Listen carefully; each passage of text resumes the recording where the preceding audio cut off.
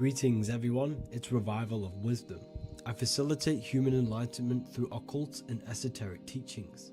I hope this video expands your mind into a new field of thought. In this video, we're going to be discovering the true esoteric meaning of the 7 planetary energies. So let's jump straight into this. In order to fully understand this, you must understand the esoteric teaching of as above, so below, and as within, so without. Our inner world is mirrored into our external material reality. We have a physical voice, which you are hearing right now, and I also have an inner voice, which no one else can hear.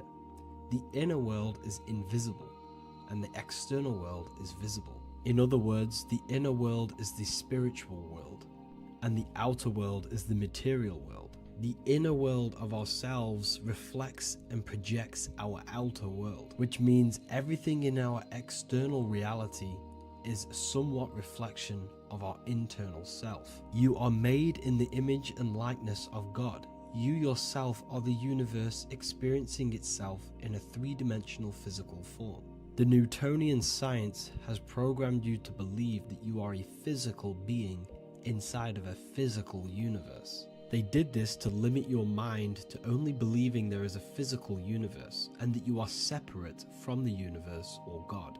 But you yourself are the divine essence of the universe, experiencing itself in a physical plane, which means everything you see is inside of you, including the stars, the planets, and the elements. As above, so below. As within, so without. An example of this is the 4 physical elements: fire, earth, water, and air. In the external world, these are physical elements. In our internal world, they represent the 4 bodies of consciousness. We have 4 different bodies. We have a material body, we have a spiritual body, an emotional body, and a mental body. The mind is not made out of the same substance as the body. The emotions is not made out of the same substance of the mind and the body. These bodies exist in 4 different dimensions, 4 layers of consciousness. With that being said, the 4 physical elements are inside of us. The earth is our material physical body. Fire represents our spiritual astral light body. Water represents our transformative and emotional body. Air represents the mental body, the communicative and thinking body. This is the teaching as above, so below. If that resonates with you and you can comprehend it, please leave a like and a subscribe to this channel to see more content. And feel free to leave a comment on any video suggestions. Okay, so now we've gone over the 4 physical elements and how they correspond with your inner world of consciousness. This is going to make it easier for you to understand what the planets actually are. The planets are a bit more in-depth and more detailed aspects of our consciousness. The 4 physical elements are generic, but the 7 planets go deeper. They are deeper aspects of ourselves. On a macrocosmic scale, the 7 planets rule the material realm. Every object, every animal, every plant, every stone, everything we see in this plane is governed and created under one of the 7 planets. I don't really like calling them planets. They are energies. They are spiritual forces that drive things into existence. An example of this is if we look at a tree. The roots of the tree are governed by Saturn. The stem of the tree is governed by the sun. The leaves of the tree are governed by the moon. Any offspring or fruit of the tree is governed by Jupiter. Any defense mechanisms of the tree is governed by Mars. The communication and networking of the tree is governed by Mercury. The smell and the look of the tree is governed by Venus. Everything we see in this material plane is governed by one of these specific energies. Everything material has a spiritual force that brings it into physical existence. This is the reason why we have 7 days of creation in the Bible. The 7 days of the week, all governed by the planetary energies. Monday is moon day for the moon. Mars governs Tuesday. Mercury is Wednesday. Jupiter is Thursday. Venus is Friday. Saturn is Saturn day. And Sunday is for the sun. This is the reason why there are so many sevens in this physical plane. 7 days of the week. The the 7 colors, the 7 chakras, the 7 diatonic musical notes, the 7 lamps on the Jewish candlestick, the G inside of the Masonic square and compass. G is the 7th letter. Now let's go a little bit deeper into every planetary energy. Saturn in the external material plane governs the foundational and enduring aspects of existence, such as roots of plants, the bones of our body, and even the insects that dwell beneath the ground. Saturn represents the dull, hard, and unyielding forces of life, symbolizing structure, limitation, and conditioning. Under Saturn's influence, things become rigid, bound by restrictions and boundaries. This is the reason why Saturn is known as Father Time, because Saturn rules anything that is a restriction and a limitation, which is time. The whole of this material plane is governed by time. You will be born and you will die. This explains why there is so much Saturn symbology in this material plane. Saturn is one of the most important planetary energies. You are a spiritual being in a physical body. Your light, your consciousness is bound to the physical body until you learn how to escape the physical body. The body is a limitation for our infinite minds and spiritual bodies. Our infinite mind is stuck in this material body, governed by Saturn's limitation of time, matter, and space. Now let's dive into what Saturn means to our consciousness within our internal world. We've gone over what Saturn means in the external world. What does it mean to our consciousness? Internally, Saturn embodies the conditioning within our consciousness. When the Saturnian aspect of our consciousness dominates, we become overly rigid, fixated, and restricted in our thinking and actions. For example, Saturn's influence is strongly felt in today's world, where many people's minds are confined to societal norms and conditioned responses. Saturn is the aspect of our consciousness, our minds, such as limiting belief systems and limiting thoughts and emotions. This is the negative thought that you can't get rid of that's holding you back. This is a Saturn aspect of our consciousness. However, this is not a negative thing. The Saturnian aspect of our consciousness is a great teacher, guiding us through difficult life lessons that ultimately lead us to growth and expansion. Saturn's energy allows us to experience and overcome fears and limitations so our minds can expand into new fields of thought, into new life. Although Saturn's energy is harsh and often challenging, it helps us develop resilience, discipline, and wisdom. However, in the modern day, this Saturnian energy has overpowered the minds of the masses, fostering excessive rigidity and limitation. This is why we see so much Saturn symbolism. It's literally everywhere because our minds are being dominated by the Saturnian limiting aspect of our consciousness. Now, let's move on to the moon. The moon, or lunar energy, in the external material macrocosm plane governs the elements of water, influencing the natural cycles such as the ocean tides, which rise and fall in harmony with the moon's phases. Beyond water, the moon also guides instinctual behaviors such as animal migrations.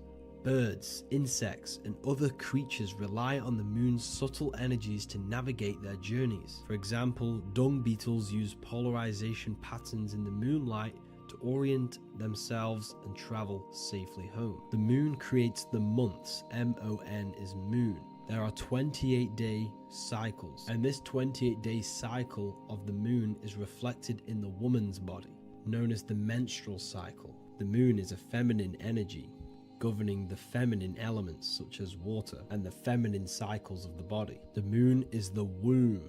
This is why eggs have the same color as the moon, because eggs are ruled by the moon's energy. Now that's the external world. The internal world, the moon symbolizes the emotion aspect of our consciousness. It represents the subconscious mind, the seat of intuition and psychic abilities. Just like in the external world, things are born out of the moon, such as eggs and the womb. The subconscious mind acts as a womb for our conscious mind. Our deep subconscious emotions and programs are born into light into the conscious mind and controls the conscious mind. The moon represents our hidden psyche, our shadow self. Now let's go on to the sun. The sun represents the life force. In the material external world, the sun is ruling over pretty much all life. The sun gives life to all things. Without the sun, animals could not exist, the human body could not work, and plants would not grow. The sun is the life force. It's the soul of the world. Now, in our internal world of consciousness, the sun represents our passion, our drive, our conscious mind. The aspect of our internal world that wants to drive things and give life to physical manifestation. Now we go on to Mars energy. Mars is well known for being the god of war. Mars energy manifests into the material plane through anything that seeks to protect or defend itself. For example, the holly tree. The holly tree leaves are very sharp and they defend itself. Anything that is protective in the material world has Mars energy and is governed by this specific aspect of consciousness. For example, any predators or animals such as hedgehogs with spines on their backs for protection. Mars represents all things that is driven by conflict, aggression, and defense. Now, internally, inside of our inner world, Mars symbolizes the aspect of our consciousness that is focused on self-preservation and protection. Mars governs our ego, the instinctual urges of anger or maintaining reputation. Mars is not evil. It's necessary. Sometimes it's necessary for us to protect ourselves. Mars is the aspect of our consciousness that is anger, rage, the desire to fight or conquer. When this energy is activated within our consciousness, we become defensive, assertive, and even combative, ready to dominate others and destroy obstacles in our way. Now let's move on to Venus energy. Venus in the external material world manifests its energy through the aesthetics of creation. This planet governs the beauty and harmony found in nature, including the nurturing environment of a mother's womb where life begins. Venus embodies the essential love, not only in romantic relationships, but also in the bonds between family members and all living beings. Venus represents relationships. We have relationships between plants, animals. They all depend on each other to give life. Plants provide food and medicine, while living creatures contribute to their own growth and pollination. Internally, Venus represents the aspect of our consciousness that yearns for relationships and connections with others. This is an aspect of our consciousness that encourages to care for our physical appearance and embracing beauty. Aesthetics play a role in our interactions and self-expression. This is why there is a beauty brand called Venus. Now let's move to Jupiter energy. Jupiter in the material plane manifests its energy as forces of fortune, abundance, and wealth. This energy manifests itself as plants, as fruits that we can consume and eat in abundance. Anything that is nourishing and cultivated by the earth for humanity and animals. Jupiter embodies the giving energy that provides for and sustains life, fostering growth and ensuring that resources are available to all. Its influence is seen in the natural cycles of abundance, where fruits must grow and ripen before they are enjoyed, symbolizing the importance of effort and patience. Internally, in our spiritual world, Jupiter represents the aspect of our consciousness that yearns for abundance and seeks growth in various aspects of our lives, including wealth, knowledge, and personal development of the mind, spirit, and the soul. This is the aspect of our consciousness that wants to gain wealth, that wants to gain expansion and abundance in our lives. However, when Jupiter's energy dominates our consciousness excessively, it can lead to feelings of stinginess and greed. It represents material possession. The last planet is Mercury. Mercury in the external world governs the vital elements such as seeds, air, communication, education, and electricity. Known as the messenger of the gods, Mercury rules over intellect, communication, and the transmission of knowledge. Mercury's states of consciousness manifests itself in the material plane as the network between trees and plants, how they all communicate together. It represents the intelligence behind all physical things. It's the intelligence behind the seed that allows it to grow into a plant. Mercury's creative energy is manifested in the nervous system of the human body and all living animals. the intricate messenger that transmits signals from the body to the brain and then to the mind. This intelligence within us allows us to facilitate thought and movement. Internally, in our spiritual aspects of consciousness, Mercury is the state of consciousness that seeks knowledge, understanding, and intellectual growth and expansion. This part of us is curious, eager to learn, and driven to communicate ideas and information. It represents our mental body. The Roman god Mercury is often depicting flying because this symbolizes the air. Air represents our mental body. When the Mercury aspect of our consciousness dominates, we become highly intellectual, constantly seeking information, analyzing situation, and communicating our ideas. While this can enhance our understanding and ability to interact with the world, an excess of Mercury's influence can lead to overthinking, excessive analysis, and focus on intellect over emotions or intuition.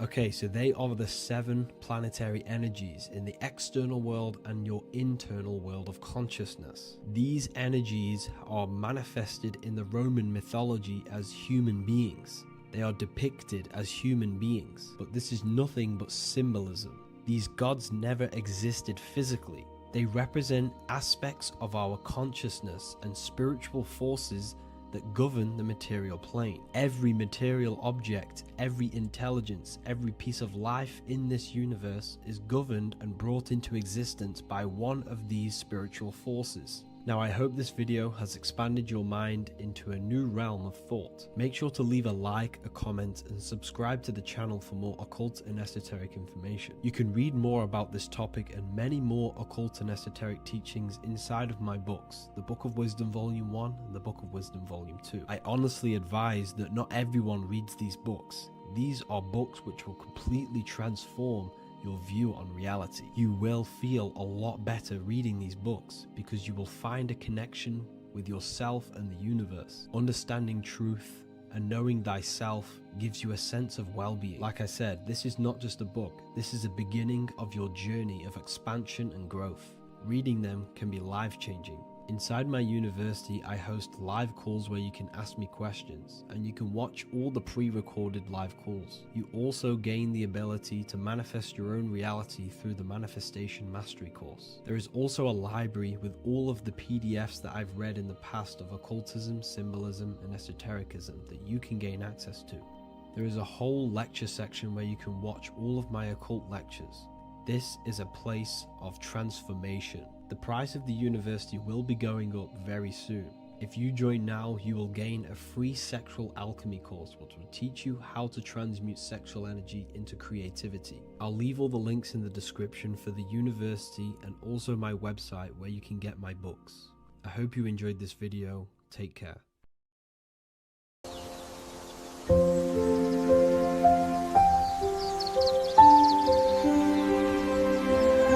bookofwisdom.com.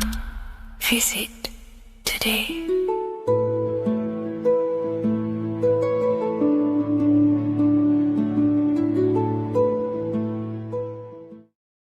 What if I told you that the seasons don't just change the external world, they also change your internal world? They have a psychological and a spiritual effect on your consciousness. If you're new to esotericism, you may not really understand this. But if you have some deep understanding of as above, so below, you already know this. But today we're going to be explaining it in great detail. So tune in, take a pen and paper, maybe make some notes. So we have 4 seasons. The sun is the main source of life on the earth, and it changes the circumstances on the earth in 4 different ways. Of course, we have spring, summer, winter, and autumn. These are the 4 states of the earth due to the sun's cycle. Not only do they take place on the earth, they also take place on you, your body, your mind, your spirit, your consciousness. They change things internally and externally. The first thing we need to understand is that we have a dual nature. We have a mind, and in that mind, we have an internal self. That's what we call the spiritual self. It is the individual that exists within their own mind, within their own consciousness. It is the self that imagines, thinks, feels. That's the spiritual self. And internally, that self is the true self. When it's detached from the false identifications, of course, such as the ego. But the true self dwells within the mind, and that's the immortal self. That's the self that will never die, never perish, that will always be there and it always has been there. The internal self. But on the other side of the mind, the outside of the mind, we have this, what we call our physical human body. This is our external physical body. So outside of us is a physical reality, but inside of us is a spiritual, non-physical reality. Inside of us cannot be measured. Outside of us can be measured. So we have an internal world and an external world. I think this is the reason why the word individual has the word dual at the end. Dual meaning opposing or two. We have a dual nature. Inner world, in the mind, and a self out the mind. And the mind acts as some sort of doorway. It is a doorway into ourself. So in esotericism, this is what it's all about. It's about we work with the internal world. We try and figure out who we are from the inside out, not who we are outside of us. Because we realize that the external world is nothing but a crystallization of what's happening inside of us. Our lives are a result of every single thought that we thought in the past. So let's not get off track here. Let's carry on. As I was discussing the seasons, we have an internal world in the mind and a self outside the mind. And this is reflected even in the cycles of the heavens. This is how you know the universe is intelligently designed, and the law of correspondence corresponds with everything. The law of correspondence is as above, so below. It's not a Hermetic principle. It's not a Freemasonic principle. The law of correspondence, as above, so below, is just the law of life, of the universe. It is in everything. So the daytime, the sun, this is external impressions, or expressions, should I say. We express ourselves outside the mind, in the outside world, in the material body, taking actions outside of us during this daytime. The sun represents outward expression, the daytime. This is when we wake up, we're conscious, we do things outside of our mind. But then the nighttime comes around and it becomes dark and the moon rules over the nighttime. And we return back to our internal world. We return back to the darkness. We return back to the internal self, the self in the mind. Really is fascinating. And this is as above, so below. This follows the correspondence. This follows the law. Although that the outside world has a cycle of day and night, so does our own mind have this cycle. As above, so below. As within, so without.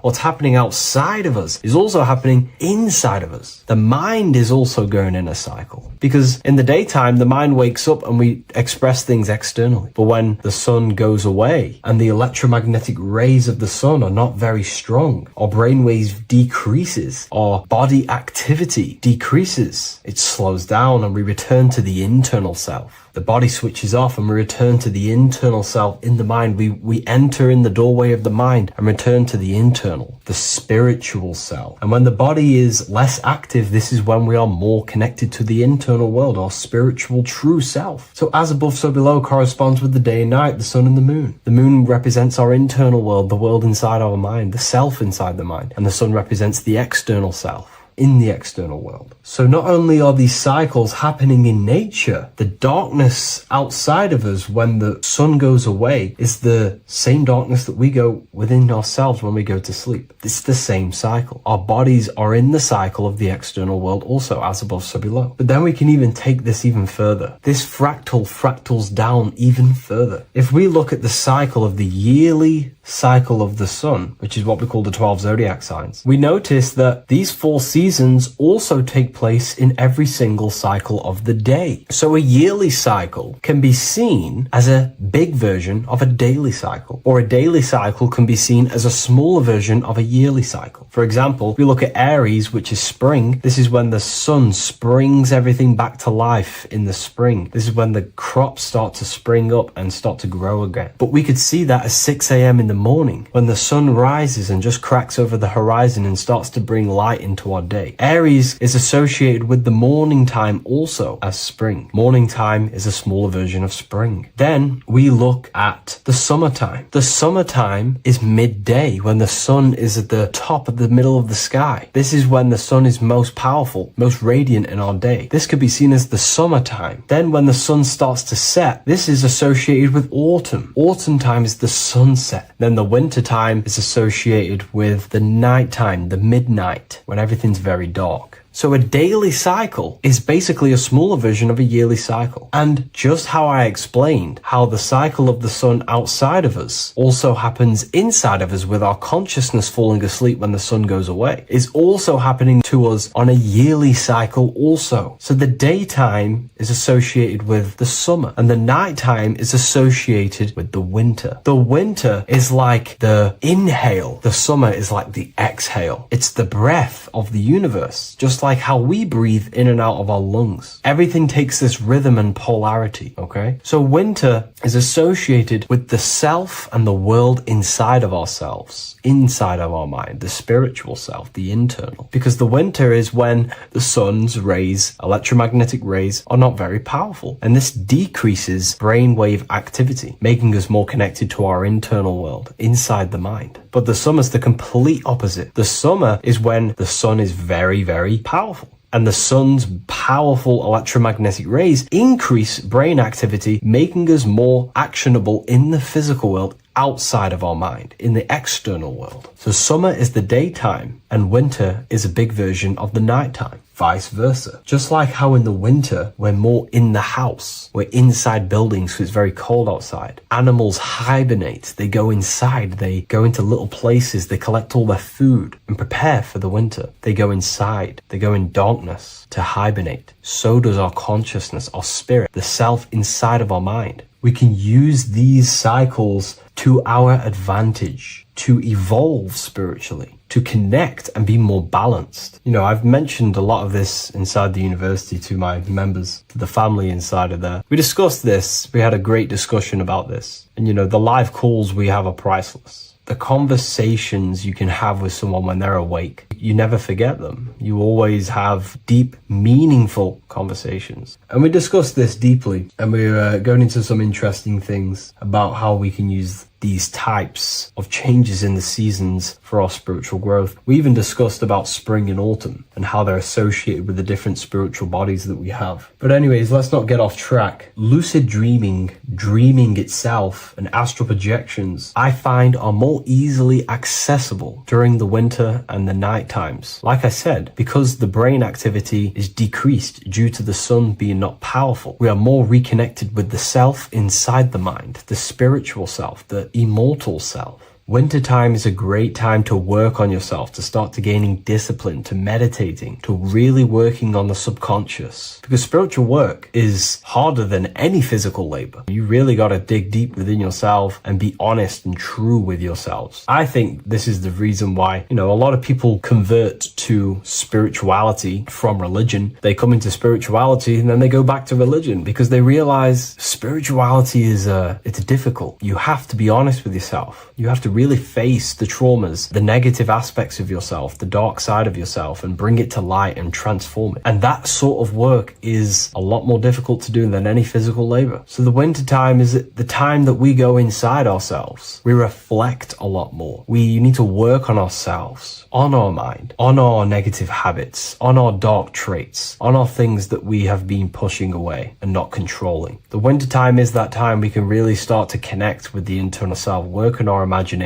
work on our mental willpower, work on all of these things like lucid dreaming, astral projections, and purifying ourselves, removing any mental barriers, any negative belief systems that may be subconsciously holding us back. It's easier to access the subconscious in the nighttime and in the winter, especially the winter. That's why I made this video, because we're in autumn now. We're transitioning into the winter. So I thought I'd share this with you all. And it's important to understand that you are a microcosm of God. Like I said, the law of correspondence associates with everything in the universe, people. Everything. And that's the best thing with the law of correspondence. And I've been using this for the past 3 to 4 years, right? The law of correspondence has determined and filtered out so many lies that was given to me, that's given to you, that's given to everyone in the world. The law of correspondence is like a filter. If someone gives you a piece of information, for example, gravity, and it does not apply with the law of correspondence, then you know it's a lie, because it's a universal thing. What happens inside of me also happens outside of me. What happens in my astral world happens in my material world, more than likely. As above, so below corresponds with everything. The same structure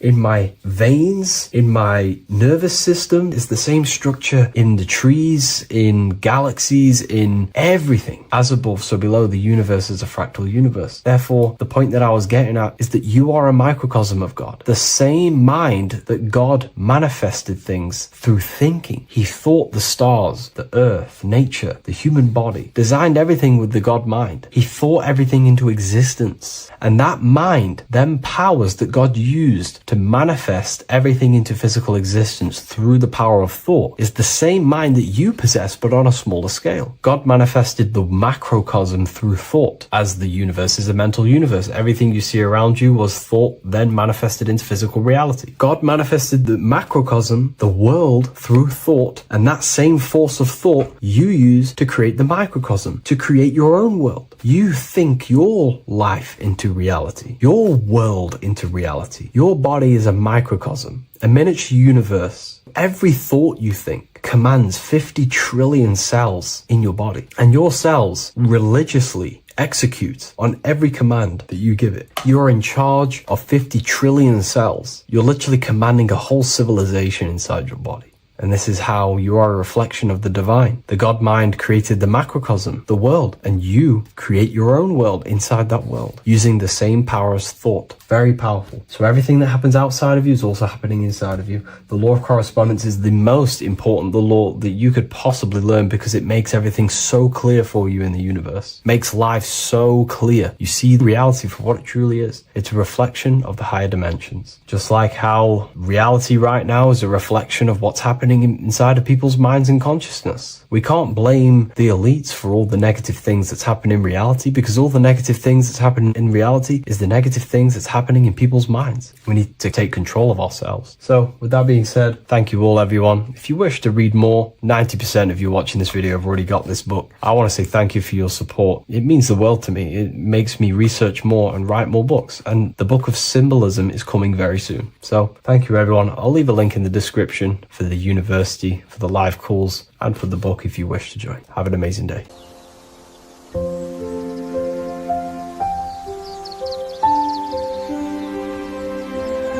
bookofwisdom.com. Visit today.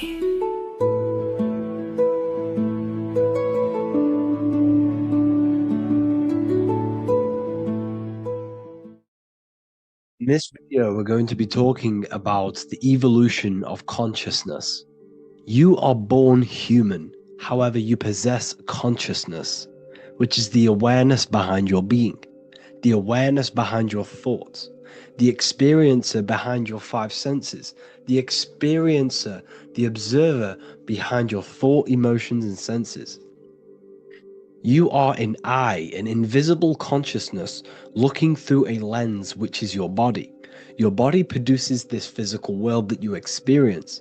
Your brain produces this world. Your brain and body is a technological computer. However, you are an infinite, ever-expanding consciousness behind this physical body.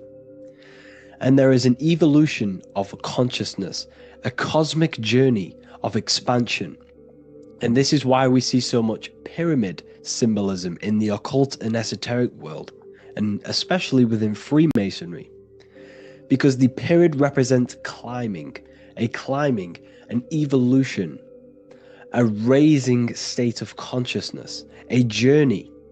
Steps symbolize a journey upwards. This is the raising and the evolution of consciousness, our inner world.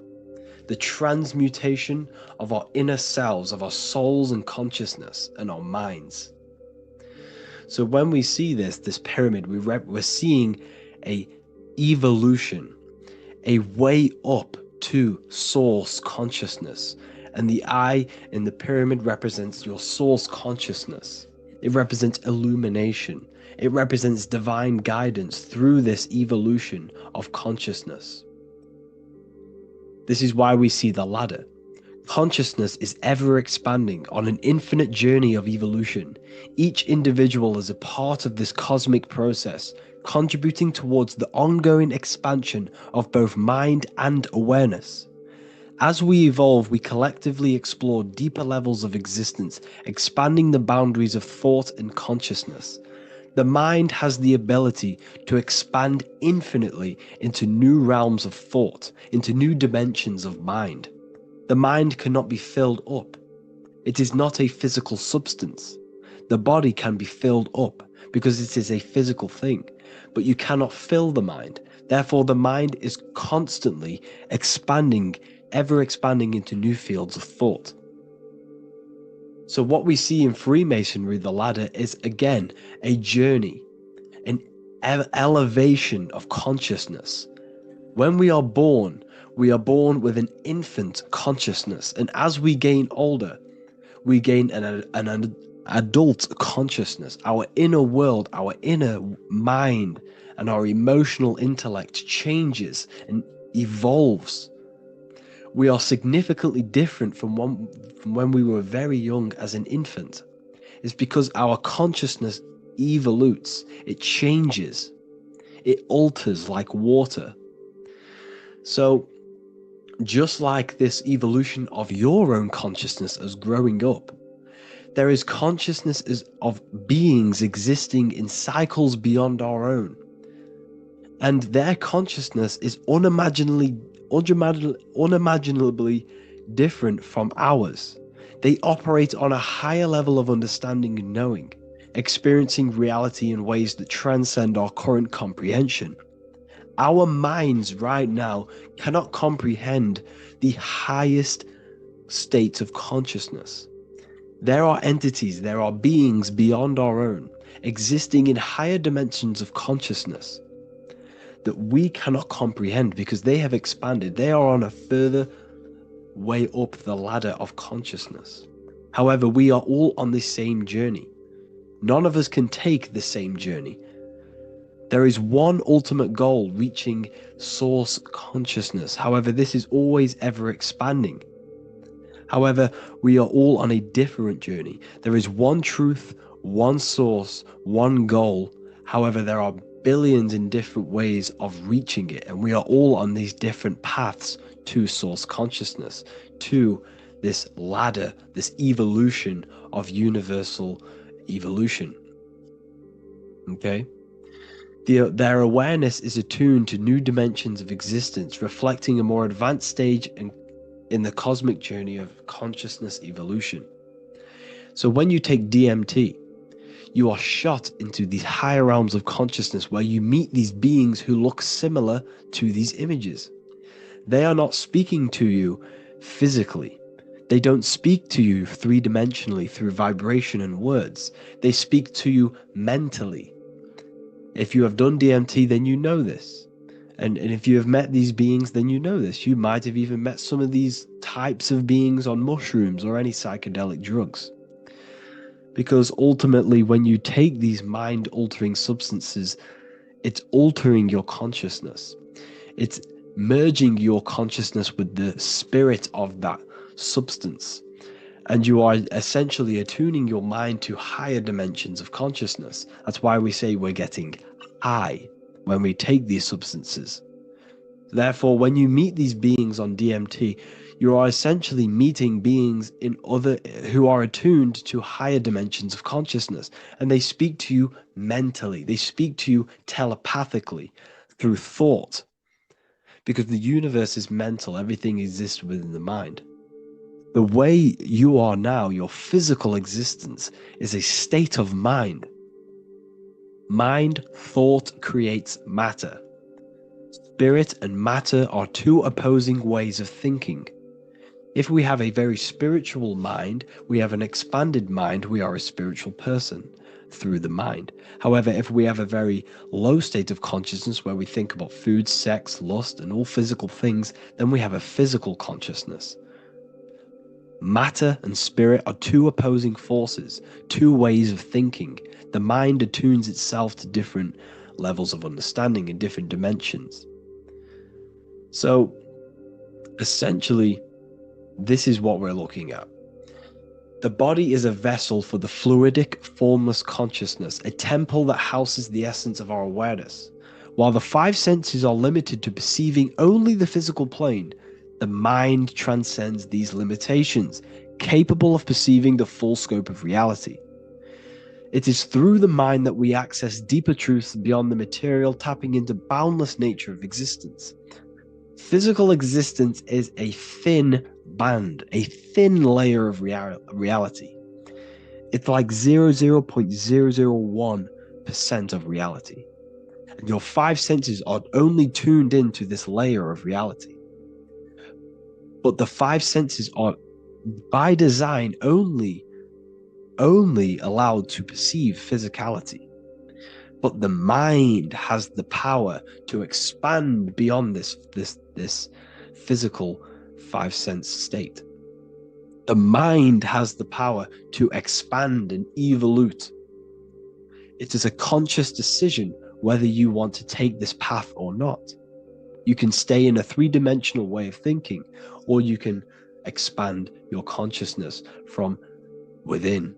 It's not an external journey. There is no God going to save you. You must save yourself.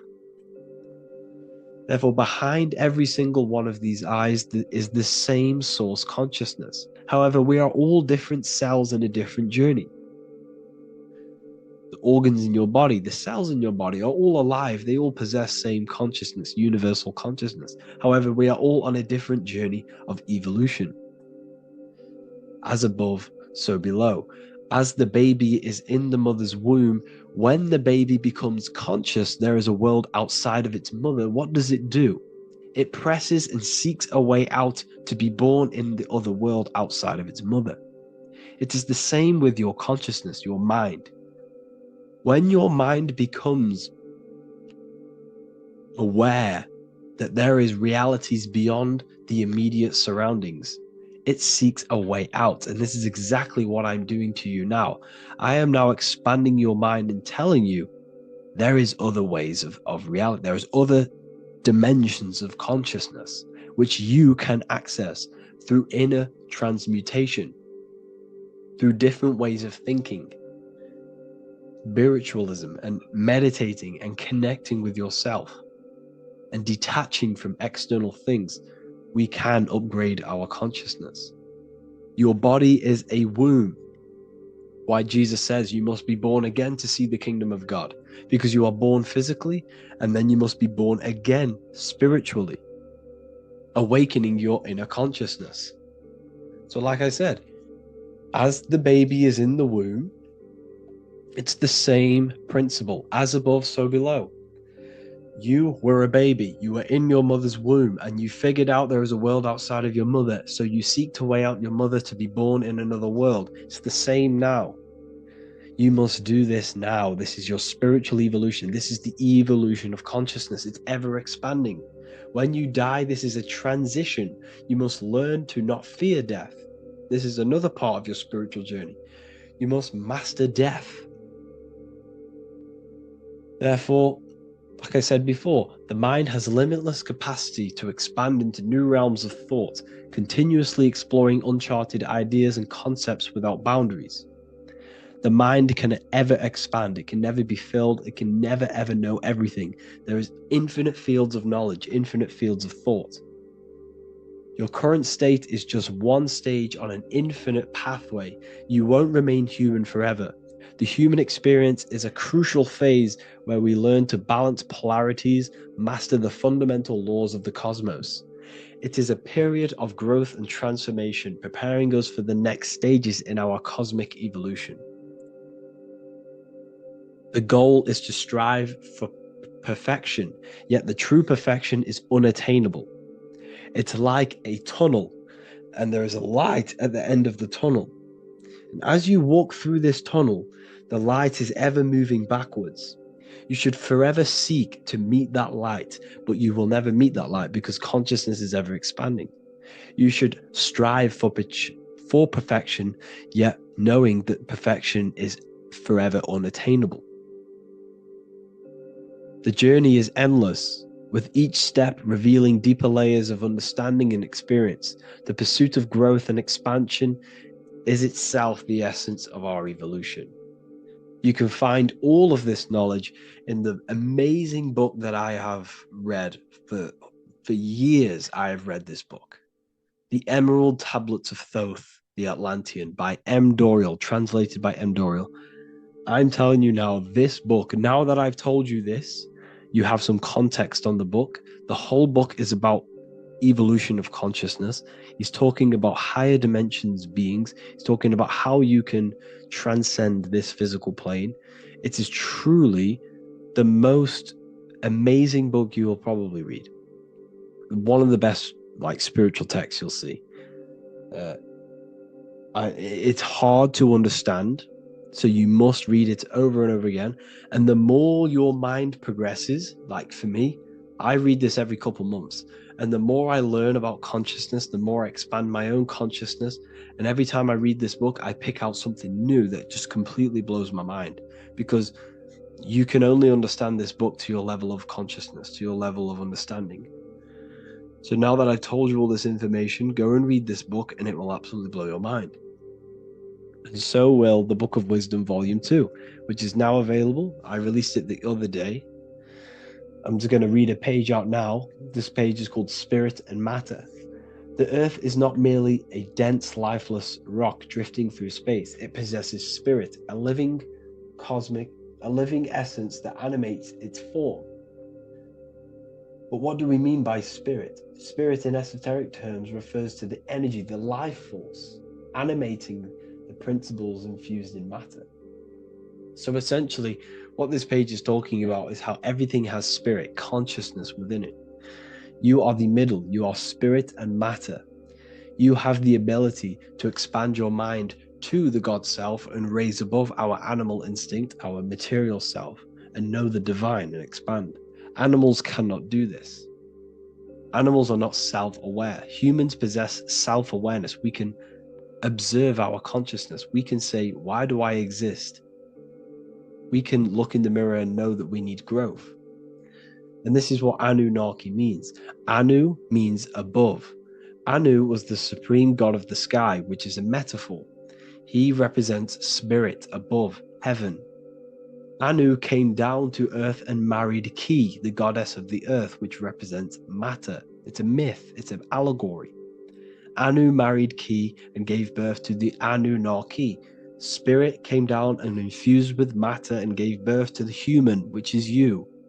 You are spirit infused in matter, Anu and Ki, Anunnaki. You are the Anunnaki. And this is just one of the teachings in my book. Honestly, this book is absolutely amazing. If you truly, truly want to expand your consciousness, give this book a read. And obviously, if you're inside the university, I give you this book for free, a paperback version. If you join the university, follow the steps inside of the general chat, you'll be able to download this book. Sorry, not download it. Order a paperback for free. All you have to do is pay for the shipping. You'll also gain amazing knowledge inside of my library, where your mind will just be overblown with the amount of esoteric books. There's over 45 rare occult books, plus you get a PDF of the Volume 1 and Human Health Guide. You get reoccurring updates where I expand on symbolism, occultism, where you will just feel absolutely amazing once you understand esotericism in yourself. You'll also learn how to create the dream reality that you want with the Manifestation Mastery course, where I teach you how your consciousness creates reality. You'll have a real lectures where I post lectures on symbolism, occultism, esotericism. There's a conscious community and live calls and Q&A where you can ask me questions and I'll answer your questions. I just want to say thank you to everyone who has joined the university. Thank you for even liking and watching this video. Any support I just appreciate every single one of you. Please, if you can, leave a comment and a like on this video and let me know any videos you want me to make in the future. And I will start uploading a lot more to the YouTube. So yeah, thank you all for tuning in today. Have an amazing day.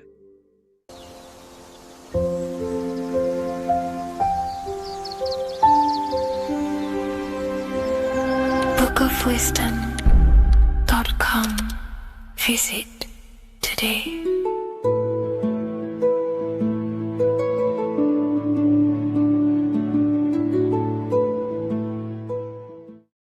Creation demands destruction.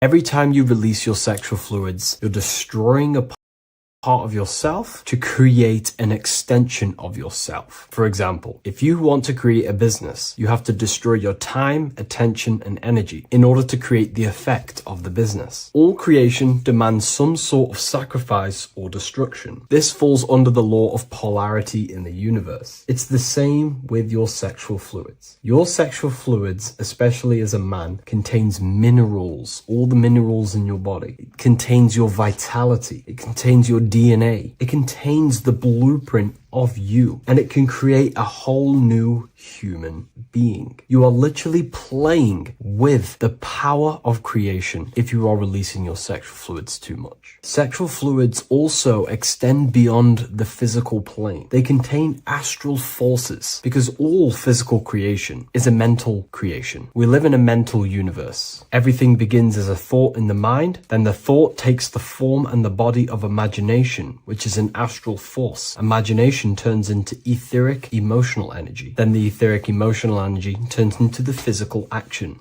and the physical manifestation. We live in a mental universe. Therefore, these dimensions do not exist separately. They are permeating and mixing in with all. Your physical body has an astral body. Everything physical has astral forces behind it. Semen is known as the astral fluid of the soul. It feeds nerves, the channels of life force and consciousness within the body. And every time you release it, you're destroying a part of your vitality, your brain, your nerves, your energy levels, your creativity, and your DNA to create an extension of you. Therefore, it is a sacred fluid within your body and not something to be played with and to be released too much. Think about it. This is a very creative energy, your sexual fluids. It can create a whole new human being. This is how powerful it actually is. It is the power of creation, and the misuse of this power can destroy your own vitality and your life of your body, because that life you are giving in order to create an extension or a child is the same life you could keep inside of you and not waste to recycle and regenerate the body. Sexual energy has been for thousands of years associated with regenerating the body, longevity of life, and maintaining youth. Not only that, every time you release your sexual energy, it floods the brain with dopamine. Dopamine is the brain's reward system, created within the middle of the brain. It releases every time you've achieved something. However, sex or an orgasm is the most powerful feeling you can feel. It's the most amazing, intense feeling and release of dopamine you can possibly feel as a human. Therefore, if you flood your brain with this high amount of dopamine every single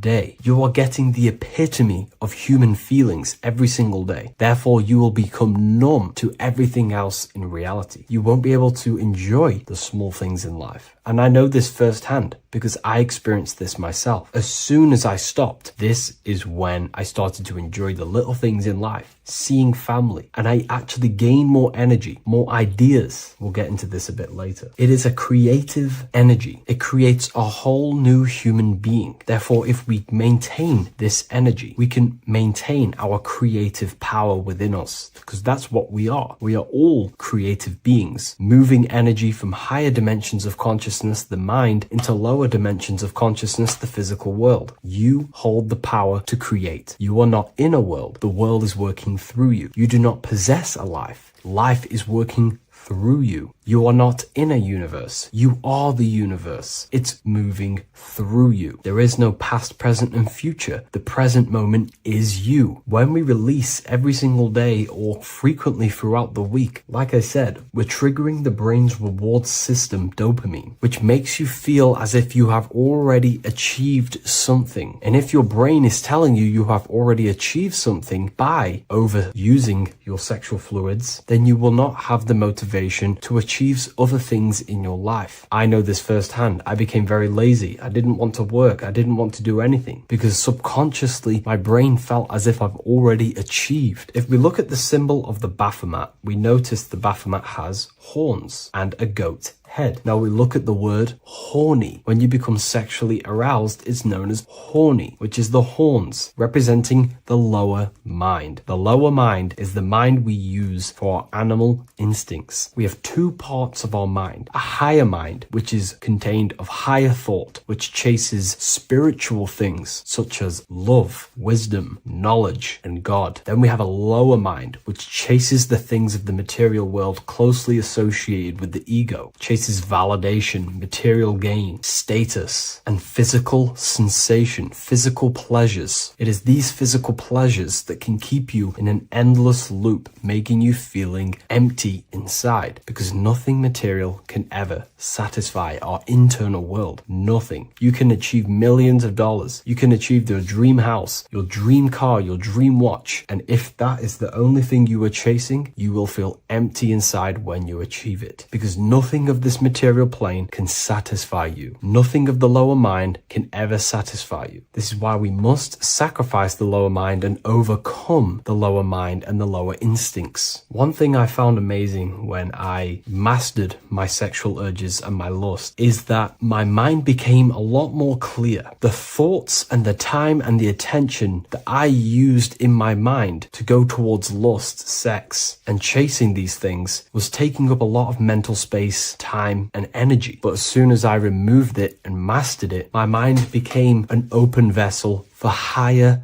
thoughts to be received from the higher mind. The mind is like a radio antenna. Whatever we attune it with, that's what we receive. If we're constantly thinking about lust and low-level pleasures, we're going to just receive low-level thoughts. But once we remove all of the lower mind and we conquer our physical body and physical urges, our mind becomes an open channel for divine thoughts and spiritual thoughts. This is what most people call today as downloads. You receive wisdom from your higher self. Not only do you receive more wisdom, you just receive more power to create. The male and the female come together to create a child. That's how you were created. Now, the law of correspondence teaches as above, so below. It refers to everything in the universe. Therefore, in order for you to create a reality, to give birth to something, you have to bring together the masculine and the feminine. Your masculine forces are willpower and actions. Your feminine forces are emotions and imagination. When you combine the willpower, action, emotions, and imagination and combine them together, you can give birth to reality. But it's important to only give birth to things that are spiritual, that are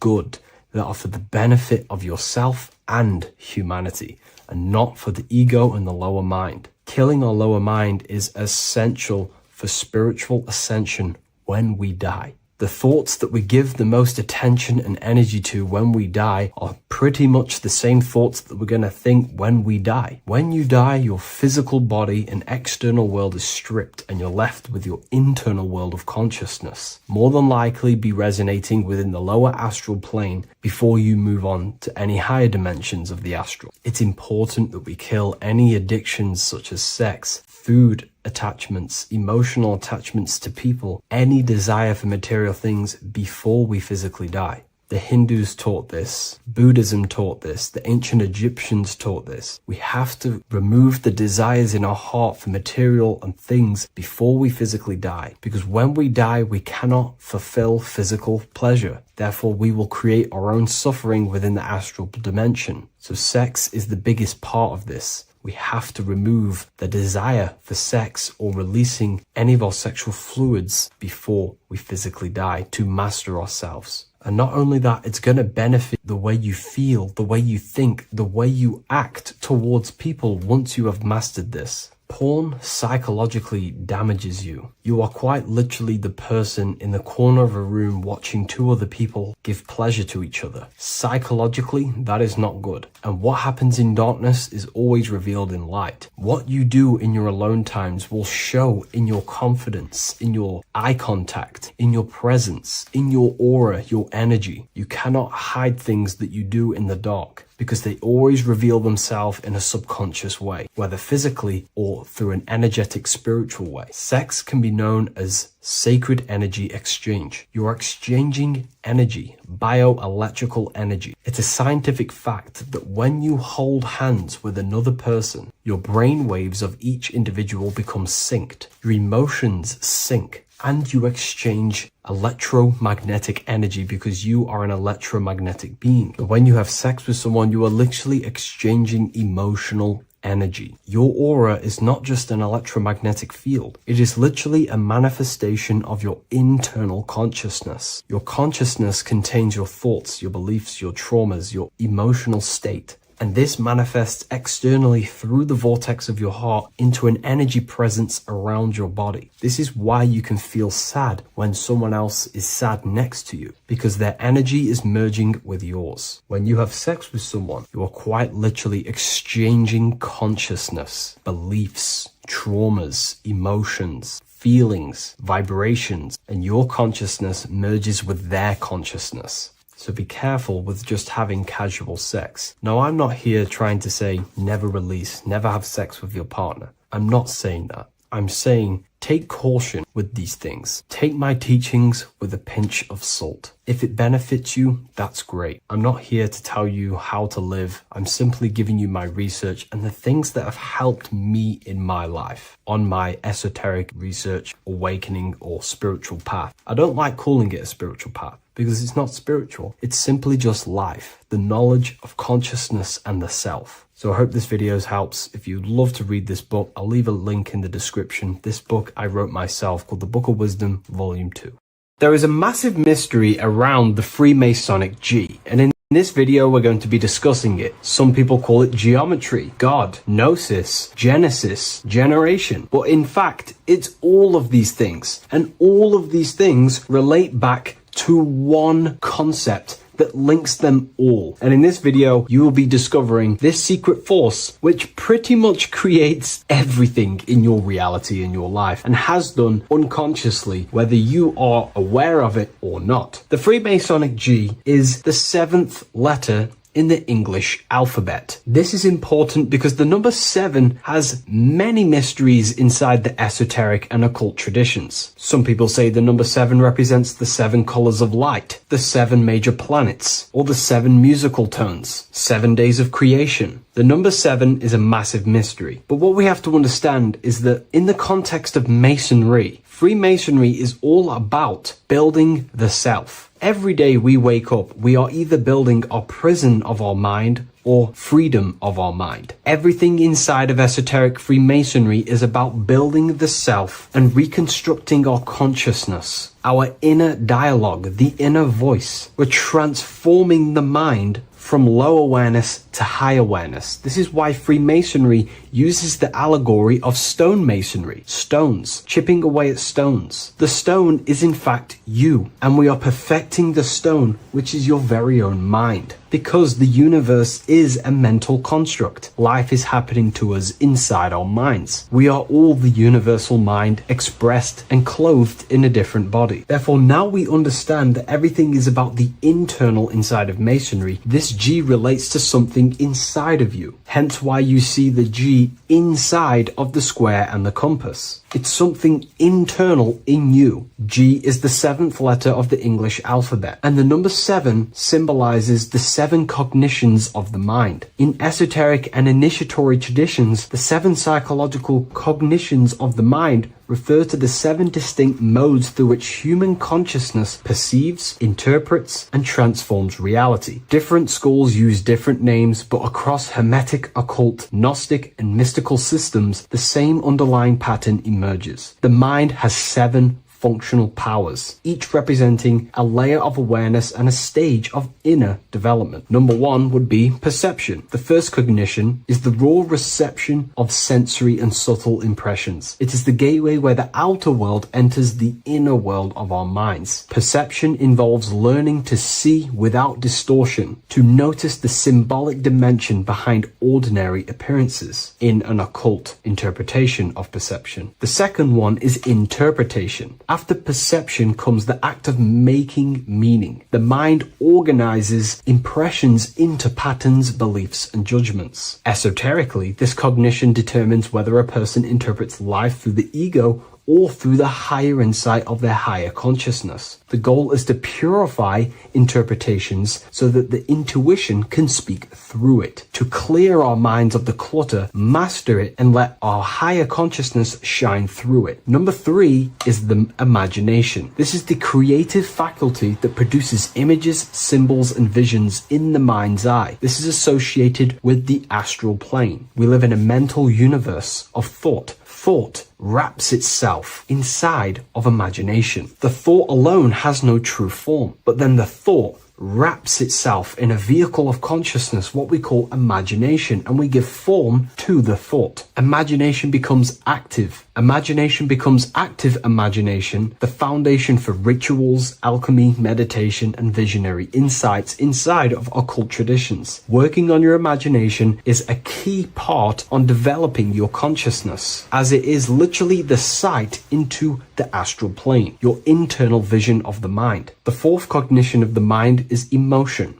Emotion is energetic response that gives intensity, direction, and magnetism to thoughts. Emotion fuels the magical will. Unrefined emotion binds us to lower impulses. Refined emotions become devotion, compassion, and the inner fire to transform thought into a tangible reality, to become a conscious creator. The 5th cognition is will, the faculty of intention, decision, and directed energy. Will is the power that aligns personality with the higher self. It is the driver of discipline, transformation, and the capacity to act consciously rather than react unconsciously. Most people walk through life as an unconscious zombie, living day to day, running off subconscious programmings, never actually using their conscious mind. We develop our will and try to align our will with the highest will possible so we can align our will with our higher mind, so the higher mind can manifest through us in the material plane. The 6th cognition of the mind is memory, the storehouse of experience, impressions, and archetypes. It shapes identity, determines how one repeats and transcends past patterns. Memory includes not only personal memory, but also a deep strata of the subconscious and the collective subconscious field, what we call the Akashic records. Memory is a massive quality that you must work on inside the Masonic system. You are required to remember certain rituals and certain things so that you can regurgitate them to pass on along the degrees. Based off my research, I myself personally am not a Mason. The 7th cognition of the mind is intuition, the highest cognition possible. It's direct knowing. It bypasses the linear reasoning and reveals truth as the inner illumination. Intuition is the voice of the soul. It is the guiding force, guiding our physical vehicle of consciousness through this physical experience, providing revelations, insights, and even sometimes gnosis and higher understandings.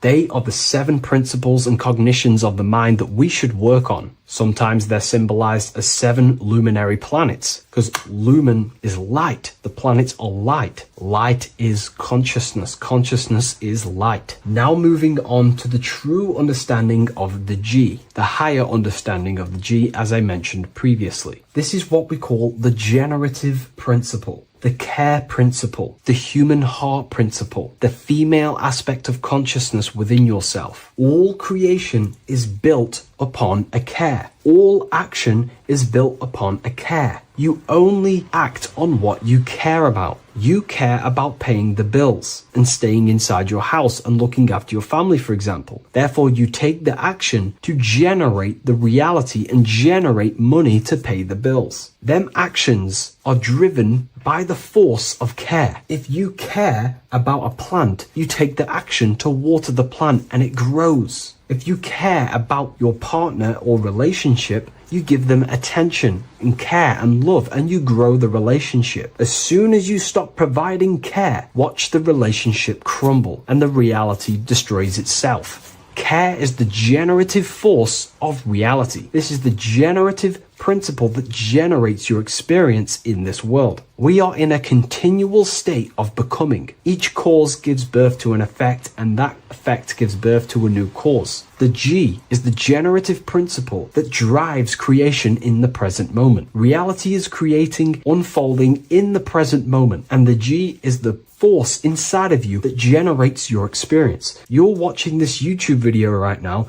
because you have a care in your heart for the information I have provided in the past, and you have a care about watching this video. As soon as you don't care, you take action to do something else with your time that you actually care about. The G is the generative force of the heart. It is the love energy. You only take action on what you love or care about. The whole world is built upon this principle. This is why we say money makes the world go round, because the whole world has a G or a care for money, and it's making everyone wake up in the morning, take actions, and make the world go round. It is the G, the care for that principle or money object to generate that reality. It is the force that drives you, hence why the G is sometimes surrounding with light rays, because it represents a force, emanation, something that is invisible but driving the physical body. The G is the internal force that focuses thought into an action. We can think many thoughts, but the thoughts you don't care about, you don't take action on. But the thought you care about, that you have a G for, intensifies that thought, focuses and directs it into an action to generate that experience and reality. The whole world is built upon this principle. The sun is a perfect example of the generative principle. The sun gives all of its life, light, never asking for anything back, making everything grow and generate on the earth. Everything in your life is built upon this principle, and gaining control over your care gives you control over your actions and your reality and what you generate. Once you see this, it is truly beautiful that the world is actually built upon love. This is why they say love is the force of God. It is. Truly. This is the reason why God begins with a G. It's about Genesis. Genesis means creation. G, generation. Anything that generates and creates is all to do with a care or a love energy. But don't get me wrong, people can love sick and twisted things, and they act upon them sick and twisted things. This is why purification of ourself is important by understanding this principle, as it is a very powerful principle to understand. This is the reason why the word gift begins with a G. You're giving something. I care, I'm going to give you something, a gift. Or guidance. This is what guides you into becoming something, what you love. This is why also gnosis begins with a G. Gnosis is not actually knowledge. Gnosis is knowledge obtained, attained by direct experience or through direct experience. For example, you're not believing you're watching this video right now. You know you're watching this. Know, gnosis, same phonetic sound. It's about knowing. Gnosis is about gaining knowledge of the self. Self-knowledge through direct experience. Instead of believing in God, I seek to know God through direct experience, by altered states of consciousness, transcendent meditations, understanding human anatomy, understanding the laws that govern my mind, understanding creation. That is direct gnosis, knowing that God exists instead of believing he exists. By going within the self, questioning the self, and gaining a deeper relationship with the inner observer, you start to gain gnosis, self-knowledge through direct experience. And in order to gain gnosis, you have to care, because gnosis requires action. It requires you to meditate and go within yourself. It requires you to study yourself. It requires you to go within yourself. And in order to do that, you have to care. If you don't care about knowing yourself, you won't take the action to generate the gnosis. If we take a look at this piece of Freemasonic artwork, we can see a whole lot going on here. But if we focus down here with the temple with the letter G on, and when you walk through the temple, there is a pathway leading up a hill towards the light. The light reveals things. If something is in darkness, you can't see it, but the light reveals something. It's symbolizing truth, the light of gnosis, knowingness. And in order to walk this path, you have to go through the temple, which means entering in yourself. This is symbolic of the path. The Masonic path is about the self, reconstructing and learning about the self. In order to walk up that hill, it takes a lot of effort. It's not easy walking up a hill. You're going to be tired. It's not easy. It's horrible. Who likes walking up a hill? I know I don't, but people like hiking and stuff. I understand that, but it's symbolizing this is hard work working on yourself, because the labor of working on your mind is the hardest labor you will ever do. It's called the great work, or the Masonic work. And in order to climb that mountain, you go through the G. You have to have the care. If you do not have the care, you will not walk up that mountain. You will not generate the gnosis. You will not get close to the light. You have to have the G to walk that path of self-mastery and working on your mind. This is very, very important. If you want to gain the light, you have to have the G inside of you. You have to have the care to generate a higher consciousness. If you want to earn more money, you have to have the care, or else you will not take the action necessary to generate that reality. This is why we have to master ourselves and write down everything you love. It could be even the bad things. It could be lust. It could be anything you're wasting your care energy on. Try and remove them one by one. Master them and become disciplined. And then you'll have more G energy, care energy to direct towards something else in your life to generate and grow that experience or reality. Again, the word grow, G. It is a growing force. What you place your love and care into grows and expands. What you have a G for is what you spend your time and attention on, your two spiritual currencies. So this is the Masonic G, and I hope you gain a deeper understanding of this. So that is pretty much everything about the Masonic G that you need to know, and hopefully this has helped you. If you wish to learn more and gain guidance through your life and understand yourself on a deeper level, the book I've used today is called The Book of Symbolism. I'll leave a link in the description.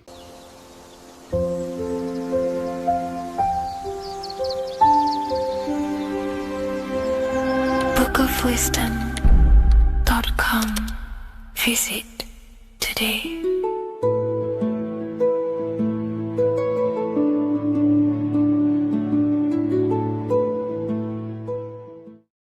There is a massive mystery around the Freemasonic G, and in this video we're going to be discussing it. Some people call it geometry, God, gnosis, genesis, generation, but in fact it's all of these things, and all of these things relate back to one concept that links them all. And in this video, you will be discovering this secret force, which pretty much creates everything in your reality, in your life, and has done unconsciously, whether you are aware of it or not. The Freemasonic G is the 7th letter in the English alphabet. This is important because the number 7 has many mysteries inside the esoteric and occult traditions. Some people say the number 7 represents the 7 colors of light, the 7 major planets, or the 7 musical tones, 7 days of creation. The number 7 is a massive mystery. But what we have to understand is that in the context of Masonry, Freemasonry is all about building the self. Every day we wake up, we are either building our prison of our mind or freedom of our mind. Everything inside of esoteric Freemasonry is about building the self and reconstructing our consciousness, our inner dialogue, the inner voice. We're transforming the mind from low awareness to high awareness. This is why Freemasonry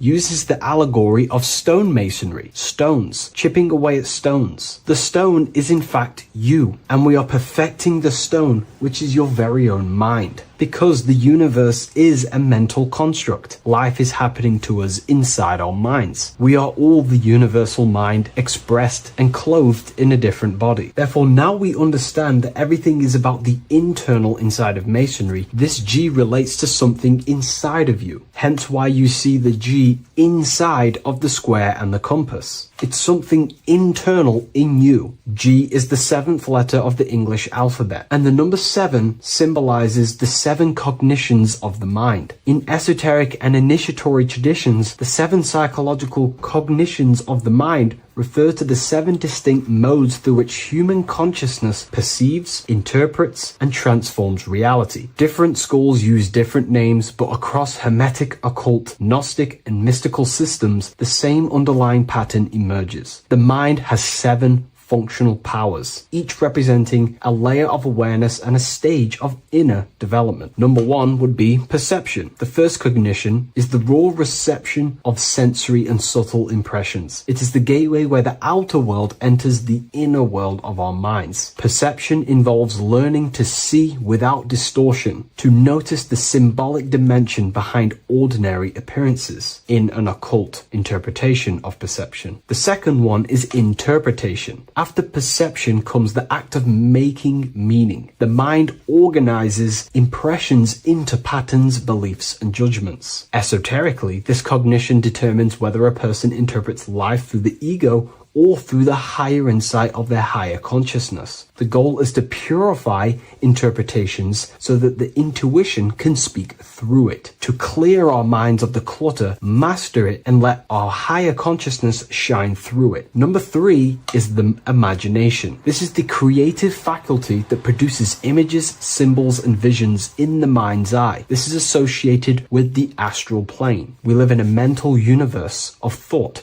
Thought wraps itself inside of imagination. The thought alone has no true form, but then the thought wraps itself in a vehicle of consciousness, what we call imagination, and we give form to the thought. Imagination becomes active. Imagination becomes active imagination, the foundation for rituals, alchemy, meditation, and visionary insights inside of occult traditions. Working on your imagination is a key part on developing your consciousness, as it is literally the sight into the astral plane, your internal vision of the mind. The fourth cognition of the mind is emotion. Emotion is energetic response that gives intensity, direction, and magnetism to thoughts. Emotion fuels the magical will. Unrefined emotion binds us to lower impulses. Refined emotions become devotion, compassion, and the inner fire to transform thought into a tangible reality, to become a conscious creator. The fifth cognition is will, the faculty of intention, decision, and directed energy. Will is the power that aligns personality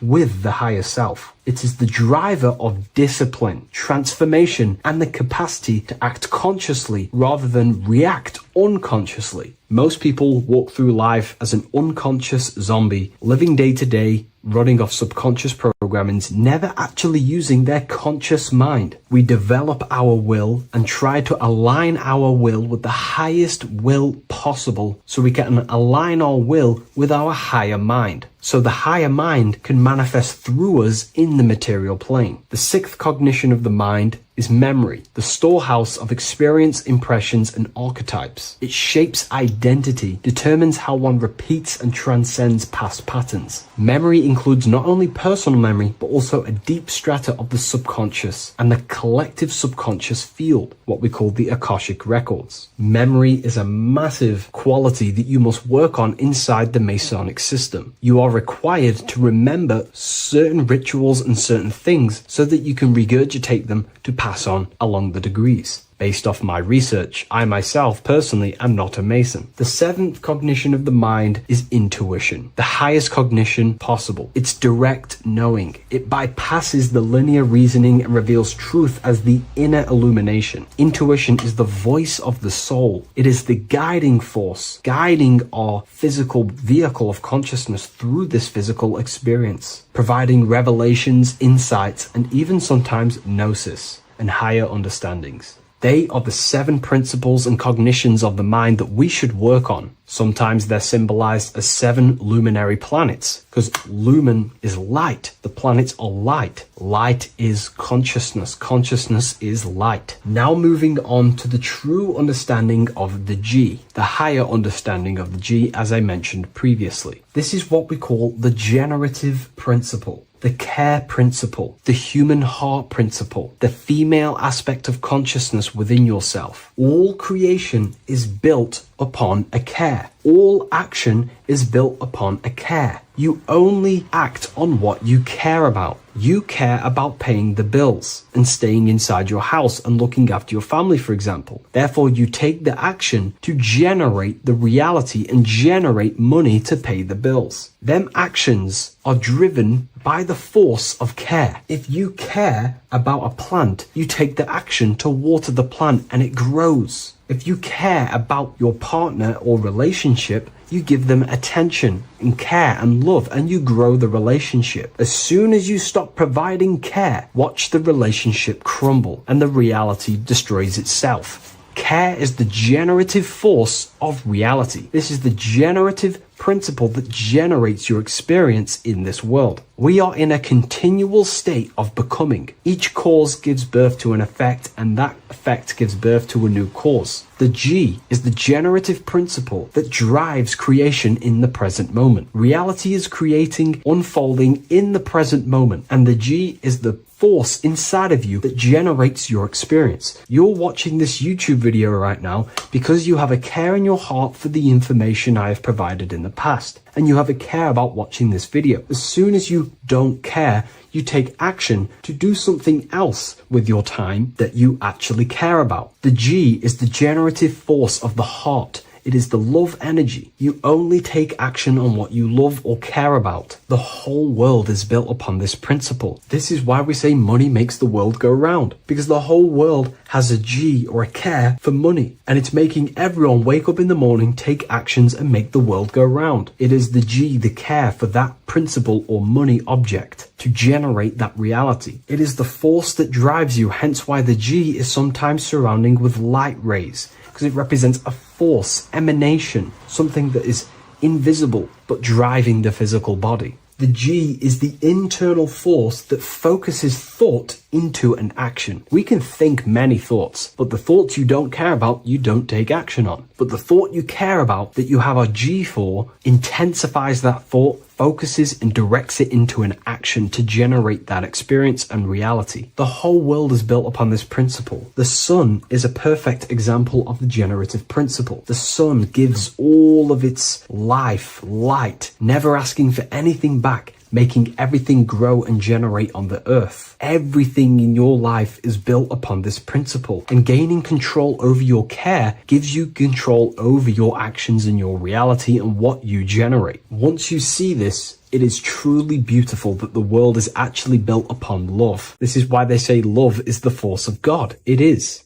Truly. This is the reason why God begins with a G. It's about Genesis. Genesis means creation. G, generation. Anything that generates and creates is all to do with a care or a love energy. But don't get me wrong, people can love sick and twisted things, and they act upon them sick and twisted things. This is why purification of ourselves is important by understanding this principle, as it is a very powerful principle to understand. This is the reason why the word gift begins with a G. You're giving something. I care. I'm going to give you something, a gift. Or guidance. This is what guides you into becoming something, what you love. This is why also gnosis begins with a G. Gnosis is not actually knowledge. Gnosis is knowledge obtained, attained by direct experience or through direct experience. For example, you're not believing you're watching this video right now. You know you're watching this. Know, gnosis, same phonetic sound. It's about knowing. Gnosis is about gaining knowledge of the self. Self-knowledge through direct experience.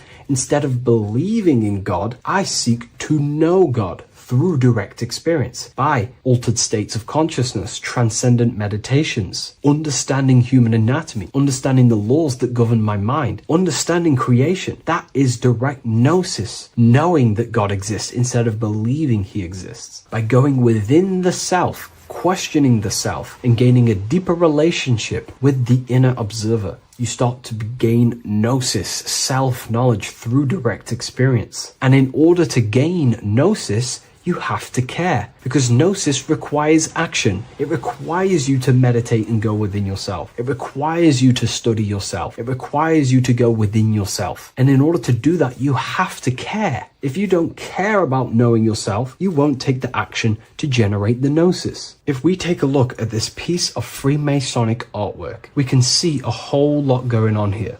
But if we focus down here with the temple with the letter G on, and when you walk through the temple, there is a pathway leading up a hill towards the light. The light reveals things. If something is in darkness, you can't see it, but the light reveals something. It's symbolizing truth, the light of gnosis, knowingness. And in order to walk this path, you have to go through the temple, which means entering in yourself. This is symbolic of the path. The Masonic path is about the self, reconstructing and learning about the self. In order to walk up that hill, it takes a lot of effort. It's not easy walking up a hill. You're going to be tired. It's not easy. It's horrible. Who likes walking up a hill? I know I don't, but people like hiking and stuff. I understand that, but it's symbolizing this is hard work, working on yourself, because the labor of working on your mind is the hardest labor you will ever do. It's called the great work or the Masonic work. And in order to climb that mountain, you go through the G. You have to have the care. If you do not have the care,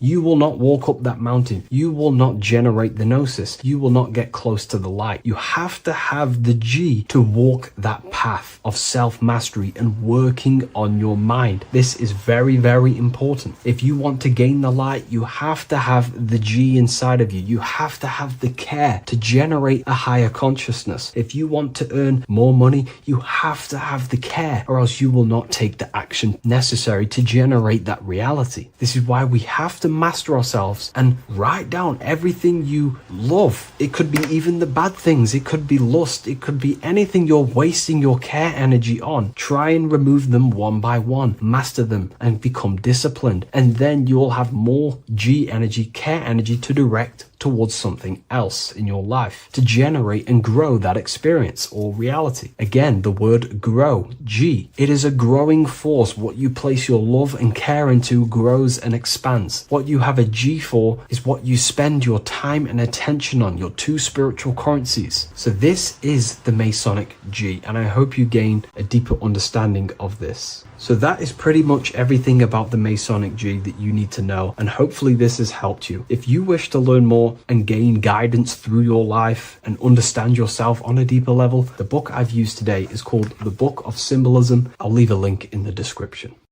Hello and welcome to another video, people. Before we start, please like, comment, and subscribe if you wish to see more content. Today we're going to be talking about the mental universe and how everything is mental. This is the number one law on the Kabbalion. If you've never read that book, it's called The Kabbalion. A very good book. It's the first law because this is the most important thing you need to understand, is how everything exists within the mind. Behind every single one of these eyes is the same consciousness expressed in different bodies. The mind is what gives perception to what you're experiencing. Behind every single one of these eyes is the exact same consciousness, but the brain that they inhabit is giving them a different perception, a different being, a different body. Now, this is the difference between humans and animals.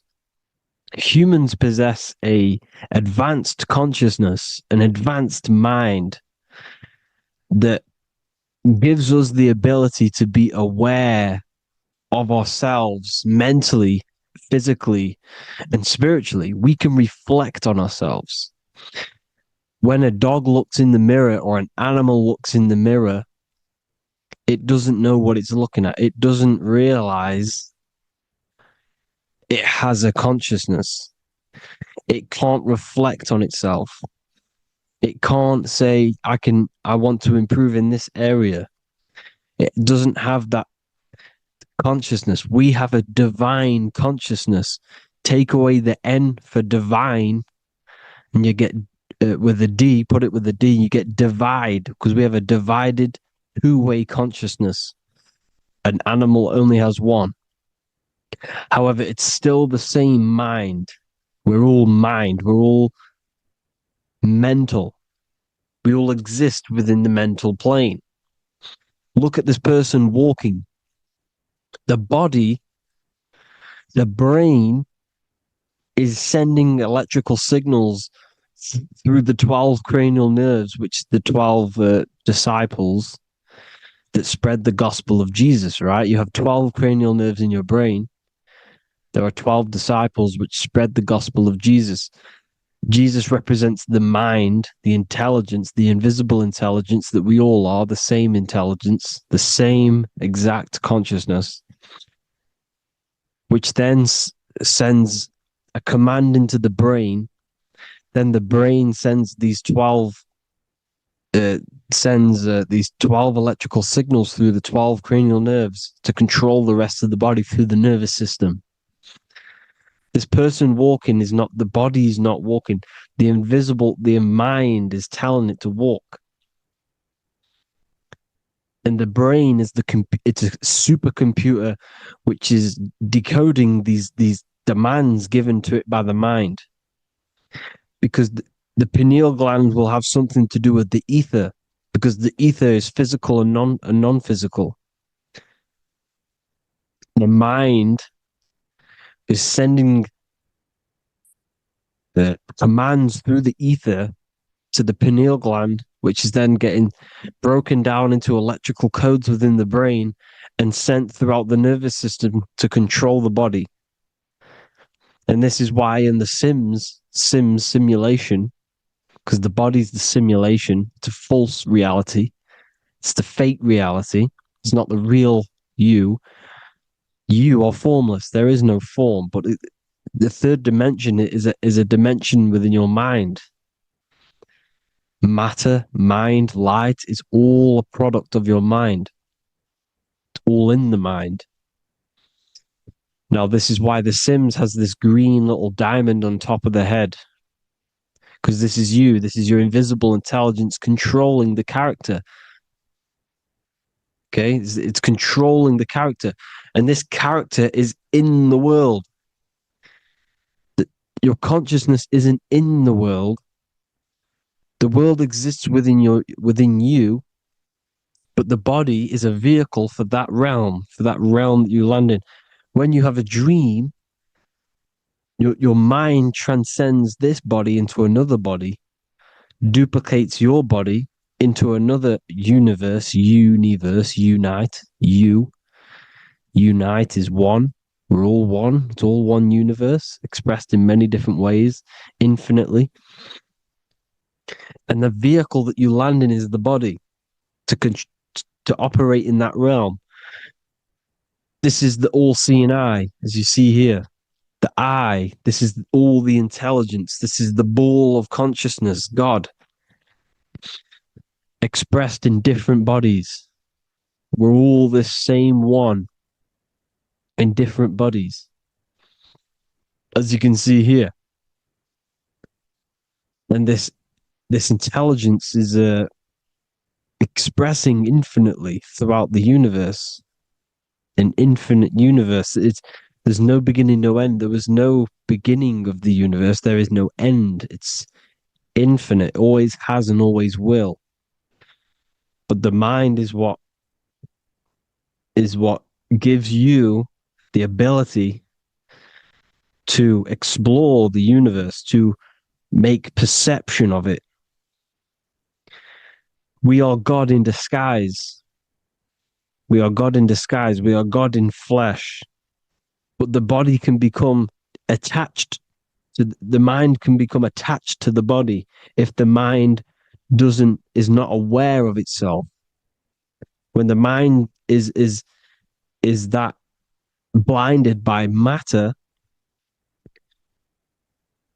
and we lack knowledge and understanding of what we truly are, a formless, infinite being, a traveler. This is why Freemasons are called Freemasons. Mason means traveler. Free. You're a free traveler because your consciousness is a traveler of the universe. When we lack understanding, our mind bounds to the body because we don't separate the body with our different layers of consciousness. When we separate them and identify that we are mind, body, emotion. You then can apply this knowledge to when you want to astral travel and explore the different realms of your mind, because the mind is the universe. People, this is what we need to understand. The mind is the universe. I am you and you are me. This is the Egyptians showing you this. The Ankh is the symbol of life. This is the one ball of consciousness, mind, giving it the Ankh life to all the different life forms. The cows, the birds, the snakes, and the big Ankh given to the humans, because the humans are the most intelligent. We have the most advanced consciousness. We have the most advanced consciousness. This is why the one is giving a big Ankh to the humans here.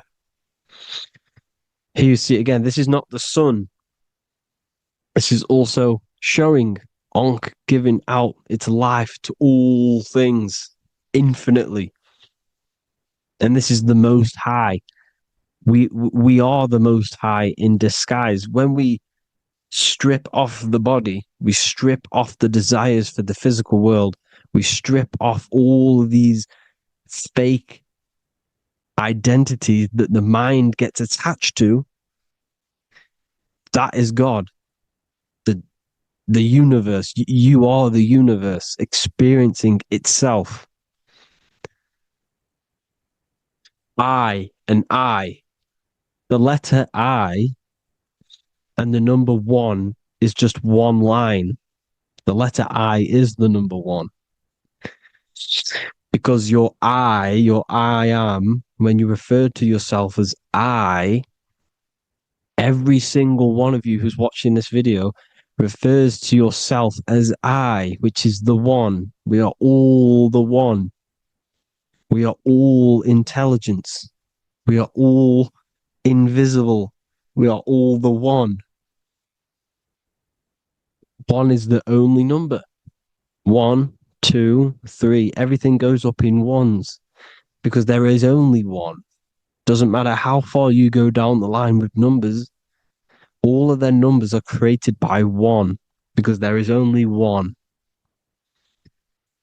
It's me and you are the exact same consciousness expressed in different bodies.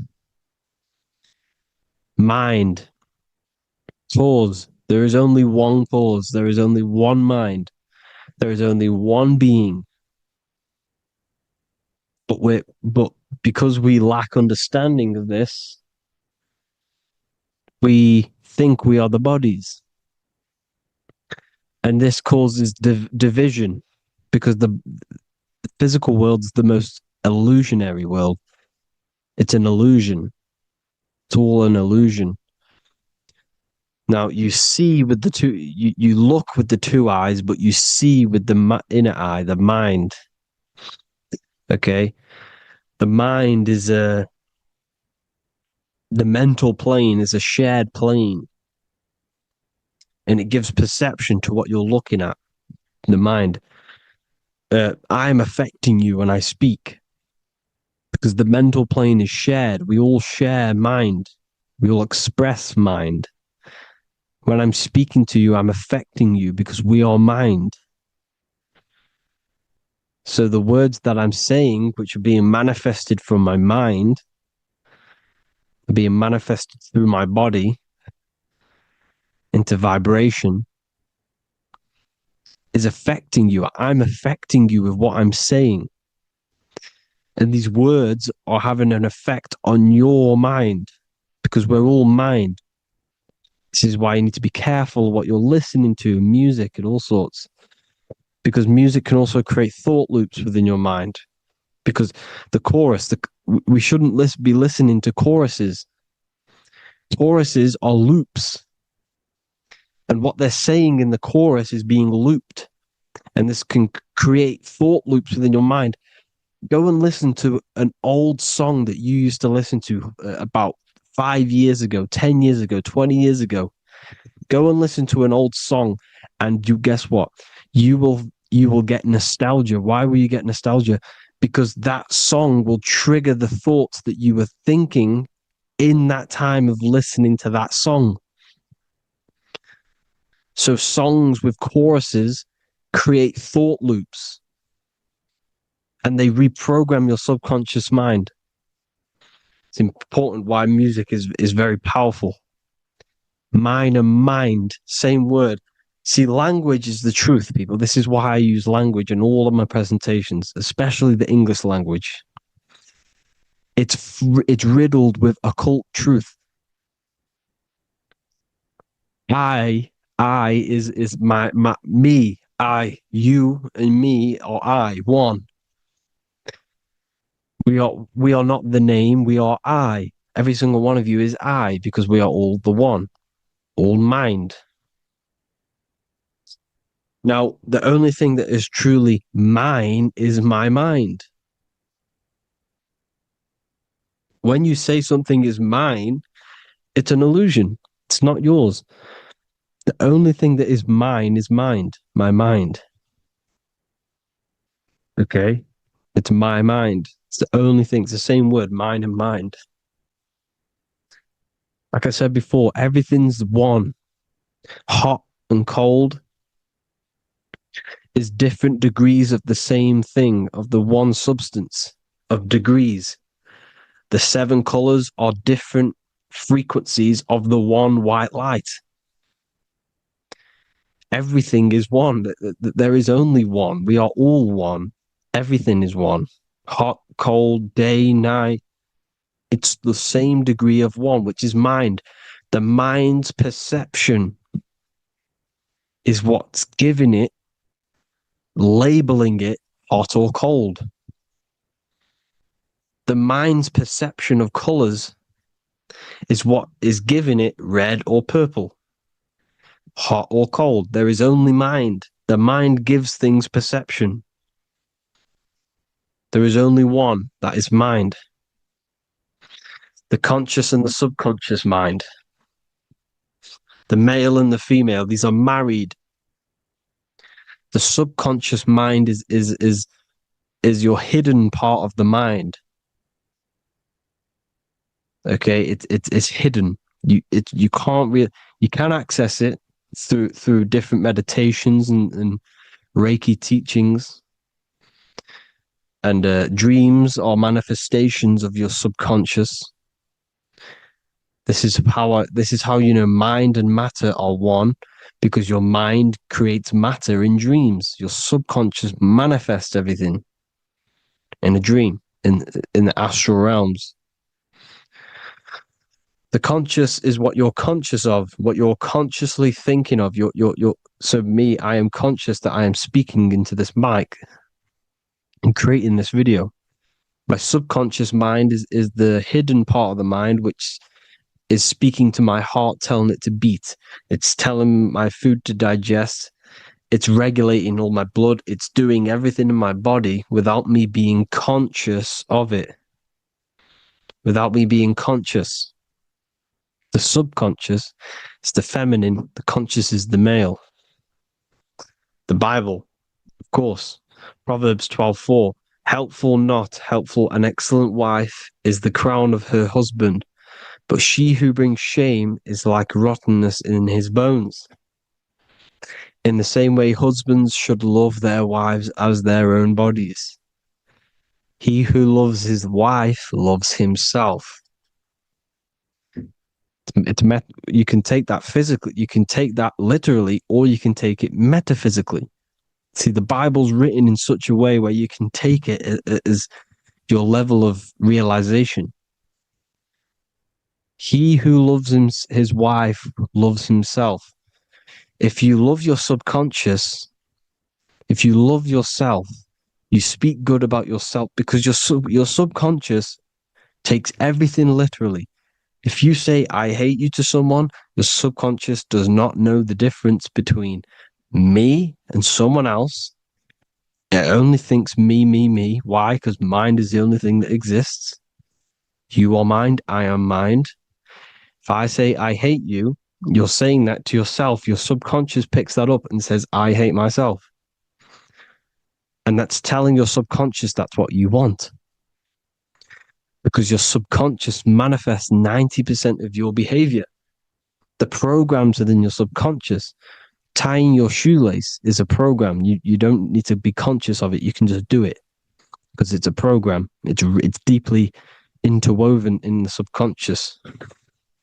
Driving your car, texting on your phone. You don't have to think about what letter. You just do it because you know where the letters are. It's a program. Therefore, if you look after your subconscious, they are a married couple. It's your wife. Your subconscious is your wife. And it manifests 90% of your daily basis thought patterns, actions, behaviors, emotions, all the things that you all the trauma that you've experienced is stored within your subconscious, which is affecting you. So let's say you were in a car crash 10 years ago and you had a really traumatic event, you really hurt yourself, and you had a very, very, very strong emotion that you felt of pain. That will still affect you today. And why? Because it will manifest into your behavior. How? Well, you'll be cautious of what cars to go in and who. You'll be cautious because of that event that stored within your subconscious, because of that feeling you felt was so painful and so strong. It's still manifesting into your behavior today. For example, you won't go in certain cars, you won't go with certain drivers. The subconscious stores everything, all your memories, the programs, and everything. So if you trick your subconscious, that's how you manifest your life. To trick the subconscious, you already have something. And therefore, it will manifest into your life, into your behavior, thoughts, and actions. This is why the golden rule is to treat others like you want to be treated. Because I am you and you are me. We are all subconscious. We all have subconscious. Whatever I do to you, I do to me. Because my subconscious picks that up and thinks I'm speaking to me. Mind is very powerful. Whatever I do to you, I do to me. Treat others like you want to be treated. The golden rule. That is the only rule we need in this realm, in the universe. If everyone understood this rule and how the subconscious works and how karma works, we'd live in heaven on earth, the Garden of Eden, the golden age. As the man thinketh in his heart, so is he. Proverbs 23:7. Where your heart is, there will be your treasure. Your heart's the emotions. The storehouse of emotions is where you feel emotions. You have to let your emotions move through you, not become you. You can't let your emotions become you. Or except be like the sky and let them pass through you. Be like the clouds and the stars passing over. Let them pass through you. Do not let them become you. And this is how emotions can take over your mind. We are driven by, when a man is driven by emotions, he has no self to control. You must control the mind because the mind can be corrupted. Because your thoughts are electrical in the brain. Your thoughts come from the mental plane. So how the mind works is that you place your attentions on something in the mind and infinite information just flows in. Think about it. When you think of a certain topic, as soon as you think of that topic, information comes flying into your mind. Different ideas, ping, ping, ping. It's all connected. It's why we call it a mindset.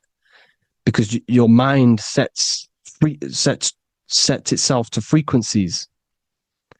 And when we think of something, we tap into that frequency and just the universe, the mind, the mental plane just flows in information based on that frequency and that thought.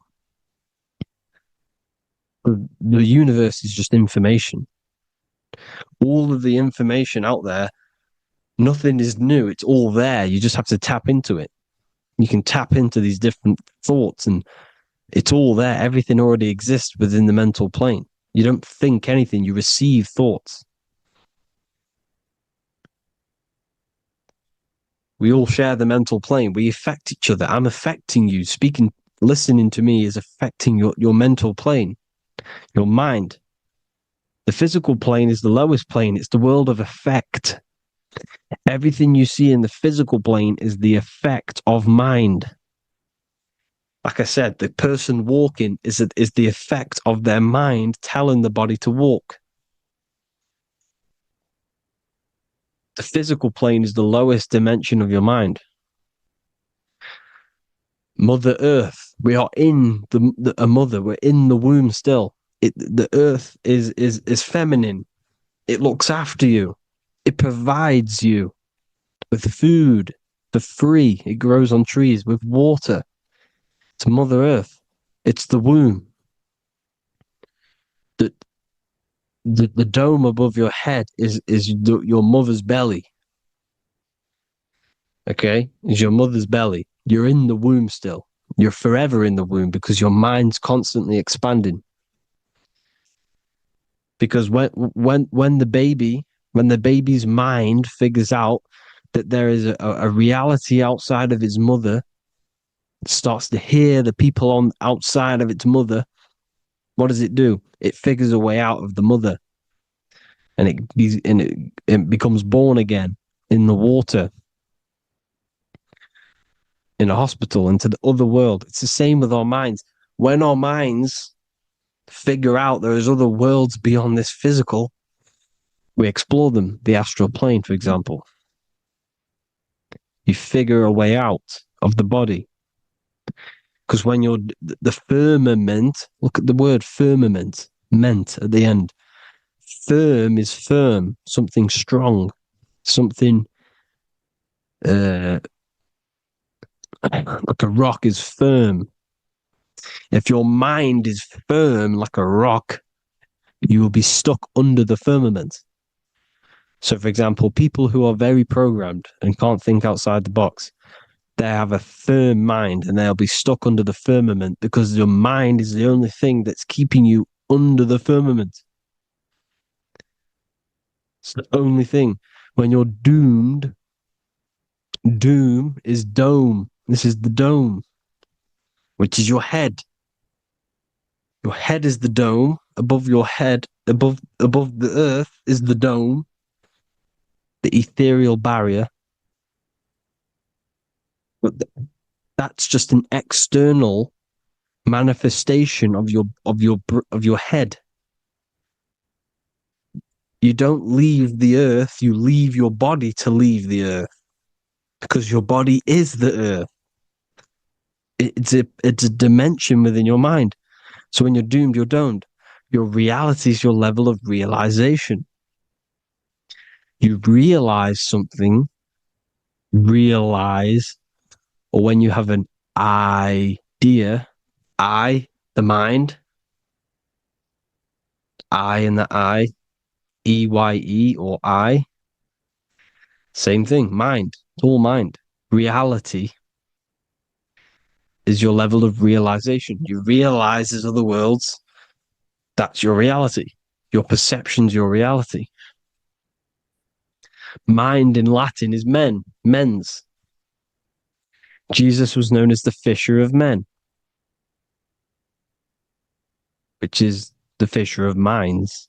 He was fishing minds worthy of knowing the higher truth, the deeper occult knowledge. Jesus figured out that we are all God. And he got killed for it because in that age they were trying to suppress this information. Jesus figured out he was God because we are all God, every single one of you, and they killed him because we're all mind. We are not the body. We're the invisible intelligence, which is God. But you are not God if your mind is attached to this physical world, to the worldly pleasures. If you master your mind and travel the depths of your mind, that is God, mental and men. Look at the word mental. It has men in it. Men in the Bible means mind.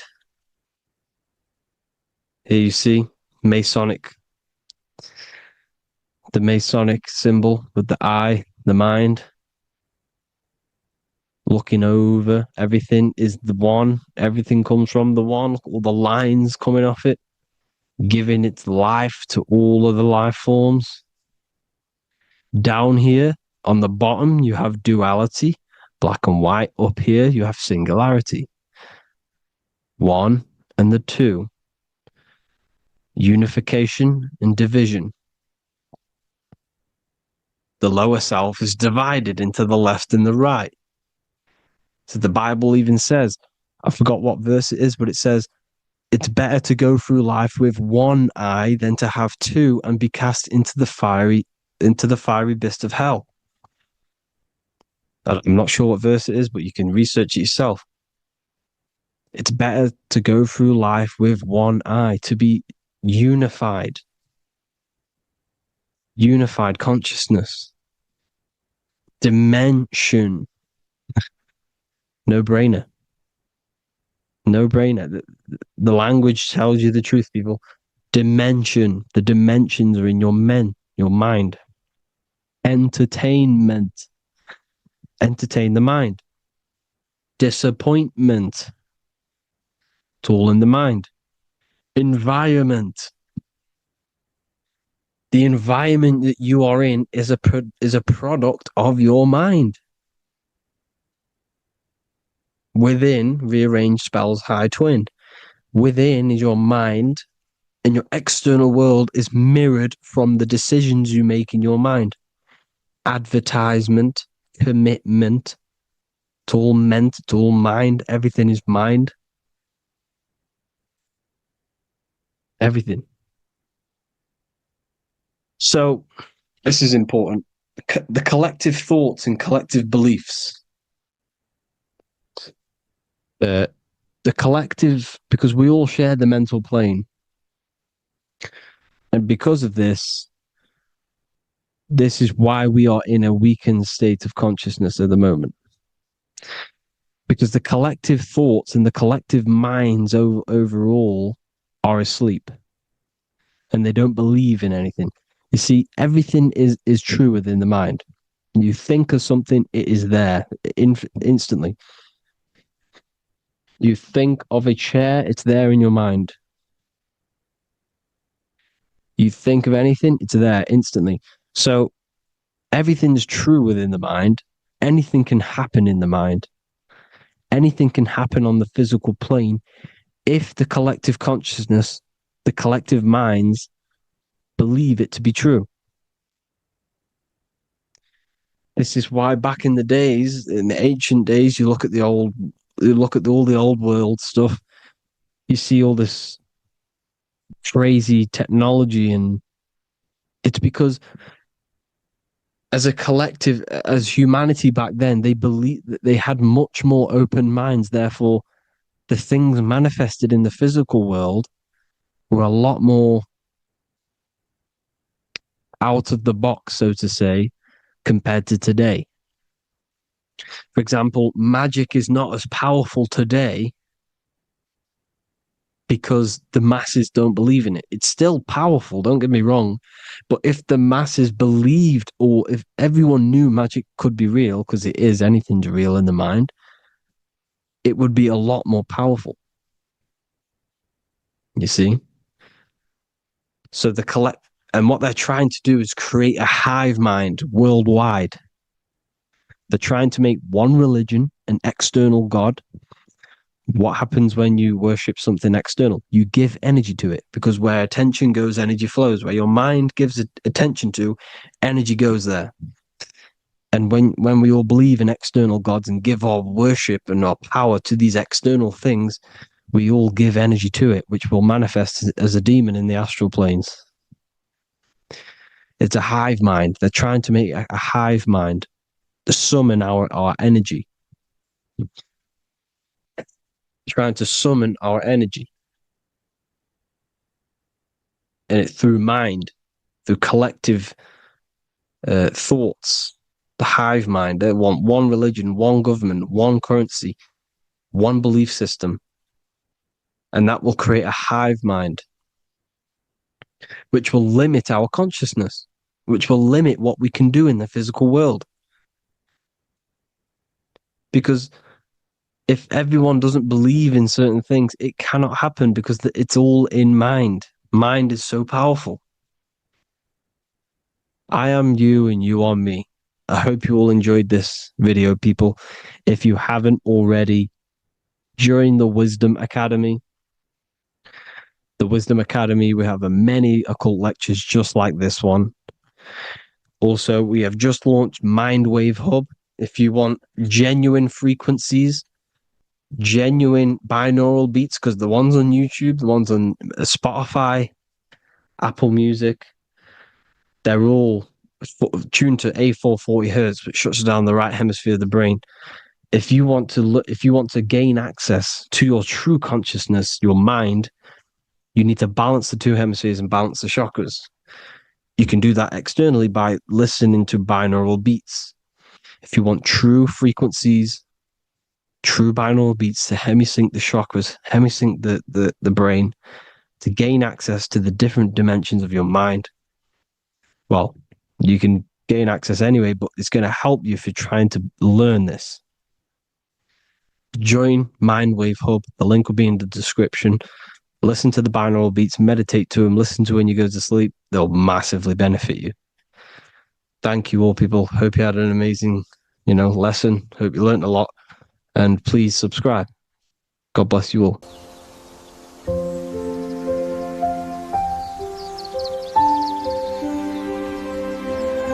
bookofwisdom.com.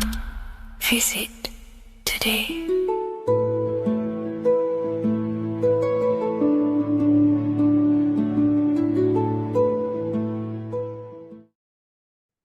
Left and right hemisphere, and what are they doing? How does it contribute towards your perception in this world? And this is what we're going to be talking about in today's video. We're going to be breaking down the two hemispheres of the brain and how they function in your life. So first, we have the left hemisphere. This is the logical hemisphere. This is the analytical, divided, scientific, or verbal hemisphere. The right hemisphere is creative, wholeness, artistic, symbolic, and metaphorical. The right hemisphere does with non-verbal things. It produces a holistic perception. It is more to do with creativity. Because what you must understand is that we are not in the external world. The world is produced by our brain. We see with our brain. Our eyes are a part of the brain. What we touch is the brain's interpretation of electrical signals on the nervous system.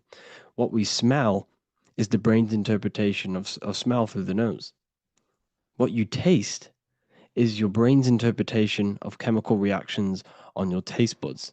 So what you are experiencing is the brain. The brain is a computer creating a simulation. And you have two hemispheres which breaks down this reality. So essentially, the brain is the perception creator. It creates perception. So if the brain is creating this, who is the one experiencing the brain? Well, that is you, the consciousness, the mind, the all-seeing eye. You are the all-seeing eye experiencing the brain, the observer behind the brain, behind reality, behind the emotions. So if you're walking through a woods, this left brain sees individual trees. The right brain sees the whole woods. It sees the biome. It sees the bigger picture. So when you are walking through this woods, the right brain picks up a holistic perception of reality. It creates the woods as one unified woods. The left brain's job is to break this down and analyze it so that we can see individual things. And this is also necessary for humans to have the ability to break things down and manipulate things in this world. So without this left hemisphere, we could not manipulate things and break things down. So this right hemisphere is important because it sees the whole woods. It sees humanity as one unified consciousness. However, the left hemisphere sees individual egos. So the left hemisphere is the place of the ego because it only understands, it sees the world very divided. Okay. So, for example, here's another example of the left and right hemisphere. If someone pulls out in front of you in traffic, your left brain's going to start going crazy and analyzing them, calling them names. The right hemisphere, however, sees the bigger picture. Maybe he didn't see you. Maybe it's just a mistake. Maybe he's in a rush. You see how the two brains are very different. They do the same thing, but they function in different ways. The right hemisphere is feminine, the left hemisphere is masculine. So, like I said, this person pulls out in front of you, you start to think with the left. If you start to perceive that in the left brain, you're going to start analyzing them, you're going to start going crazy and calling them names because you're analyzing it. You're not seeing the bigger picture behind it, you're not seeing it from his perspective. So, there is a crossover. So, the left hemisphere of the brain controls the right side of the body, the right ear, the right eye. Everything to do with the right side of the body is connected to the left hemisphere, and the right hemisphere controls everything on the left side of the body, including your eyes, your arms, your legs. So everything is crossed over, and even your visual field is crossed over. So this is your visual field, as you can see here, and even the left side of your visual field goes to the right brain. There's a crossover. No one really knows. There's not really a reason for this. However, this is how the human body is designed. As we all know, the human body is the most advanced piece of technology on the face of the earth. They cannot replicate the human body. And they tell you it has no creator. This is crazy. People are that brainwashed, they can't even understand that their body is the most advanced piece of technology. Your body is so advanced, the computers that you use are mimicked of the body. Everything they create is mimicking nature, but they don't show you how intelligent nature is because they don't want you to understand you're in an intelligent design. So, anyways, let's get back on track. There is a crossover in the brain, and this is why they teach you to write with your right hand. And I was speaking to someone who's in a nunnery or whatever you want to call it. They were a nun, or they knew someone who was who was a nun, and they forced these people, these nuns, to write with their right hand. You had to write with your right hand. This is why, I'd say at least 70% of the world or 80% is right-handed and right-legged, because they taught us this to activate the left hemisphere more because of this crossover that happens in the body. So when we are using this right side more, we are using that left hemisphere more. Why? Why are they doing this? Well, they also called it writing.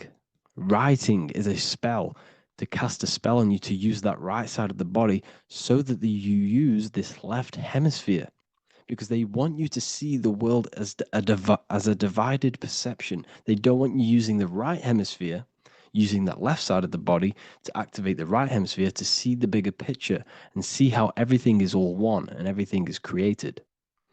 This left hemisphere domination keeps you from seeing the connections between everything, because that left hemisphere analyzes, it breaks things down. So when we are left hemisphere dominated by using the right side of the body, we are essentially seeing everything as divided. And this is why so many people will not understand my work, because my work connects dots and connects fields of knowledge, and makes you see the bigger picture. So people who are left hemisphere dominated will see my work and think this guy's crazy. But everything, it's all about activating that right hemisphere. So they call it writing because every word you say is molding your mind in some sort of way.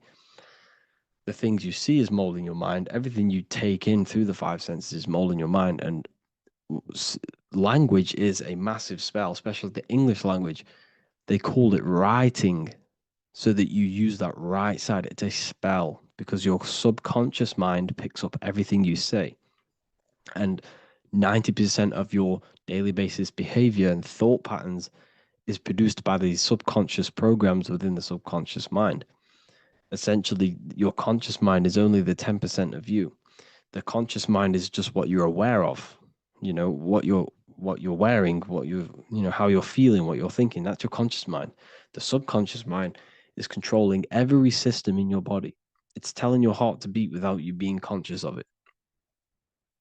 So essentially, this is what they're programming. They're programming this system in the back of the mind, which is controlling everything through the words. And this is what spells are, because it's all about creating perception in the subconscious. So they want you to use that right side more. I truly believe the ancients, they were balanced. They used the left and the right side of the body. They didn't have a stronger side because they understood this science of the body and how the body works. So this is actually called phonetics. It's not etymology. Etymology is the study of root words. Phonetics is the study of how words sound similar. The way words are spoken. So phonetics, phone is why we call them a phone, because you speak into a phone. So this is write and writing, to use that right side to activate the left hemisphere more. So your hands are a manifestation of your brain. The left hand is the right brain, the right hand is the left brain. And as a child, we were always taught that when you place your hands together like this is the size of your brain, which is true because your hands are a part of your brain. They're an extension of your brain. Every part of your body other than your brain is an extension of the brain. Everything's working and feeding back information to the brain because you're experiencing the brain. So another trick that you can do, or another exercise, is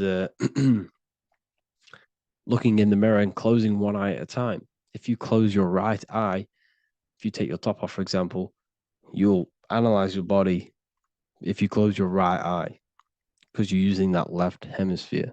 Sorry, other way around. If you look at yourself through your right eye, you'll use that left hemisphere, which will analyze yourself. You'll see individual body parts. If you close the right eye and use the left eye, you'll see your body as a whole. You won't really analyze it. This is how you can analyze yourself using these two hemispheres. So this whole system is created to keep you thinking logically and to restrict you from creating and restrict you from understanding symbolism, allegories, metaphors, and teamwork. They want you stuck in a logical way of thinking and a logical way of seeing the world. This is why when you go to school, you are told exactly what to do. You're told to think this way and no other way. You're told to do orders, do this. It's a very left-brained system because if we all started to open up this right hemisphere, we'd all see, wow, everything is all one, everything's all connected. And this is what my work is doing. I'm showing you everything is one. The physical world is an illusion of duality, but everything comes from the one source, the one mind. The universe is a giant mind. I am mind, you express mind. We all possess mind. Behind the physical body is the same mind consciousness. And we are all expressions and fractals of this infinite consciousness called mind. And this is what they don't want us to figure out, is that we are all just one consciousness expressed. It's an infinite consciousness. It's even in the squirrel, it's in the dog. All of these different animals, they're just different bodies, but behind the bodies is the same consciousness, which is mind. That's what the pineal gland is. The pineal gland is not the mind and it's not the third eye. The third eye is your mind. If you have a closed third eye, it just means you have a closed mind. If you have an open third eye, it just means your mind has expanded from beyond physical things through astral projection and mystical experiences. This is how you gain an open third eye. It's just an open mind. A mind that has astral travel, that has explored the realities within the mind. So everything they do is to keep us in a divided state. Divide and conquer, right? That's their motto. All to keep you thinking how everything is divided. Everything they've done is division. Postcodes, countries, everything is divided. Like football teams and all this stuff. It's also a natural process when you grow up, because as you grow up, your brain is constantly analyzing the world. So this is sort of a natural process of how you become more left hemisphere dominated, because your brain is always analyzing. And unless something awakens you, you can awaken that right hemisphere where you can start to see the bigger picture. The Even the music, it's all tuned to 440 hertz, shuts down the right hemisphere of the brain. 440 hertz, Spotify, Apple Music, the radio, every time you turn on the radio, it's tuned to 440 hertz. This was specifically tuned. It never used to be tuned to this. It was in the 1950s. It was changed. The standard music tuning was changed to 440 hertz because it shuts down that right hemisphere of the brain. They don't want you thinking, seeing the world in this way and perceiving things as one. And I'm going to show you. It tells you this in the Bible. Cast the net onto the right-hand side of the boat and you will find the fish. What was Jesus saying? This is, you see, people read the Bible and they don't understand it. If the Bible is not talking about you, then it has no meaning. The Bible, everything you read in the Bible is about you and how it can better your life. It occurs to you. So if Jesus says, cast the net onto the right-hand side of the boat, this is an allegory. The boat is your body. Cast the net. It's the awareness, the perception onto the right hemisphere of the brain, and you will find the fish. What's fish? What do fish do? They swim deep in the ocean. It represents the knowledge, deep knowledge. Cast the net onto the right-hand side of the boat and you will find fish. You will find the wisdom. You'll gain understanding when you cast that your awareness into that right hemisphere. You will see that I am you and you are me. We are all one consciousness. You will see everything.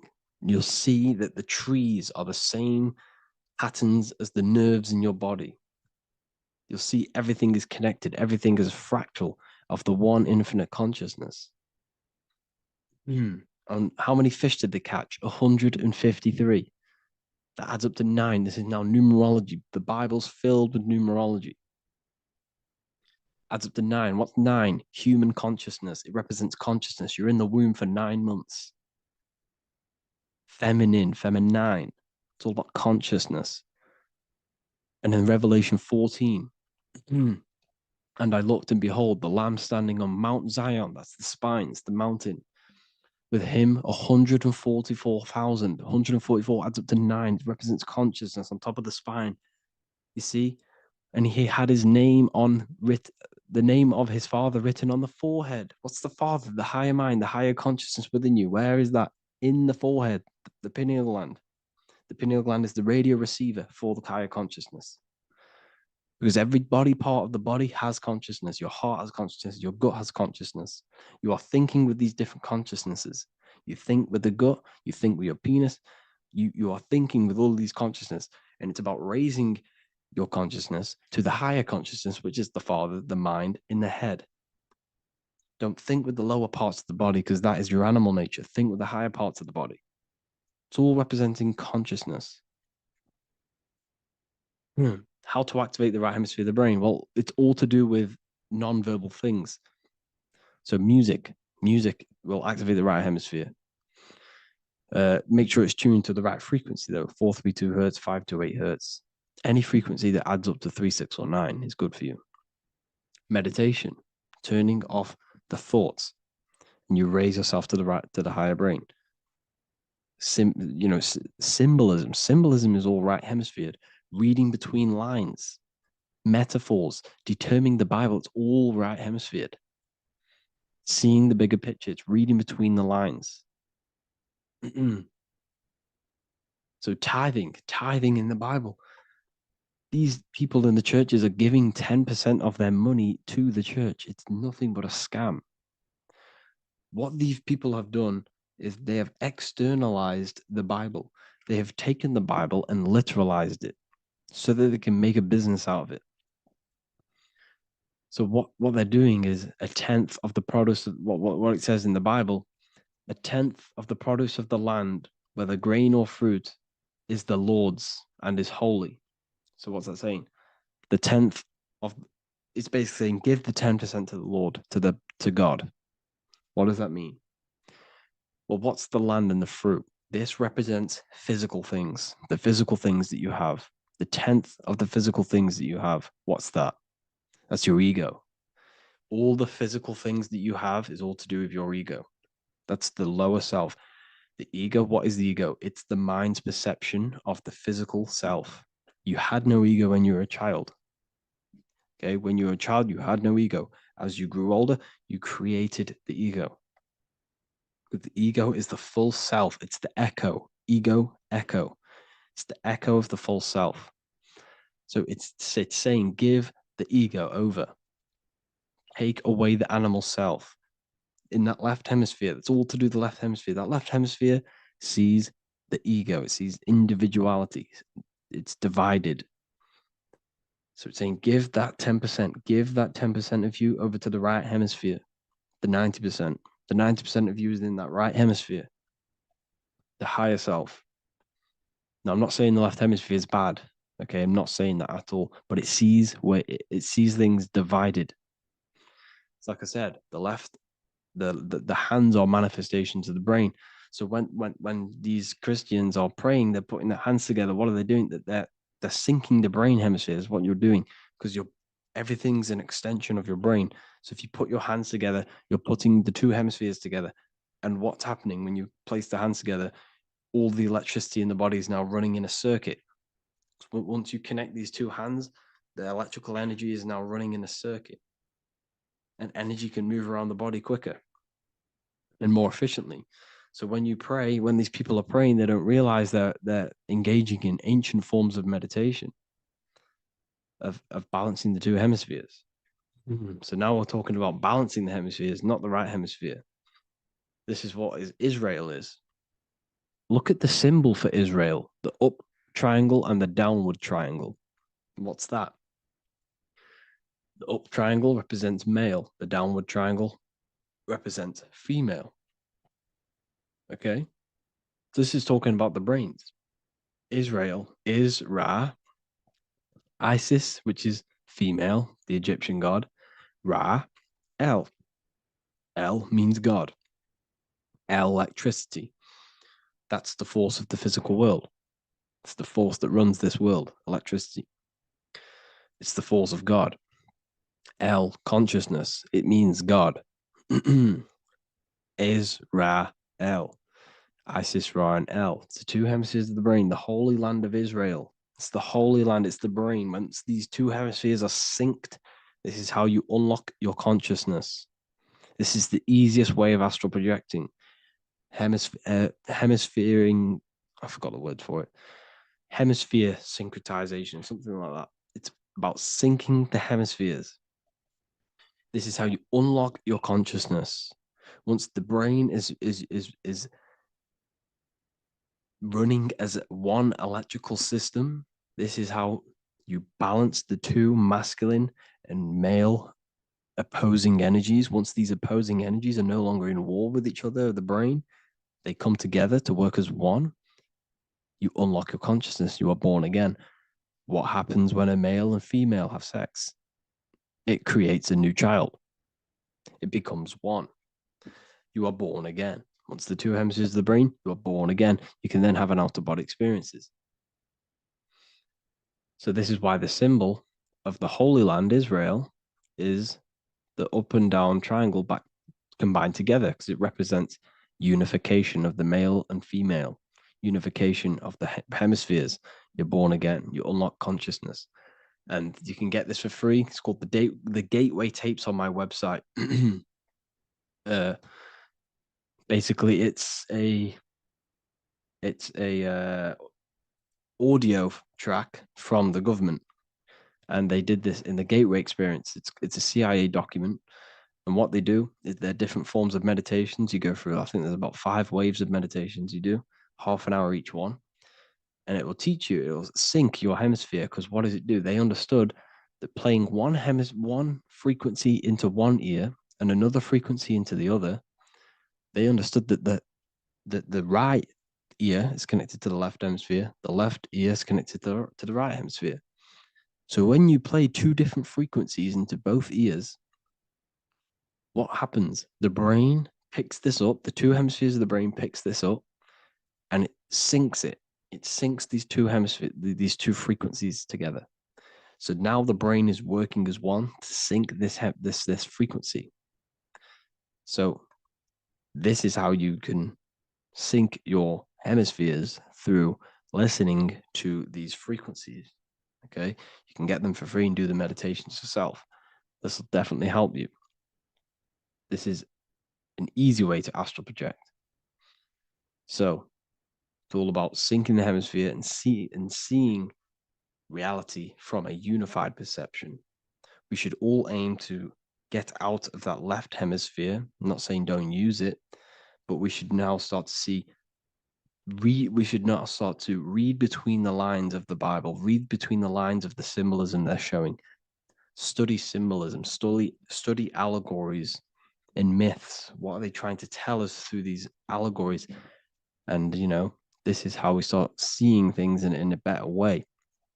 Once we understand that we are all microcosms of an infinite consciousness, we can all come to one, because love is the unifying force of this infinite consciousness. We are all divided. We are all disconnected from our hearts. Once we all connect with our hearts and see that everything is one, we can all start to love and come together as one, because love is the unifying force of consciousness. So if you haven't already seen, I now have launched the Ethereal University. I will be doing lectures like this one, but even better, deeper, and even releasing knowledge that I can't talk about online as they are censored. I'll be doing lectures every single week. I'll be doing live calls every single week. You also gain access to my library, which is filled with over 45 occult books, filled with knowledge. Okay, I'll show you now. Plus, you get my book, The Book of Wisdom, PDF form, and the Human Health Guide, PDF form. You also get all of this stuff, the health section, Q&As, ethereal meditations. We've got some celestial studies, cosmology, numerology coming soon. You also get the brand new Manifestation Mastery course, plus the library. And there'll be new books, new lectures, new live calls every single week. Or you can get the Book of Wisdom, use the code WISDOM in all capital letters to gain 40% off. This sale will be ending very, very soon. So if you're watching this, be very quick to get yourself a physical version or a PDF of my book. You can get it in all these languages. Hope you enjoyed this video, people. I'll see you inside the Ethereal University, the real university. Have an amazing day.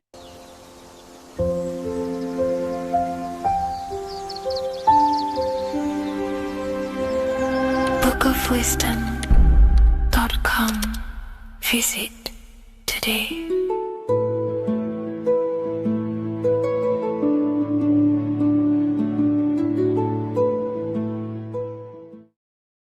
The earth has become a realm in order to trap souls within, so that they can harness our electricity, our energy. Even the Bible is talking about how this realm is controlled by the wicked one in John 5:19. We know that we are the children of God and that the whole world is under the control of the evil one. Ephesians 6:12. For our struggle is not against flesh and blood, but against the rulers, against the authorities, against the powers of this dark world, and against the spiritual forces of evil in the heavenly realms. So the Bible is telling us that this is not the only world. There are other worlds, there are other realms that we can go to, considered as heaven. Heaven being a higher realm where there is no evil, no darkness. This is a midpoint realm where there is good and evil.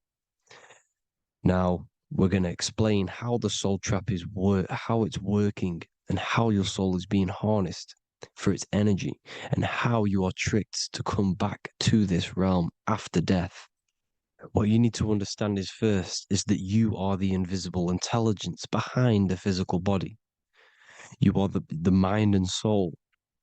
The soul is the true you, the good you. It is pure love, pure bliss, eternal, never dies. The mind can be corrupted, though. The mind is the intelligence of the soul. It is invisible. It has no true form. The intelligence inhabits the brain. The brain is the computer to control the electrical machine called the nervous system, which is choice, program, and action. You are the invisible intelligence behind the body, and this will prove it even more. You do not even see into the external world. You are seeing an image produced by the brain because the light is being sucked through the retinas of the eyes. The image is produced in the visual cortex at the back of the brain. What does this mean? This means that we are the consciousness in the center of the brain, in the pineal gland, that is experiencing the program being ran by the central nervous system in the brain. This is the sigil of Lucifer. Lucifer in Latin is Lucy. Lucy is light in Latin. Lucifer is known as the light bearer. This is how the eyes work, people. It's not a demon or a devil. The sigil for Lucifer is how the eyes work, and how the left eye is controlled by the right brain. The right eye is controlled by the left brain. There is a crossover. It's the same with the body. The left side of the body is controlled by the right brain. The right side of the body is controlled by the left brain. There's a crossover with our hemispheres in the brain. Now, this empty chamber in the center of the brain is where this universal cosmic intelligence is held, known as the most holy place in the Bible, the throne of God. Okay? This is above the 33 vertebrae on the spine. As you can see here, you are the being in the center of this point. All of the nerves are being sent back to this one particular point, which is the seat of our invisible intelligence. You can see it's an empty chamber. Our consciousness, our intelligence is not a physical thing. This intelligence is the true voice inside of your head. This is why your head is heaven, your heart is earth, your heel is hell. Your head is heaven because this is the seat, the throne of God.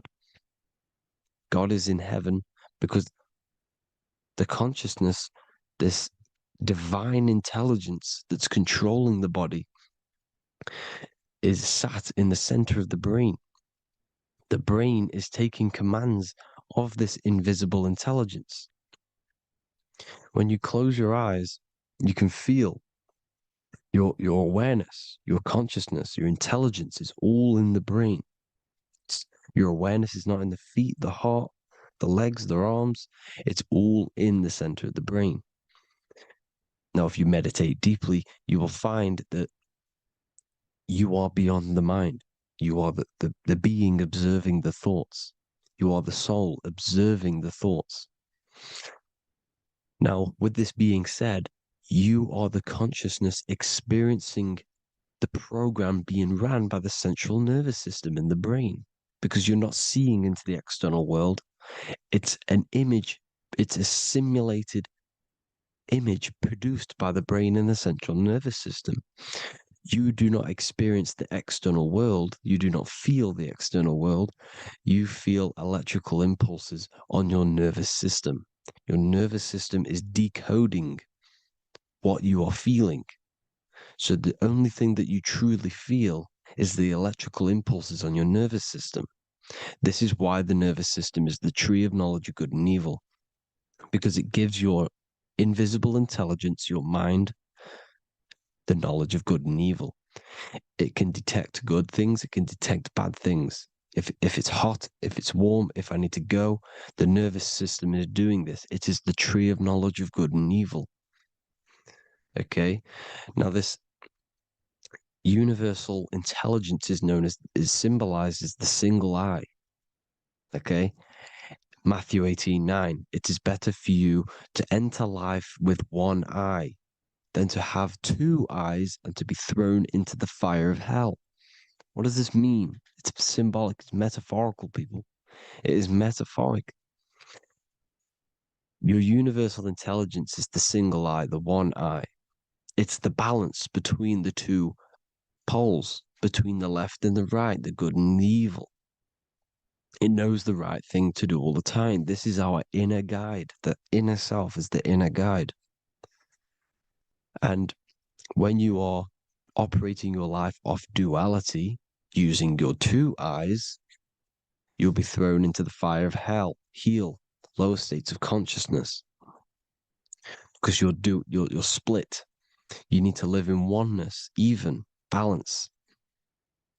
Matthew 6:22, the light of the body is the eye. The light of the whole body is the eye. You are a light being. Human. Hue means an attribute of a color. Man is the word manifested. We are light manifested into physical form. Depending on your vibration is depending on what color that you are vibrating on, which is a hue, a human. If therefore thine eye be single, thy whole body should be full of light. Again, it's talking about the single eye, oneness, completeness. When you balance the hemispheres of the brain, we'll go over that later. But anyways, the body is the earth. This is what we need to understand, people. The body is running the simulation, the program that our consciousness is experiencing. So when we leave the body during death and astral projection, we leave the earth. This is how it works. The body is the vehicle for the earth, for this realm. Everything exists within our mind. You have the soul, mind, and body. The soul is the observer, the watcher, the true being. This is why she has many different heads, because the soul inhabits different bodies. This is the serpent, which means knowledge, which is the mind, wisdom. And this is the body, soul, mind, and body, Brahma, Vishnu, Shiva. The mind is the bridge between the soul and the body. So what do I mean?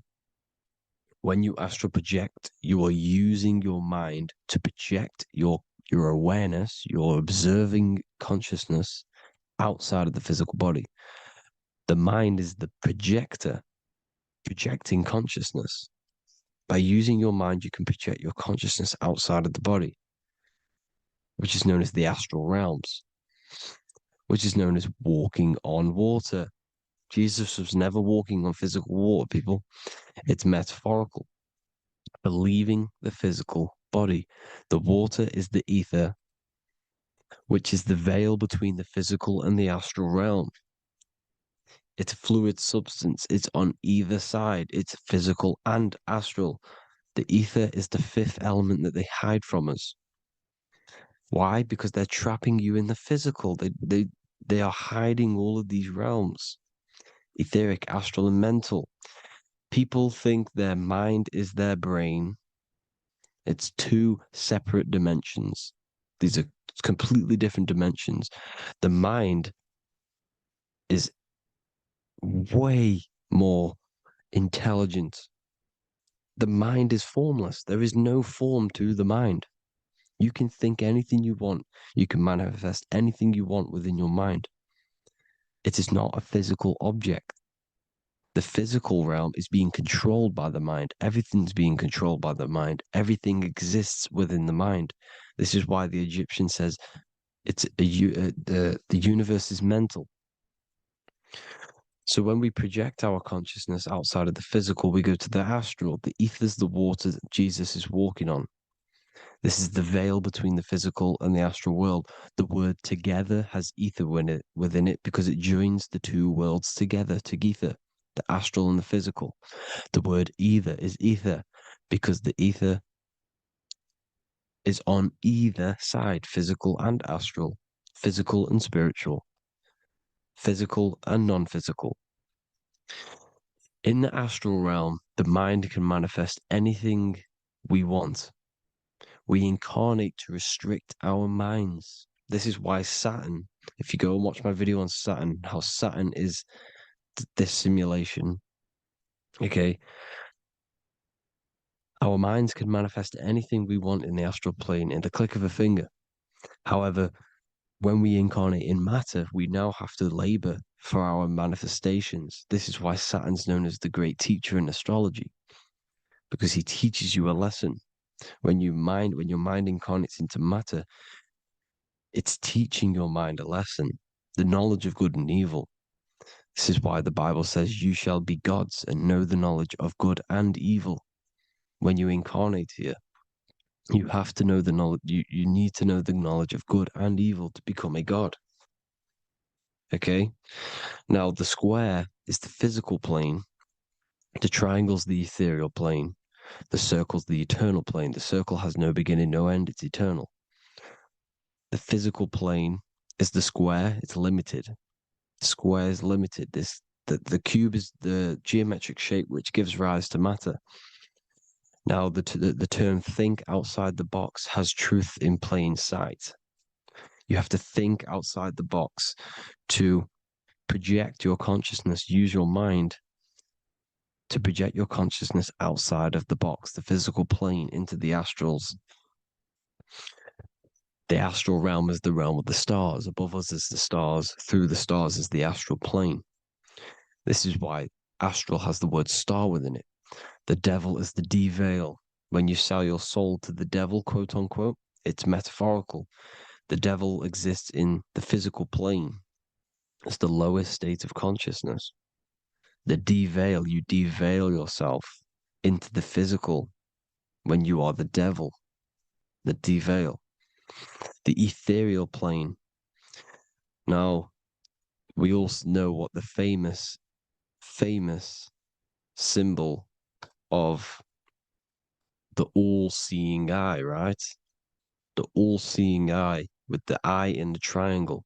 Look at the Masonic artwork showing you the triangle above in the sky. This is symbolizing the ethereal planes. The eye in the triangle symbolizes your invisible intelligence, your mind, which has the ability to see on either side. Because the triangle's the ethereal plane. The eye is your consciousness, your intelligence. And this intelligence has the ability to see in the physical plane and to see in the ethereal planes, in the astral planes. This is why it's above the earth, it's above the ground. Because it can see here, it can see in the heavenly realms. Now, the stars are, well, this is known as heaven, the realms of the astral planes. This is some quotes from the Emerald Tablets of Thoth. "Out of the darkness ye must rise upwards, one with the light and one with the stars. Man is in process of changing to forms that are not of this world. Grows he in time to the formless, a plane on the cycle above." So there's other worlds. The Bible's telling you there's other worlds, there's other realms.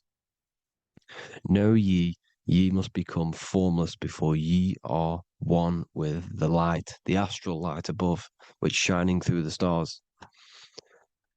Not of the earth are ye, earthy, but a child of the infinite cosmic light. You are the invisible intelligence controlling the physical body. The body's not you. It's the vehicle that your soul lands in when your mind projects your consciousness into that realm. Free from the body, I flashed through the night.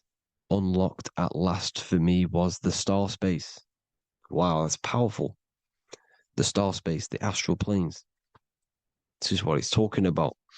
We are all a star. We descended from the astrals, which is the star. We are all a star. Look at the ancient paintings of Jesus' birth. It's the star beaming his consciousness down into the physical plane. Here's another one. Here's some Freemasonic artwork showing you, again, the ether, that invisible intelligence, the eye, manifesting itself inside of here, in the physical realm, where the people are. You see? It's the same here. This is Jesus. Here's the bird symbolizes the Holy Spirit, your invisible intelligence, descending into the waters, the ether, the ethereal, Everything, the ether's the base of all physical matter. His Truth in Plain Sight. Mr. Bean, the famous TV program in England, in the UK. He begins the program like we all begin the program from falling from the stars. He falls down with a beam of light. And this is truth in plain sight. This is false. The aliens don't exist. They're a lie, alien. But this symbolizes the star beaming our consciousness. And when we die, this star will suck us back up.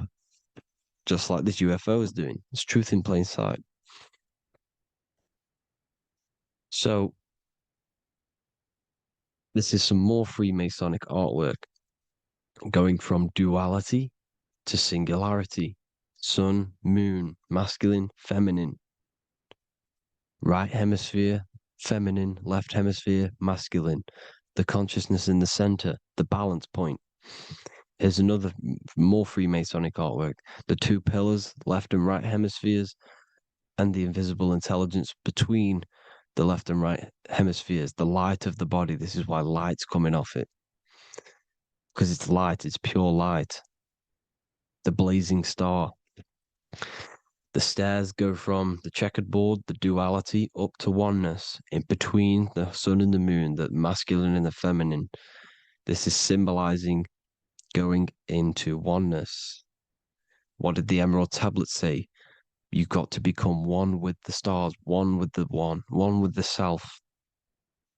Balancing the two hemispheres so that you can gain, because when the two hemispheres are balanced, you can gain a more deeper connection with your invisible intelligence. Same with the chakras.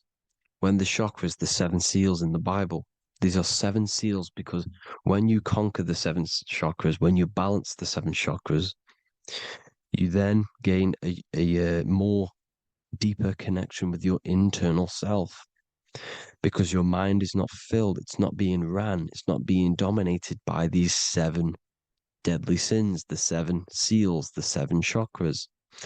These are seven energy centers which are concealing our true form. Balance makes us have a stronger connection with our true cosmic intelligence. Heaven is even. This is why Jesus is pointing at the heart. The even point is the heart. You got to balance the chakras and live from the heart because the heart is the earth. You're in good and evil. The body manifests the lower and the higher self. The higher self is in the higher parts of the body. Wisdom, intuition, expression.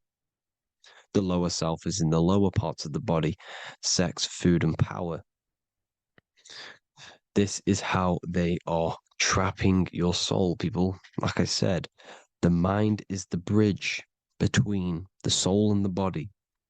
So by tricking the mind, not giving it the right knowledge, and keeping the mind stuck in the lower three centers, thinking about power, food, and sex, this is low vibrating energy. It's going to keep your mind addicted to the physical realms. Okay, this is why you need to go even, balance, heaven. Okay, I will explain the soul trap in a second, how it fully works. But I'm telling you all the science behind it so you can understand. When you are doomed, you are domed. This is the dome, the firmament, the firmament, the mind. Ment is mind, firm is firm. A firmament is doomed under the firmament. You must have a loose mind, an open mind to expand your consciousness beyond the stars, beyond the ethereal barrier. You have to vibrate higher than this world. Your consciousness must be expanded more than the physical plane. You need to learn how to astral project. You need to learn how to leave the body, how to operate outside of the body, so that you, when you do leave the body, you will have recognition. You'll have knowledge. You'll have practice. But this is as above, so below. The woman's belly is the earth. It's as above, so below. It's a microcosm of the macrocosm. We are the children in the womb. We are the people in the earth being ready to be born into the heavenly realms. As above, so below. It's a microcosm, macrocosm. Everything is in everything on a bigger and a smaller and a larger scale. Now, when the baby figures out that there is a world beyond its mother, what happens? The baby starts to move around and tries to get out of the mother. Because once it starts to hear the external world, starts to hear people, it's going to wonder, what's outside of why am I in here? What's outside? So the baby will force its way out of the mother. It's the same with our minds, as above, so below. When our minds figure out that there are other realms beyond this world, we will seek a way out. This is the womb, the Mother Earth, Mother Nature. It's the mother. We're in the womb. We can be born out of this world, which is being born again in the Bible. When you are doomed, you are domed under the dome, under the firmament, the firm mind. The firm mind will keep you under the firmament. Due to the law of polarity, there has to be other realms. There has to be. Because the law of polarity works in this world, and it will work on every scale possible. It's universal laws. These are universal laws. The law of polarity means that there are other realms polarizing this realm. There is a hell, there is a heaven.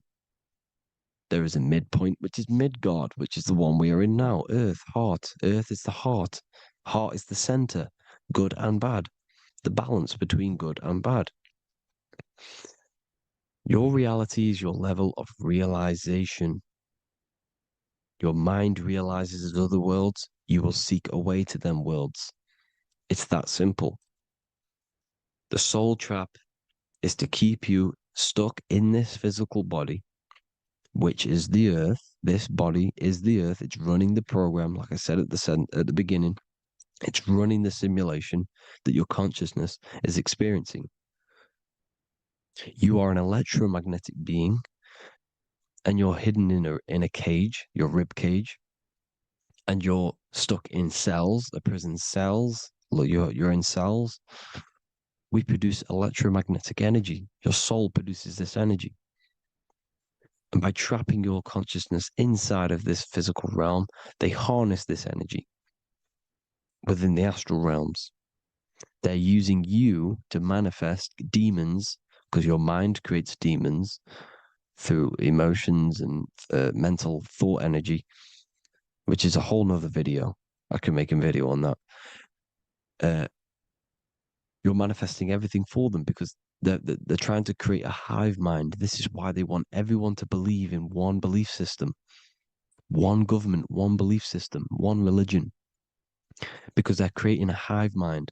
This hive mind will manifest and be summoned within the astral planes, because the mind manifests the astral plane. The astral plane is the realm of imagination. The mental plane is the realm of just thought alone. The etheric plane is the energy. The physical plane is the matter. So all of our minds together are manifesting these demons within these subconscious realms, the astral. Now, how are they keeping you stuck to this realm? Well, when you die and you're stuck in your lower three chakras, okay, when your mind and soul detaches from the body, which is the earth, when you leave the earth, you're still going to have these mental addictions to the food, the sex, the materialism, the phone, the cigarettes, everything. This is why they get you addicted to everything possible. The TikTok, the YouTube, they get you addicted to as many things possible. Because when your mind is addicted to these things, And when this mind leaves the physical body, you're still going to have these addictions. Okay? You're still going to have these thoughts. And you will be manifested into the lower astral realms because you're thinking materialistic, you're thinking negative, because your level of realization was your reality. You were manifesting hell on the earth. When you leave the body, you're going to manifest hell in the astral planes, which means you'll be vibrating on the very low, which will put you in the lower astral realms. So guess what? You're going to come back. You're going to come back into materialism. You're going to reincarnate because you haven't prepared for life after death. You must detach from the external world. Okay? Moon is mind. The sun is the soul. The earth is the body. The moon is the mind. This is why we say lunatic. In your mind, you have a specific mood. Moon. Money, M-O-N, is the moon. Money exists in the mind. They get you addicted to the money. The Bible's telling you this. Do not conform to the pattern of this world, but be transformed by the renewing of your mind. It's telling you. Of this world, but be transformed by the renewing of your mind. Who knew that the Bible was this deep? Matthew 16:26, what good will it be for someone to gain the whole world yet forfeit their soul? James 4:4, don't you know that friendship with this world means enmity against God? Therefore, anyone who chooses to be a friend of this world, of the world, becomes an enemy of God. John 4:4, dear children, are from God and have overcome them, because the one who is in you is greater than the one who is in the world. It's talking about the invisible intelligence. It's greater than the physical world. John 2:15, do not love this world, nor the things it offers you, because this world will create you to, if your mind has attachments to what this world offers, sex, money, and power, pretty much, you will reincarnate here. You will come back here, because when you leave the body, your mind will still have these addictions. Do not love the world, nor the things it has to offer you. All of this is in my newly published book. The paperback versions are now available. Finally, for all the people who have been waiting, the Book of Wisdom. All of this knowledge is inside of the Book of Wisdom. The paperbacks are available. There's worldwide shipping. You can get it anywhere, pretty much, any country. My new website, it's amazing. There's going to be some amazing products coming on the new website. But I thank you all for the support. Before I leave, I need to explain what is going on with the soul trap. Like I said at the beginning, the mind's the bridge between the soul and the body. The body's the realm. By tricking your mind with false knowledge, they are keeping your soul stuck to this realm. They get you addicted to all the physical things, and that is it. As soon as you're addicted and you die, you're going to come back. So by tricking your mind, which is the bridge between the realms, they keep your mind stuck within this body. They keep you in physicality. They deveil you, the devil, the deveil. Thank you all for the support, people. If you do want to join the Academy, all the links will be posted below this video for the book, The Academy. Thank you all for the support and have an amazing day.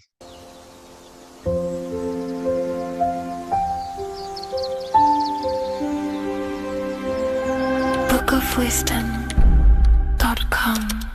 Visit today.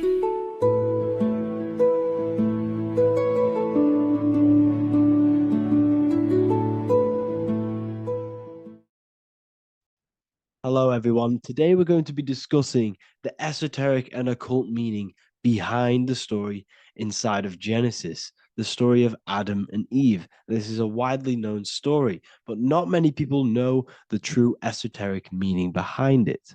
Okay, so today we're going to be breaking this symbolism down. Before we get into this, please leave a like and a subscribe on the channel. I would greatly appreciate it. And please comment below any lectures or anything you wish to know, and I could maybe make it in the future. The first thing we must understand about the Bible is that it is an esoteric and occult book. It is written in allegory. It is written in such a way that we understand the book compared to our level of perception. Now, what do I mean? If a child read the Bible, they would gain a standard meaning and story behind it. They would gain a normal interpretation of the book, of being good, praise God, and be a good person. However, me, who have studied the occult and esoteric and symbolism for a very long time, when I read the Bible, I see a deeper meaning. I can read between the lines of the allegories, which means the Bible is written in such a genius way that it speaks to your level of intelligence. Depending on how advanced you are mentally and with knowledge, will depend on how you decipher this book and how the parables inside the book can speak to you in your personal life. Okay. So the Bible is the greatest psychological book ever written in history. This is why it's known as the greatest story ever told. It's a story. What we must understand with the Bible is that the Bible creates on the surface a logical way of thinking, which is what we call religion. We read the Bible and if we think logically and we take that book literally, then we gain a religion. But if we look beyond the surface, this is what we call esoteric, metaphorical, symbolic. You can read between the lines using our right hemisphere of the brain in deciphering this book and what it truly means to us and the evolution of our mind, body, and soul. What this book actually reveals between the lines is instructions and stories which teach you how to level up your consciousness, how you can sync the mind, body, and spirit and the soul all together so you can live like a god. This is what the esoteric is. It's the purification of consciousness. Now, when it comes to Adam and Eve, okay, what we must understand is that this is the beginning of creation. This represents the beginning of your life in an esoteric way. This is symbolic for the beginning of your incarnation into this physical world, okay? And we have Adam, masculine, Eve representing feminine. These are the two masculine and feminine energies which create the whole material universe, okay? And as we are born with a pure consciousness. We are born with pure consciousness. Well, now, what do I mean? As a baby, we have no knowledge. We are pure essence of the soul. You know, we don't gain the knowledge of good and evil. We are pure. Yes, we're not happy all the time as a baby, and we're not sad all the time, but we have no ego. This is what I mean. Our consciousness is not split. As a baby, you are whole. You have a whole consciousness. You are yourself. You have no false identifications, no limiting belief systems, nothing. You are pure awareness and the pure soul and the pure mind. Now, this is what Genesis is representing. As we grow older, the more experiences we gain, the more thoughts we start to think, the more knowledge we gain of this world, the more impure our mind, our heart, our soul, our spirit becomes, the more impure our body becomes. As we grow older, we're infected with negative beliefs, negative thoughts, and society norms. This is a big one. As we grow older, we are molded by society. We shut off areas of ourself and we push them away so that we fit in with society. We all know this. We all did this in school. We pushed away parts of ourselves to act cool or to fit in, whatever it may be. Whatever type of person you were in school, we all went through this because society and culture is programmed. So as we grow older, our consciousness splits. We gain a persona, an ego, and we gain a shadow self, the subconscious, and we gain an ego. Now, the ego is what you show to people.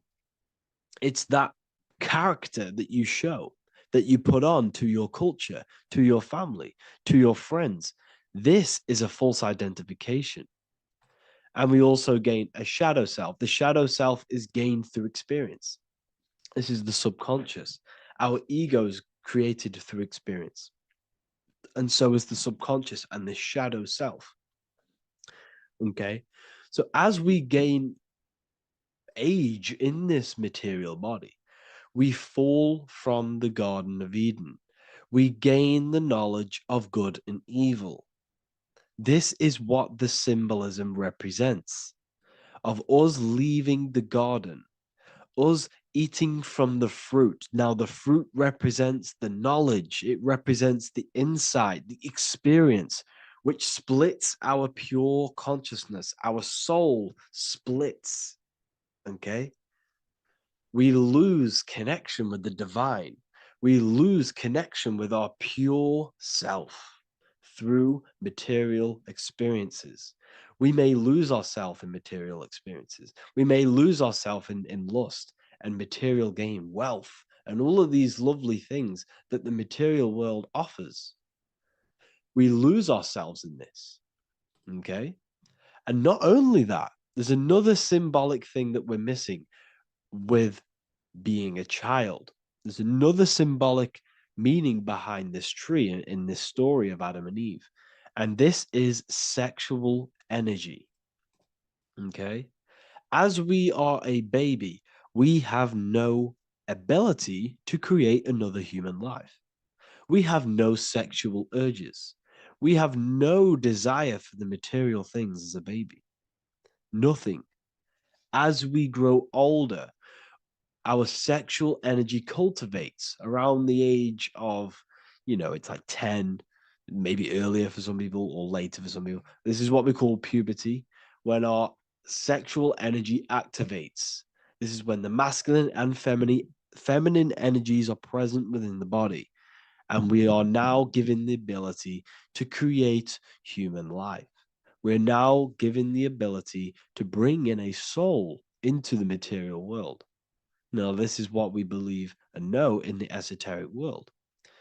That is what sex is. You're bringing a soul from the astral into the physical. Okay. So as you grow older, you gain this ability to use the power of creation. You gain this force within you that allows you to open a portal in the astral and bring in a soul to the material. Now, this power can be misused. This power is very powerful and should not be misused. In occult and esoteric teachings, we teach and learn sexual transmutation, how we transmute sexual energy into different areas of our life so we can grow and create. Because sexual energy is creative energy. It creates a whole new human being. So if we retain it, we can transmute it into creativity.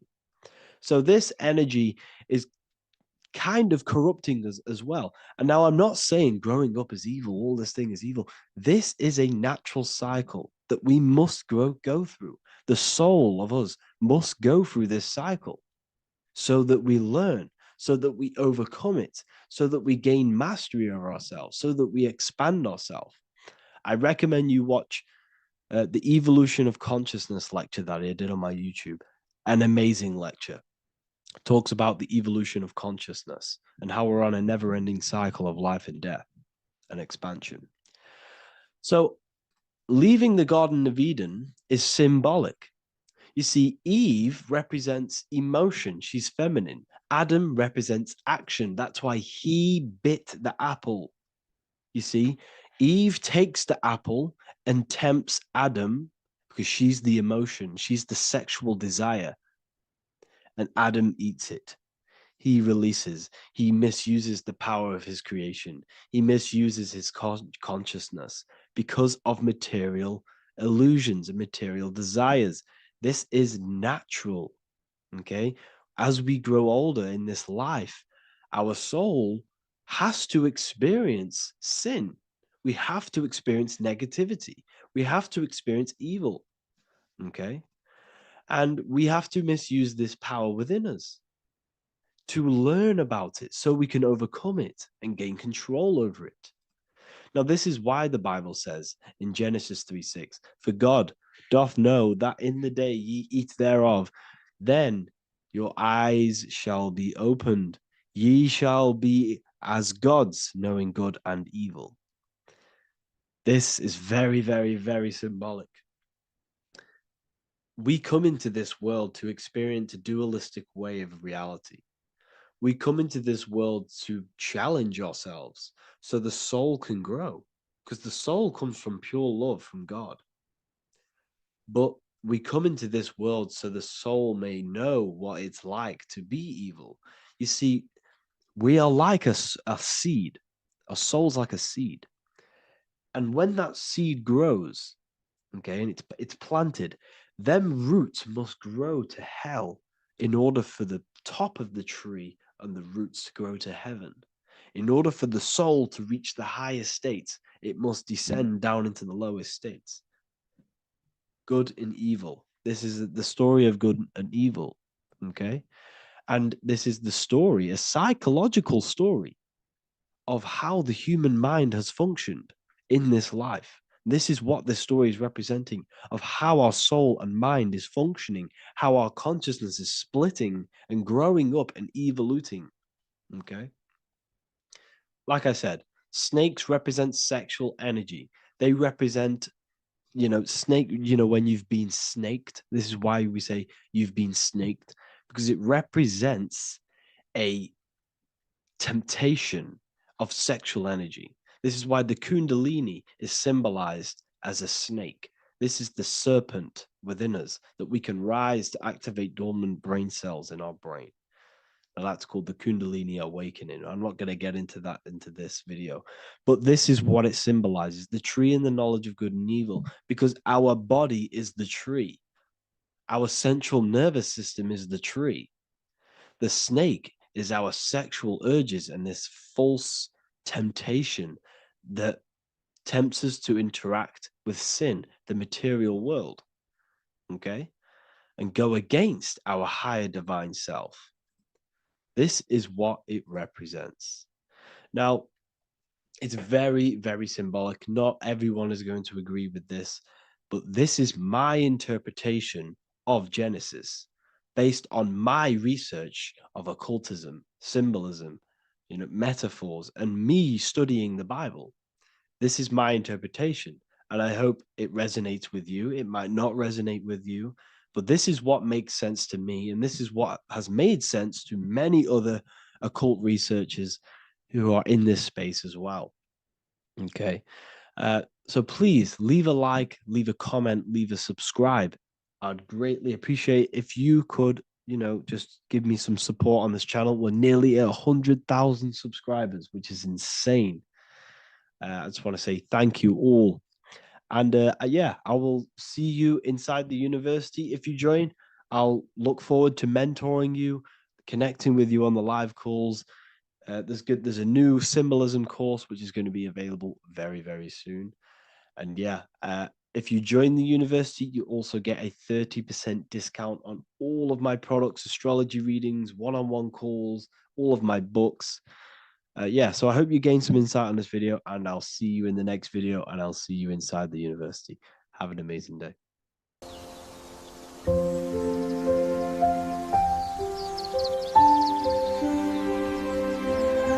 bookofwisdom.com.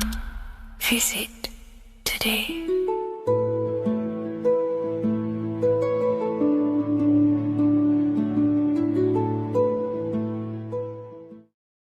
You're living in 4 planes of existence right now, but most people are only aware of one.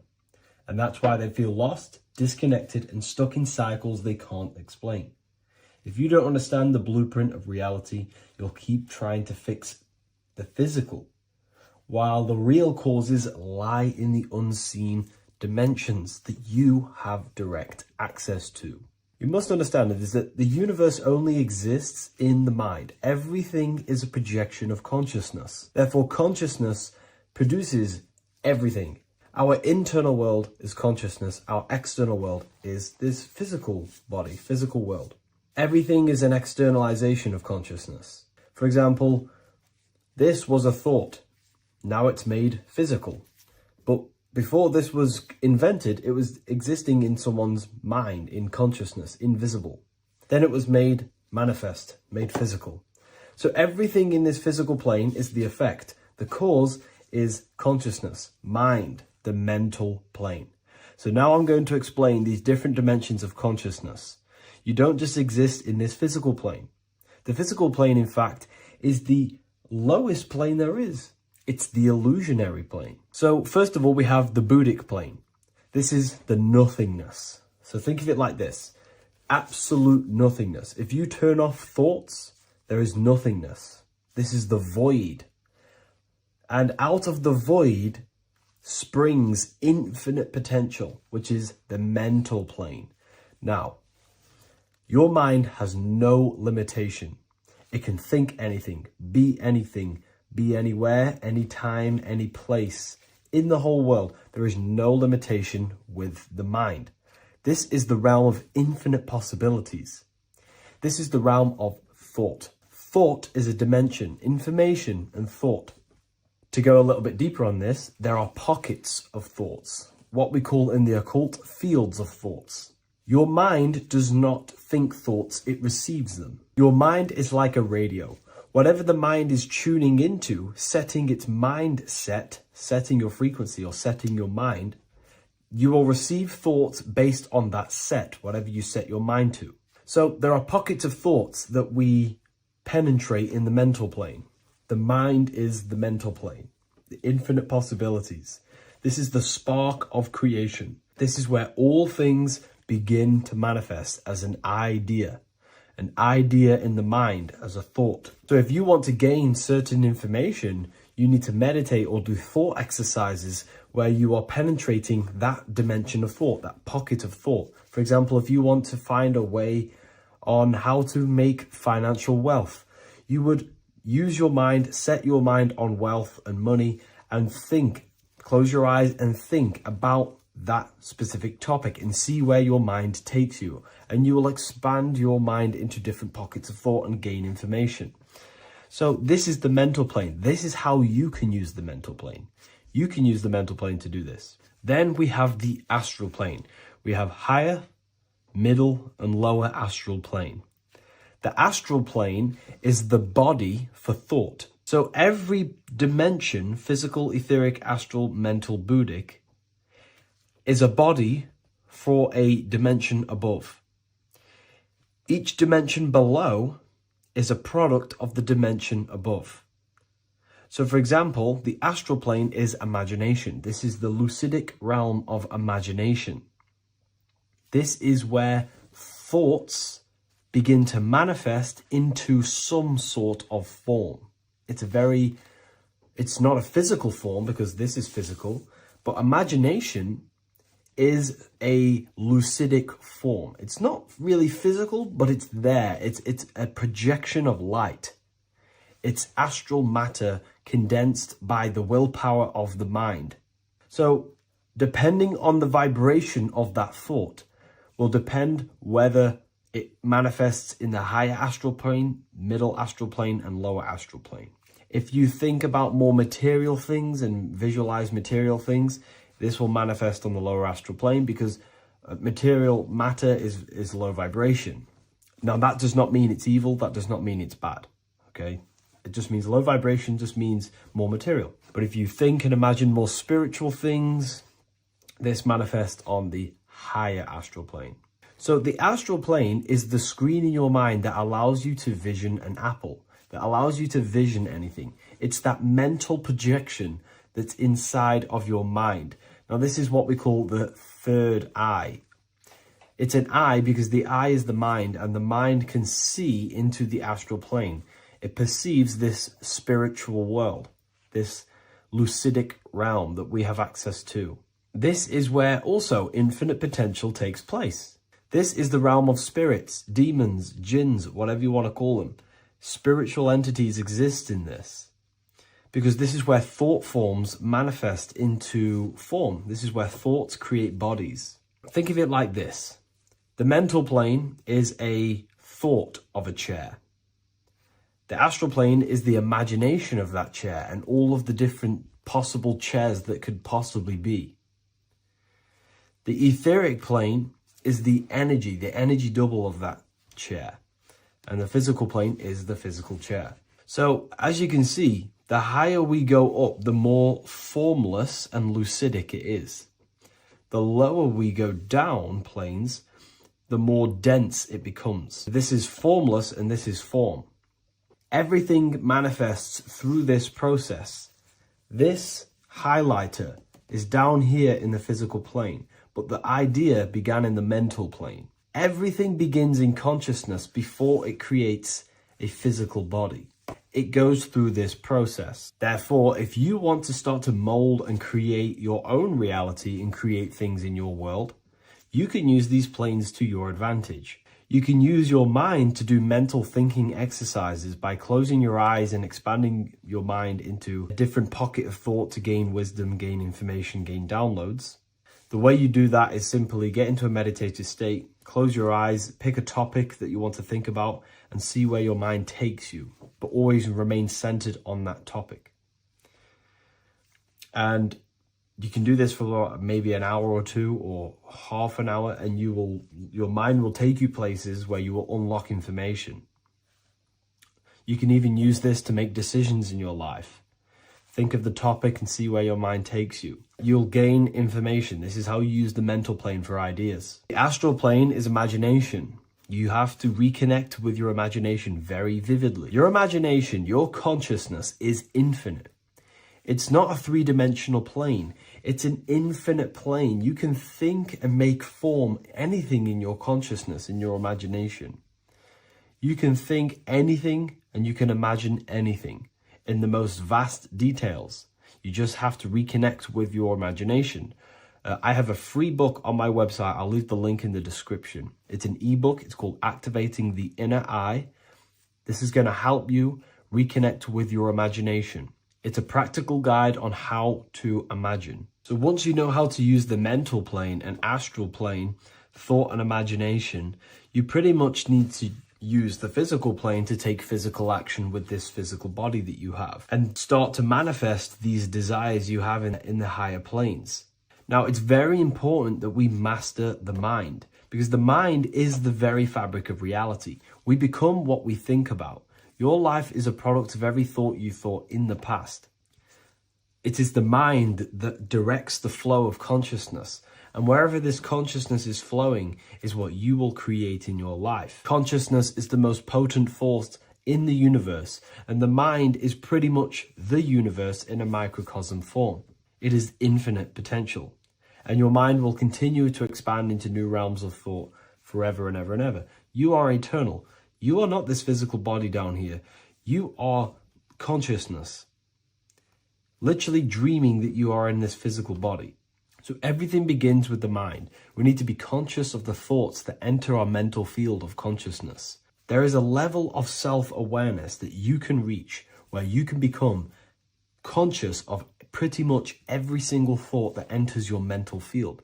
Now we have over 7,000 thoughts a day. You can gain such mastery over your mind where you can become conscious of every thought you think. And that is when you gain superior power. Because when the mind is fully under control of self, you can direct the mind's potent force into a specific goal. Most people's minds are dualistic. They want something, but their mind is thinking something else.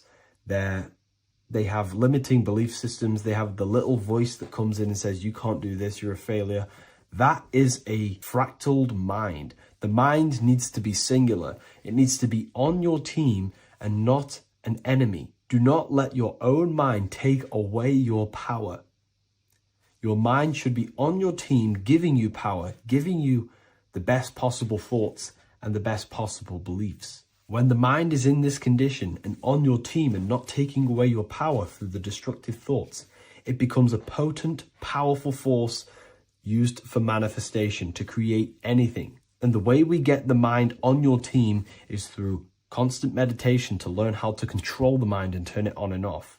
Subconscious reprogramming through visualization, affirmations, cultivating emotions associated with your goal.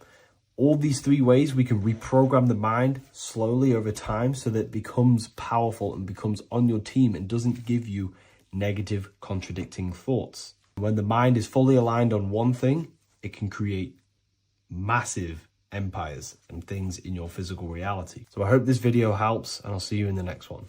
Welcome to Revival of Wisdom. Welcome people, we're back with another video, and this video is about Freemasonry and the connection to the Illuminati. Please, as always, to make sure to hit that like and the subscribe button and turn on the notifications to never miss a video. On May the 1st, 1776, the founder of the Illuminati, Adam Weishaupt, founded this secret organization, and this date can be found in Roman numerals underneath the all-seeing eye pyramid on the $1 bill. This $1 bill also says Anu Coptus Novus Ordo Secularum. This is Latin for announcing the birth of the New World Order. This New World Order will be headed by Lucifer, the all-seeing eye, and followed by the 13 layers of bricks for the 13 elite bloodlines. So your Orsini's, Rockefellers, Rothschilds, Soroses, and the other 9 elite families. So when Adam Weishaupt created the Illuminati, he made it consisting of high-level degree Masons, French and Latin philosophers, and many more powerful people to all become one society. So this is why you see Masons using this same symbol of the all-seeing eye inside the pyramid. But not all Freemasons are part of this Illuminati secret society. As the 33rd degree Freemason Manly P. Hall said in his book The Secret Teachings of All Ages, Freemasonry is a fraternity within a fraternity, an outer organization concealing an inner brotherhood of the elect. So what he's saying here is that Freemasons have to go up the degrees of Freemasonry, and once they hit the top, they either get elected or not into these secret societies like the Illuminati, Skull and Bones, and Knights Templar. So when you see celebrities doing this one-eye symbolism, either covering one eye, doing the triangle, or doing 666 over one eye, this is showing and reflecting the symbolism of Freemasonry. They have taken the oath to never speak on anything they learn about Freemasonry. Duncan's Ritual of Freemasonry book states the oath they have to take. Quote, I ... of my own free will and accord, that I will hail, ever conceal, and never reveal any of the secrets, arts, points of Master Mason's degree to any person whomsoever. All this most solemnly, sincerely promise and swear. Now, this is what happens when they break the oath, stated in this book, quote, myself severed in two, my bowels taken from thence, and burnt to ashes. So this states that Freemasonry comes first, before any law of the land. It has the right to kill you if you break your oath. This is the hand gesture they have to do every time they enter the ritual room inside the Masonic lodge. This is the cutthroat symbol, showing you and reminding you of the oath and what will happen if you break it. Now, in this book, Richardson's Monitor of Freemasonry, it states, if you break your oath, binding myself under no less penalty than to have my throat cut across, my tongue torn out by the roots, and my body buried in the rough sands of the sea. If they do not decide to kill you, this book states this by pointing him out to the world as an unworthy vagabond, by opposing his interest, by dearranging his business. In other words, they have the power to frame you and destroy your reputation to the world and destroy your business if you break this oath. So yes, they do kill to keep this truth hidden, because this truth of this reality is what keeps them in power. They have the ability to manipulate people because people do not know what manipulates them. This is why they call themselves the government. They govern the ment, which is the mentality, because the mind is the root cause of reality. They control what you perceive to control what you manifest. By knowing the truth, you are set free, and you no longer need no controller above you. So this is why they are willing to kill and do whatever it takes to keep the truth concealed within these high-level degrees of masonry and these secret societies.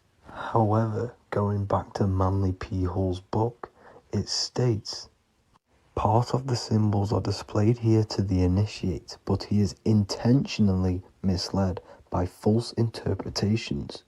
So this is saying even Freemasons are intentionally misled and told lies to conceal the truth, to make sure the truth is hidden in the high degrees of masonry.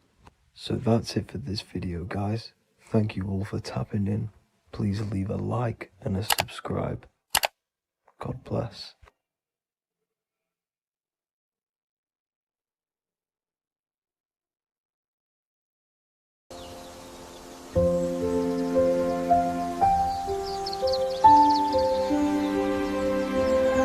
bookofwisdom.com. Visit today.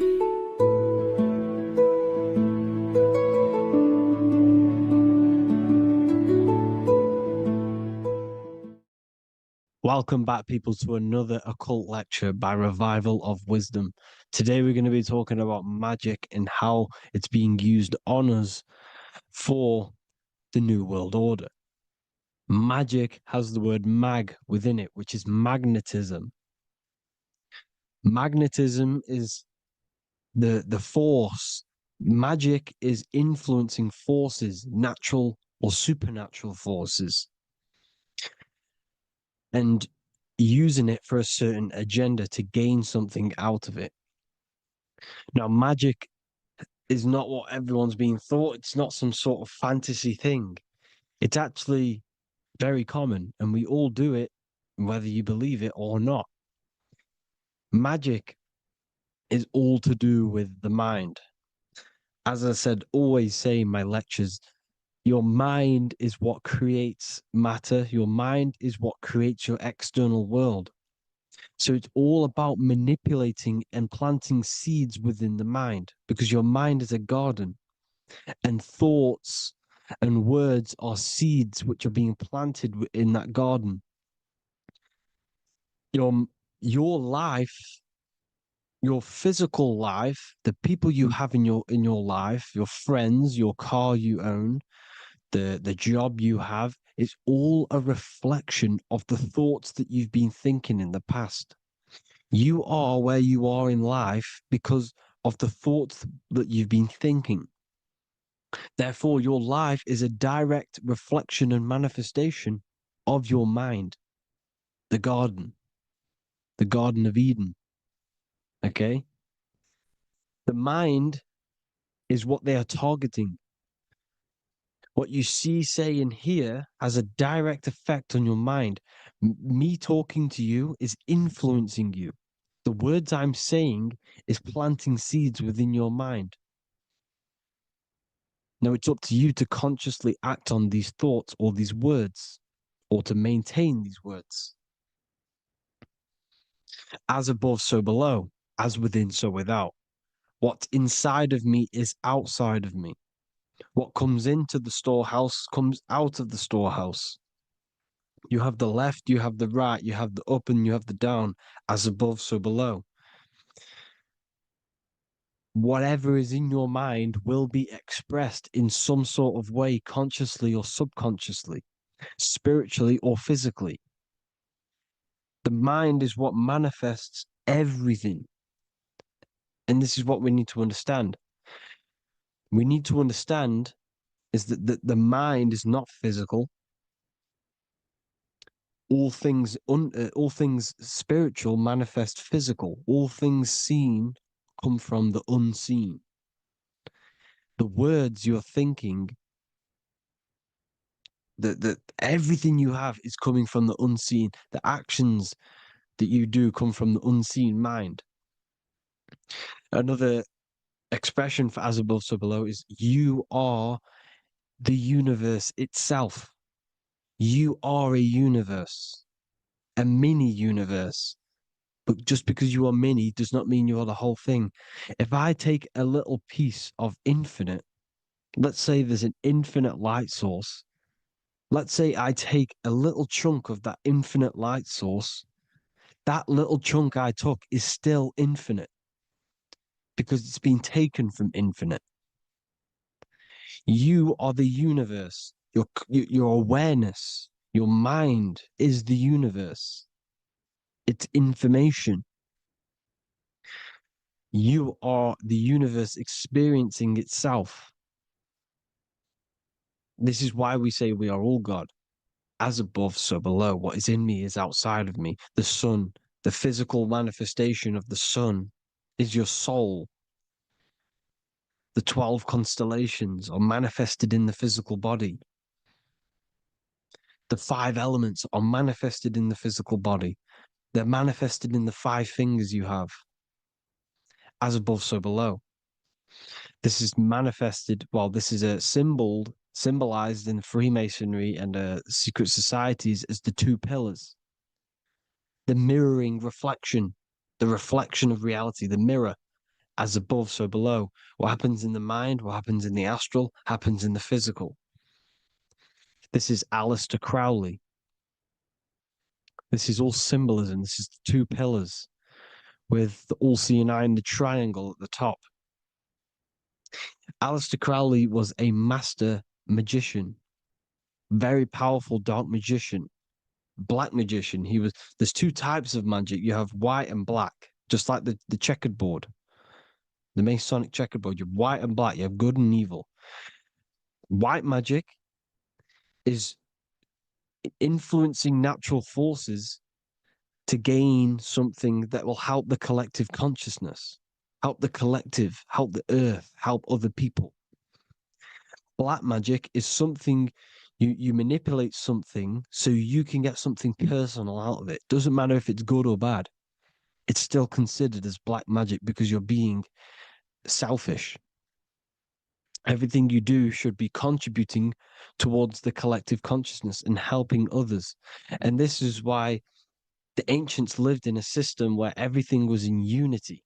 We understood that I am you and you are me. What I do to you happens to me because I am you and you are me. We are the same mind substance on the inside. We're all the same mind substance being expressed in different bodies. So what I do to your mind will have a ripple effect on my mind because all of our minds are connected within the mental plane. So this is why they know all this knowledge.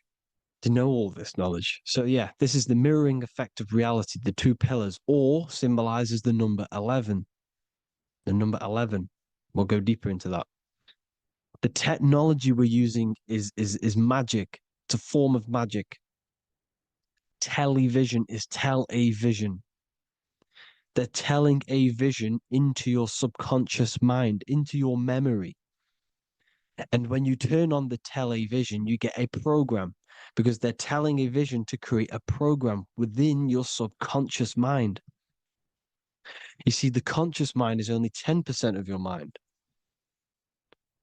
which is to do with your, what you're aware of, your five senses. What are you consciously aware of? Well, I'm aware I'm here, I'm talking. I'm aware of what I'm wearing, the five senses, what I can hear, taste, smell, hear. What I'm wearing, I'm aware of what I think of. But the subconscious mind is the 90% of your mind. It's the hidden part of the mind, which is telling your heart to beat, telling your body to breathe. It's storing all of your emotions. It's storing everything you see, storing all the belief systems that you have. It has everything. It stores all of the habits you have, the values. It stores everyone's name that you know. All the words that I'm speaking right now is all coming out of the subconscious. Everything is subconscious, and it literally manipulates 90% of your daily basis behavior. Most people don't know this. What you did yesterday is what you will do today because of these beliefs and mental programs within the subconscious, stored within the subconscious. So the subconscious is what they're aiming at. They're trying to create programs within the subconscious because the subconscious manifests 90% of your thought patterns, 90% of your actions and words. They know all this stuff. So the subconscious mind is the most powerful part of the mind. Another way the subconscious manifests and influences your life is, let's say you were in a car crash years and years ago, 10 years ago. Let's say you're in this car crash, right? And you really hurt yourself. The emotion you felt in that time when you were injured in that car crash had a great impression on your subconscious mind. You see, the stronger you feel something emotionally, the stronger impact it has on the subconscious.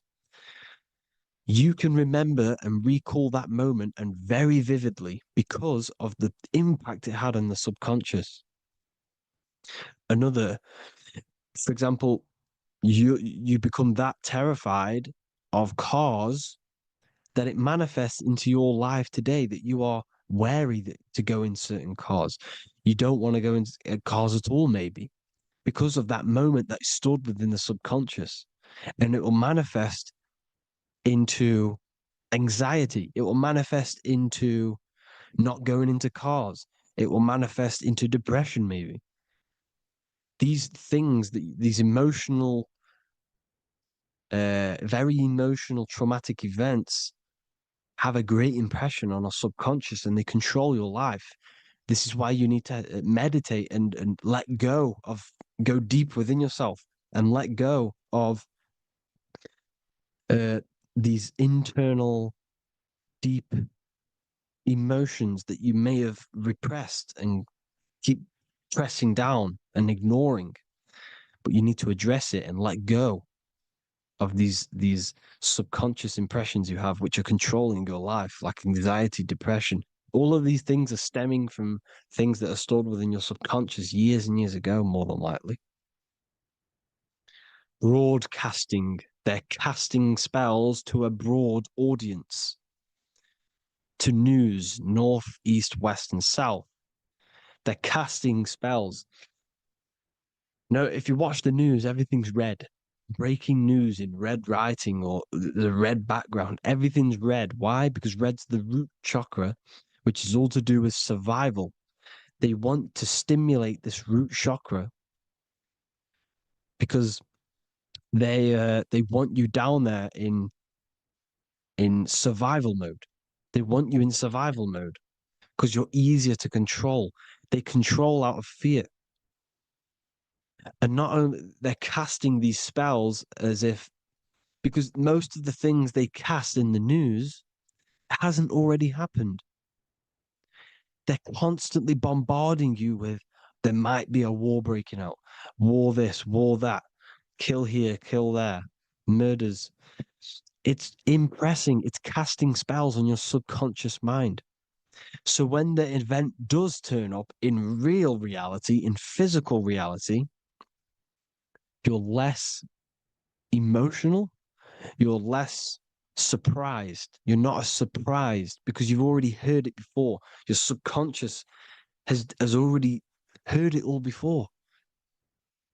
If you never heard of a war and then a war broke out, you'd be going crazy. So they subtly program your subconscious mind through the words, because the words they say is impressing your mind. It has an effect on your mind, which will have an effect on your behavior, your words, your conversations you have with people. They're casting spells to north, east, west, and south on the tell a vision. They're telling a vision by broadcasting, by saying spells. This is why we call it spelling. Even the word, listen, the words we say cast spells. Bless. Oh, bless you. That's be less. The subconscious mind only picks up literal things. You see, when I say bless you, your conscious mind picks that up as, oh, thank you, you're blessing me. But your subconscious picks up as be less. You see? Because the subconscious it has no filter. It's just, it is what it is. Everything is factual in the subconscious. Therefore, if I call you an idiot, your subconscious, my subconscious will think I'm talking to myself and calling myself an idiot, and it will take that as true. That is truth. Everything is truth within the subconscious. And the subconscious manifests your behavior. The devices this is the biggest one. Black scrying mirrors, device, the devil's vice, the device. Okay. Black scrying mirrors, black screen is scrying. Black scrying mirrors were used to communicate with spirits within the astral plane in the medieval times. They're still being used now by black obsidian mirrors. And look at your phone, it's a black mirror. And there's some sort of, I'm not saying this is fact, but personally, I believe these are portals for spirits and ethereal entities to come into your life, to come into your surroundings. So this is the next big thing: the TVs, your iPhone, your iPod, all black mirrors, and mirrors are very, very powerful. Even just a normal mirror. Mirrors have an effect. Whatever you say into a mirror, what you say is energy. And when you say something into a mirror, you're saying it into yourself. It's an infinite cycle of words of energy because it's being reflected infinite times. When you say something into a mirror, it has a massive effect. You're saying it directly into your eyes, into your mind. So what you say in a mirror should be said with precaution.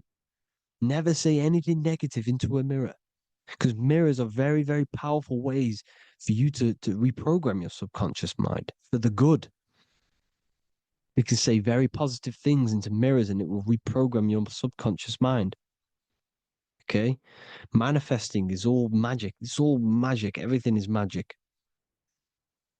But consciously doing it is what they're doing. They hid this knowledge. Your phone is magic. It manipulates your mind. The iPhone, okay. See, magic isn't all of this with wands.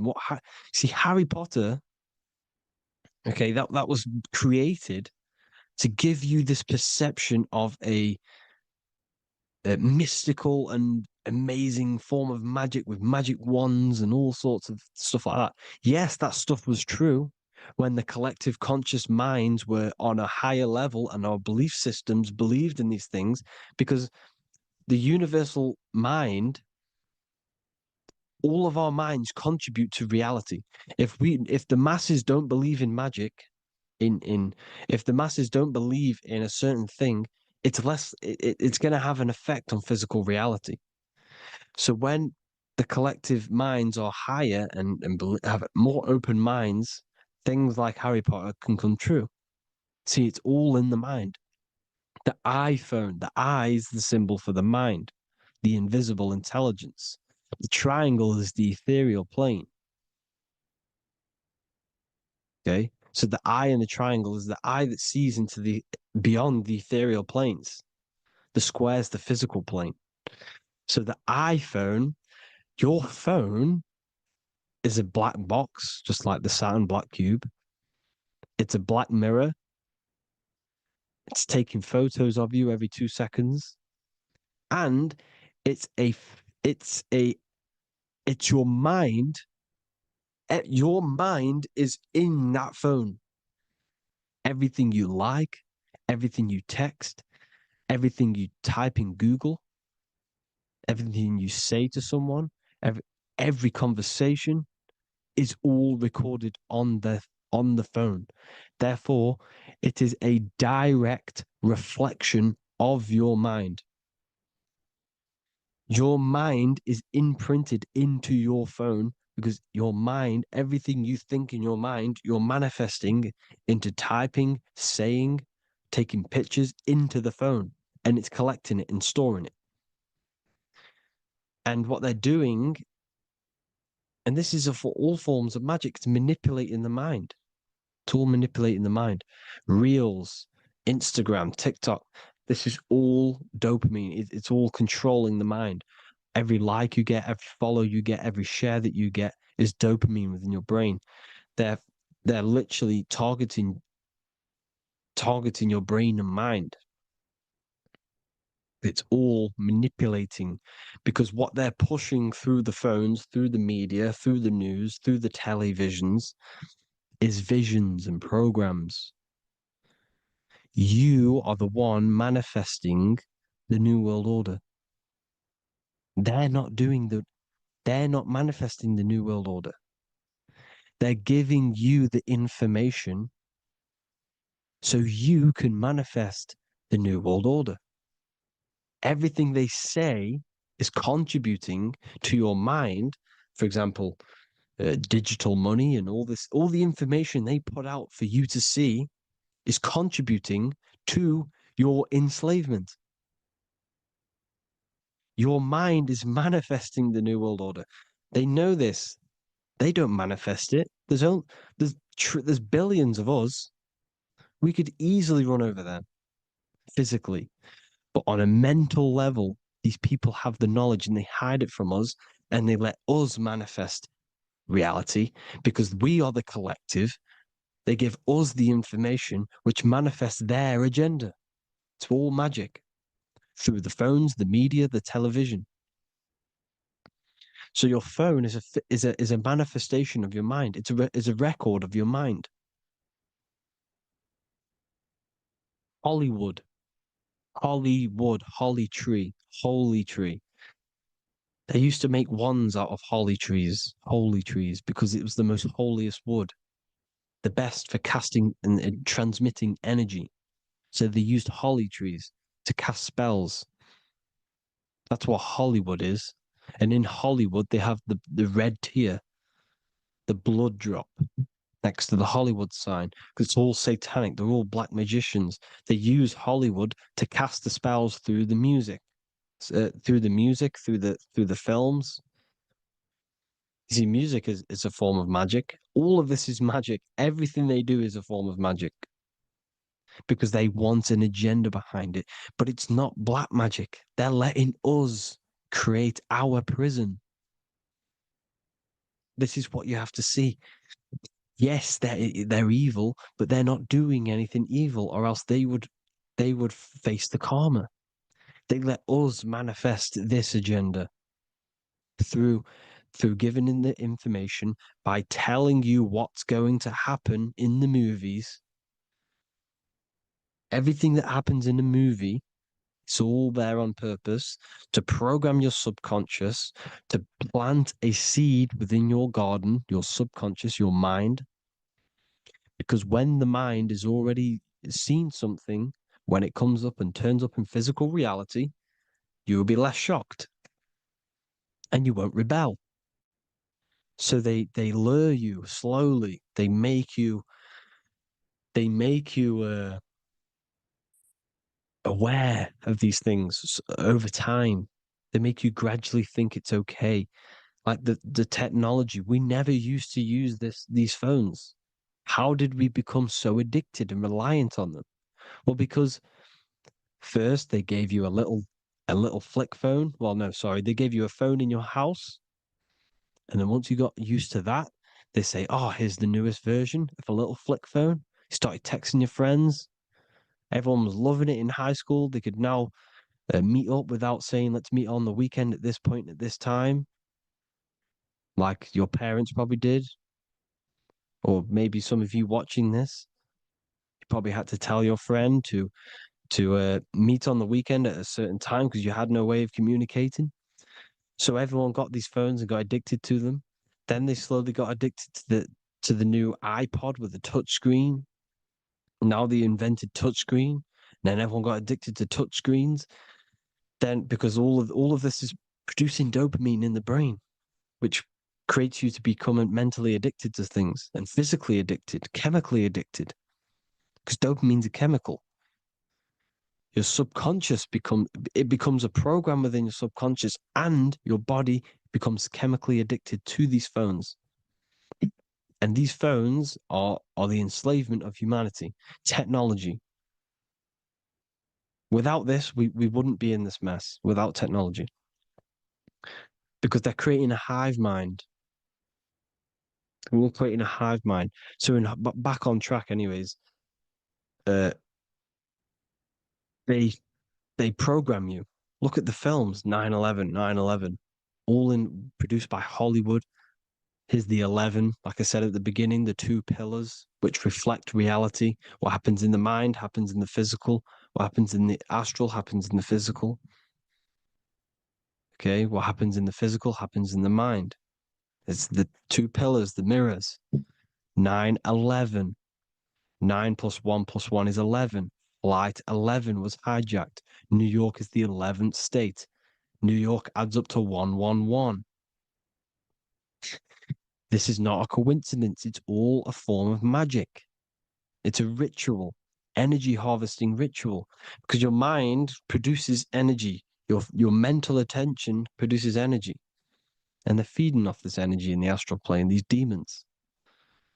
Music is the most powerful. Personally, I think the music is one of the most powerful forms of magic they're using. Okay. Music is hypnosis. It puts your brain in a hypnotic state. It influences your electromagnetic field through vibrational energy. It reprograms your subconscious mind. Why do you think you remember the lyrics? You see, your subconscious stores all of the memories. Remember, the subconscious manifests 90% of your behavior. So therefore, the music you're listening to is manifesting your behavior. You wondered why some people wonder why they have drug addictions and they can't get out of violence and they can't get out of all this negative mind space. It's because the music they're listening to is creating a negative mind space. The words you listen to have plant seeds within your mind. So the reason you remember the lyrics is because that song created a program within your subconscious. Yes, that is what happens. You can use magic to reprogram your mind, but you can use music to reprogram your mind because it's all forms of magic.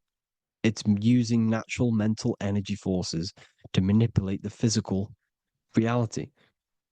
You manipulate your mind, you manipulate reality, physical reality. Okay. So the music, another very, very big one. When you turn on the radio, it's just all talks about alcohol, drugs, and sex because they want you down in the lower three chakras. They want your mind attached to matter when it's mind over matter. Your mind's not physical. You see, the word spirituality is the new trend. It's not about your spirit. It's not about your spirit. It's about your mind.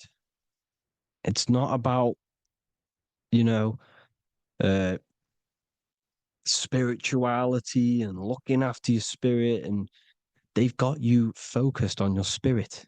Why? Because they hide your mind from you.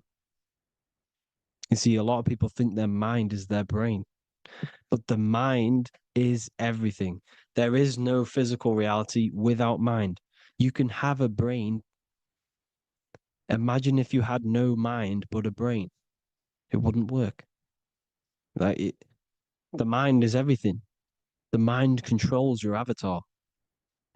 It begins in the mind before it happens in the brain. Then the brain manifests through the body. The brain's just an electrical computer. So that they've got people scared. Or do I have a soul or not? And all this stuff. Listen, if you have a mind, you have a soul, because you are not the mind. This is why everything is sort of an illusion, because beyond the mind is your soul. But what is the soul without a mind? You can't have a soul without the mind. But if the mind didn't exist, the soul doesn't exist. You are the person listening to your mind. I shouldn't say person, because you're not the body. You're the entity behind the mind. But if you didn't have that mind, you couldn't understand what you even were. You would just be an observer who couldn't think. So yes, we all have a soul. If you have a mind, you have a soul. Everything is mind.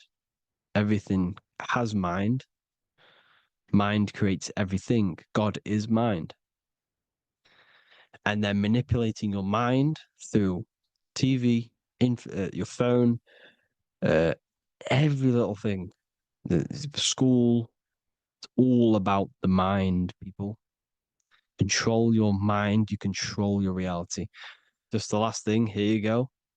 Aleister Crowley, the dark magician, Kanye West doing the exact same thing because they're implementing magic in the music.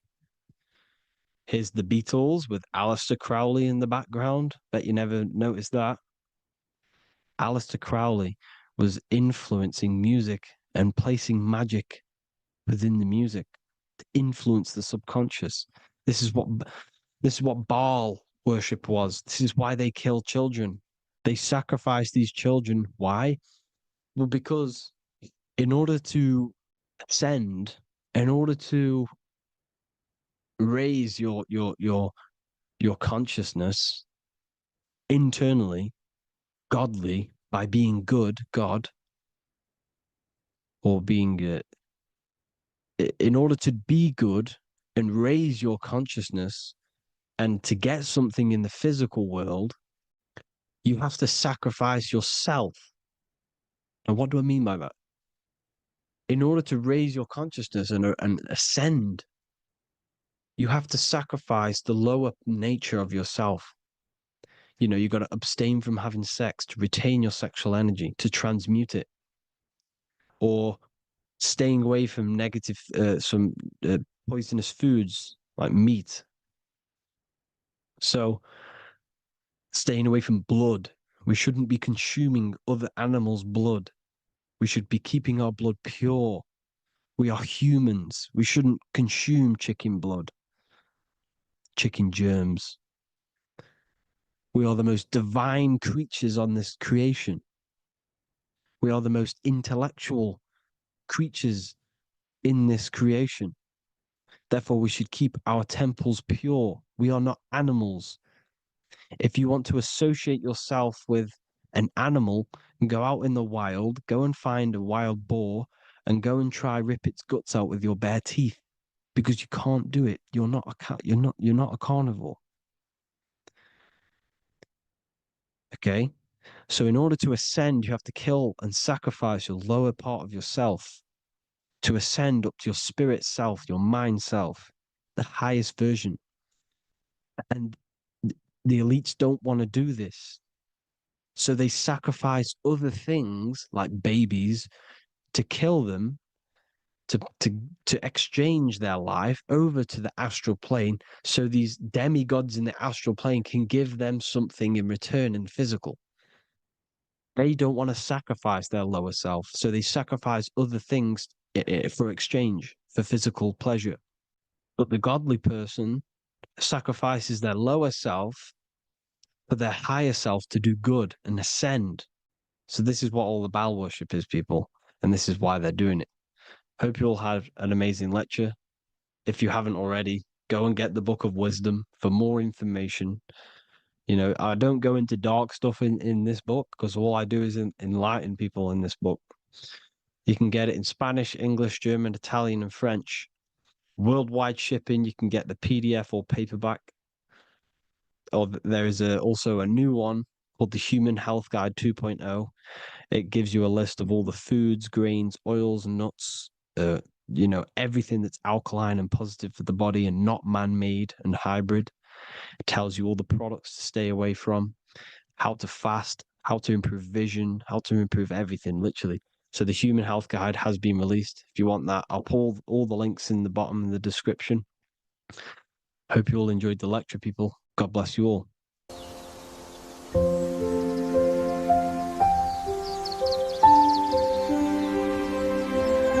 bookofwisdom.com.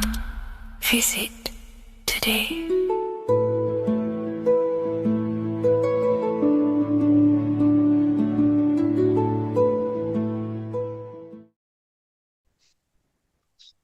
Matthew 21:1, Jesus went into the temple of God.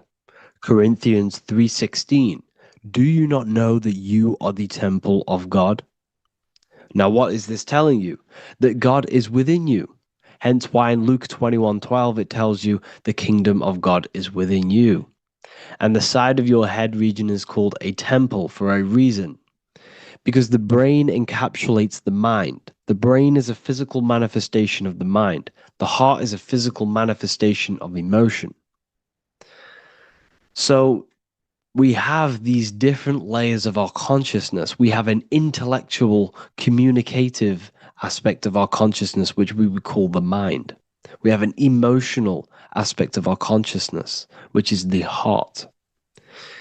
And to communicate with the divine, it's all to do with the mind. Hence why the ancients always symbolize the mind being God.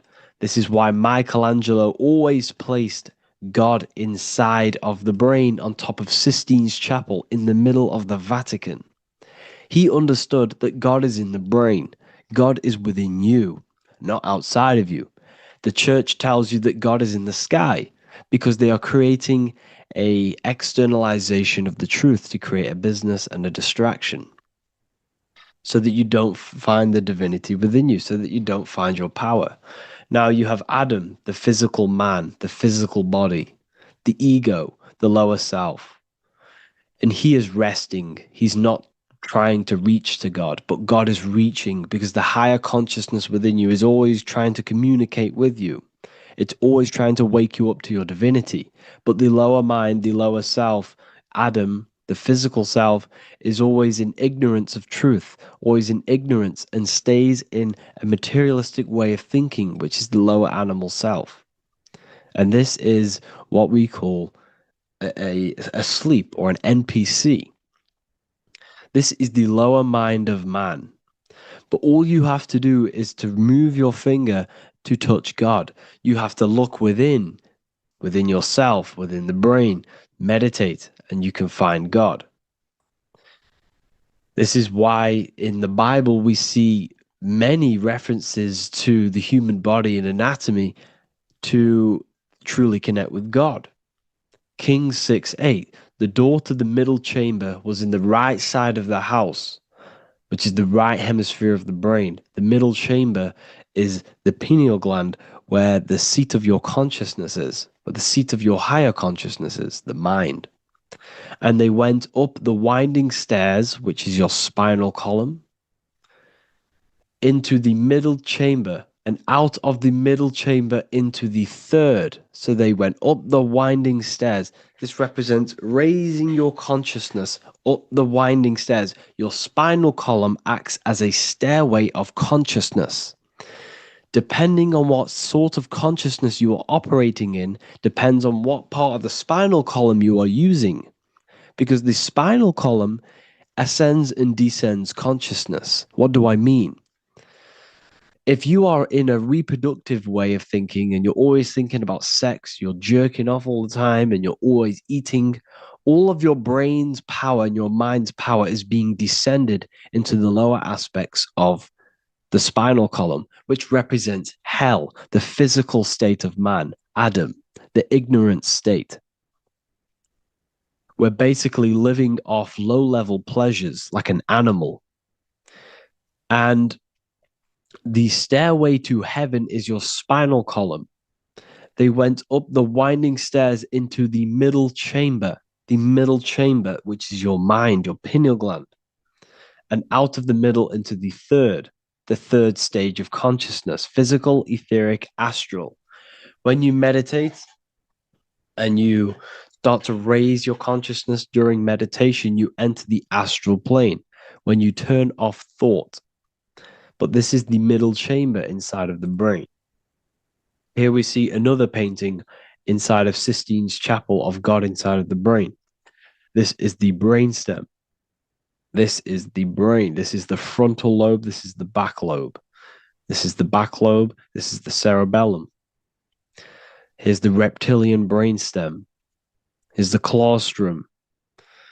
This is what we are seeing here. Anatomy. Here is another one in Sistine's chapel in the middle of the Vatican. This is depicting the brainstem. God's neck looks exactly like the brainstem.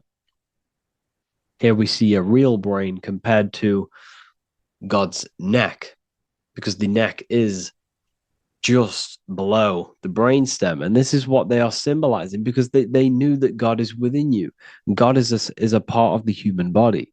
God is inside of the body, because the body is a vessel for consciousness, for universal consciousness. Inside of you, inside of me is the same spark of consciousness.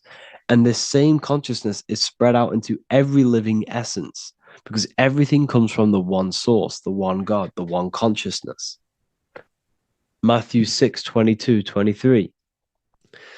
The light of the body is the eye. If therefore thine eye be single, thy whole body shall be full of light. Practicing the single eye. What is this? This is meditation. This is entering within yourself.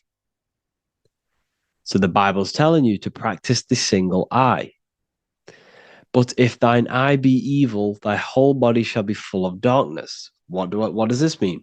If your consciousness is in an evil way of thinking, if your mind is filled with an evil, negative mind space, then your body shall be filled with darkness, with evil, with negativity. Because negative thoughts destruct the body. Positive thoughts heal and regenerate the body. So he tells you to be, the light of the body is the eye, your consciousness, the inner eye of consciousness, the eye that lets you see. And what do I mean? You look with your two physical eyes, but you see with the inner eye. What you see is perception. You look with the two eyes, and what you see is perception. You are seeing, you are understanding, and that's what consciousness, the mind, gives you.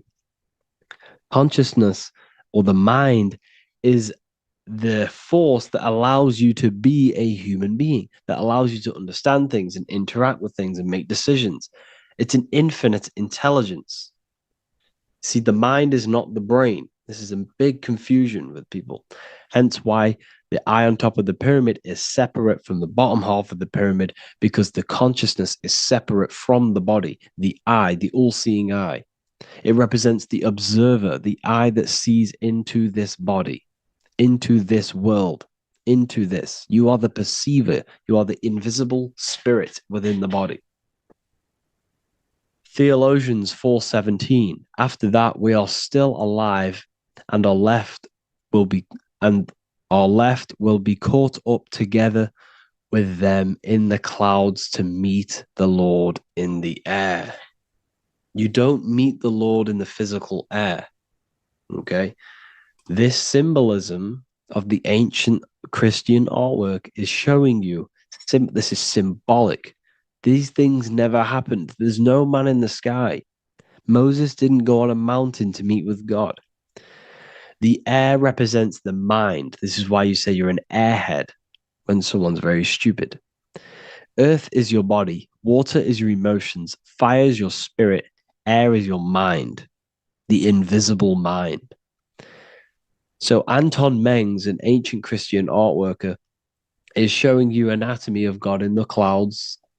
But this is anatomy of the human body, raising yourself to the mind and turning the mind inwards on itself during meditation. And that's how you meet the Lord in the air. You meet the Lord in an elevated state of consciousness. The air represents an elevated state of consciousness because the air is up.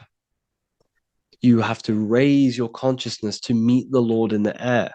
This is why Moses went on a mountain to meet with God. The mountain represents elevation of consciousness, raising the mind up the spinal column, taking all of the mind's attention away from the reproduction and the physical aspects of self and raising it to the brain and turning off the brain and going inward into the air. It's talking about raising consciousness. It's allegorical. It's a spiritual, metaphorical text.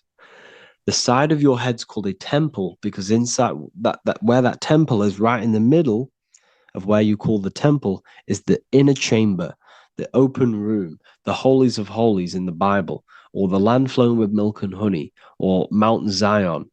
There's so many different names for the brain, or the upper room where Jesus meets his 12 disciples, the 12 cranial nerves in your brain. This is the temple of God.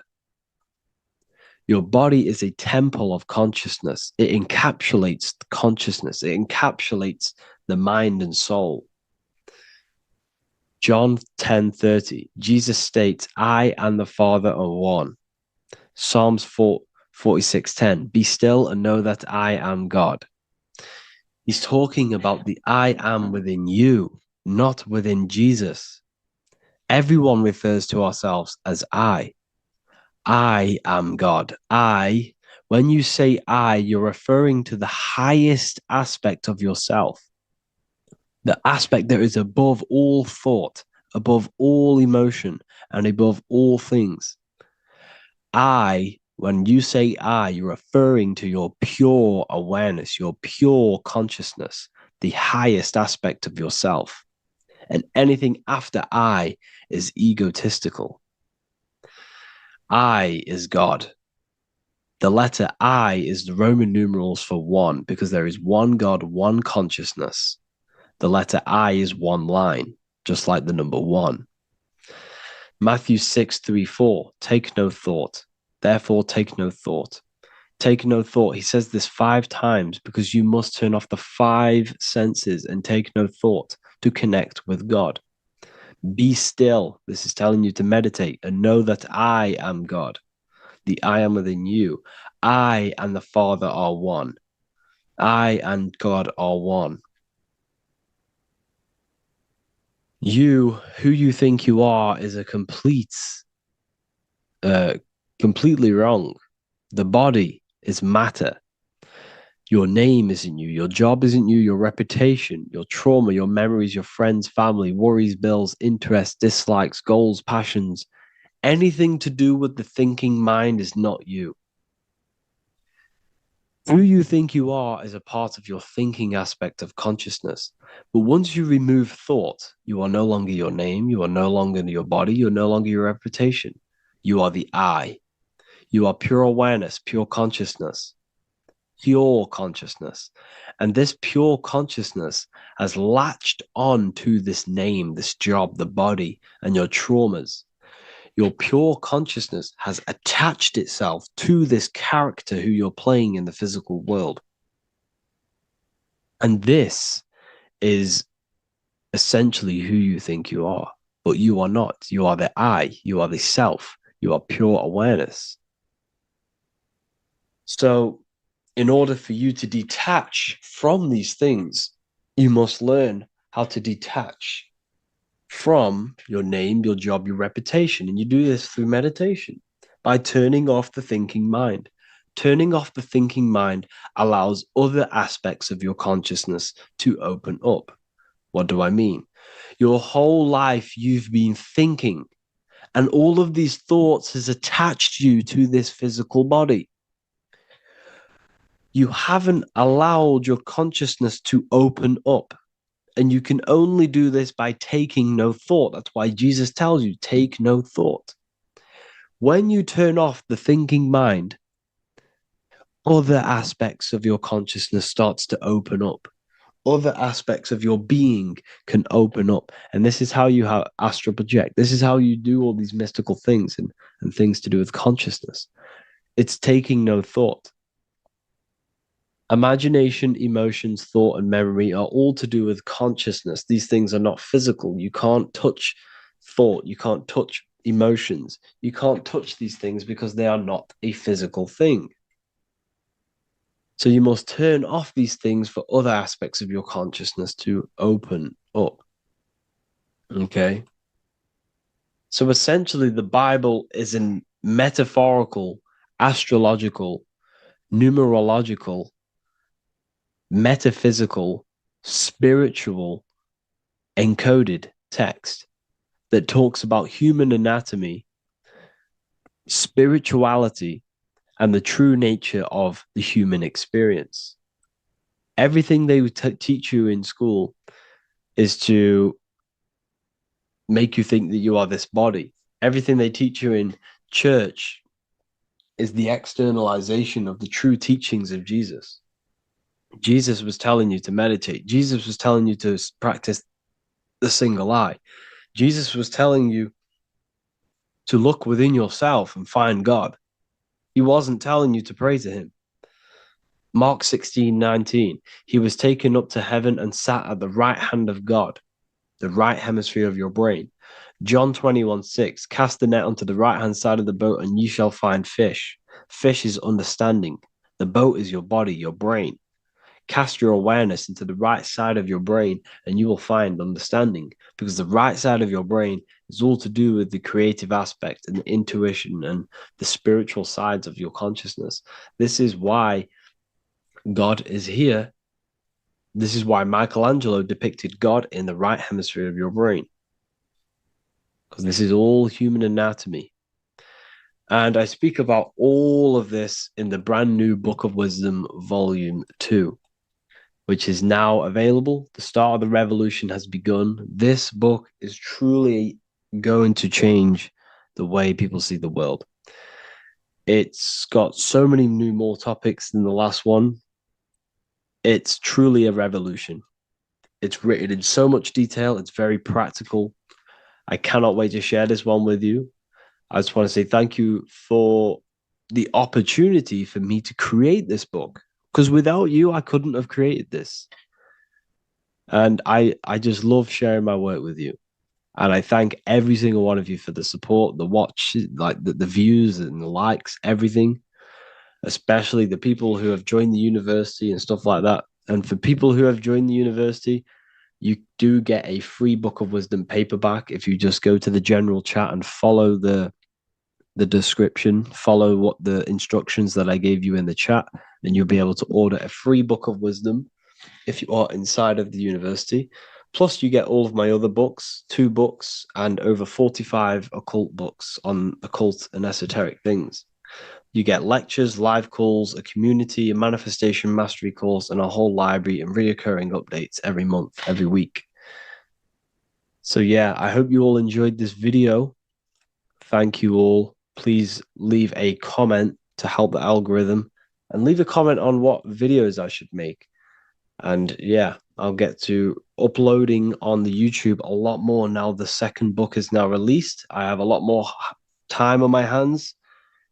No longer using my energy to create the book. I'm now going to redirect this mental energy into the YouTube. So there will be a lot more content coming. So I need some content ideas.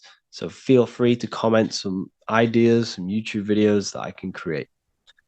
Thank you all, people. Have an amazing day.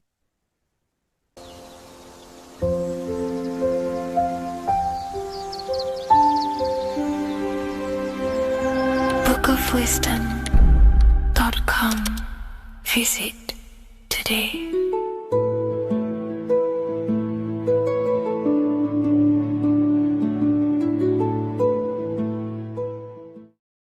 Do the elites actually worship Saturn? In this video, we're going to be discussing the occult and esoteric meaning of the 7 planets and the abuse of the Saturnic energy within today's world. This will help you gain a deeper understanding of reality, yourself, how you create reality, and what these 7 planetary energies actually truly are. In order to understand anything within the universe, we have to understand the law of correspondence, the law of as above, so below. There is one consciousness expressed in infinite forms. Me, you, the squirrel, everyone who possesses consciousness within this universe is an expression of the one divine consciousness, what we like to call Source, God, or the grand architect of the universe. We have to understand there is a large scale, but the large scale is mirrored in the small scale. If we look at lightning, this is a large scale. This is the macrocosm. Then we go a bit smaller to the trees. We see the same pattern. Then we look a little bit smaller into the human body. We see the same pattern of the nervous system. Then if we zoomed into the microcosm, brain cells, we still see the same pattern. This reveals the universe is a fractal universe. The large is reflected in the small. And this is the symbol of the Fibonacci sequence, which represents this as above, so below principle. The big spiral represents the macrocosm, but then this spirals into the tiny spiral. This symbol goes for eternity, never touching, never finishing. The large is mirrored in the small. With understanding this, we can realize that we are a microcosm of God. We are our own universe. We are our own world. Your body is the earth. Your mind is the mind of God, just in a smaller version. You are a drop in the ocean of the vast collective consciousness. With that being said, everything you see outside of you is inside of you. As above, so below. The 7 planetary energies on a macrocosmic scale are the 7 energies that form the physical world. The physical dimension is crystallized thought. Everything you see around you was thought made manifest. Thought imagined, then created in the physical reality.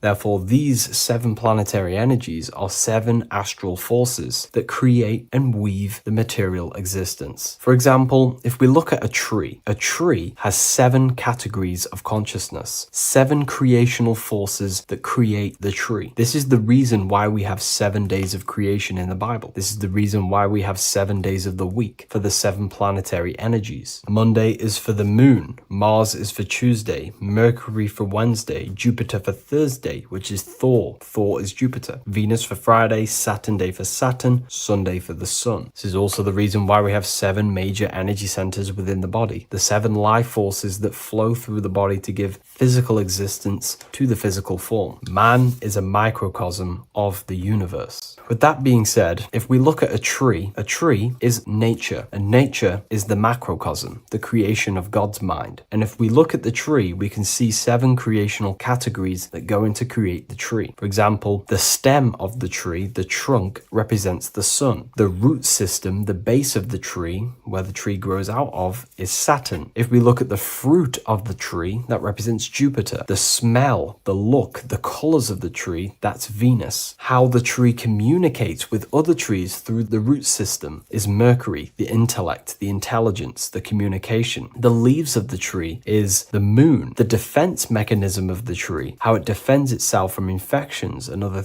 territories, is Mars. So we can see all physical matter, all physical creation demands these 7 categories of consciousness, these 7 planetary forces. But again, that is the macrocosmic scale. The macrocosm is reflected in the microcosm, which means you have access to these forces, these 7 planetary energies, and you use them to create anything in reality. You've been using them maybe unconsciously subconsciously your whole life. For example, this book that I've created, the Book of Wisdom Volume 2, you can find it in the bio if you're interested in reading it. It has the 7 planetary forces that go into this tree, into this book. I used the sun, which is my passion and my drive to take actions. I used Mercury, which is my intellect, my thinking, my communication. I used Venus, the layout, the look of the book. I use Mars, my defense of my work, my trademark, my copyright. I use Saturn. Saturn is my time, my discipline, my attention. I use Jupiter, which is the why, the reason why I created it. I used the moon, which is my care. My care is the generative force. Whatever you create in your reality is because you care. You care about keeping a house above your head. Therefore, you go to work and earn money. Care is the driving force to create anything in reality. What you see right now watching this video is because you care about watching this video. If you lose care about watching the video, you will turn it off and continue to do something else. All creation demands these 7 forces, hence why we have here a midsection. Sometimes we see the symbol of the earth, which is a circle and a cross in the middle, because these 7 forces create earth. But again, this video is specifically aimed to Saturn. We're going to be discussing Saturn's Saturnic energy because there is a lot of misunderstanding in today's world, and I'm going to give my perspective and my research on the energy of Saturn and how we use it and how it's being abused in today's world. Saturn externally, because remember, we have an external world, an internal world, a macro and a micro. Saturn externally in the material plane governs the foundational and enduring aspects of existence, such as the roots of plants, the bones of our body, even the insects that dwell beneath the ground. It represents the dull, hard, unyielding forces of life, symbolizing structure, limitation, and conditioning. Under Saturn's influence, things become rigid, bound by the god of time, bound by restriction and boundaries. In Roman mythology, Saturn is revered as the god of time, ruling over the cycles, beginnings, and endings. This connection with this emphasizes Saturn's role in marking the passages of life, aging, and inevitable constraints we all face. Internally, inside yourself, the microcosm. Internally, Saturn embodies the conditioning within our own consciousness. When Saturnian aspects of consciousness dominates, we become overly rigid, fixated, restricted in our thinking and actions. For example, Saturn's influence is strongly felt in today's world, where many people's minds are confined to societal norms and conditioned responses. The pervasive control Saturnian energy can lead to the sense of limitation, as people become trapped within structure imposed by society and power structures. However, we have to remember that limitation, there is dark and light. Limitation is not bad. This is why Saturn is connected to the god Satan. They are the same being. It's something that restricts, holds back, and keeps you limited, conditions and limits consciousness to its lower power. Saturn is a great teacher, guiding us through difficult life lessons that ultimately lead to growth and expansion and power. Although Saturn's energy is harsh and often challenging, it helps us to develop resilience, discipline, and wisdom. Yet in modern age, this energy has overpowered the minds of the masses, fostering excessive rigidity and limitation. Instead of being ruled by Saturn's constraints, we should seek to embrace more freedom, love, joy, balancing Saturn's lessons with openness and fluidity in our life. So like I said, Saturn rules law. Anything that is limiting or holding back, something that is a restriction or a wall. This is why we see judges wear black robes. The color black is associated with Saturn because Saturn rules over the nighttime and the winter time. Capricorn, they wear black robes. A graduate also wears a black robe with a black square cap on its head because black is associated with Saturn, restriction, limitation. University graduates wear this. Personally, not to offend anyone, these educational systems that we have in today's world are not here to give you power, to find you the power of consciousness or yourself. They are simply to restrict you, to keep the mind limited in a certain belief system. That's not to say the things in university are completely useless, but what I'm saying is it is a conditioning by the educational system. And if we actually look at the top of the hat, it's a square over a circle. And in Freemasonry, we see the compass on top of the square. In Freemasonry, we see the square underneath the compass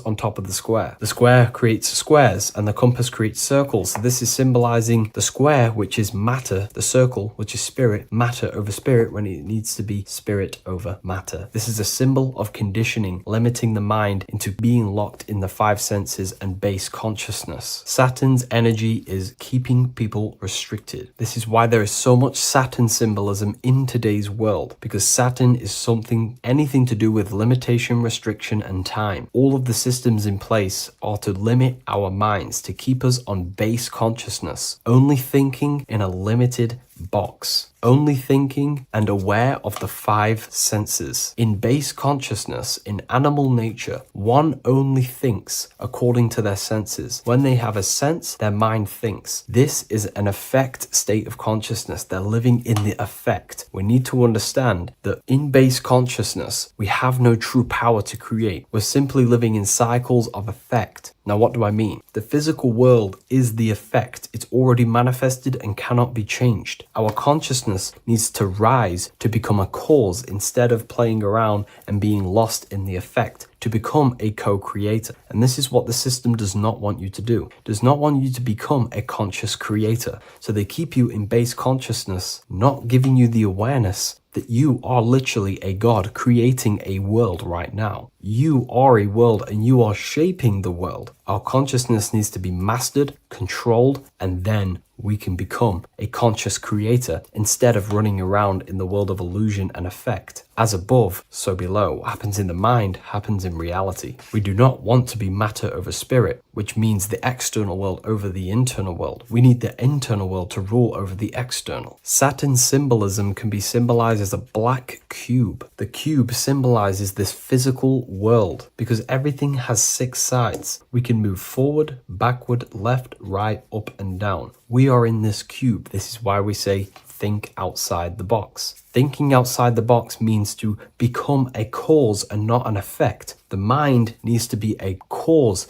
an instruction center, and not just thoughts that are reinforcing the effect and lost in the effects of the material world. Instead of reacting, we need to become a commander. This is a symbol of conditioning and the physical plane. Black is dull, lifeless. The physical world is lifeless. It has no power to create. It has no power to do anything. It is simply a projection and an effect. You, the mind, consciousness, are the cause. You can create the effect. In today's system, Saturn's energy is heavily relied on, which is just simply man-made laws, restrictions, time wasting, and keeping people in base consciousness, only aware of the physical 5 senses. Let's get something straight about the elites. They do not worship Saturn. There is nothing to worship. They simply use the energy of Saturn to keep people limited. They're not using the planet Saturn, but they're limiting people in their belief systems and physically where they can go, restricting boundaries, countries, restricting people's minds through mass media, which is all symbolism of limitation and restriction of Saturn. They're not worshipping it, they're using it and abusing it. Saturn could be anything in your mind that keeps you limited. If you have a limited thought that does not allow you to take action on something, that is a Saturnic energy within your own mind. Anything that is indoctrination, anything that is boundaries on you, that is a Saturnic energy. Some people say that the Saturn and the moon are working together to trap our soul. This is highly symbolic. Saturn and the moon are not forming a matrix to trap your soul and keep you reincarnated. Again, this is symbolic, and in the esoteric version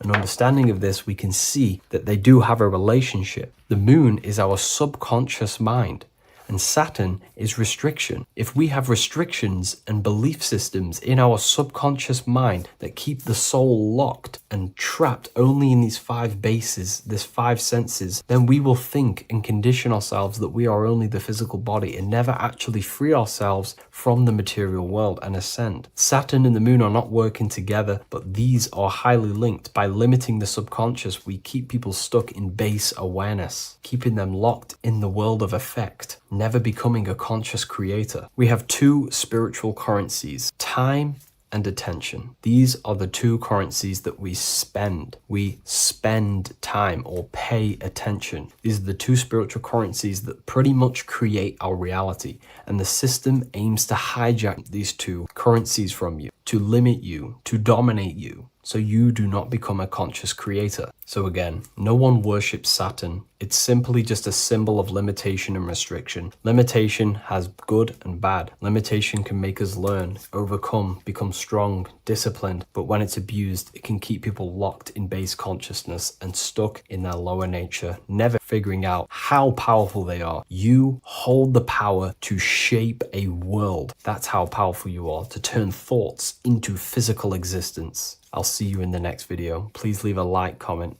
and a subscribe.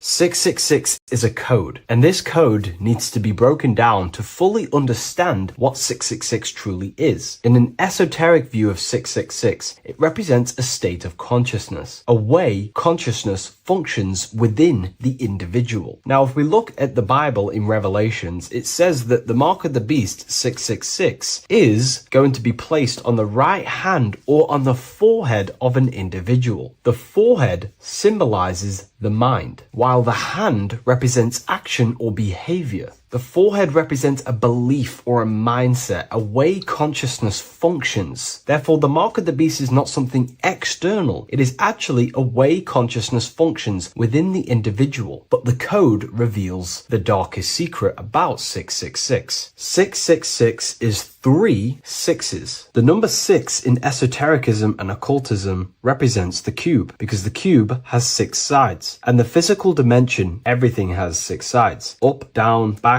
forward, left, right. Everything is 6-sided in this 3-dimensional world. The body is the cube itself. It is the number 6. And the number 6 is the number before 7. 7 is a divine number. It represents divine perfection, as there are 7 functions and cognitions of the mind, 7 energy centers along the spinal column, 7 major planets for the 7 days of the week, 7 days of creation, 7 visible light spectrums, colors. The number 6, therefore, is often understood as imperfection, as the body is imperfect. The physical form is imperfect compared to our divine spiritual nature. But let's decode the 666 code properly so you can understand this. Now you understand that the number 6 represents the material 3-dimensional world, or the physical body of consciousness. We can then look at the number 3, because there are 3 6s. The number 3 represents the 3 ways consciousness functions. Consciousness thinks, consciousness feels,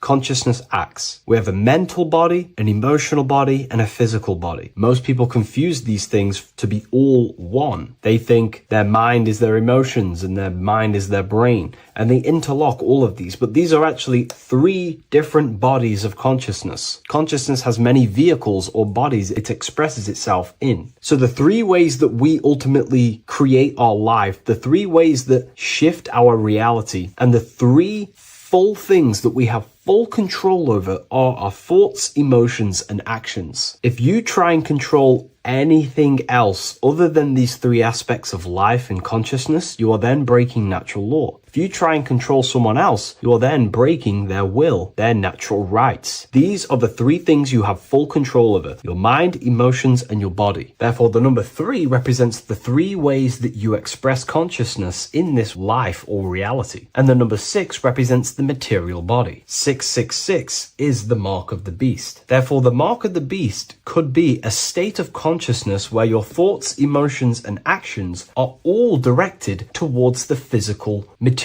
3-dimensional world, leaving no room for true spiritual connection with your higher self, no divine connection to the source or God, giving no attention to your true internal nature, to the self inside the mind. All of your thoughts, emotions, and actions are directed only for physical pleasures, for materialism, for status, for egoism, leaving no room for connection with the divine. And this is the mark of the beast. When people's minds become so obsessed with materialism, chasing desires for the material things, they disconnect themselves from their true internal nature. And we can see this today. People are becoming so obsessed with materialism, money, becoming rich, whatever it is, they're gradually losing connection with their internal self. They think that they are the body. They think that they are these five senses. But ask yourself, if I remove my thoughts, if I turn off my mind, who am I then? Because who most people think they are is a bunch of beliefs in their subconscious mind. Their name, their job, their reputation, their friends. If you remove the mind and no longer think,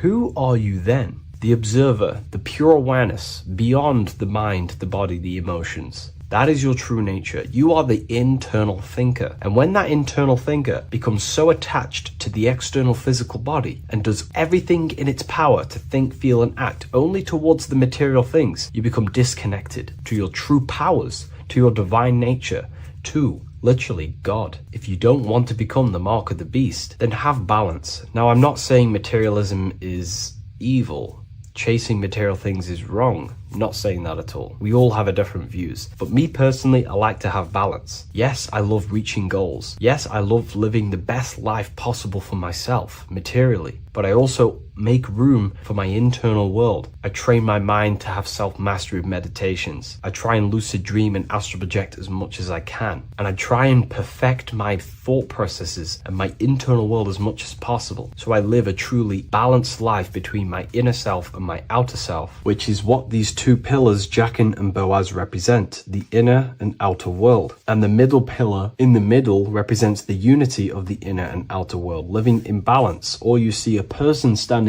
in between them, they represent the middle pillar, or a ladder. This is all symbolic of living in balance between the inner world of consciousness and the outer world of consciousness. Yes, this is Freemasonic artwork. You can learn a lot from their artwork and symbolism, but I hope this brings a bit more clarity about the number 666 and the mark of the beast. Please leave a like, comment, and subscribe to the YouTube channel if you want to see more. And one last thing, the Book of Symbolism has finally been accepted on Amazon, so you can now order this on Amazon in pretty much any country.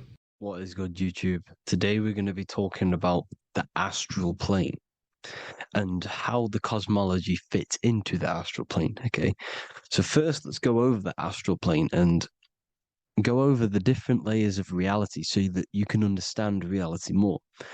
You are a multi-dimensional being. You are not in these, you are in all of these realities at the same time. They all interweave into one big reality.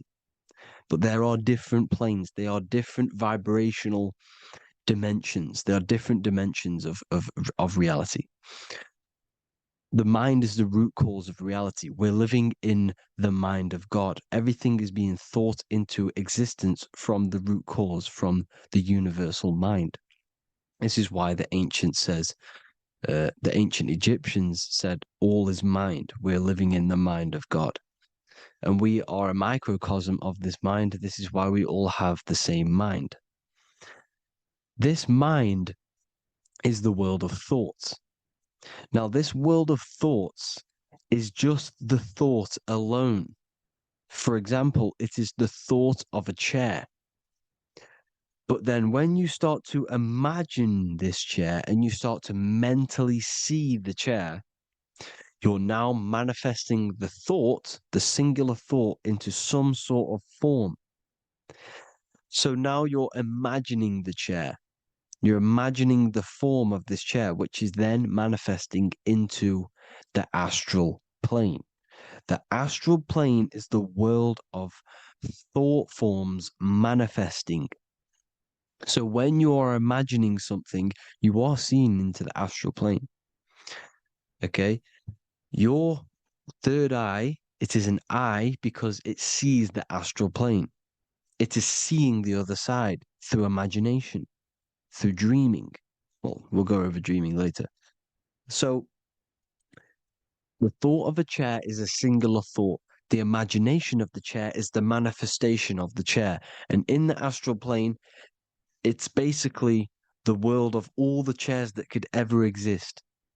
So you're thinking of the chair as a singular thought, which is the mental plane. The astral plane is the imagination of that chair, is the thought, the manifestation of it. Depending on the vibrational state of the thought will depend where what level of the astral plane it will go to. For example, if you're thinking about a chair to torture someone on it, it's going to go on the lower astral plane. Or if you're thinking and imagining happy things, it's going to go to the higher astral plane.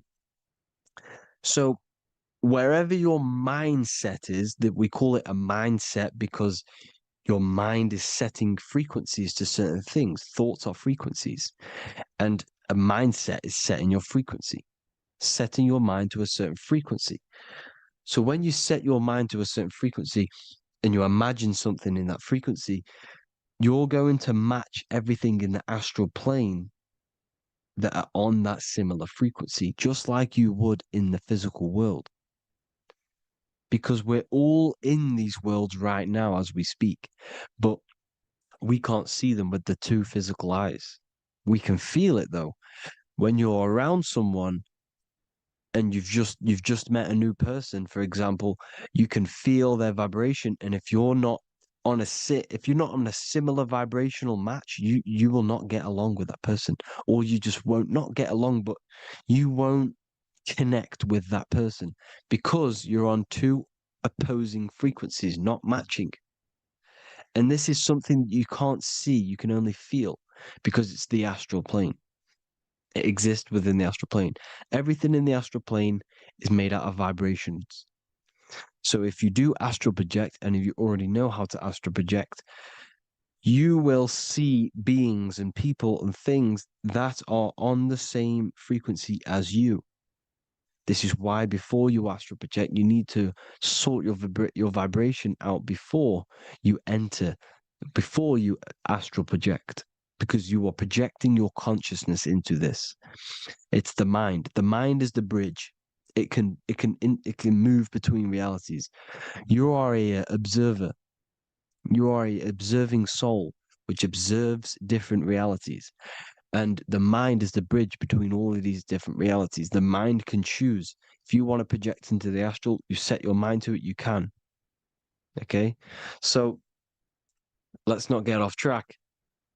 The lower astral plane is where demons are. The higher astral plane is where heavenly beings are. Heaven and hell are kind of a real thing. The etheric plane is a powerful substance, the ether, the fifth element that they don't tell us about. If you type in on Google the 5 elements, they will try to remove it with wood or metal because they don't want you knowing about the ether. Ether is the energy double behind all physical objects. So the ether is very important. It is the 5th element. It is part of the physical world, but it's also part of the astral world. It is on either side. You see how they're showing you the truth in the language? Ether and either are the same word. The ether has 1 foot in the astral and 1 foot in the physical world. It's a substance that connects the physical to the astral world. It is the either. It's on either side of reality. It's on the other side. Other, either, same word. Ether is connecting the physical to the astral plane. It's the world of frequency. Frequencies, EMFs, torus fields are in the etheric plane. It is the energy plane. It's where energy moves through the ether. Okay. So then you have the physical world, the world of effect. Everything you see in the physical world is the effect of the higher planes. Each plane is a product of the plane above. So, and it melts into each plane. The physical plane is the lowest plane, it's the most densest, and the highest is the most fluid. This is the most fluid, this is the most dense. This is where we get the saying, as above, so below from. As above, so below comes from the different planes of reality. And magicians understand this. This is why magicians always say as above, so below. Because they understand if you manipulate the higher planes of reality, you manipulate the lower planes. Because The astral plane is a direct copy of the physical world, but in the astral plane. It is mirrored. The physical world is mirrored in the astral plane. They are both the same world, but just different vibrational states of the world. Kind of. It's hard to put this in words, people. So just try and understand.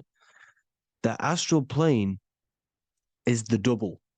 It is whatever happens in the astral plane happens in the physical plane. This is why magic works. This is why demons work. This is why spirit communication works. Because if you manipulate the higher planes, you manipulate the lower planes. As above in the astral, so below. Leonardo da Vinci showing you to look up, pointing up. You got to look up. He's telling you to change the mind, you change the physical world. You change your emotions, you're on the astral plane, you change the physical world. You change your reality by changing the higher planes. This is the Masonic 11, the two pillars. This is the 11, also symbolizing the two hemispheres of the brain here. But the 11 symbolizes the two mirrors. 11, 11, 9, 11. 9, 11 adds to 11. 9 plus 1 plus 1 equals 11. The Twin Towers were an 11. Flight 11 was hijacked because it's a mass ritual within the astral plane. Now, we're going to go deep into that later, and I'll show you these rituals they do in order to manipulate the astral plane. So, this is what the 11 is. It's the mirroring of reality. If you contact spirits and conjure spirits, you can either summon or attract demons and spirits. Summoning is creating a spirit. You create demons. Okay? Like I said here, the mind is the root cause of reality. If you think of if you think of a traumatic event that happened in your life over and over and over and over again for years and years and years, where attention goes, energy flows. The mind is the director of energy. If you are directing energy into the specific emotion, the specific thing that is torturing you in your mind, that will manifest as some sort of being in the astral plane, which is called an elemental. And this elemental being that you have created through your thought forms and emotions will latch onto you and feed off this energy. So it's important that you get your mind right, okay? It's important that you sort that you file the mind and you discipline the mind. Make sure it's only entertaining positive things, because you are quite literally creating your own demons. The word demon has the word mon in it. And if you've watched my videos to know, mon means moon. The moon is your mind, the sun is your soul, the earth is your physical body. Demon is mon means mind, moon is mind. You create demons with your mind. Summoning.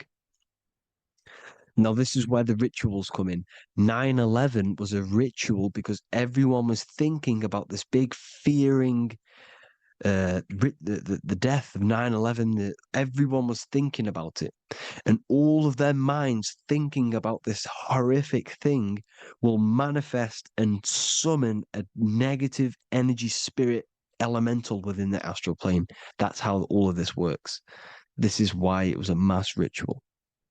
Okay, Chris Brown, new album name 11/11, release date on the 11/11.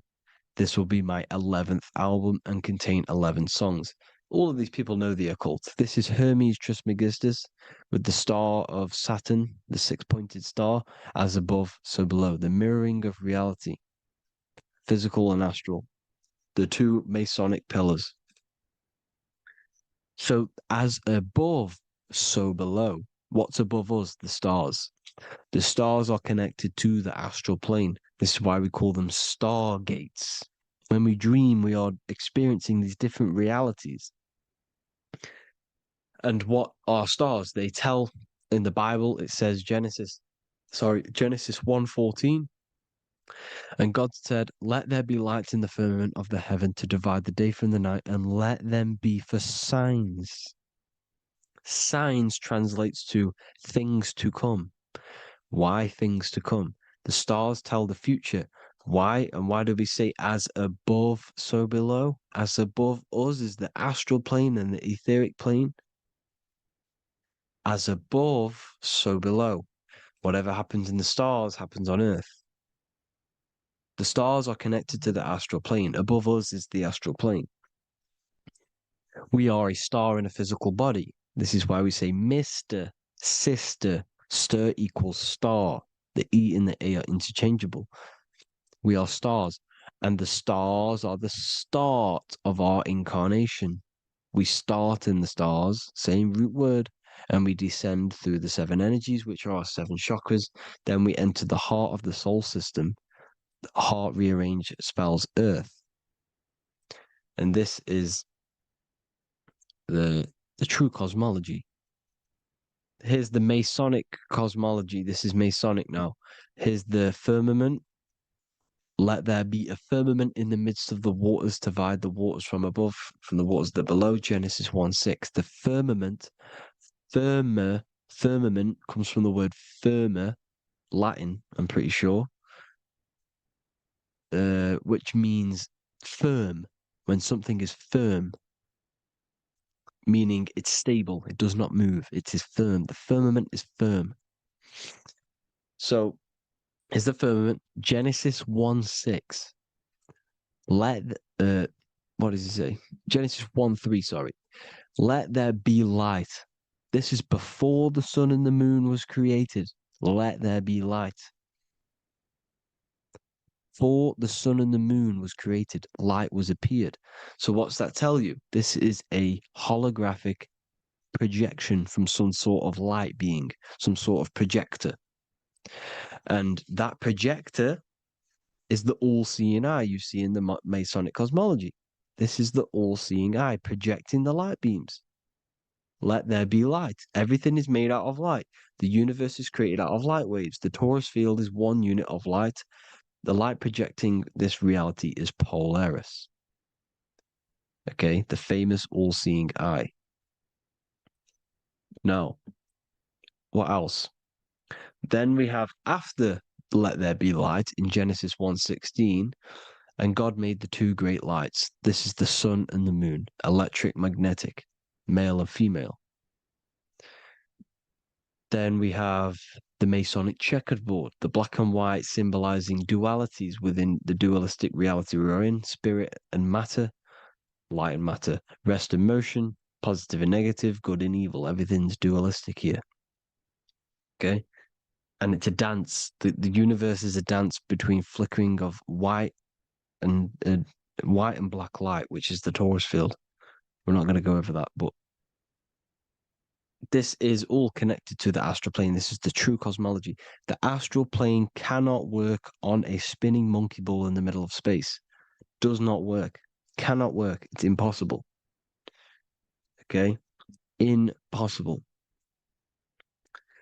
So, even in the Quran, it says, Allah has made the earth for you as a carpet, flat. Quran 15:19. And the earth we have spread out like a carpet, set there on mountains, firm and immovable. It is immovable. In the Quran, it also says 65:12, it is Allah who has created the seven heavens of the earth. The seven heavens meaning the seven layers of heaven, the seven planets. And Psalms 104:5, he set the earth on its foundations and it can never be moved. Never.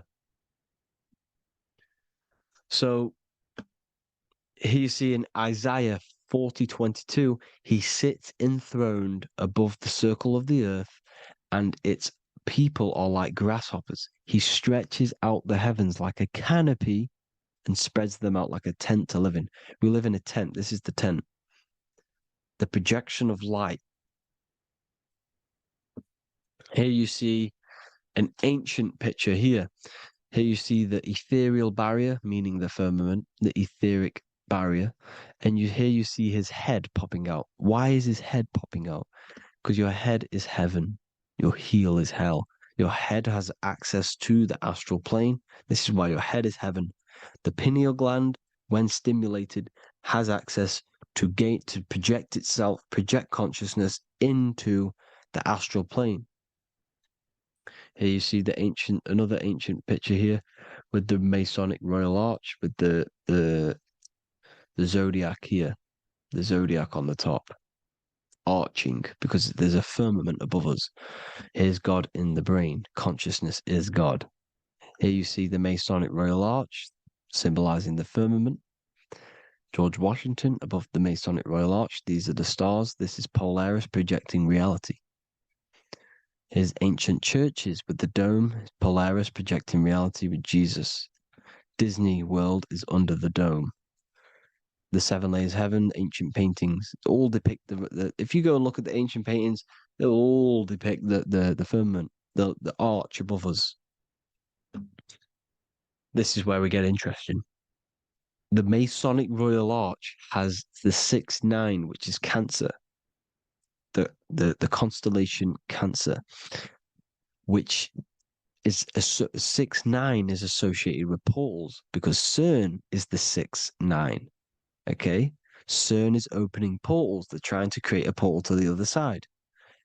Cancer has the word CERN within it, so there is a link between Cancer and the opening, the firmament opening above us, to ascension. Here you see the Masonic art with the Royal Arch and the light and the opening. Here you see the light and the opening. This is the opening of the firmament. Here's the Hebrew cosmology with Sheol, the underworld, and the opening. So Cancer is definitely some sort of portal in and out of this reality. I'm just connecting dots here. Now, we're going to go change a bit now. These celebrities that you are seeing they have not sold their soul to Satan, okay? They have not sold their soul to Satan. Satan is a demonic, low vibrational energy that has been summoned over the thousands and thousands and thousands of years of evil occult arts. So since Babylon was summoning this demonic energy, and this demonic energy in the astral plane will grow and grow and grow. It has no form. It has no physical form. Okay? But you can see it in the rappers. If your third eye is open, you can see clearly that these people are demonic. You can sense the energy that they're manifesting. Selling your soul is not what you've been told. It is gaining, because your soul is pure love, okay? Your soul does not want to do anything bad. So when you sell your soul, you're gaining physical gain. You're gaining physical wealth, for example, like for these rappers, they will be given millions of pounds because the people in control of the music industry, which is the dark occultists trying to brainwash the masses, the people in charge, they're dark occultists. They understand Satan and the energy. They are satanic energy, which has been summoned in the astral plane. They see that they have influence over the masses, so they will go to them and say, "I will give you this amount of money forever if you manifest this satanic, demonic energy through the music and through social media to blind the masses, to brainwash the masses into this demonic energy." Because when you listen to music, music is frequency. Whatever you listen to, you become that frequency. So if you're listening to these people, they're throwing energy, this demonic, satanic energy that they sold out to. Soul, same word. When you sold something, you've got your soul involved. They have exchanged money, physical gain, so that they manifest this satanic energy within the astral plane and through the music, through the videos, through social media to keep us in this vibrational frequency, in this low state of consciousness. This is what it actually is. It's not, you're not selling your soul to some sort of devil. This satanic energy has no physical form it is formless in the astral plane. It's a summoned energy. Now, the root chakra is red. This is why the devil is red, because it symbolizes the animal nature of man. When you are operating off your root chakra, you will kill, you will fight, you will do anything to survive, because it's all about survival mode in the root chakra. They want you keeping in that fighting mode, that surviving mode, so that you are manifesting this low vibrational frequency, this satanic energy, this demonic red energy. This is why the devil is red. And the devil has a tail with the red arrow pointing down because it symbolizes your light body. This is your Merkaba. Your Merkaba is your light body. Mer equals light, Ka equals spirit, Ba equals body. Merkaba, this is the devil's tail pointing down, the descension, your heel, up to your heel, hell. Ascension to heaven, head. You see? This is the all-seeing eye with the illumination coming off it, your head, when you're illuminated.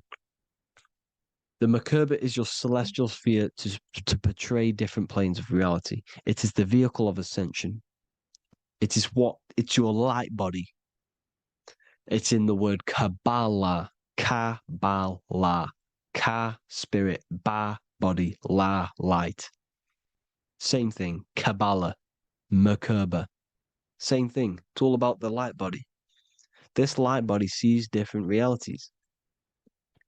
So when you see the goat in the music industry, it's this satanic summoned energy that's been summoning for thousands of years within the astral plane.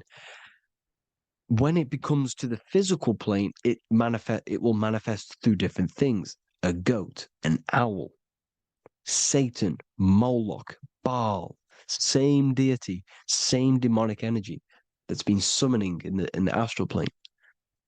And this is why the Baphomet has a goat head. Drake's new album is the goat. The Polo G, the Masonic G, with the goat. And here's Ryla Rodriguez in the mirror with the goat in the mirror and him in his physical body. It symbolizes, the mirror symbolizes the astral plane because he's manifesting the goat, the demonic energy. He's sold out to the demonic energy. And in the physical plane, he's his physical body. The mirroring, the Masonic 11, the mirroring of reality, the astral and the physical. And what do you call them when they're an amazing rapper, the best rapper? You call them the GOAT. Because the GOAT, you're the GOAT because you're manifesting the GOAT energy, this satanic, demonic energy within the astral plane. So Baal, Moloch, all the same thing. Because in the astral plane, if you want to gain spirits to come to you and communicate you in the physical world, if you want to communicate with spirits, you have to gain their attention. You can either gain their attention or come together and agree to create some sort of being, which is Satan. Okay. You can, like I said earlier, you can create these beings, you can summon them or attract them. One way to attract them is sacrificing.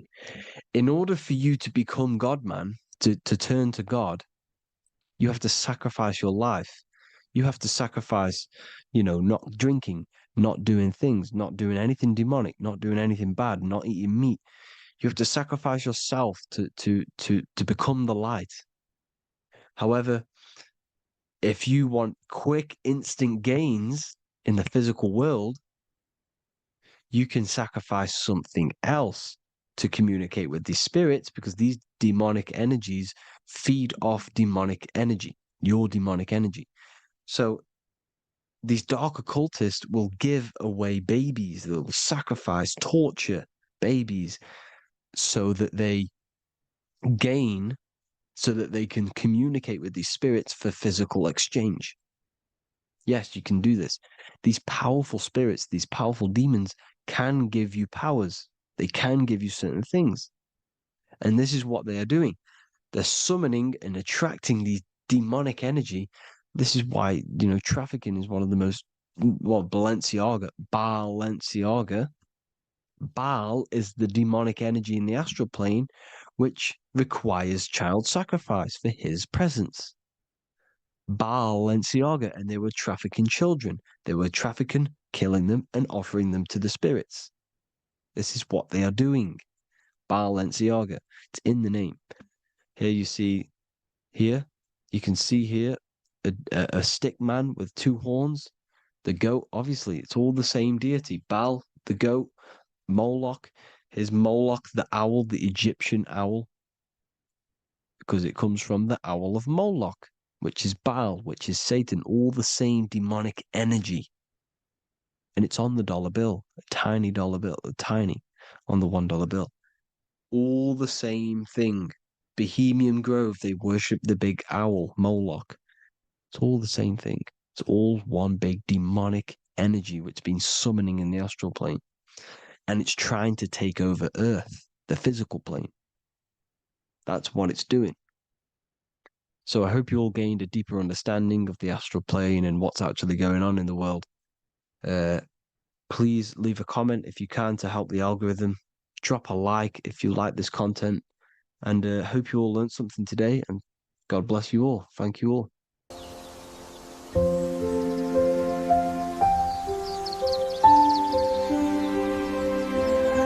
bookofwisdom.com. Visit today.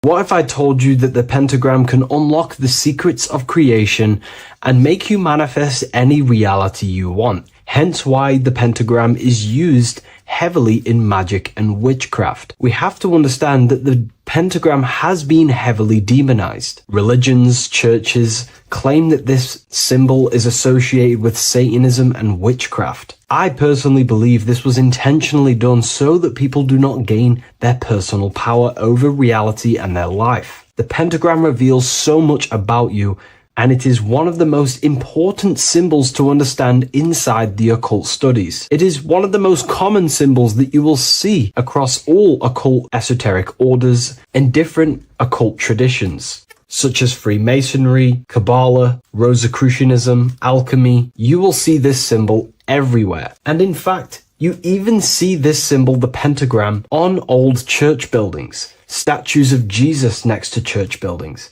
You will see this symbol used by Christianity itself, which is very contradicting about the church. But I'm not here to tell you to think anything. You can simply take this information with a pinch of salt and see if it benefits you. The pentagram used by the early Christians was said to symbolize the 5 wounds of Jesus on the cross. But this goes much deeper in an esoteric explanation. The pentagram ultimately represents the 5 elements of creation. All creation falls within these 5 elements. We have spirit on the very top, then you have air, water, earth, fire. This is the correct placement and order of the elements. Air is always on the left, water is always on the top right, earth very bottom left, fire bottom right, and spirit placed on the tip point of the pentagram. It's a 5-pointed star drawn with one continuous line. But this actually reveals much deeper things, and we're going to be going into how to use this symbol for magic and creating your reality towards the end of this video. But now we're going to give you a basic understanding of the pentagram. It's showing you the 4 physical elements symbolized as triangles and spirit symbolized as a circle. The 4 physical elements are made out of the base element, spirit, or what the ancients call ether. Ether is the underlying base of all physical matter. This is the substance that animates physical matter with life force.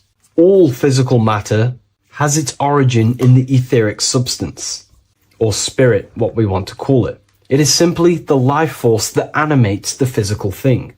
However, if we go deeper onto this symbol, it also represents something personal to the individual who wears this symbol. If you wear this symbol, you're basically saying you're putting your divine nature over your material nature. Your divine self is in control of your material self. You put your spiritual needs before your physical desires and needs. Hence why the spirit is on top, looking down over the 4 physical elements. The circle is continuous, one line, eternal, no beginning, no end. The triangle has beginning and end and points. You can see the beginning and the end when you draw it. On a deeper level, this is pretty much showing the process that symbolizes the structure of the macrocosm, the universe itself, showing how the invisible spiritual planes condense and crystallize into the visible physical world, spirit turning into physical reality. But if you wear this symbol, you're basically saying, I put my divine nature over my material nature, showing that your spiritual nature rules over your earthly existence. You put your spiritual needs first. If you see this inverted, it is now the opposite, placing spirit on the bottom, basically saying, I desire the physical things over the spiritual. But what exactly is your spiritual nature?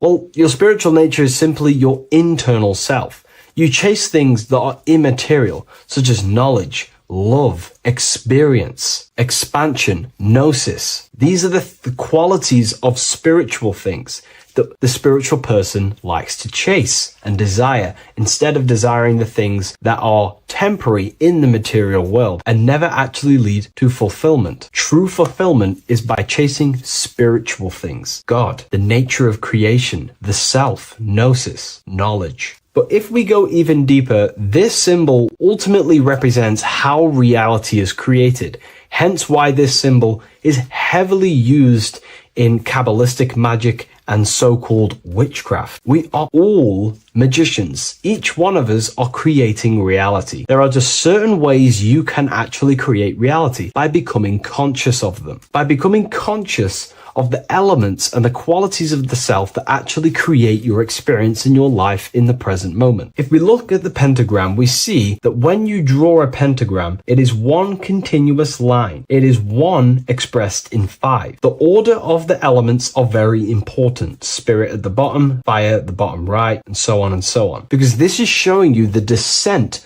of the spiritual into the material, the invisible crystallizing into a material reality. As you can see when you start to draw the pentagram, you see spirit at the very top. You're descending down to fire. Fire is the closest element to spirit. Hence why in magic and witchcraft, people like to use candles. So you're descending first into fire, then into air, then into water, then into earth, then back into spirit. Because of course, the cycle of creation unfolds itself. When you die, you return back to spirit, and then you reincarnate yourself back into physical reality if you wish and desire to. Everything is under this process of matter spiritual. In the daytime you wake up, you're in your material body. When you go to sleep, you enter your astral spiritual body. Everything's in this continual process, renewing itself in spiritual, then material. But the reason why this is associated with magic so heavily is because each one of these elements corresponds to a different body of consciousness, a different vehicle of consciousness. Consciousness has many different vehicles it uses to create the tangible self, the physical reality. For example, consciousness has a spiritual nature. The spirit element in this case symbolizes the emanation, the descent of the one power, the one force that we are all using. Each one of us is using this one power, the power of the source consciousness,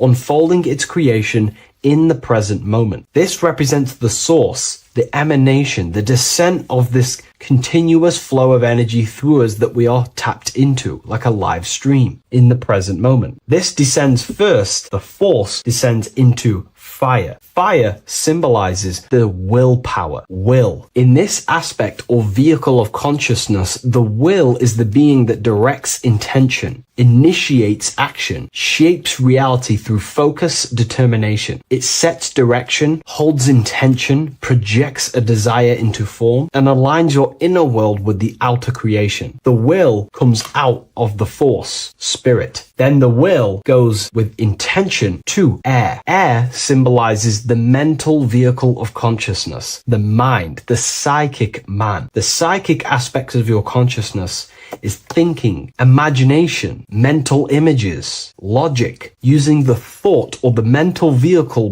body of consciousness. Then that thought has an emotion, which is then water. So it goes from the force to the will to the intellect to the water, the emotional body of consciousness. The emotional vehicle of consciousness amplifies the thought into an emotional desire that you want to take action on. No one takes random actions, and if we do, we say we're very bored and we don't care. The water is the energy, the emotion you have to fulfill something. And that emotion then descends into earth, which is the physical body to take the physical action in the present moment, to fulfill that desire, to fulfill that will, that thought, that desire. And that is how reality is created all the time. Now, there is much more that you can go into with the pentagram, because true magic is about changing consciousness at will, not casting random spells. It's the ability to change the direction of consciousness using the power of the will to direct these forces to create change in the internal world so it can project outwardly in the external world. Because consciousness creates the external reality. What happens within us, we see change outside of us. So true magic is about manipulating the forces and the vehicles of consciousness that exist within our own mind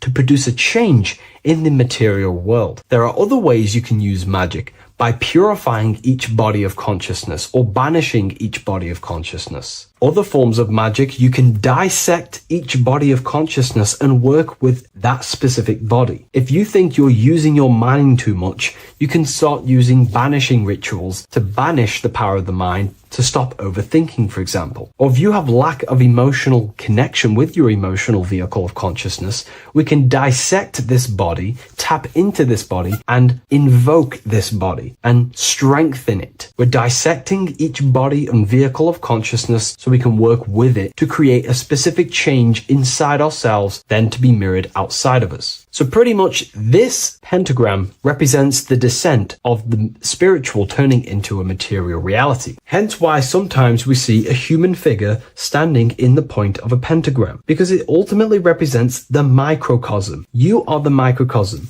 You represent the entire process of spirit into matter, the invisible into the visible, the formless into form. The pentagram, drawn in one unbroken motion, captures this divine act of creation, showing how consciousness flows downward through the elements or the vehicles of consciousness to bring forth the material reality. The Book of Symbolism will teach you all about this. It was released November 17th. A lot of people have taken advantage of this. You also gain a free ebook with this copy. Every order comes with a free ebook. And if you wish to get your copy of the brand new Book of Symbolism, you can find it in the description or revivalofwisdom.com. Thank you, everyone. I'll see you in the next video.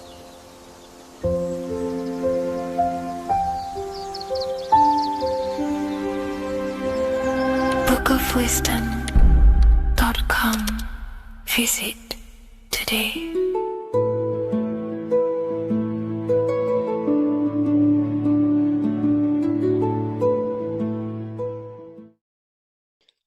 What if I told you you don't have one body? You in fact have four. There's a secret hidden right in front of you, and most of you overlook it. And by learning these teachings today, this will change your perspective on life, on yourself, and completely change the conception of yourself. This is the key to your highest potential. If you stay with me today, you will find secrets about yourself that will change your life. But I warn you, once you step this path of esoteric knowledge, there's no going back. Once you see, you can't unsee. So stay with me, and we will discuss the four bodies of your soul and how you can master yourself to reach your highest potential. The first thing we must understand is that there is a sun. And just like the sun gives life to the earth, there is this life force within the sun that gives life to all matter. We must understand that that matter itself is dead. It has no life potential. It has no ability to create or destruct anything. All of the life comes from above, from the sun, from the life-giving power of this infinite energy source we call the sun. No matter what model you believe, the sun still gives power to this physical realm, giving life to all of the crops, giving life to animals, giving life and growth to all things that the rays come in contact with.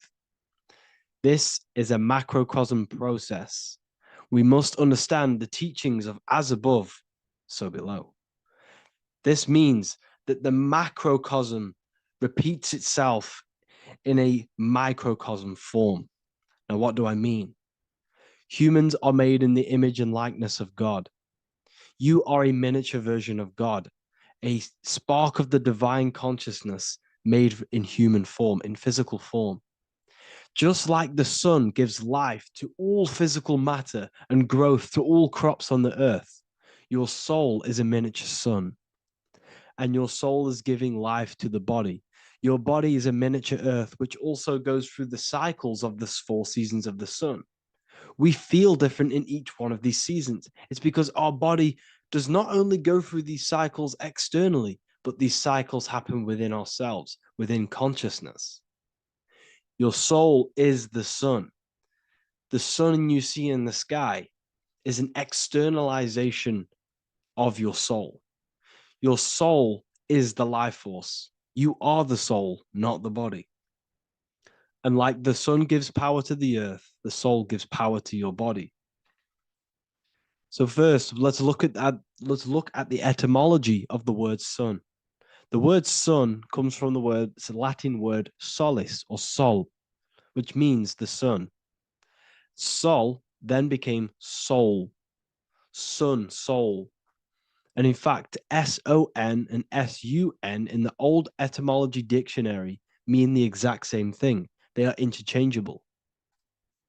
So when we look at the symbol of the sun, we look at a circle and a cross, which represent the 4 aspects of the sun, the 4 seasons of the sun: summer, winter, spring, and autumn. These are the 4 states of the sun. Like we said, this is why we get this symbol. You have the 4 states of the sun,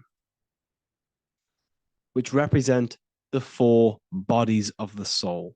Now, this is where we get deep. Like I said, the sun you see in the sky is a macrocosm of your soul, an externalization of your soul. Just like your sun has 4 seasons, the 4 seasons within us are the 4 bodies. Our soul is incarnated and split into 4 sections. We have a mind, we have a physical body, emotions, and spirit. These are all interchangeable and they are all linked. In ancient alchemy, we have the exact same symbolism of the 4 stages of alchemy. But in this case, they're symbolized as the 4 elements: earth, water, air, fire. In this ancient alchemical symbol, we have the pentagram, with the top one representing the soul, ether. Our soul then has the 4 bodies, with the human here. We have the man, the eagle, the bull, and the lion. We see this on the tarot card, the Wheel of Fortune. The man, the eagle, the bull, the lion. We see this in Matthew, Mark, Luke, and John. The lion, the bull, the man, and the eagle. We see this with depictions of Jesus. Jesus, the man, the bull, the lion, and the eagle. These represent the 4 fixed signs of the zodiac: Taurus, the bull; Scorpio, the eagle. Scorpio was symbolized as an eagle. It's an ancient symbol. Now it's been changed to a scorpion, of course. Leo, the lion; Aquarius, the man. These represent the 4 fixed signs, which are 4 different elements. Taurus is an earth sign. Scorpio, a water sign. Leo, a fire sign. Aquarius, an air sign. Taurus is the earth. As above, so below. The earth is the physical body. Leo is fire. Fire is the spirit. Scorpio is water, which is the emotions. Aquarius is the mind, which is an air symbol. Air is the mind. That's why we call people airheads. Okay. So, what we're actually looking at here are the four aspects of our soul. We have the sun in the middle and the four bodies of the soul. This is what Jesus is symbolizing. Jesus represents you. God made flesh with the four aspects of the soul. The four gospels are all depicting Jesus in four different ways according to the different body of consciousness. The wheel of fortune are representing the four bodies of the soul. This represents the four bodies. Now, how are they four bodies? They are four dimensions of consciousness. The mind is not made of the same substance of the emotion. The emotion is not made of the same substance of the physical body. The spirit is not made of the same substance as the physical body also. They exist in four dimensions of consciousness. They are four bodies of our soul. And the most important teaching here is what I'm actually getting to, is the powerful one. This is what gives you power. Most of us live in chaos. Our mind is thinking of doing something. Our emotions are feeling something else. Our body is lusting and wanting to do something else. And our spirit's energy is completely off. Most people live in unbalance. None of these four bodies are working together. This is why we produce chaos in our lives. When these bodies are in balance, are not working together. So in alchemy, they symbolize the four elements, which are the four bodies of consciousness. These are the furnaces with the fire. They represent transmutation of each body. We have to sync these bodies. We have to sync the mind with our emotions, and our emotions with our actions, the physical body, and with our spirit. These four key bodies need to be in line in order for us to create consciously in our life. Because each one of us is a creator, a miniature version of God, creating our own earth, creating our own material reality. And in order for us to create consciously and with effect and power, we must have these bodies unified so that we can create consciously and not create chaos. So this is very, very important. And this is a secret teaching found in all ancient societies. But this is what the hidden symbolism of astrology actually is. The sun is our soul, and the 12 zodiacs are 12 aspects of our soul. And we have the four aspects of the four main bodies. This is what we're looking at. We're not looking at the sky. We're actually looking at aspects of ourselves, aspects of our soul that we must master and transmute in order to become our highest potential. So I hope this makes sense. And it may take a while for you to fully understand this, but the key knowledge in order for you to understand any of these teachings that I've gone through today is the major, major teaching of as above, so below. What is above is below. What is within is without. Your inner reality projects the outer reality. What is inside of you is outside of you in some form or way. Whatever trees, whatever roots that go down will always shoot up. When you throw a bouncing ball, you shoot it down, it will go up. As above, so below. As within, so without. God did not make a creation separate from himself. We are all extensions of the divine made in physical form, and we are incarnated into four sections. Our soul is separated into four sections. These are the four corners of reality. These are the four pillars of reality that we must control. So in order to access our soul in meditation, we must turn off these four things. Turn off the mind, the emotion, the spirit, and the body. And then we access the soul. So I hope this video helps today. And you can learn all about this in the Book of Wisdom, Volume 2. This book is a revolution in consciousness. I do not recommend everyone reads this book. This book is only for people who are serious and want to transform their lives. This book is a book that will change the scope you see reality. It will change your perspective on yourself because you will resonate with this. This book does not just give you information, it gives you a sense of well-being. It gives you truth, and you will find your power from this information. This information is not just information, it's a key to your path of enlightenment and transformation. So you can find this book in the description of this video. And if you are part of the university, I will see you on the live calls. Thank you, everyone. Please leave a like, subscribe, and a comment, and let me know whatever videos you want me to make next. Anything that you fail to understand or have any confusion with, I can make a video on it. So let me know in the comment section any reviews or anything I should do. Thank you all, people. Have a great day.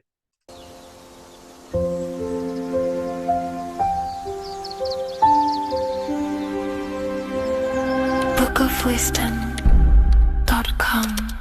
Visit today.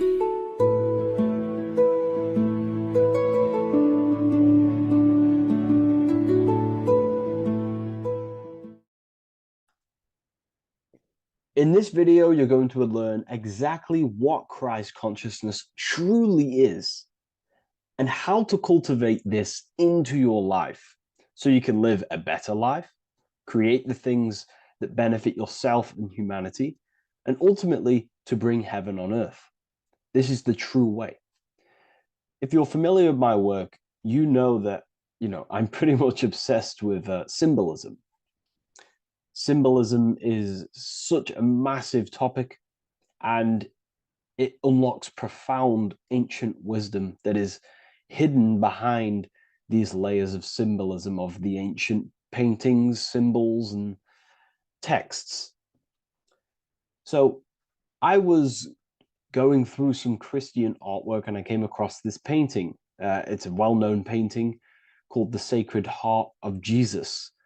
And it just blew my mind what this is revealing about human consciousness and Christ consciousness, which is what Jesus represents. If you're not familiar with Christ consciousness, you should definitely do a bit of research on that. But I'm going to explain it today in detail. So when we look at this painting, we are looking at symbolism. We're looking at consciousness, a state of being, a state of living, a way of thinking, a way of feeling, and a way of acting in the world. As I've said this many times, we're all creators. We all create and generate reality. And you don't just have your personal reality, you have a collective reality. Your reality is affected by the collective consciousness. Depending on the collective consciousness's understanding of reality will also affect your life. We have a collective life and a collective experience. So Jesus in this depiction here is in a way showing us instructions to reach Christ consciousness, whether you see it yet or not. But I'm going to decode this for you. And your mind might be blown after watching this. Okay, so so what is the meaning of Christ consciousness? What's the whole purpose of this? Very simple. Like I mentioned before, we have a collective experience on this world. And Christ consciousness is the natural consciousness that we all need to be functioning on to generate peace, love, and unity on the earth in this experience we call life. That's what Christ consciousness truly is. It's a state of being that we need to cultivate within our own self, within myself, others, and everyone in this life and experience, so that we can all live in peace and heaven on earth, what they like to call it, so that we can generate the best experience possible together on this thing we call Earth, on this material world, this material dimension. The material dimension is simply just a physical dimension of thought. It's a physical outcome of thought, but that's a whole of a lecture. So please leave a like, leave a comment if you have any topics to talk about that you wish for me to cover, and definitely leave a subscribe if you like my content and channel. So to go deeper into this, right, we've explained what Christ consciousness is and what it actually, will do to the earth and what it will do to reality and our collective experience. And it's also representing a profound understanding of self, a deep understanding of the true nature of self, the true source of self, what the self is, pure consciousness, pure God. We are all Jesus. Jesus is you, a physical manifestation of the divine made manifested physically. A physical manifestation of consciousness, okay, of spirit descended into matter.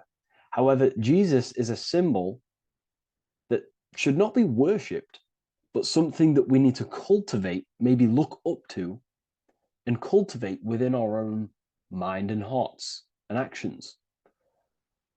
So he is someone that we should embody into our own very own being. We need to reach a level of intellect, the mind, a level of emotional understanding, and ultimately this creates Christ consciousness. Okay, and now I know that was very, very vague what I just said, but I'm going to explain it a bit more. I don't want to give it fully away yet because you need some more information, more keys. So let's observe the top end of this painting.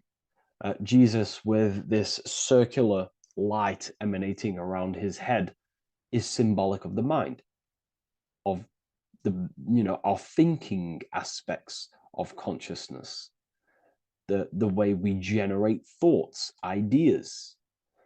The mind is also good at also ruling communication. It also rules what we give attention to. Okay, so this is symbolizing the mind of every human being. The mind is a very powerful center of consciousness located in the head, of course. This is why Jesus is the head at the top with the circle around it, representing the mind. Now, to reach Christ consciousness, we need to purify our minds. Purification of the subconscious mind. The subconscious mind is the hidden aspect of our mind with all of our memories, belief systems, and everything we've ever experienced is stored within there. We have traumas there. We have bad belief systems that hold us back. So it's about reprogramming the subconscious and aligning the subconscious with higher consciousness, with higher understanding of self. Removing any mental blockages from the mind. Because in today's world, most people's minds, including myself before I, purified myself, and I'm still continually purifying myself. That's not to say I'm perfect, because I'm definitely not. But what I was saying was purifying the mind so we can have a powerful mind. Because like I was saying, most people's minds are not their own friend. They let their mind control them. They let their thoughts create negative influence on them, negative emotions. They let their mind destroy their confidence, destroy themselves. We do not want a mind like this. We need a mind that is our best friend, that receives powerful thoughts, that gives someone power. We do not want our mind taking away our power. Okay, so in this specific image here of Jesus, this represents a light mind, a powerful mind, enlightenment. The word enlightenment means light and ment coming from mental or mind, light in the ment. This means a powerful mind. Light is also symbolic of knowledge, information. When someone's very intelligent, you call them a bright person. It's a bright mind. It's knowledge of self. So the mind is conscious of self. That's another thing. We need to be conscious. A lot of people are not conscious, including myself before I did this, before I woke up. Most people are not conscious of their actions. They're not conscious when they're actually awake in the day. They do things unknowingly. Are we conscious of our thoughts, emotions, and actions, what we're giving attention to in our mind? Because ultimately this shapes our experience. There's a great quote, I think it's Julius Caesar or one of the Roman emperors, who says the quality of your life is dependent on the quality of your thoughts. Something along them lines. I don't know if I'm 100% correct there, but it's very true. Our thoughts dictate our happiness. So to cultivate Christ consciousness, we need to be conscious of our actions, conscious of our thoughts that we're giving attention to. There is a level of mastery that we can achieve within ourselves where we become conscious of every single thought that enters our mind. That sounds easy, but it's definitely not. But that's a high level of mastery that we can achieve and cultivate within ourselves. So we're looking at a powerful mind here from Jesus, a powerful mind, a purified mind. And we purify the mind through, affirmations, meditations, ritual work. Rituals are things we do every single day with an intent in our mind and an emotion in our heart to impress that state of consciousness into our subconscious, so we can slowly rewrite our consciousness and align our consciousness and sync it with higher thoughts and higher emotions with love. We can sync our consciousness with love, which is ultimately what Christ consciousness truly is. Well, now we're going to go on to that now. So we've gone over the mind. Now we go over the heart. Now notice, before we go into the heart, Jesus is revealing. He's pulling back the robe, symbolizing opening the heart, revealing the heart, revealing the soul, the light of the heart. Our authentic self lies in the heart. Our pure intentions, our love, our soul needs to be shining through our heart. And our soul is unconditional love. Now, that's not to say that we can get corrupted hearts. We surely can have corrupted hearts, for sure. We can love sick and twisted things, and that's evident in today's world. People love killing people. People love hurting people, manipulating people. People love power. Now, that's obviously an inversion of the natural state of consciousness for humans.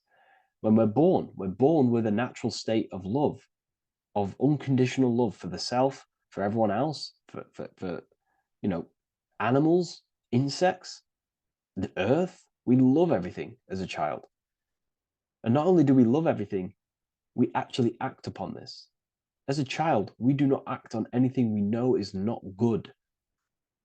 And I'm talking early stages of being a child, before we're indoctrinated, before the mind and heart become corrupted. We are pure. This is symbolizing this. Light represents also purification and truth, because when you shine light on something, it's the truth. You see it. You shine it through the darkness. It reveals. So light, this is symbolizing revealing the light of the soul, of love consciousness, holding love in the heart, true love, not love for sick and twisted things, but true love for the self, the body, and for everyone else and all things. Holding love in the heart. There's a famous saying of keeping the sun in your heart. Keep the sun in your heart. It's a very famous saying. What the sun is a symbol of love. What does the sun do? It gives abundantly. All it does is give light, give energy, power, light to the earth, and everything is feeding off this source. The sun expects nothing back. It just abundantly gives. It's a symbol of love. This is the love principle of creation. Now, the heart is also governing our actions. What we think about, in our mental field of consciousness, is directly corresponded and observed in our hearts. What we think about directly corresponds with what's going on and what we feel in our hearts. Okay? Thoughts produce emotions. So if we give attention to negative thoughts, there's no wonder we're having negative emotions in our hearts. So purification of the mind is also having an effect in purification on the heart. Because when we purify our thoughts and only give attention to powerful thoughts and positive thoughts that uplift yourself and humanity, then we're going to also see this change in the heart, see this emotional change in our consciousness. Okay, so this represents the purification of, a purified heart, the light emanating around the heart. Love for the self, love for one another. And you're revealing this, you're shining the heart on others. This represents, revealing your true self to everyone without suppressing aspects of self. Revealing the light, not holding back the light. Because people in darkness will look at people who are spiritual and say, oh, he's into the woo-woo stuff. It's about revealing that and not caring about others. Because when you shine a light, you're also planting seeds in other people. Now, I'm going to tie this together with the hand gesture. Now, what we're looking at here, we're looking at a hand gesture with two fingers up. We have the middle finger and the index finger upwards. And notice how they're crossed over. They're crossed.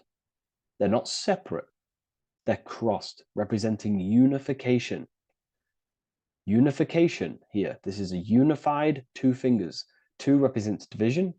Crossed over represents oneness. It's the unification of the mind and the heart. A lot of people talk about this, but not many people go into detail about it because, for many reasons. But this is the unification of thought with emotion. This is how we truly reach Christ consciousness.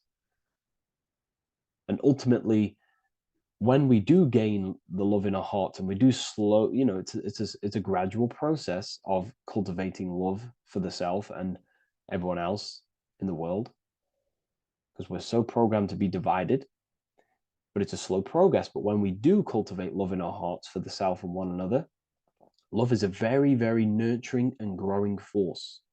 Like I said, the sun earlier, that is pure love energy. It makes everything grow on the earth. While love in your heart grows connections with people. It grows care. You go out your way to do things to people and do give people things. It's a very nurturing and growing energetic force.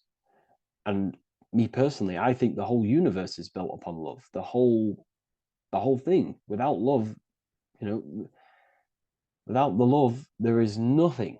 Nothing is, love is the only true emotion that truly exists. Everything else is either an opposition of love or a different degree and branch of love. Love is the only true emotion, and everything is built upon that principle.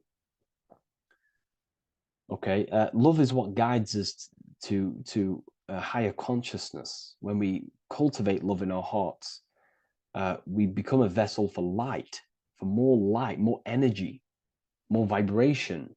Our electromagnetic field expands, or biofield, when we hold love in our hearts. It's a very powerful force.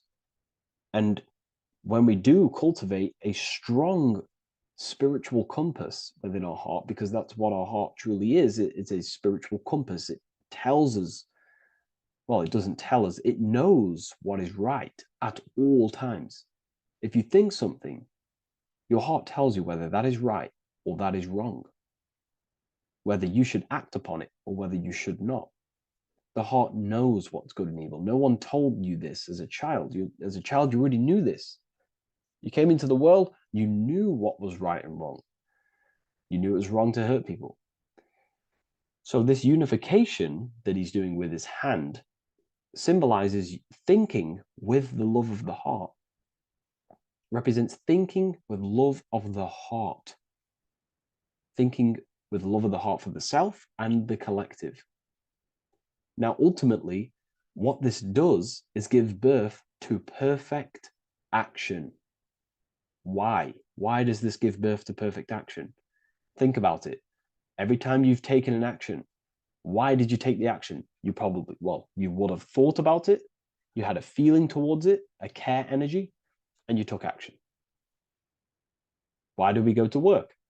We care about paying the bills and staying in our house. We go to work to earn money. We think, we care, we act. Everything you see in front of your reality, on the screen that you're seeing right now, you called your eyes. Everything is in front of you because you care. It's the heart energy that leads the body. Okay? And that's even present in the body. Have a look at the body. We have the head, thought, then emotion, then our feet is at the bottom, and our feet take action. Thought, emotion, action. Thought, emotion, action. So even the body is basically a blueprint of how creation is manifested. So we receive thoughts from the divine planes, from the higher planes of consciousness. We receive them. That's another thing that I missed. If we purify our minds, we're basically attuning our mind to a higher part of the mental plane, and we will receive higher thoughts. We will receive thoughts that are more genius, what we like to call today, or better quality thoughts. We receive good ideas when we attune our mind to a higher consciousness. Okay, so we are like a radio. We receive thoughts based on what our mind is set to. That's why we call it a mindset. So, like I was saying, we receive thoughts through the head, we feel the emotion, then our feet take action. Thought, emotion, action. So the body's a blueprint of creation. It's beautiful when you really notice this. So this unification is about thinking with the love of the heart, which gives birth to perfect action in the world. And this is the state that we need to cultivate within myself and everyone in the world so we can give birth to heaven on earth through action. Because ultimately the world is molded through action, physical action. And them actions are molded from thoughts and emotions. Now,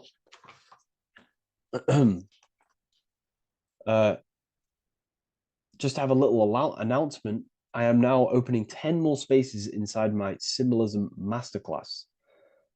With 10 more spaces, you're going to learn about a lot more about symbolism. It's very affordable. I'll leave the link in the description if you wish, if you care about gaining more information and learning the ability to read symbols. So, what is the inversion of this? What is the inversion of this consciousness? Well, that's what we call satanic consciousness. Satanism. Satanism on its true level is the opposite, the opposing the natural state of consciousness that we are born into. It's about thinking with no emotion, thinking and acting. This is what the Skull and Bones represents here. So the Skull and Bones Secret Society, this is their main logo. Again, we have the skull, which represents thought, and the bones, which represent action. The bones take action in the physical body. We're looking at thought and action with no emotion, no empathy, no love for one another, only love for the self, the inverted love. Okay? We're looking at gray. Gray is a symbol of dullness, death. There's no emotion in gray because colors provoke emotion. When we look at a color, it invokes an emotion. Gray has no emotion. So we're looking at dullness of the emotions. I'm not going to go too deep on this subject. I'm going to create a whole new lecture for that. In fact, I think we have a great lecture inside Ethereal University on Satanism. We're going very into depth on what Satanism is and what Satanism consciousness truly is. And again, it's just the cross inverted. Satanism is just it's the invertation of, I don't know if that's a word, but it's the inverse of natural law, natural consciousness, of love consciousness that we are born into. Okay, so ultimately the message in this video was to create love in our minds, love in our hearts, think with the love of the heart, think with the care for one another, and that gives birth to perfect action. And when we align, when we do truly act out what our heart is telling us, And I know this from first-hand experience. I know this from first-hand experience. This is what happened to me. I woke up. I started to follow my inner guidance. I always took action on it. I was saying yes to it every single time. And it led me, I'm getting goosebumps actually saying this. It led me to where I am. Like that action, me saying yes to my heart, to that knowingness of goodness within me, was like a domino effect. And that domino effect, every time I did it, it was just opening more and more doors, not physically, but mentally. I was receiving more information. I was receiving more opportunity physically. My work started to explode on social media. Like, when you follow your heart and truly take action on what you know is good, it's like a domino effect that leads you step by step to where you're meant to be. And it's so profound and it's so, beautiful. And I'm telling you this from firsthand experience. This is ultimately how you kind of unlock your purpose in this physical world as well. So not only is it going to create a better world, it's also unlocking your true soul form and soul purpose while you're here. It's very beautiful. So I thank you, everyone. Please leave a like, comment, and share, and subscribe to the channel. And I'll see you all inside Ethereum University if you decide to take your studies to the next level. Take care.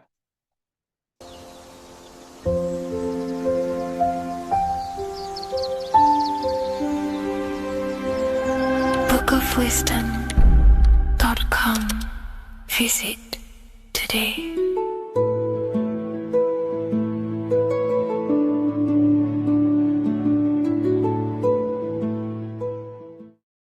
Welcome to Revival of Wisdom.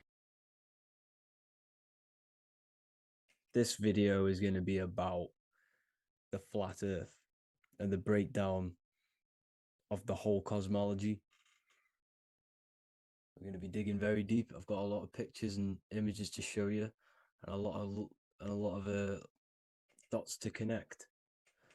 So let's start with the Freemasonry art. So this artwork we have here is the Freemasonic cosmology as they know and believe. So what is it symbolizing? We obviously have to start off with the 4 pillars representing the 4 corners of the earth. The 4 corners with duality. You see, there's everything on earth. There's good and evil. Good, evil, positive, negative. Good, bad. This is the checkerboard. This is what it symbolizes. Okay. Obviously, we have the sun, the moon. The sun gives you energy. It's the anode. The moon is the cathode. It's the opposite. It takes your energy. So therefore, you become sleepy when the moon comes out. You see, everything on Earth, everything in the universe is balanced. There's complete balance symbolized by duality. There's always 2 opposites. We have the all-seeing eye. And obviously 7 stars representing the 7 planets. But not planets as in we know planets. They're not physical spinning balls of gas. They are energies. They are lights emitting from the realm above this realm. They are lights through the firmament, through the electromagnetic field. So let's go through that again. The 4 corners, duality, positive and negative, cold, dry. Everyone on Earth has an opposite. Everyone, there's 2. Okay, and then we have the sun, the moon, the 7 planets with a 5-pointed star. What's the 5-pointed star? Of course, it's the 5 elements: spirit, water, earth, fire, and air. Okay, that's what the 5-pointed star is symbolizing, the 5 elements of Earth. And then, most importantly, we have the compass. The compass is very, very important, hence why it's in the center. The compass is symbolizing many, many things. And one of the most important things, but we'll get into that after. We have a boat with water outside of the earth. So we have a boat on water, symbolizing the waters separated by the firmament, the waters above, separated by the firmament from the waters within the firmament, the earth. So this is what it's symbolizing. So the compass, what's the compass? This is where the compass comes from. The Polaris, the most important star there is, because it's in the center of Earth, the sun, the moon, and the black hole, black sun. Because all creation comes from center, the seed center. Okay, but we'll get into this after. But also, this is a very important Masonic symbol because they use this symbol a lot. This is one of their main symbols, hence why Neil Armstrong has the Masonic ring with the compass on it. The people who supposedly went to the moon, which obviously they faked to push this globe model, because the globe model is based upon fear. Because the globe model, if they can sell you the globe model, they can sell you anything then. You don't know where you actually are. The globe model is to push fear upon the masses, because the globe model means there's not enough resources. There's also risks of asteroids hitting the planet. There's also risks of space, extraterrestrial invasions, global warming, asteroids. You see, this is all the fear that they can gain of selling you the globe model. Okay, because they don't want you to know that this is an intelligent design. And also, they're hiding God, the creator, the source. This is why they are satanic. They are opposites. They are lefty, Lucifer, right, righteous, godly. Hence why they do the symbolism on their eyes. 666. This is another famous, what's it called? Sorry. Famous astrologer. Astronaut. This is another famous astronaut doing 666, showing that he's in the alliance of the occult. But even look at their 10th anniversary stamps. They have a Masonic compass on there. Also, the Order Out of Chaos. Order Out of Chaos, double-headed eagle. Okay, the Order Out of Chaos ring, which they wear. So all of these astronauts are in the occult. They are lying to you. They are in with this order, this Masonic New World Order, whatever you want to call it. So let's break this compass down a lot more. Because as I showed you here, the center, okay, this is what the compass is symbolizing. Let's go into the North Pole map. This is from 1595. This is a rough estimate of where this map came from. It's from around the 1500s to the 1600s, maybe 1400s. There's not an actual set date on this map because obviously our history has been tampered with. But let's break down this map and the symbolism that they use towards this map, because this map is the map of the North Pole. Okay, so in the center, we have the black rock symbolizing the tower, the pole, North Pole. And what's on top of the North Pole? Obviously, it's Polaris. North Pole and Polaris. Okay, with the 4 islands around the center. Okay, 4 islands around the center. And this is what blew my mind, right? They say that Santa sounds similar, And if you look at this pole that's pointing to the North Pole, you see this line here. So this is obviously from the 1600s. What color is Santa? He's red and white.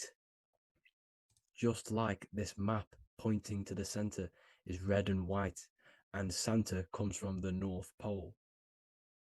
So it's not a coincidence that they use red and white. They're mocking this map because obviously they took over after the 1500s, 1600s. They took over around the 1800s. So they're mocking this map with Santa coming from the North Pole with this red and white line to the North Pole. Notice the 4 islands, okay, like windows, their symbol. They obviously, in the occult, they're part of the New World Order, is symbolizing these 4 islands with the blue behind it for the water. Okay, so this is another occult logo. They're symbolizing this center because the center is so important. Okay, we'll get into that. Also, we have the Mayan cosmology. This is the Mayan cosmology. This is what they created. This is their artwork, with also 4 major lands around the center. You see this 4 with green in between them all. 4 major lands with the underworld. You see this underworld is also symbolized by the Masons with the coffin of the skull and bones, the deceased, the dead. Okay, so this is also mentioned in the book of Enoch. Okay, and it's called Sheol. Sheol, the underworld. Okay, and in the book of Enoch, it says all spirits of the dead go to these hollow places, that they'll wait until their appointed time of judgment. And it also says in the book of Enoch, there are 4 hollow places underneath. 4 as above, so below, representing the 4 islands. As above, so below. That's where that could link in. Okay. The Book of Enoch is very important because it was found in a cave thousands of years ago, and has a lot of truths about this realm and about this world we live in. So let's go back to the Mayan cosmology. So the ancient cosmology, they all must have had some sort of communication. They must all be in peace, at peace with each other, because all of their cosmologies link together. See the Greek, Babylonian, Indian, Celtic. Okay, they're all linked in together. They all knew that they were in an enclosed system with an underworld and obviously a firmament. Okay, so this is what they all knew. They all must have had some sort of communication. They were a lot more advanced than us. They knew the center of the realm. Okay, and obviously the United Nations flag also symbolizes their center. You see how it has like a grid with a circle around the center. It's symbolizing that center of the realm, because that center of Earth is so important. The United Nations flag, all have it. See, some different ones all have that circle around the center. Because the center is the seed. All things come from a center. So the torus field is so important because it is the spark of life. It's the building blocks of the universe, this creation. Because all things have a torus field. Just like an apple with what's in the center of an apple, a seed. Because the center is where the energies hold, is where the energies meet. And it creates that spark of life. Just like your heart is the center of your body, and it has an electromagnetic field. because the center, all things come from the center. So this is why the North Pole is so important, because this is why it's so important, because this is where the creation sparked from, the center. This is where the most electromagnetic energy is stored. So this is why the northern lights come from the center. It's electromagnetic energy. This is what the northern lights are. It's being emitted from this black hole in the center. Okay? And obviously, what else is on the center? Polaris. Polaris is the center star. Okay? So the center star is what sits on top of this North Pole, Polaris, because it's a pole of electromagnetic energy, symbolized as a black rock, a black hole, pole. You see, because all creation comes from void. Light is born from darkness. Without light, darkness can't be born from light. You see, but light can be born from darkness. This is why darkness is so important. And this is why there's a black hole in the center of our realm, like the black sun. The black sun, the Polaris star, the North Star. You see, so this is this North Pole, Polaris. This is what they're talking about. And this is why compasses are an 8-pointed star, because Polaris is symbolized as an 8-pointed star. This is where a compass will point you to. It will point you to that center. So notice how a compass has this black hole in the middle, you see, and it will point you to this meeting point, the north, because in the center is the center of the torus field of the earth. This is where the most electromagnetic energy is. You see, everything gets sucked into the black hole. Okay, this whole reality is being projected from that center point, just like your eyes suck in light. It's a black hole.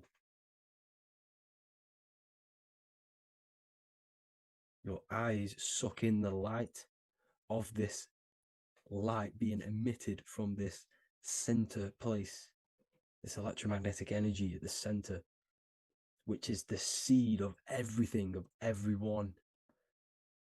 You see, just like an apple has the seed in the center in darkness, because in the center of the apple, it's dark.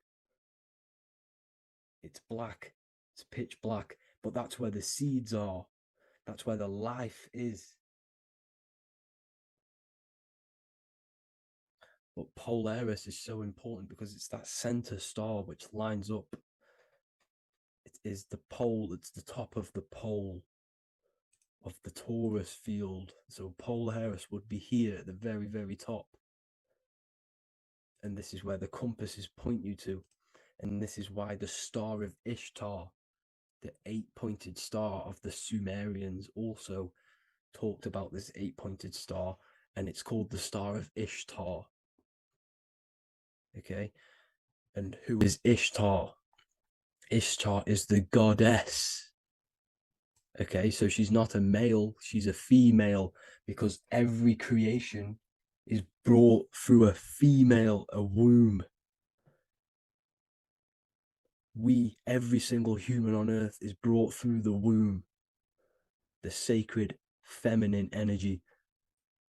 And the womb is pure darkness. There's no light in a womb, just like the center of our realm. It's a black hole. Okay, and guess what? She's the god of fertility and sexuality. She is responsible for all life. Okay, so the star of Ishtar is the star of Polaris, which is symbolizing the responsibility for all life, the center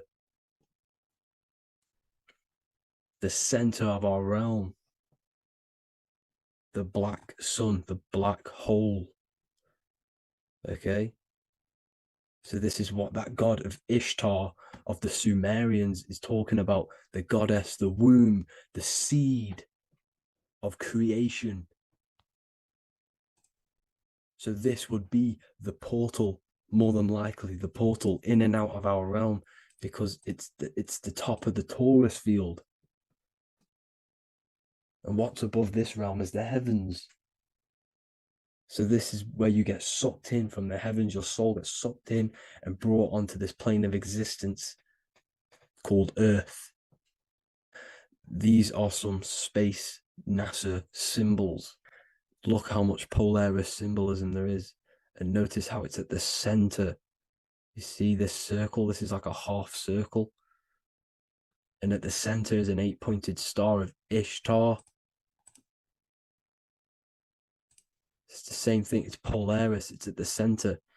And notice on some of these, look, this one is a bear holding the key and an arrow pointing to the Polaris star, so that they hold the key to Polaris. Another one with like a demon holding a key to the what? Polaris on top of him. Also an eagle, which is a Masonic symbol. The eagle holding a key on top of the center. You see, and notice how there's an arrow going up to the Polaris and an arrow down, as above, so below, to Earth. So you can go out to Earth, out of Earth, and into Earth through Polaris. And the eagle holds the key. You see? The eagle holds the key, just like this. This demon dragon holds the key to Polaris. And look at this one, Earth, with an arrow up to Polaris, an 8-pointed star. So Polaris is more than likely that portal which the Anunnaki used, the Sumerian gods used, because the Anunnaki symbol is also an 8-pointed star. Okay, and like I said, that center is the seed of creation. The center is the black hole. Okay, just like your pineal gland is at the center of your brain. The pineal gland is at the center of your brain, and that's what connects you to that spirit realm, to the source. That's it for this video, guys. Thank you all for tuning in. I hope you all learned something today. Please leave a like, a comment, and please subscribe to the channel for more content. God bless you all.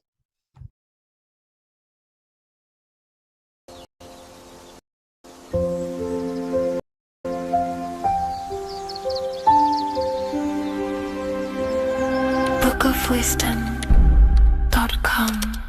Visit today.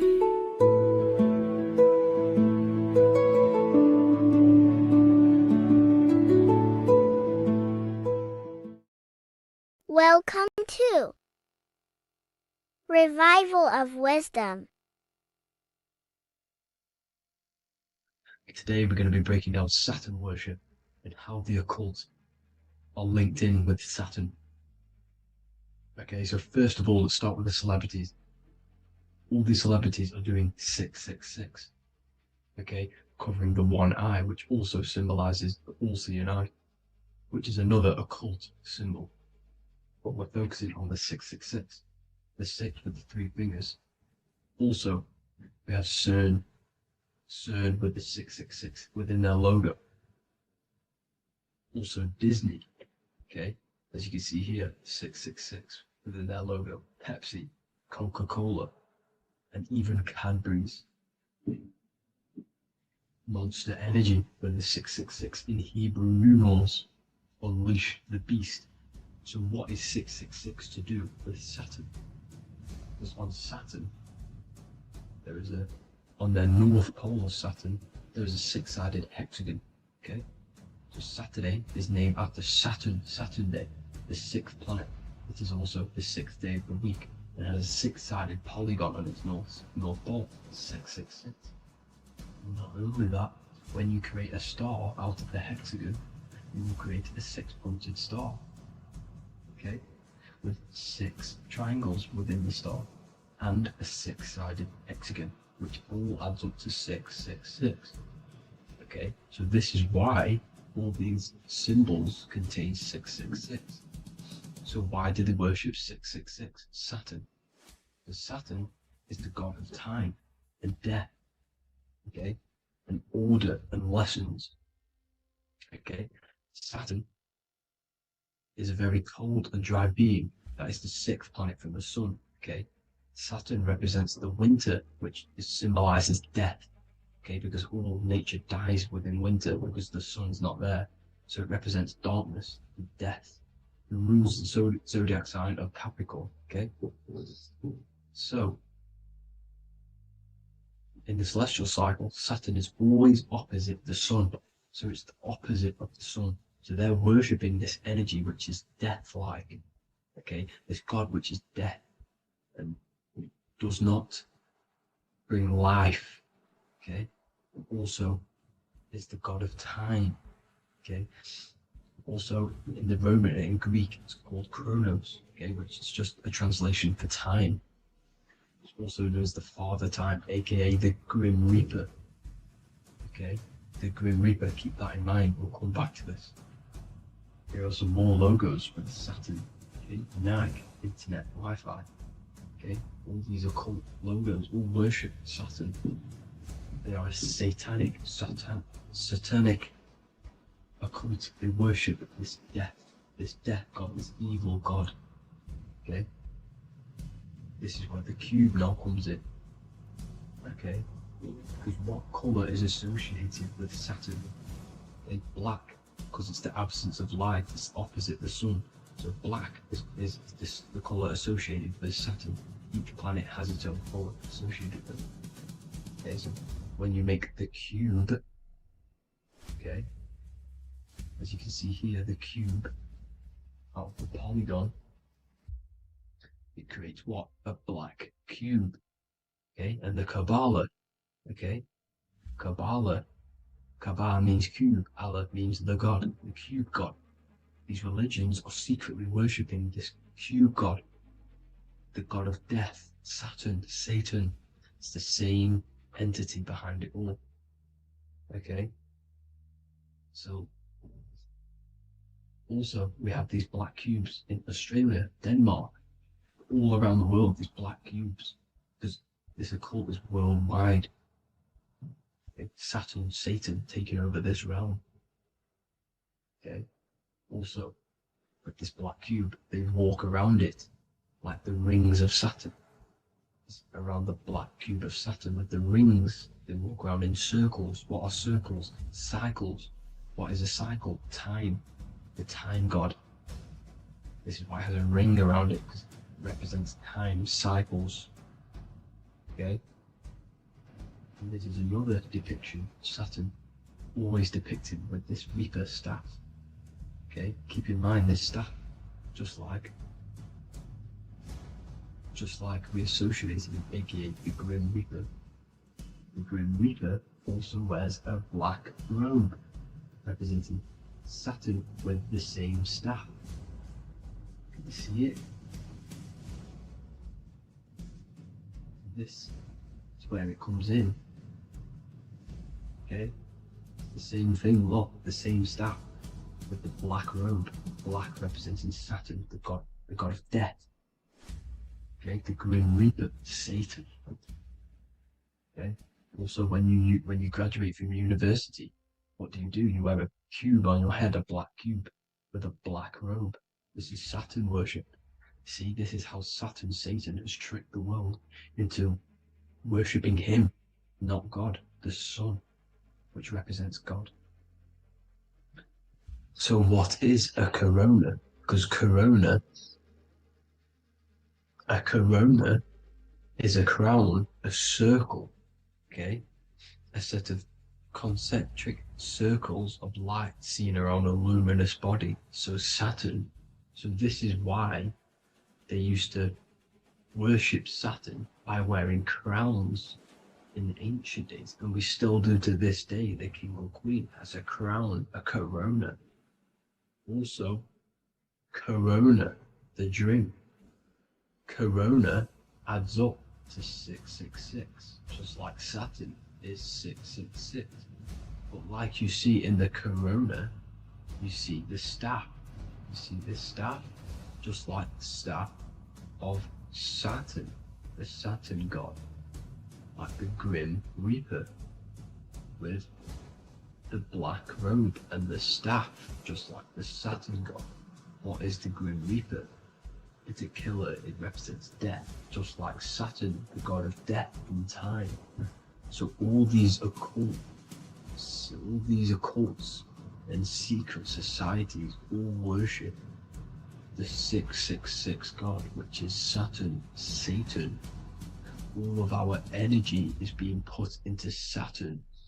Okay, and Saturn, Satan, is harnessing all of this energy.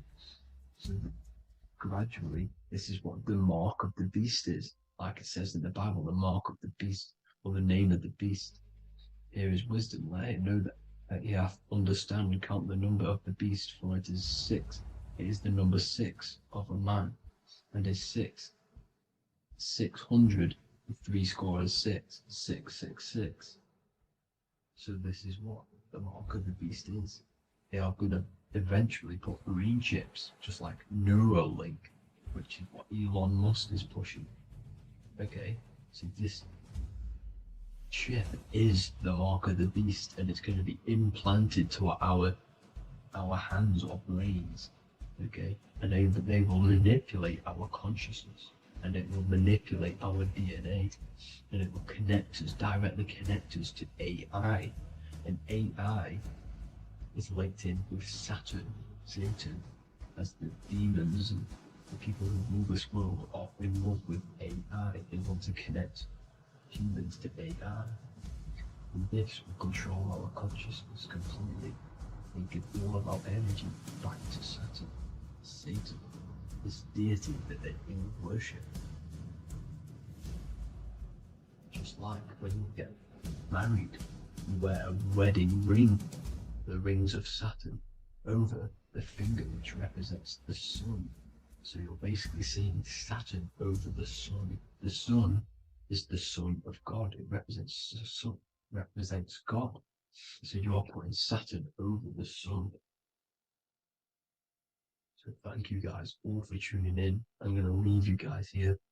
Please leave a like, comment some topics that you want me to talk about. And please subscribe for more amazing content. God bless.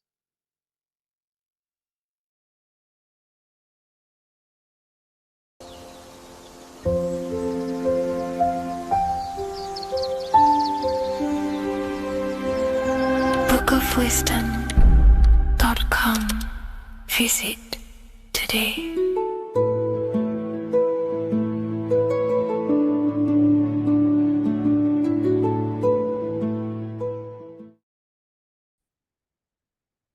Hello, Seeker. Welcome to Revival of Symbolism, a channel devoted to the language of esoteric symbolism, guiding you to discover yourself and expand your consciousness into deeper realms of thought. I'm Harry B. Joseph, also known as Revival of Wisdom, and today we're going to be discussing this particular piece of artwork of the eye and the checkerboard together, and the esoteric teachings behind the veils of these symbols. So the first thing we must look at is, of course, the eye.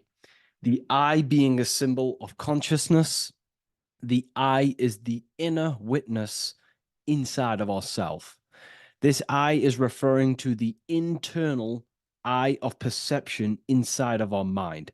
The mind that gives us the ability to perceive and to understand things internally. This is also the eye we use to vision things through our internal vision, what we like to call imagination. The screen in our mind that allows thoughts to be projected into a particular form. So this eye is talking about the internal eye of perception inside every single individual and form of life. Dogs, cats, squirrels, humans. Every single form of life has this internal dialogue, the inner being that no one else can listen to but themselves. This is a symbol of consciousness. And together, these two symbols reveal a grand teaching and understanding of the world and the universe, of how the universe is one consciousness, one observer.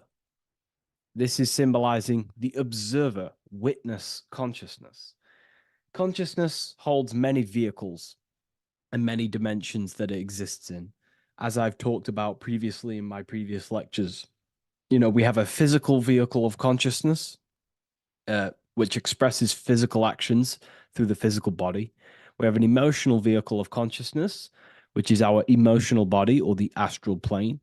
We have a mental vehicle of consciousness to express thoughts inside of, the thought body of consciousness. We also have a witness side of our consciousness. This internal witness, like who is the one seeing the screen of your reality right now? Who is the one seeing it? Not looking, who's perceiving the screen of reality through your eyes? Well, that would be the inner witness. And that inner witness is also perceiving your thoughts. A lot of people become identified with their thoughts, and they let the changes, the ever coming, unfolding changes in their mind, world, become a part of who they are. And they get caught up in the world and the changes that happens to them. And a great teaching that I've come across this last year is to never identify with the ever-changing circumstances that happen in life. When things are tough, when things are bad, always remind yourself that you are the witness of your thoughts and you are the witness of this reality. You are the one witnessing your thoughts, emotions, and actions. You are the one behind them. So when things get tough, try not to get too indulged in these negative things. The eye is the witness. Connect with the witness. And this is the same eye that sees the screen of your reality, and it also sees the screen of your dreams. So this witness consciousness is transcending your physical day life and reality, and it's also witnessing your dreams. It's the same observer who's observing your reality now, but also observing your dreams. So this witness consciousness transcends all forms of bodies of consciousness. It is essentially the highest aspect of ourselves. And it is literally the thought voice, the inner thinker, because you are not the external body. You are not the being outside your mind. You are the being inside your mind who is actively thinking. I like to call what you are, what we are as consciousness is consciousness in action. We are the thinking inner thinker, the inner being. And it's about becoming into contact with that inner being again to unveil who we truly are. If we sit back and truly have a thinking session of, closing your eyes and going inside yourself, and you ask yourself, who am I truly? Who am I beyond all of my beliefs, memories, my body? Who am I beyond that? And it will lead you to the inner voice, the inner dialogue. But again, you are not the voice. You are the one hearing the voice. You are the silent, invisible one, the one behind the veil. So this is ultimately what the eye is representing. It is representing the inner self shining, looking down upon the earth, upon duality, right? But this also reveals a great teaching as well is that consciousness is universal. It is not something solely given to you. It is universal. It is a part of a greater whole.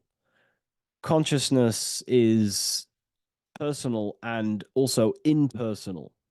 We have our personal sense of self. We have this inner voice. We have this sense of who we are in this world. And that is our personal sense of self. But you can also transcend the personal sense of self by turning off the mind and fading into the collective impersonal consciousness, which is ultimately what you call transcended states of consciousness, altered states of consciousness, or astral projection. When you astral project, you are simply accessing this impersonal aspect of consciousness. And this is ultimately what the symbol is representing with the checkered board floor, because the checkered board floor is duality, division. There is many, many different forms, but the I is singular. This is representing how the universe is one witness being, one consciousness expressing itself in infinite life forms and into division. But ultimately, division is an illusion. Consciousness fades into an impersonal consciousness.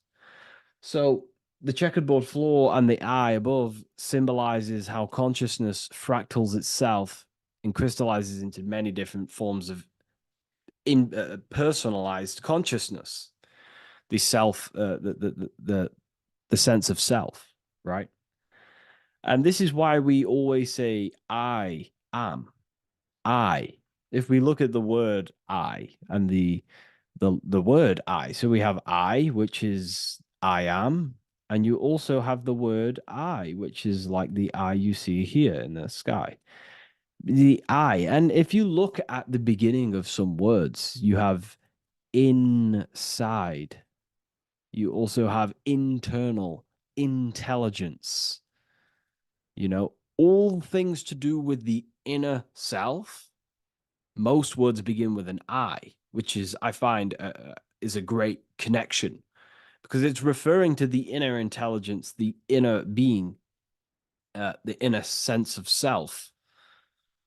So the universe is essentially one being expressed in many different forms. That's also found in the word universe, uni, coming from the root word unite, meaning oneness, unification, united, and verse being a verse of a song, because we're all playing the song of consciousness, which is an ever unfolding song, an unfolding vibration, an unfolding creation.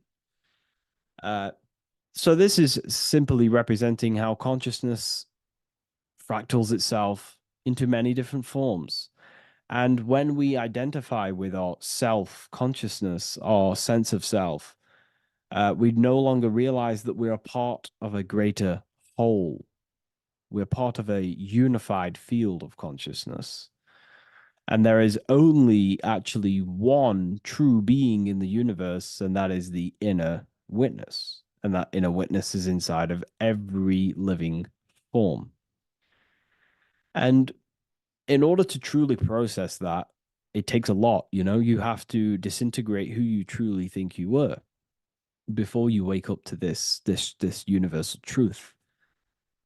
Before you understood this, you just think, I am me, you are you, and everyone is divided and everyone is their own being. When in fact, we're all not. We're all one consciousness expressing itself infinitely. And it's kind of like a social system. Consciousness is always interacting with itself. When you interact with someone else, you're interacting with yourself. It's a very mind-boggling concept to truly understand. But again, in order to truly understand this, you have to let go of who you thought you were. And when you do no longer identify with your personal consciousness and you identify with the witness consciousness, you become unified with the whole, with the greater, with the collective consciousness. And this changes the way you think, you feel, and act, because you then realize that we're all playing a part of creation on this earth. You know, we're all contributing towards the building project of Earth. And your thoughts, emotions, and actions also hold a great impact on the building project, your contribution towards humanity and the collective.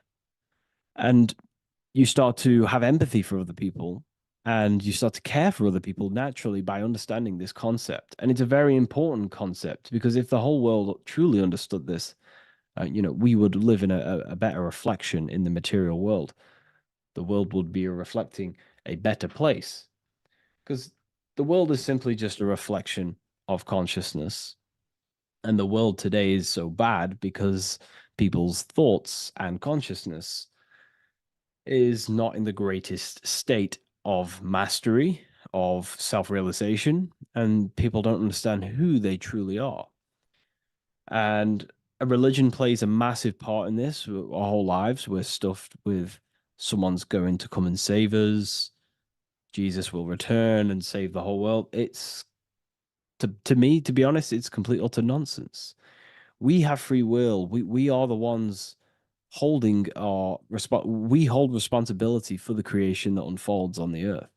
Us as a collective consciousness are God manifesting, unfolding this creation and steering it in the present moment.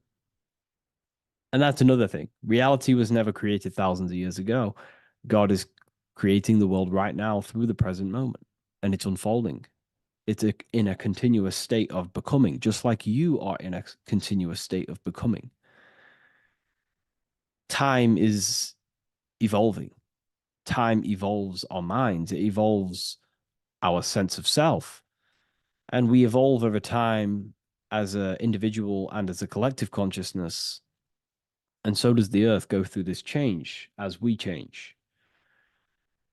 So it's important that we are becoming more self-aware in the world so we can actually start to reflect a better world. But the checkerboard floor, again, is just reminding us of the duality and the illusion, because it looks like an illusion, a checkerboard floor. It's an illusion. The physical world, if you only look at the world through the eyes, you will live in the veils of illusion and never see the light, the higher understanding of the world. You will see everything as divided. You will see everything as I am me, you are you, and live in division. But in truth, we are all one. We all come from the same source, and we're all the same infinite witness expressed in different forms. And this brings me back to the concept of love. Love is the force that unifies consciousness. It unifies yourself. It unifies your relationships with people. If you love your partner, you love your brother, your sister, your whoever it is in your life, it unifies. If you have a care for someone, it brings you two together and you grow the relationship by expressing care into the other person, and it grows.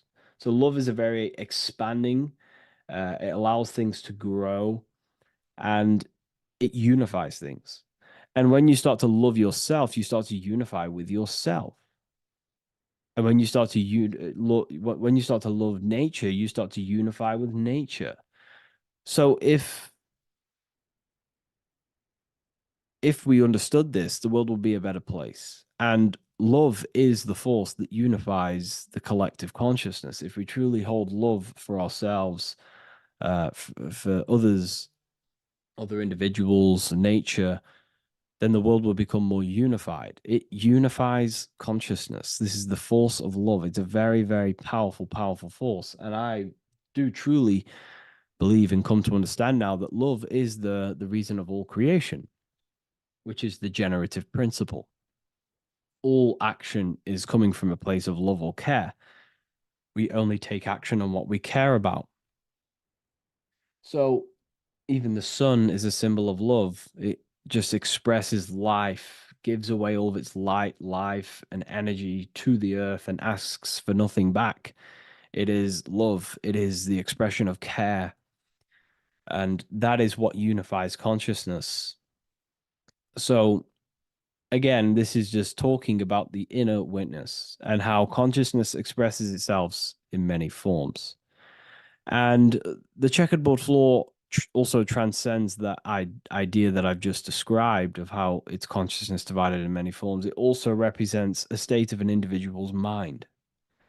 The checkerboard floor is symbolic of uh, being divided, you versus me thinking, walking down the street and thinking everyone's a threat. It also represents their thoughts, emotions, and actions not being aligned, not being unified. Their thought, emotion, action are scattered, and they're not creating things consciously. It also represents many, many different personalities in our minds, the divided personas and personalities in our mind that we have. And the eye represents the unification of that. It's about unifying our mind pretty much to not have all of these different characters and sides to ourselves and actually being a whole mind, uh, becoming conscious of uh, the unconscious aspects of ourselves and transmuting them. And when we become conscious of something, we then hold the power to change it. If we have an unconscious part of ourselves, and we never truly realize it, we don't change it, and that unconscious thing can actually seek to control our thoughts, emotions, and actions from that place of the unconscious mind. So ultimately, that's what darkness to light represents. Darkness symbolizing things we are unaware of, because when something is in dark, you cannot see it. Most people are in darkness of their imagination. They don't realize the power of their imagination. They're unconscious of it. They don't use it. And to become conscious of that is to put it into light. Shedding light on something reveals something. If I shine a torch on an object, it's going to reveal it. It's the truth. So it's about becoming conscious of the aspects of ourselves that we may be unconscious of, and actually using them and transforming them as tools. And again, we have the eye with light, with white and black. This is duality. You are also the witness consciousness, as previously mentioned, and the witness consciousness thinks in duality. We think we are the hater and the lover. We are the deceiver and the truther. The truth is that consciousness thinks within duality, and within the mind, beyond the witness, there is duality in thought. But in truth, you are not either. You are neither the positive or negative thought. You are the witness of it. There's a great saying in the Gospel of John, and I can't remember exactly the words, but it goes something along the lines of, lift the wood, I am there. Lift the stone, I am there. It's basically saying that everything is the I am, everything is the same consciousness. No matter where you go in the universe, you're talking to self. You're talking to the same thing. You're seeing the same thing. It is the same consciousness that is everywhere. So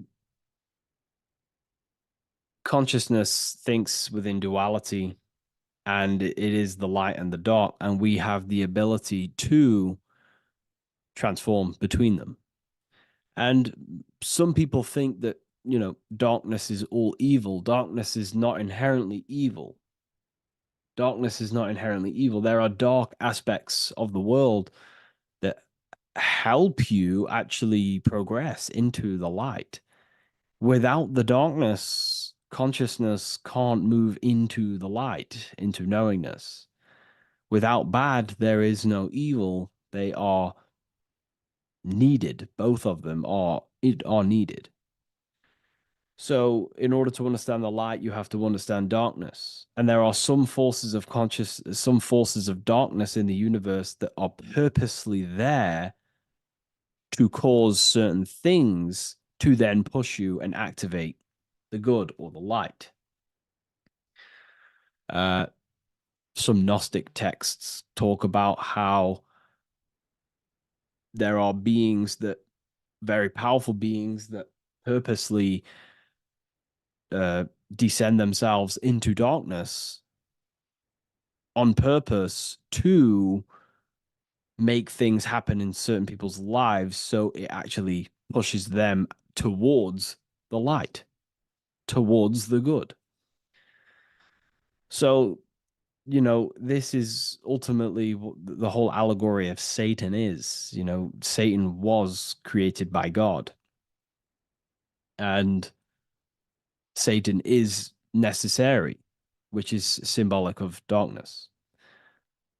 Is symbolic of evil, the evil forces of the universe, because the universe is simply just one force of consciousness, and that one force can express itself in good and evil. The power of the mind can be used to kill, or the power of the mind can be used to create amazing things. So there is only one force in the universe, symbolized by the one eye, the one force of consciousness, and that one force can be used for light and dark, which is the checkered board. It's also symbolic of the checkerboard being on the ground, symbolizing the earth, which is base awareness, duality thinking, base consciousness, stuck in division consciousness.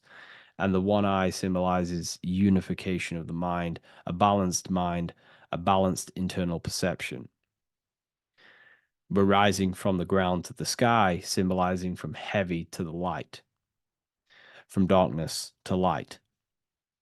The eye is also symbolizing perception, what we perceive, and this is ultimately the end goal of all occult and esoteric research, is to gain more light, to gain a higher perception of the self, to gain a higher eye, a higher perception. That's why the eye is always raised above, symbolizing you're chasing the eye, you're chasing a higher perception of yourself and reality and the universe.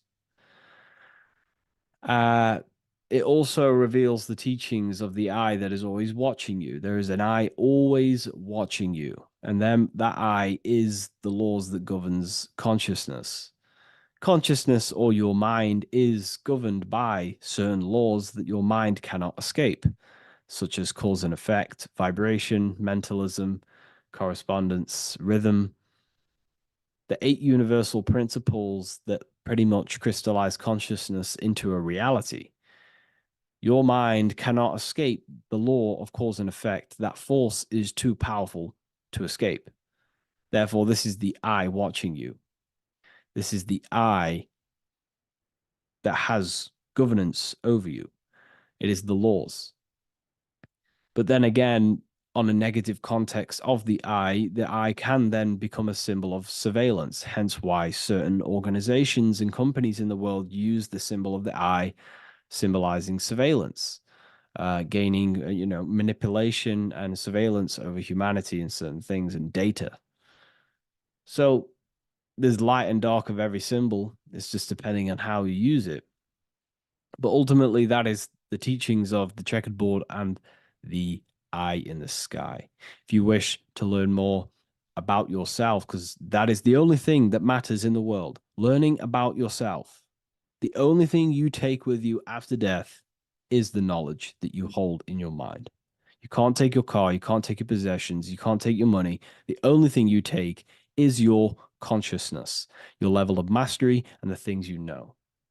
With that being said, I'll see you inside Ethereum University if you decide to join, and I'll see you in the next video.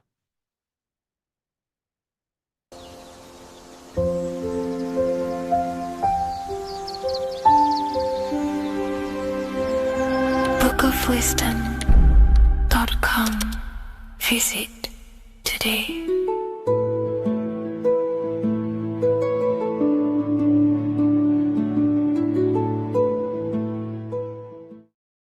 Hello, Seeker. Welcome to Revival of Symbolism, a channel devoted to the language of esoteric symbolism, guiding you to discover yourself and expand your consciousness into deeper realms of thought.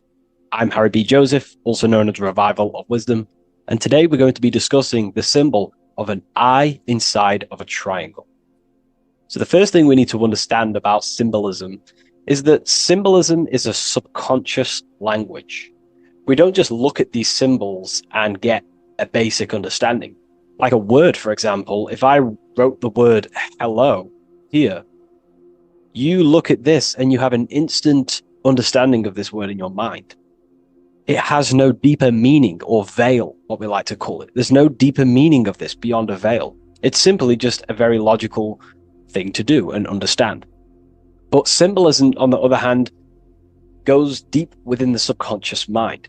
It forces the individual to go inward on themselves. This is why symbolism is so powerful. It makes you turn inward. When you look at this eye in a triangle, you're not just looking at a word, you're looking at a picture. And this forces you to go inward so you can start to try and figure out what this symbol means. You start to think critically. You also start to follow the chains of thought. This is very important inside the occult. Symbols have many layers and veils of meaning. They don't just have one layer or meaning. On the surface level, it has a surface level understanding. But then as you follow the deeper chains of thought, you start to unveil and unravel its deeper meaning. As you awaken in your journey, the deeper levels of consciousness you access, the higher levels of understanding you access, the deeper meanings of these symbols start to reveal themselves. So studying yourself and studying symbolism go hand in hand. So when you're studying symbolism, you're actually studying consciousness. This is what we need to understand, is that these symbols represent forces of consciousness and aspects of consciousness. So what we need to do is to follow the chain of thoughts. Now, what do I mean by the chain of thoughts? If I think of a triangle, it instantly in my mind, I get the number 3. Then if that number 3 leads to another thought, for example, father, mother, child, father, mother, and child. Father, mother, and child then leads to another thought, then another thought, then another thought. So this is the chain of thought that we have to follow. This is why symbols must be meditated upon. We meditate upon symbols to unravel the deeper meanings of these, so we can unlock deeper levels of awareness. Okay, so we're diving straight into the subconscious mind with the language of symbolism. That's why it's so powerful, because it forces the individual to go inward and actually use their mind. Symbols train you to think critically. They train you to think in a subconscious way, unlike words. So these symbols represent thought vibrations or thought forms within the individual's mind. So let's jump straight into this symbol of the eye in the triangle, and let's go, very surface level, and then towards the end, we'll go deeper into the deeper mysteries of this symbol. On this channel, I don't give spiritual fluff. I give very deep esoteric teachings. Okay, so it would be amazing if you could show some support. Simply just leave a like, comment, and a share on the video. Share this video to a friend. So, first of all, let's look at the number 3, because this triangle symbolizes the number 3, okay? 3. We have a father, we have a mother, and together they unify to create a child. So that's a triangle. So what does this actually represent? Father, mother, child. In order for creation, it takes 3 steps. We are born, we grow, we die. So this is how creation unfolds in a 3-step process. In order for you to have a child, you must have 2 people and then give birth to another. Number 3. Then when you are given birth, you give birth, you grow, you die, then you return back to your original state. So the number 3 symbolizes this transformation or creation itself, how creation is a 3-fold. We see this in Brahma, Vishnu, and Shiva. Brahma, the creator, you have the creator god, the preserver god, and the destroyer god. This is symbolizing the number 3. And inside the Christian tradition, we have Father, Son, and Holy Spirit. We're going to dive deep into that as well. But it simply just represents the 3-fold of creation, how creation is a 3-fold process. Okay? So let's go a little bit deeper now. That's more exoteric. That's an external teaching. I've just taught you something that's very external. But what does this represent to the internal, to the esoteric? The number 3 is the 3 forces of the soul. The 3 forces of the soul. The soul thinks. It thinks. We have a mental field. We have a mind. All around us is a field of mind. We don't just have a mind. All around you is a field of thought and a field of mind. Okay, this is what we have to understand. A lot of people just think they have a mind. Your mind is attuned to the mental plane, and the mental plane is surrounding you. There are thought forms surrounding you. There are ideas. There are, all of these things in the mind that exist in an infinite field made of mental matter. Mental matter. So the soul thinks.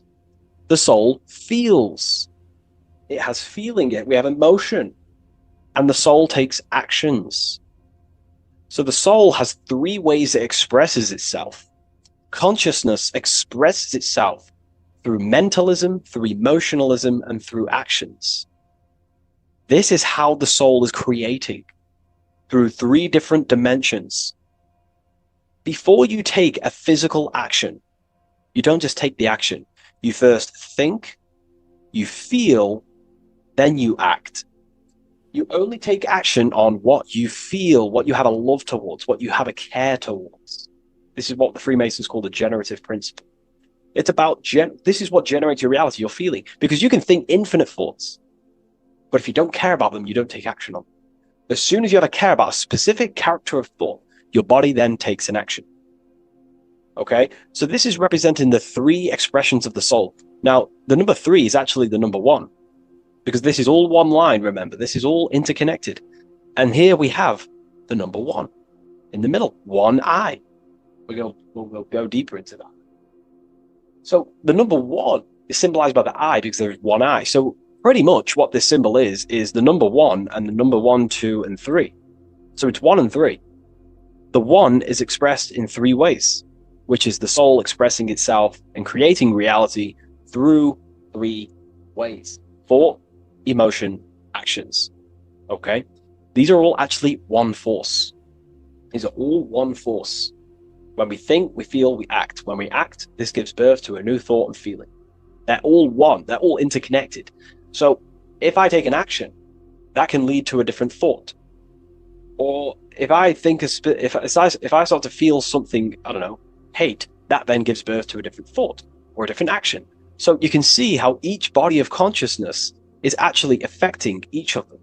If we have an unhealthy mind, this will affect having an unhealthy emotional state and an unhealthy body.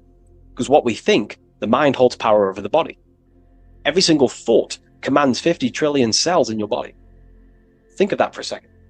You are governing 50 trillion cells, and these cells religiously obey every single command you give. You are governing a whole universe.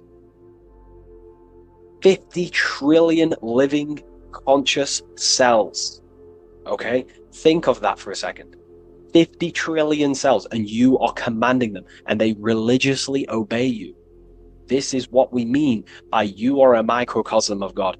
Your body is literally a whole universe. There is living beings in your body that you are commanding and controlling, and they religiously obey you. Very, very powerful. This is how powerful you are. So each thought you command to the body is either destroying the life of the body or uplifting the life of the body, good and evil. So you're either creating more life or destroying your life of the body, of the health, of the body, of the cells. It's a whole civilization inside of your body, and you're governing it. You're the government. You are the master. This is why in the occult they say, you are the master. Everyone is a master of their own being, their own microcosmic universe that they govern. You govern a whole reality, don't forget that. But we've lost this knowingness and understanding, and we're now giving our power to the external government, man-made government. Okay? So that's what the word government means, government, governed mind control. But you are the government. You control your own being. You control your own universe. You control your reality. So, you are the creator of your reality. This is the context behind the symbol here. You are the creator. What is an eye? An eye sees things. What does that symbolize? So an eye on a basic level shows looking at something. But this is referring to the internal eye, the internal observer. You're observing something when you look at something. So the inside eye is the person, the self that is looking over and experiencing our thoughts, emotions, and actions. Who is the one that feels the actions? Who is the one who suffers from the negative thoughts and the negative emotions? Have you ever thought about that? Go deep within yourself. Who is the one suffering from your emotions? It's not your body. It's not your mind. It's this soul. It's the soul observing through these different bodies of consciousness, through the mind, through the emotions, and through the body. This is the observer behind it all. So, this eye is not closed. It's not closed. Very, very important. Every detail in symbolism is very important. It's not closed. It's open. It's looking, and it's conscious. I'm just giving you the key of what the symbol means. It's about remaining conscious. Now, this will go over people's head. You may not even understand this. Most people are unconscious, and it's fine if you are unconscious. We're all on a different level of our journey. All on a different level. I'm not trying to offend you. I'm just stating these facts. Most people are unconscious. They only think, feel, and act out of, reaction. They're not even aware they exist because they're so caught up in the external world. They have no idea they exist. They've never deeped how they exist, why they exist, what life is, what this piece of technology they're inside of is.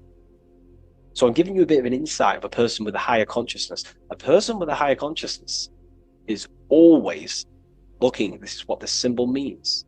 Always looking, not with the eyes, but with the internal self, because they understand these three powers, the triangle, is creating their reality. Thought, emotion, action. Person with a higher consciousness and has mastered themselves is someone who is always looking and observing their thoughts and emotions and the actions they take in the world. I'll give you a bit of a key here. I'll give you a key. In my life, I like to govern myself, be my own master, through this way. Every action or decision I am about to make, every decision, I always say to myself internally, I remind myself of this symbol. This is what symbols are. You're meant to remember these things. There are tools to help you in life and gain control of yourself so you can ultimately live a better life and create your own reality.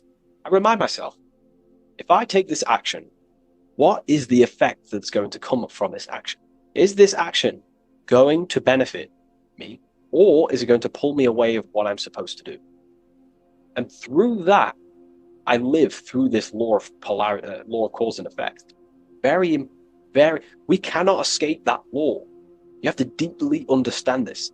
You cannot escape the laws of cause and effect. They are always infinitely creating your reality. Cause and effect. Every thought is producing an effect. Every emotion is producing an effect. Every action is producing an effect. Therefore, you must keep this in mind and stay looking. This is what the symbol means. It means stay conscious. Always look over your thought, emotions, and actions. Always look over them. Because if you are not looking at your thoughts, emotions, and actions, and you're living, you're thinking, you're feeling, and acting unconsciously, subconsciously, without conscious awareness, you're unknowingly creating your reality. You can reach a level of mastery. There is a level of mastery. I'm not fully there yet. I'll openly admit that. But it's a goal in mind. There is a level of mastery that one can achieve where they are conscious of every single thought, every single action, every single emotion they feel throughout their day. Very, very difficult because we think around 7,000 thoughts a day, But this is ultimately the goal of mine anyway. It's completely up to you what you do. I'm just giving you this insight that's helped me in life. So it's about being conscious. This is a very overlooked thing in today's world. No, most people are unconscious, that they're walking around as zombies. They don't even realize they think. They don't even realize they have a mind. They think their mind is their brain. If the mind was the brain, then how can the mind go in the past, present, and future? Which means it exists outside of time, but the body remains in the present moment. If the body remains in the present moment, that means it exists underneath time, underneath the law of time, but the mind transcends it, which means the mind operates outside of time, space, and matter. So, that is a key. You are a high dimensional being manifesting in a physical form, and you're looking into the world. This is also another veil of the eye. The eye symbolizes your higher dimensional being. You have no true form. This is one of the biggest secrets. You have no true form. You form what you think, feel, and act. In the astral plane, you become what you think about. You can become an owl. You can become an owl with goat heads or, T-Rex arms. You can be anything you wish. Anything you think about, that's the form you take in the astral and imagination. But beyond the very causal plane, the higher dimensions, you are formless. You are nothingness. But that formless is connected to God. That is the unmanifest. That's the source of all creation. So you are something but nothing. Very difficult to get your head around, but essentially you emerge out of darkness. Emerge out of nothingness. Okay, and that's what the mental plane is. The mental plane is kind of like the first dimension that basically expands into infinite realities. The mind can think anything. There's nothing impossible in the mind. Nothing. But there are things impossible in the physical plane, because the physical plane is more dense and it's governed by more laws. So, again, this is symbolizing staying conscious of your thought, emotions, and actions. Now, another veil, if we go deeper on this symbol now, another veil, another chain that's connected to this symbol, a chain of thought, is that this symbol represents unity consciousness. Person who thinks, feels, and acts in unity. Their soul is operating in one force. Their soul is operating in one force, which means they think, they feel, they act. For example, I'll be writing my book sometimes. The book of symbolism, my third book, is coming out very soon. I'll leave a link in the description for you can sign up to the email, the waiting list. We've got a lot of people in there already. This next book's going to be insane. But yeah, you can get notified when that comes out. I'll put a link in the description. When I'm writing my book, I'll get an idea to, go play Call of Duty or go play the Xbox. But then I instantly remember this symbol, thought, emotion, action. Instantly, I then unify my consciousness, my three powers to create reality. These are your powers. These are your rights. These are your things that you have full control over. These are the biggest gifts in life. This is so overlooked. So overlooked because people are so unconscious. These three things are your biggest gifts. They're so beautiful. You have been given the gift of creation. You can mold a whole world, your own world. You govern it. You can think infinite thoughts, no impossibilities, no limitations. You can feel. Feeling is a life essence. Without feeling, you'd be an AI robot.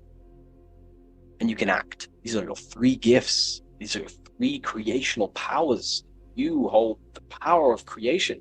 You hold the power to kill another life, or you hold the power to spread love in the world, to spread the light.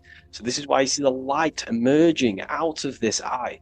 This is the light of the soul. That's what consciousness is. It's light. And this is creation unfolding from this through these three powers. Light emerging and crystallizing your reality through thought, emotion, and action. So, again, this is unity consciousness, acting in one force, thinking, feeling, and acting, all directed towards one goal, and that's how you manifest things quickly. Speed. If your thought is, if you think about, I don't know, playing the Xbox, and then you feel like eating, and then you take action scrolling on TikTok, that's divided consciousness. You're wasting time, energy, and you're scattering your creative powers throughout these three forms. But once you unify them, which is the I, the number one, you unify thought, emotion, and action, you direct your thought, emotion, and action all towards one goal. You quickly create these goals. So this ties in with time and attention. These are your two spiritual currencies. You spend time and you pay attention. These are two spiritual currencies that pretty much create your reality, your experience. Thought, emotion, action. And this is what the Holy Trinity is on the deepest level. This may trigger some people, but if you believe in religion, then maybe this account, this YouTube isn't for you. But religion is esoteric. It's esoteric. It's not meant to be taken literally. The Bible is an encrypted allegorical text talking about human consciousness. Jesus is a person and a master of consciousness that we should achieve within ourselves. We should aim to become like Jesus, not worship Jesus, because we are all God. We're all governing the microcosm. So, also, this symbol represents the movement of the spirit, the movement of the soul. The soul goes through this triangular process, and the soul always remains, returns back to its original state. The soul is given birth into physical reality. We live, and then, we grow, then we die. Then it moves in this three triad form. The soul, wakes up in the morning. It grows throughout its day. Then it dies at nighttime to return back to its original state, to its spiritual state. And everything goes through this process. Birth, growth, decay. Birth, growth, and death. And everything returns back to its original state. So, ultimately, this is what this symbol represents. Okay? If you want to go deeper on this, we have an amazing community. We have hundreds of hours of lectures, practical lectures, where you can gain mastery of yourself. The occult goes deeper than you could possibly imagine. So I hope you gained some insight from this video. Please leave a like, comment, and subscribe to the channel if you're new. And let me know any symbols you want me to break down in the comments section, and I'll hopefully get them broken down for you so you can understand them, deeper, on a deeper level, and you can understand yourself on a deeper level. So yeah, all the links in the description for everything that I mentioned, the community, and the Book of Symbolism waiting list. And I'll see you in the next video. Take care of yourself, everyone.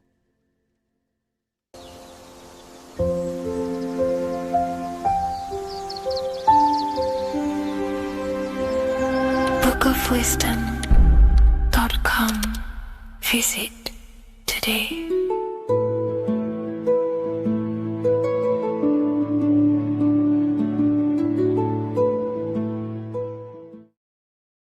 In this video, we're going to be talking about the evolution of consciousness. You are born human, however, you possess consciousness, which is the awareness behind your being, the awareness behind your thoughts, the experiencer behind your five senses, the experiencer, the observer behind your thought, emotions, and senses. You are an eye, an invisible consciousness looking through a lens, which is your body. Your body produces this physical world that you experience. Your brain produces this world. Your brain and body is a technological computer. However, you are an infinite, ever-expanding consciousness behind this physical body. And there is an evolution of consciousness, a cosmic journey of expansion. And this is why we see so much pyramid symbolism in the occult and esoteric world, and especially within Freemasonry. Because the pyramid represents climbing, an evolution, a raising state of consciousness, a journey. Steps symbolize a journey upwards. This is the raising and the evolution of consciousness, our inner world. The transmutation of our inner selves, of our souls and consciousness and our minds. So when we see this pyramid, we're seeing a evolution, a way up to source consciousness. And the eye in the pyramid represents your source consciousness. It represents illumination. It represents divine guidance through this evolution of consciousness. This is why we see the ladder. Consciousness is ever expanding on an infinite journey of evolution. Each individual is a part of this cosmic process, contributing towards the ongoing expansion of both mind and awareness. As we evolve, we collectively explore deeper levels of existence, expanding the boundaries of thought and consciousness. The mind has the ability to expand infinitely into new realms of thought, into new dimensions of mind. The mind cannot be filled up. It is not a physical substance. The body can be filled up because it is a physical thing, but you cannot fill the mind. Therefore, the mind is constantly expanding, ever expanding into new fields of thought. So what we see in Freemasonry, the ladder, is again a journey, an elevation of consciousness. When we are born with an infant consciousness, and as we gain older, we gain an adult consciousness. Our inner world, our inner mind, and our emotional intellect changes and evolves. We are significantly different from when we were very young as an infant. It's because our consciousness evolutes, it changes, it alters like water. So just like this evolution of your own consciousness as growing up, there is consciousness of beings existing in cycles beyond our own. And their consciousness is unimaginably different from ours. They operate on a higher level of understanding and knowing, experiencing reality in ways that transcend our current comprehension. Our minds right now cannot comprehend the highest states of consciousness. There are entities, there are beings beyond our own, existing in higher dimensions of consciousness that we cannot comprehend because they have expanded. They are on a further way up the ladder of consciousness. However, we are all on the same journey. None of us can take the same journey. There is one ultimate goal, reaching source consciousness. However, this is always ever expanding. However, we are all on a different journey. There is one truth, one source, one goal. However, there are billions in different ways of reaching it, and we are all on these different paths to source consciousness, to this ladder, this evolution of universal evolution. Okay? Their awareness is attuned to new dimensions of existence, reflecting a more advanced stage in the cosmic journey of consciousness evolution. So when you take DMT, you are shot into these higher realms of consciousness where you meet these beings who look similar to these images. They are not speaking to you physically. They don't speak to you three-dimensionally through vibration and words. They speak to you mentally. If you have done DMT, then you know this. And if you have met these beings, then you know this. You might have even met some of these types of beings on mushrooms or any psychedelic drugs. Because ultimately, when you take these mind-altering substances, it's altering your consciousness.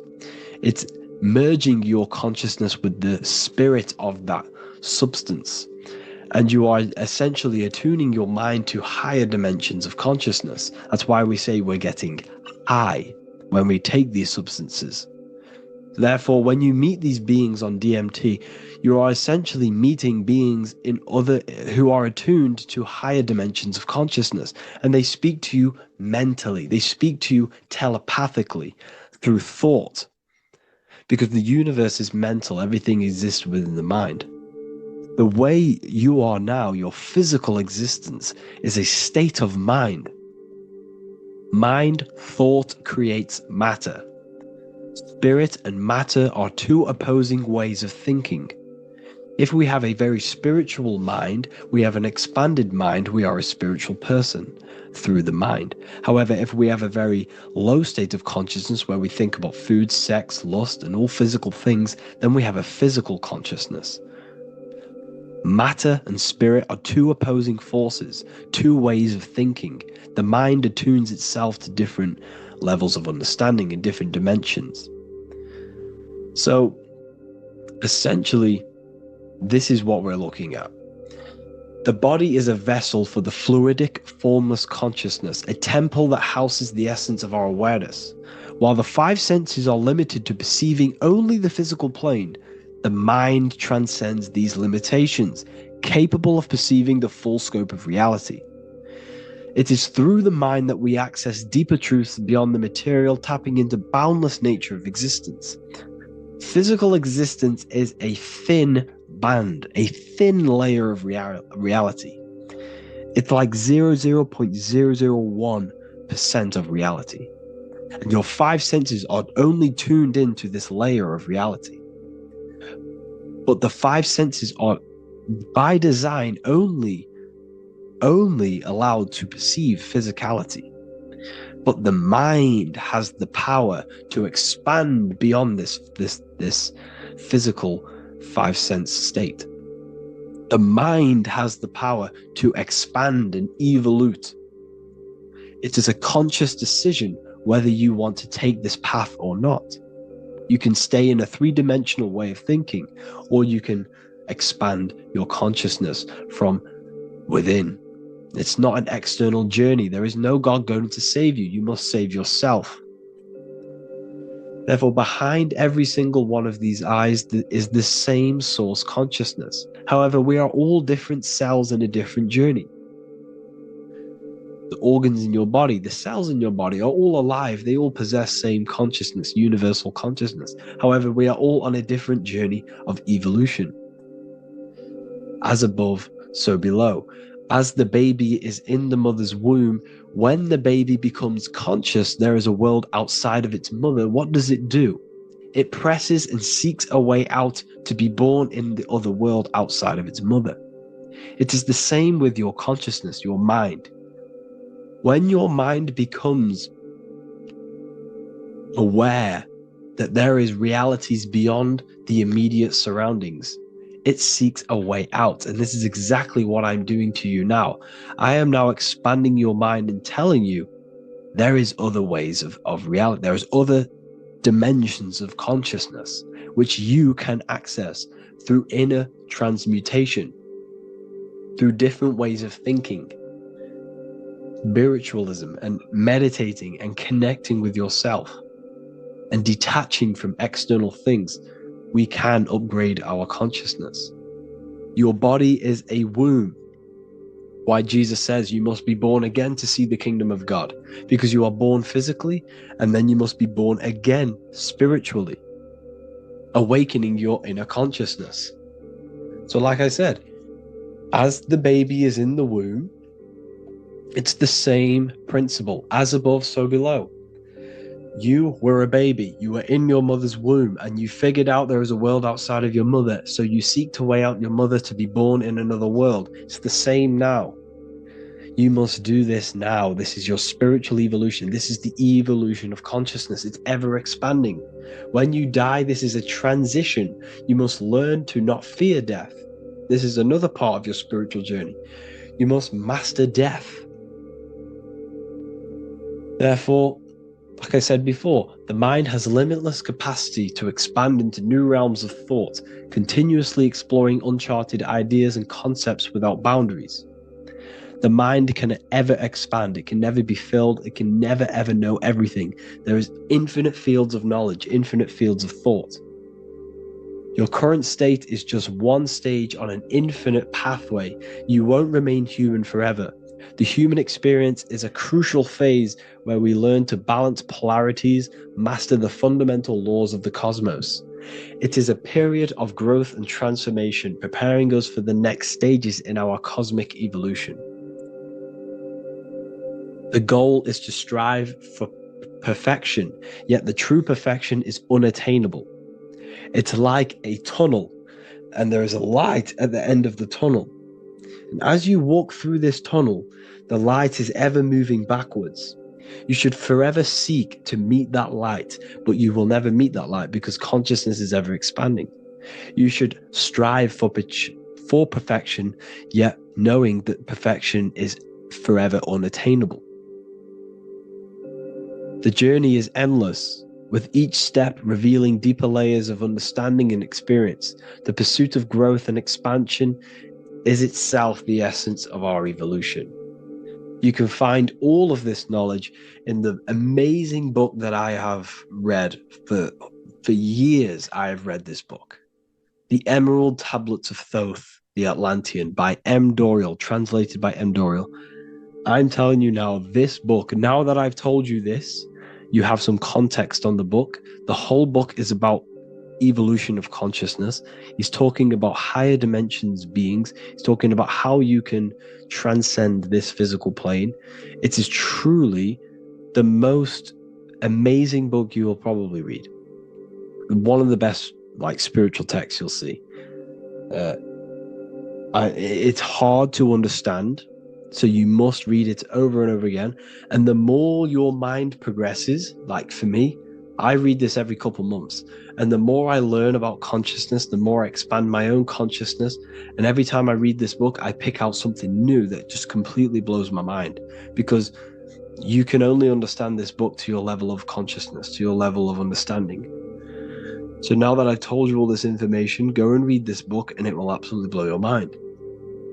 And so will the Book of Wisdom Volume 2, which is now available. I released it the other day.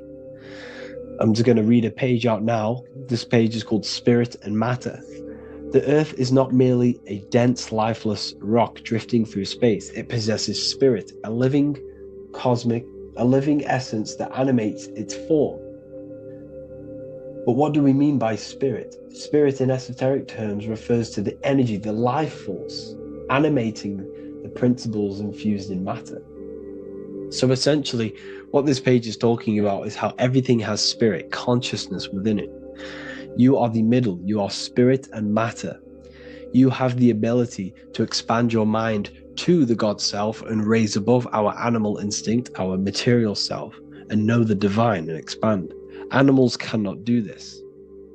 Animals are not self-aware. Humans possess self-awareness. We can observe our consciousness. We can say, why do I exist? We can look in the mirror and know that we need growth. And this is what Anunnaki means. Anu means above. Anu was the supreme god of the sky, which is a metaphor. He represents spirit above, heaven. Anu came down to earth and married Ki, the goddess of the earth, which represents matter. It's a myth, it's an allegory. Anu married Ki and gave birth to the Anunnaki. Spirit came down and infused with matter and gave birth to the human, which is you. You are spirit infused in matter, Anu and Ki, Anunnaki. You are the Anunnaki. And this is just one of the teachings in my book. Honestly, this book is absolutely amazing. If you truly, truly want to expand your consciousness, give this book a read. And obviously, if you're inside the university, I give you this book for free, a paperback version. If you join the university, follow the steps inside of the general chat, you'll be able to download this book, not download it, order a paperback for free. All you have to do is pay for the shipping. You'll also gain amazing knowledge inside of my library, where your mind will just be overblown with the amount of esoteric books. There's over 45 rare occult books, plus you get a PDF of the Volume 1 and Human Health Guide. You get reoccurring updates where I expand on symbolism, occultism, where you will just feel absolutely amazing once you understand esotericism in yourself. You'll also learn how to create the dream reality that you want with the Manifestation Mastery course, where I teach you how your consciousness creates reality. You'll have a real lectures where I post lectures on symbolism, occultism, esotericism. There's a conscious community and live calls and Q&A where you can ask me questions and I'll answer your questions. I just want to say thank you to everyone who has joined the university. Thank you for even liking and watching this video. Any support I just appreciate every single one of you. Please, if you can, leave a comment and a like on this video and let me know any videos you want me to make in the future. And I will start uploading a lot more to the YouTube. So yeah, thank you all for tuning in today. Have an amazing day.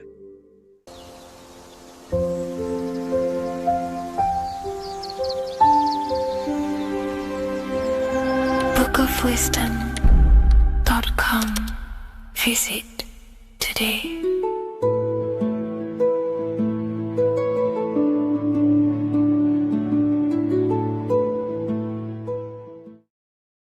How are we doing, people? It's Revival of Wisdom. We're back today talking about sun worship. Okay? And please enjoy. Sit back and enjoy the video. First thing we need to understand is that the sun is the risen savior. It's the light of the world. Without the sun, we have nothing. Now, the sun is the Son of God. We didn't make the sun. No one owns the sun. But who created the sun? Obviously, the Creator created the sun. Therefore, it is the Son of God. And that is what Jesus is symbolizing in the Bible. The Bible is a metaphorical story. That's why it's called the greatest story ever told, because it is a story about the sun, the zodiac. It's about you, the systems in the body. It's about everything that is sacred in this creation. Now you can see the suns behind Jesus' head in all of the ancient portraits, even the ones that are more modern. You still see a sun on the back of his head because he is the sun. He's the light of the world, our risen savior. And this is what Christians are lost because they don't realize it's a symbolic story and they think Jesus was a historical person. He's not a historical person. Okay, this is what we need to get out of our mind. This wasn't a historical person. It's the Son, our risen Savior. The Son is the soul. It's the soul of this creation. Because what is a soul? A soul is pure life force, pure energy. Whatever a soul inhabits, it gives life to. Like our soul feeds our body. The sun feeds the earth because the sun is a soul, and that's why the ancients called it Sol. Because it's the soul and it's in you and it's the light of the world. It's the light of everything. It gives life to all things. Here's Jesus and his 12 disciples. The 12 disciples symbolize the 12 zodiac signs. Aries, it rules the head region because the 12 zodiac constellations rule specific regions of your body. Aries, the ram, you have a cerebrum in your head. This is Aries on the head of the table. His Gemini rules the arms and the lungs. The two twins, Gemini. He's holding up two hands for the two hands and arms. The twins. Cancer has a knife in his hand. It's not so clear, but he has a knife in his hand. Cancer is the crab. Crabs have claws. And he's pointing at Virgo's Adam's apple, saying there's no Adam's apple there. It's a woman. Who's the sixth sign? The sixth sign is Virgo, the Virgin, the only woman in the painting. Now notice how there are 3 people in 4 groups for the 4 seasons and for the 3 months and 3 zodiac signs in each season: spring, summer, fall, winter. Matthew, Mark, Luke, and John with the suns on the back of their heads, because it's the 4 states of the sun. The 4 states of the sun. Now, 6th sign, Virgo, the Virgin, the only woman in the painting with no Adam's apple. Then we have the sun, Jesus, red and blue, red shift, blue shift. Electromagnetism. The ancients knew this. He's got one hand open, one hand down, because the sun gives and retrieves. The sun rises and it falls. It gives, then pulls away. That's what the sun does, and that's what he's doing. His arms are out, symbolizing the rays of the sun, casting down onto the earth, giving and then receiving. Libra, his 2 hands are equal, he's holding his arms out equally, because Libra is the 2 balanced scales. Libra is when the sun is balanced between the summer and the winter. It's being judged. The sun isn't balanced. That's what Libra is, the 2 scales. Capricorn is the goat. Goats have 2 horns, and you can see the 2 horns on his head here. See?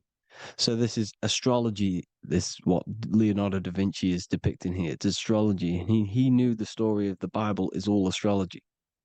It's all based on astrology. The Son of God, the real sun. Now here are some Bible verses. I am the light of the world. Obviously, that's the sun.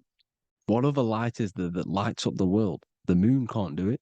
It's the sun, the one and only sun, our risen Savior. Because if the sun didn't rise, we'd all be dead. So it's our risen Savior. And it dies for our sins every night and then gets reborn every day. Now, Jesus calms the storm. Mark 4:35-41. The disciples are all on a boat and there is a heavy storm, but Jesus is asleep. The disciple says, Jesus is asleep. We need to awake him. They wake up Jesus, and Jesus got up and rebuked the wind and said to the waves, quiet, be still. Then the wind died down and it was completely calm. Well, when Jesus was asleep, this is the sun not being risen. It's not risen yet. Because in the night times, that's when the storms happen on the sea, in the ocean. And when they awake Jesus, Jesus rises because he's the sun. He rises and everything calms. Because when the sun comes, the storms go. You see? So it's the sun. It's all about the sun. Here's another, Luke 22:10. A disciple asked Jesus, when will we know it's the end times?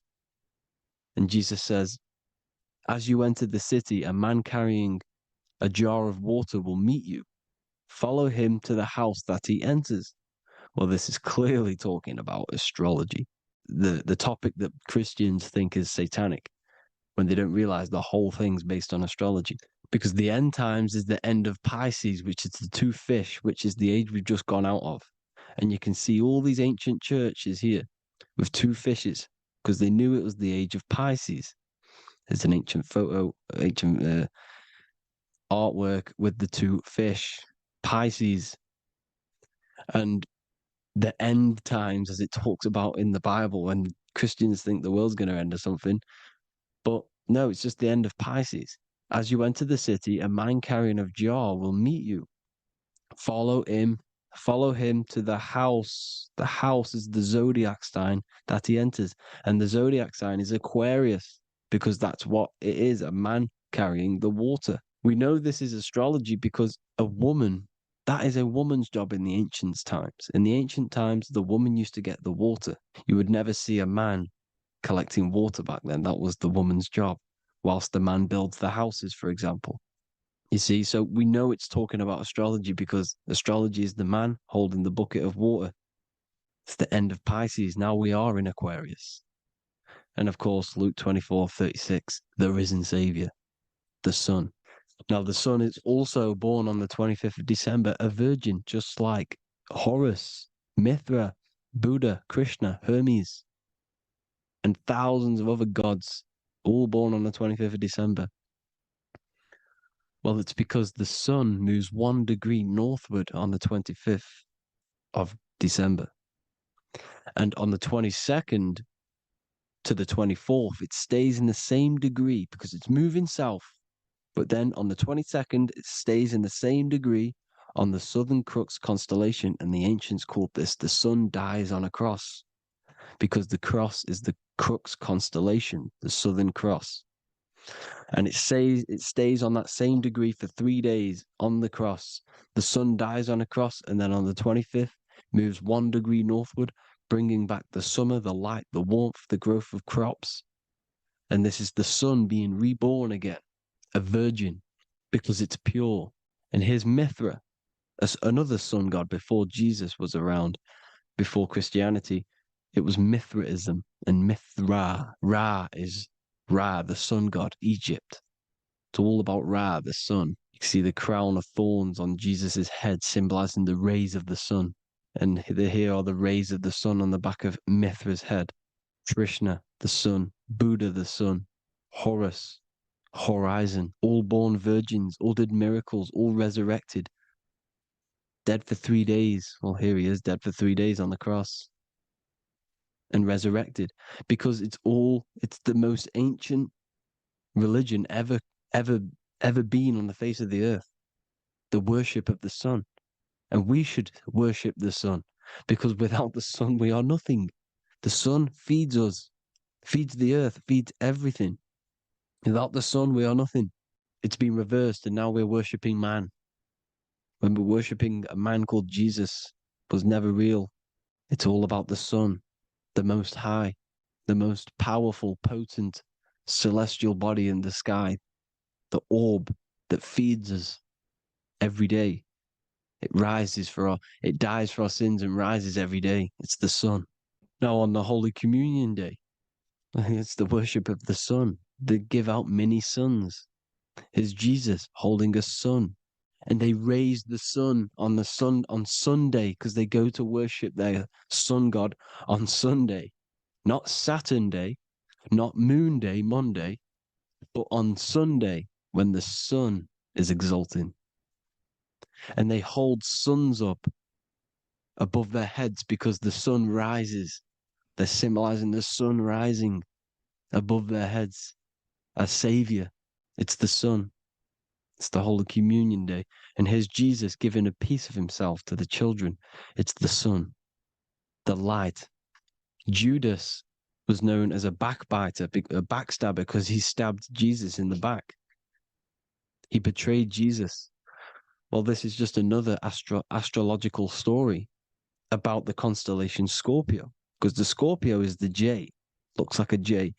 J for Judas, the scorpion, the backbiter. Scorpions backbite, they bite with their back.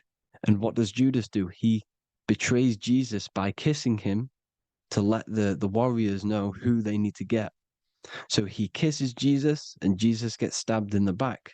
Well, when you get stung or bit by a scorpion, they leave like a kiss. So Judas kisses him and gets betrayed. Well, this is because the sun, when it hits Libra, it's balanced. The sun is balanced because it comes through summer. Now the sun's starting to die. The sun's starting to die. It hits Libra. And then as soon as it hits the Scorpio, it gets betrayed because now the sun has to fall to winter and Saturn is there waiting to take over the darkness of the winter. So he gets stabbed in the back by Scorpio, Judas, the scorpion, the backstabber. You see, it's an astrological story. Here's Mary. Mary means marry, which means pure. The sun is pure. No one gave birth to the sun but the God. And it's born every day. It's born every day on every year. It's born pure. There was no controversy. There was no, activity for the sun to be born. It's pure. Now, the 7 metals come from the 7 planets. The sun gives you gold, and this is why the sun is golden. It looks gold.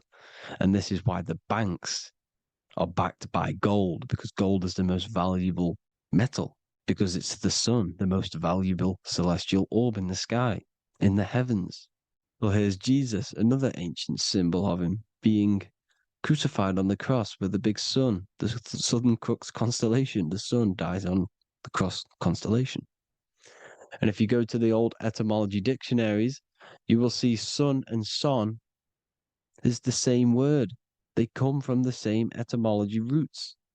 You can use them for no matter what, but they've been confused today.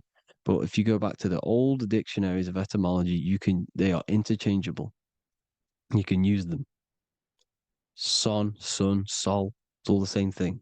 The 12 disciples, 12 brothers of Joseph, 12 tribes of Israel, 12 breastplates on the stones, because it's all the 12 astrological signs. They could have used any other number, but there's 12. Because 12 is the mind, which is God. 7 is the number of matter, which is man. 7 energy centers in the body. 12 cranial nerves in the brain, because it's the mind. 12 is the 12ness. The zodiac is literally the mind of God, the signs of God. Now here we see here, Job 38, 31 to 33. Can you lead forth a constellation in the season? He's asking you, can you read the sky? Can you read the heavens? Canst thou bring forth the Mazzaroth in its season? Mazzaroth means 12 signs, the zodiac. Why did they translated every single Hebrew word in the Bible into English, but they decided to leave out Mazzaroth? Why? It's because if that said zodiac, Christians would have a different view on the Bible, but they leave that out. But Mazzaroth actually means the 12 signs, the zodiac, and the stars means sign. The word stars means sign because the stars are signs, things to come, which is off in Hebrew, which means sign, things to come. You see a sign on the road, it's something coming. But God is saying, what does he say? To qualify as a director, a judge of man's life on earth, one must be able to govern the heavenly bodies that rule the earth. It's telling you to read the heavens. We need to read the heavens. Astrology, the 12 zodiac signs, the mind of God.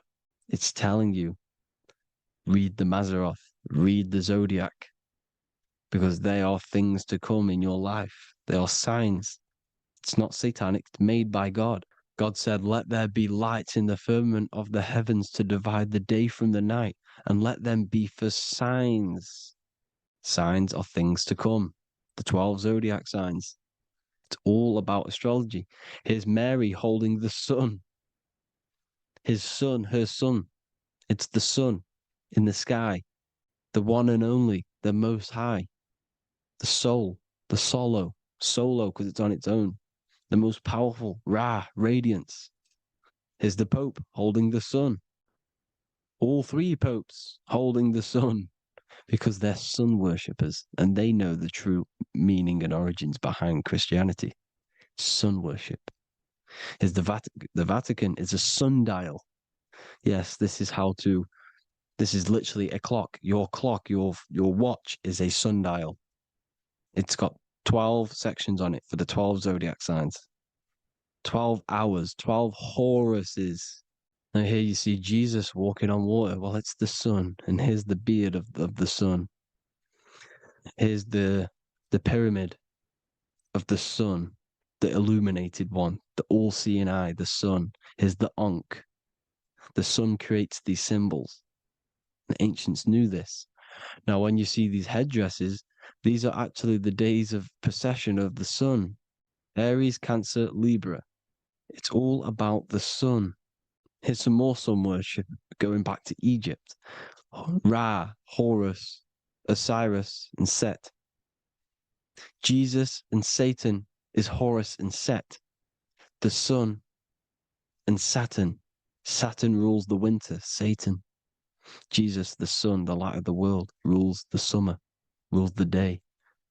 Satan's the night, Saturn's the night, the sun is the day. The evil brother, Satan. Well, Horus comes, this is where we get the word hours from. There are 12 Horuses. The sun moves in 12 Horuses, 12 hours. Where's Horus? What hour is it? Where's Horus? His Ra, 12 noon, Ra, radiates, powerful, the most high sun. That's why he has a sun on the top of his head. These are the 4 states of the sun. Set, sunset. This is why we say sunset, because the sun is setting. His sunset, his Horus, horizon, the Horus is rising, Ra radiating, and the sunset. Then midnight is Osiris. Here's another ancient symbol for the sun, the scarab. Ra, the sun, scarab. It's got the word Ra in it because it's the sun. And here's the sun on top of the scarab with the wings. Because scarabs roll dung up hills, and then they'll let it fall down the hill to gain more matter. To gain more bigger, like a snowball effect. And the ancients saw this as a process of the sun, because the sun climbs up the hill and then it falls. So they used the scarab to symbolize the process of the sun. The sun climbs and falls. Here's an ancient Egyptian cat cutting off the head of the serpent. Well, the cat is cutting off the head of the serpent, symbolizes the sun cutting off the nighttime. When the sun rises, it cuts off the nighttime. It cuts off the serpent. The serpents represent darkness or evil. Oh, there's some more symbology of the sun and the heavens, the arch, the royal arch, the firmament, the sun inside the firmament. These are all ancient churches, and they all depict the firmament with the sun inside. Is the ancient cosmology, you see, because it's all about the sun. Everything's about the sun, because the sun is our orb made for us to sustain life in inside of this creation, inside of this firmament, the royal arch of heaven. Here's the Freemasons depicting it. Here's the Masonic royal arch, but you can even see The zodiac signs, his Cancer, the checkered board. It's the royal arch of the firmament. Obviously, they don't want to tell you that. You live in space, apparently. Some more sun worship. Here's the beard of the sun on the water. They all have this long beard. And why do they say amen? Amen at the end of every prayer. Amen is a sun god, a creator god. It's all about the sun. So thank you all, people. Hope you all enjoyed. Hope you all gained some knowledge and insight. Please give me a follow, drop a comment, drop a like. Have a good day. Love you all.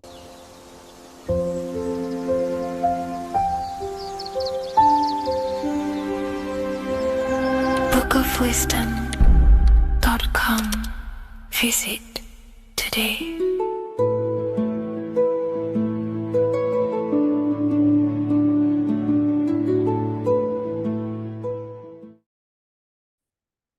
What if I told you that you are under a spell and this spell is controlling you in every aspect of your life and you don't even realize it?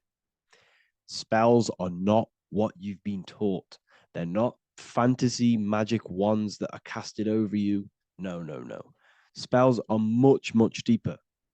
A spell is a belief system that is installed into your subconscious mind, which holds power over you.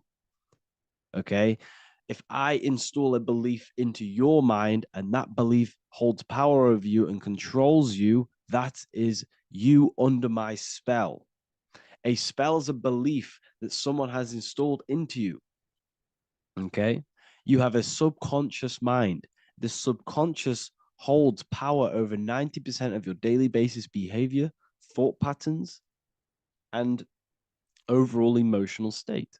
Because the subconscious is the back end of our mind, the mind that we don't really have access to. It's the shadow self where all of our programs, all of our memories, all of our traumas, all of our everything that we've ever experienced is recorded and kept in this vast database called the subconscious.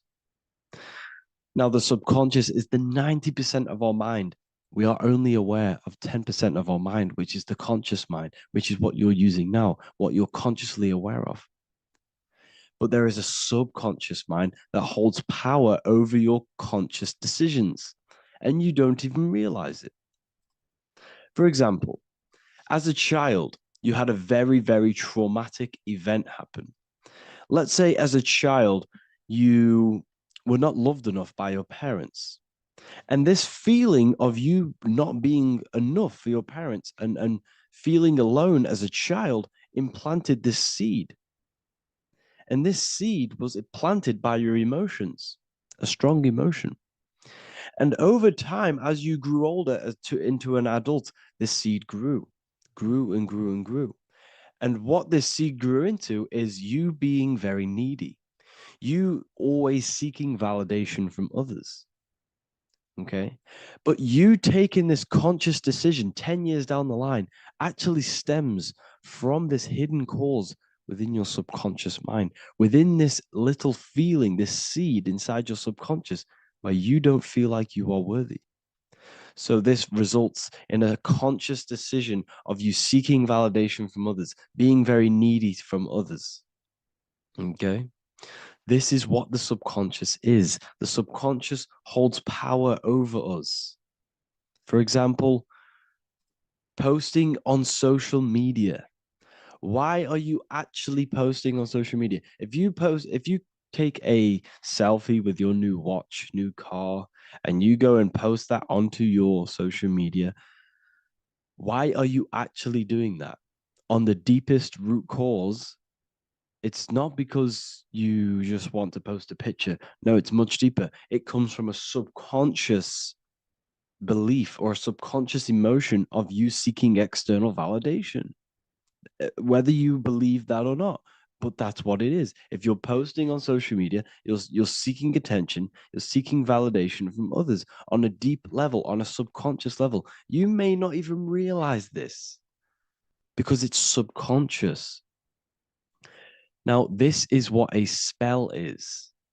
Money is a type of spell. Remember, money doesn't actually exist. Money does not exist. Money is a physical object inside of the material plane.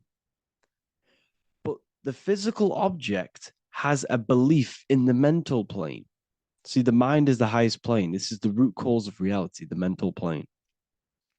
Okay? So our belief in our mind has given this piece of paper value and a meaning.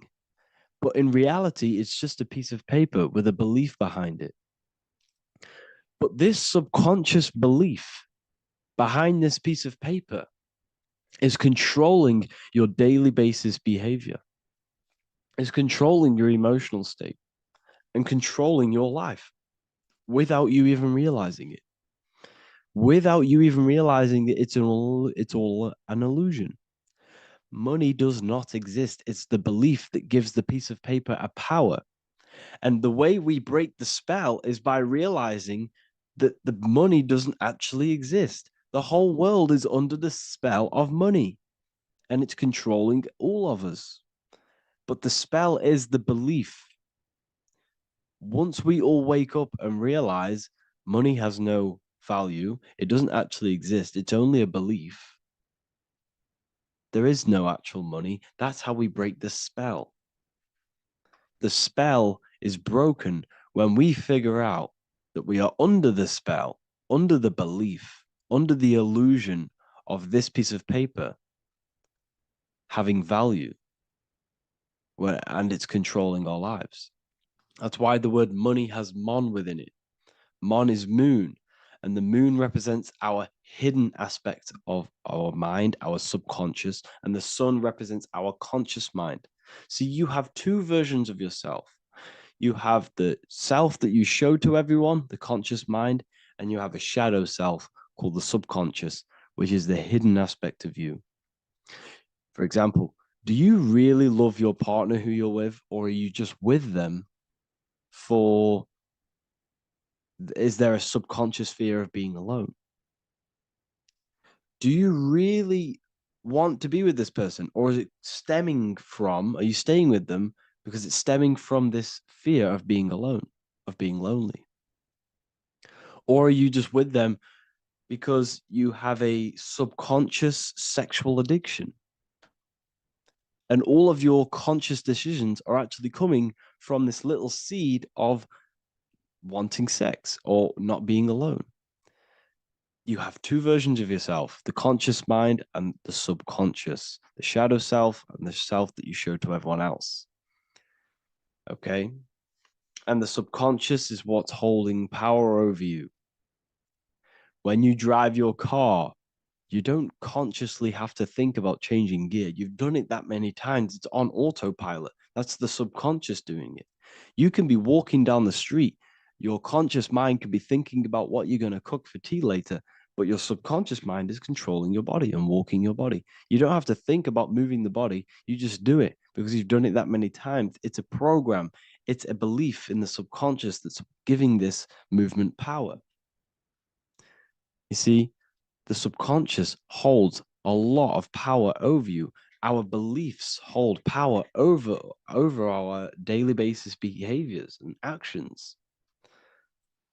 Okay, like I said, posting on social media, this is seeking external validation.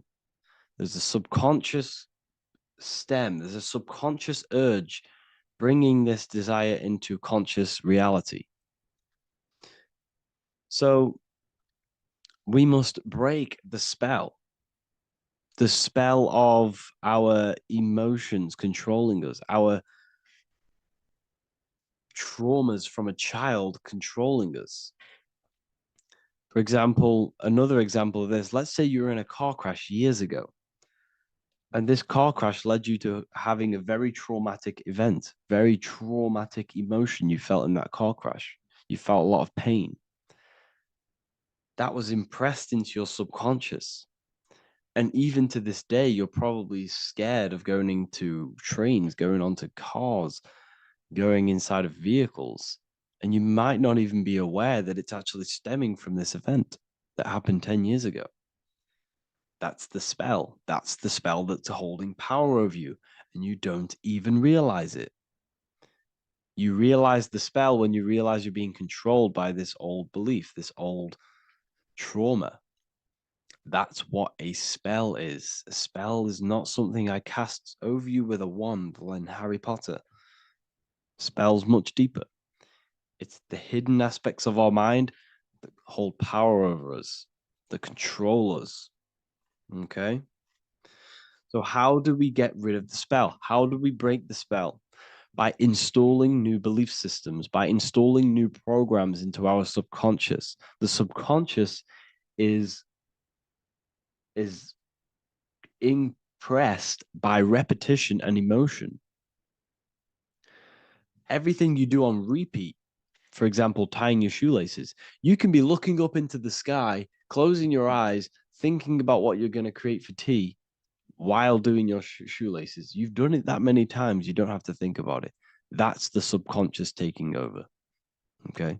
That's the repetition aspect of the subconscious. For example, you could probably run down your stairs. You know exactly how to run down the stairs. If I tried to run down your stairs, every staircase is different. I'd probably fall over. But you've done it that many times, you know exactly how to do it. It's what we call ritual. When you have an evening ritual, when you tidy the house, you do your skincare routine, you wash your teeth, that's a ritual. This is what the ancients called ritual. When we do rituals, we're trying to implant something into our subconscious to either remove an old program, an old seed that is controlling us, for a new one that's going to grow into new light, into a new reality. So you can implant messages, implant new programs into our subconscious, which will then grow into a new reality. Okay? Because if I tell you something over and over and over again every single day, for example, if I say, you do what I say every single day I repeat this statement into your ears, about a month or 2 months in, you're going to start to believe in that statement and you're going to start to be under my spell. You're going to start to do everything that I say. So this is what spells are. Spells are subconscious beliefs that hold power over you, and you don't even realize it. So we need to remove these old programs we have that are controlling us for new programs. And we do that through ritual, affirmation, and imagination. Repetition and emotion is key to impressing the subconscious. They are the two ways that spells are created, that programs are created. The subconscious only knows the now, and it only knows you. So every word you say is a spell. So when you call someone else a name, you're calling yourself a name, because your subconscious takes everything you say as truth, because it only knows you. It doesn't know anyone else. So every night we can do affirmation. We affirm the reality we want. This is what we call a ritual. We sit down or we stand up, whatever it is, you affirm the reality you are, I am statements. And then you imagine that reality. And you do this over and over again, every day, twice a day, 3 times a day, however many times. And this will cause repetition. This will install a new belief system into your subconscious, which will then start to show in your external reality. It will start to put you under a spell of the new program. For example, if I install into my subconscious that I believe that I am rich, every single night I affirmate that I am rich, I am wealthy, I am free. And then I do a ritual. I start to imagine this reality. Every single night, I do these two things on repetition, and I start to feel the reality and imagine the reality.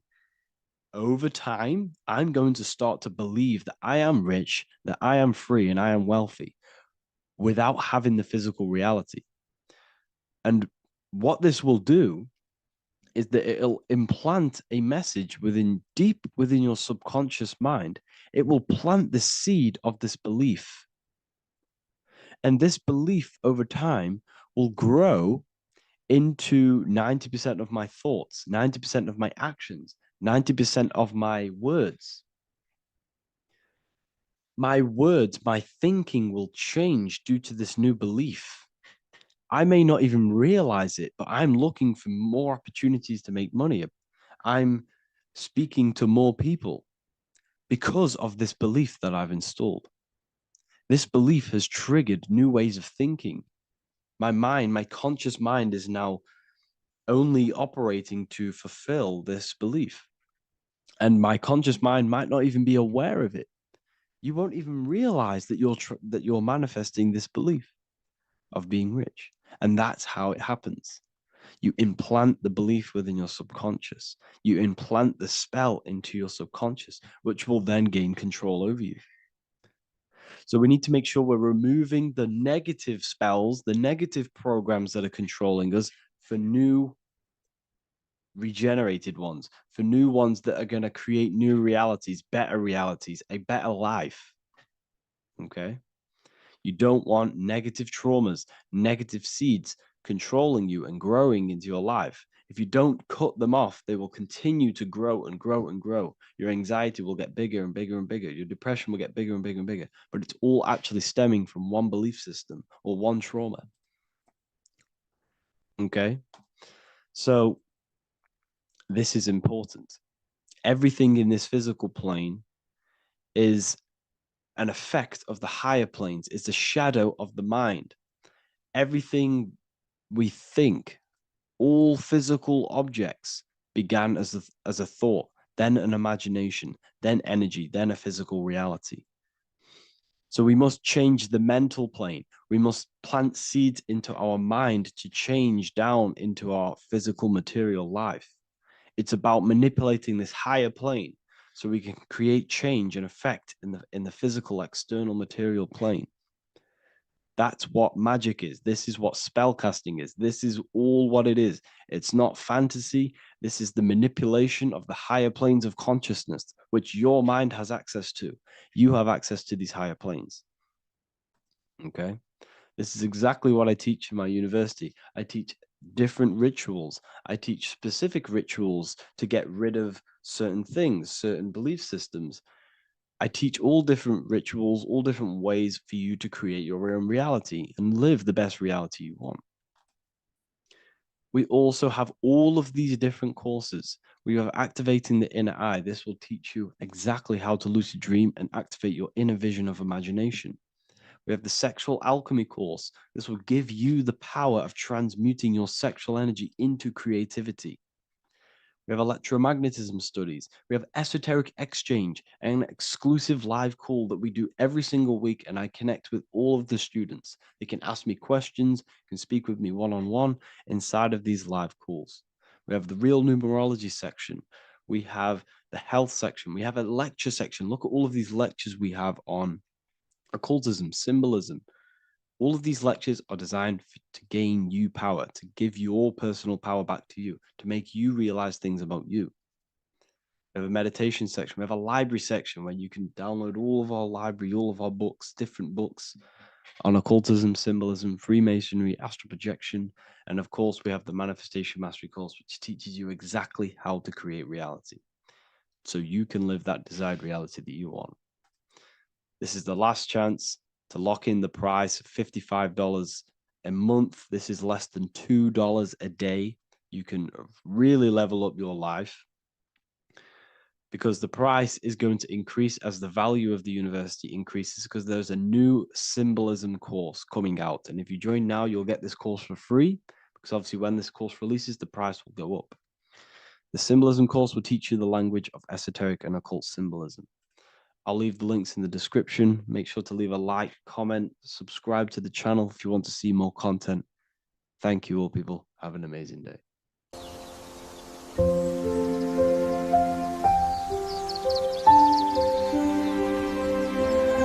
bookofwisdom.com. Visit today.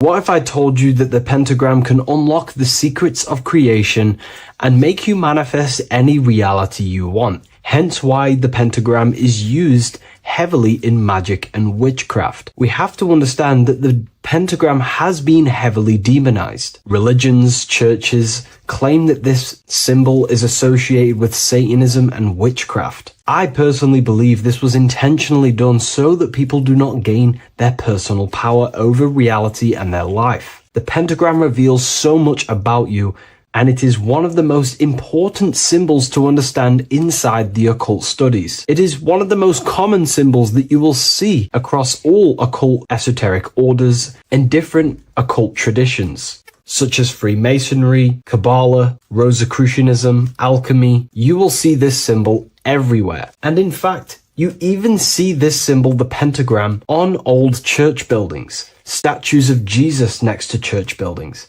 You will see this symbol used by Christianity itself, which is very contradicting about the church. But I'm not here to tell you to think anything. You can simply take this information with a pinch of salt and see if it benefits you. The pentagram used by the early Christians was said to symbolize the 5 wounds of Jesus on the cross. But this goes much deeper in an esoteric explanation. The pentagram ultimately represents the 5 elements of creation. All creation falls within these 5 elements. We have spirit on the very top, then you have air, water, earth, fire. This is the correct placement and order of the elements. Air is always on the left, water is always on the top right, earth very bottom left, fire bottom right, and spirit placed on the tip point of the pentagram. It's a 5-pointed star drawn with one continuous line. But this actually reveals much deeper things, and we're going to be going into how to use this symbol for magic and creating your reality towards the end of this video. But now we're going to give you a basic understanding of the pentagram. It's showing you the 4 physical elements symbolized as triangles and spirit symbolized as a circle. The 4 physical elements are made out of the base element, spirit, or what the ancients call ether. Ether is the underlying base of all physical matter. This is the substance that animates physical matter with life force. All physical matter has its origin in the etheric substance, or spirit, what we want to call it. It is simply the life force that animates the physical thing. However, if we go deeper onto this symbol, it also represents something personal to the individual who wears this symbol. If you wear this symbol, you're basically saying you're putting your divine nature over your material nature. Your divine self is in control of your material self. You put your spiritual needs before your physical desires and needs. Hence why the spirit is on top, looking down over the 4 physical elements. The circle is continuous, one line, eternal, no beginning, no end. The triangle has beginning and end and points. You can see the beginning and the end when you draw it. On a deeper level, this is pretty much showing the process that symbolizes the structure of the macrocosm, the universe itself, showing how the invisible spiritual planes condense and crystallize into the visible physical world, spirit turning into physical reality. But if you wear this symbol, you're basically saying, I put my divine nature over my material nature, showing that your spiritual nature rules over your earthly existence. You put your spiritual needs first. If you see this inverted, it is now the opposite, placing spirit on the bottom, basically saying, I desire the physical things over the spiritual. But what exactly is your spiritual nature? Well, your spiritual nature is simply your internal self.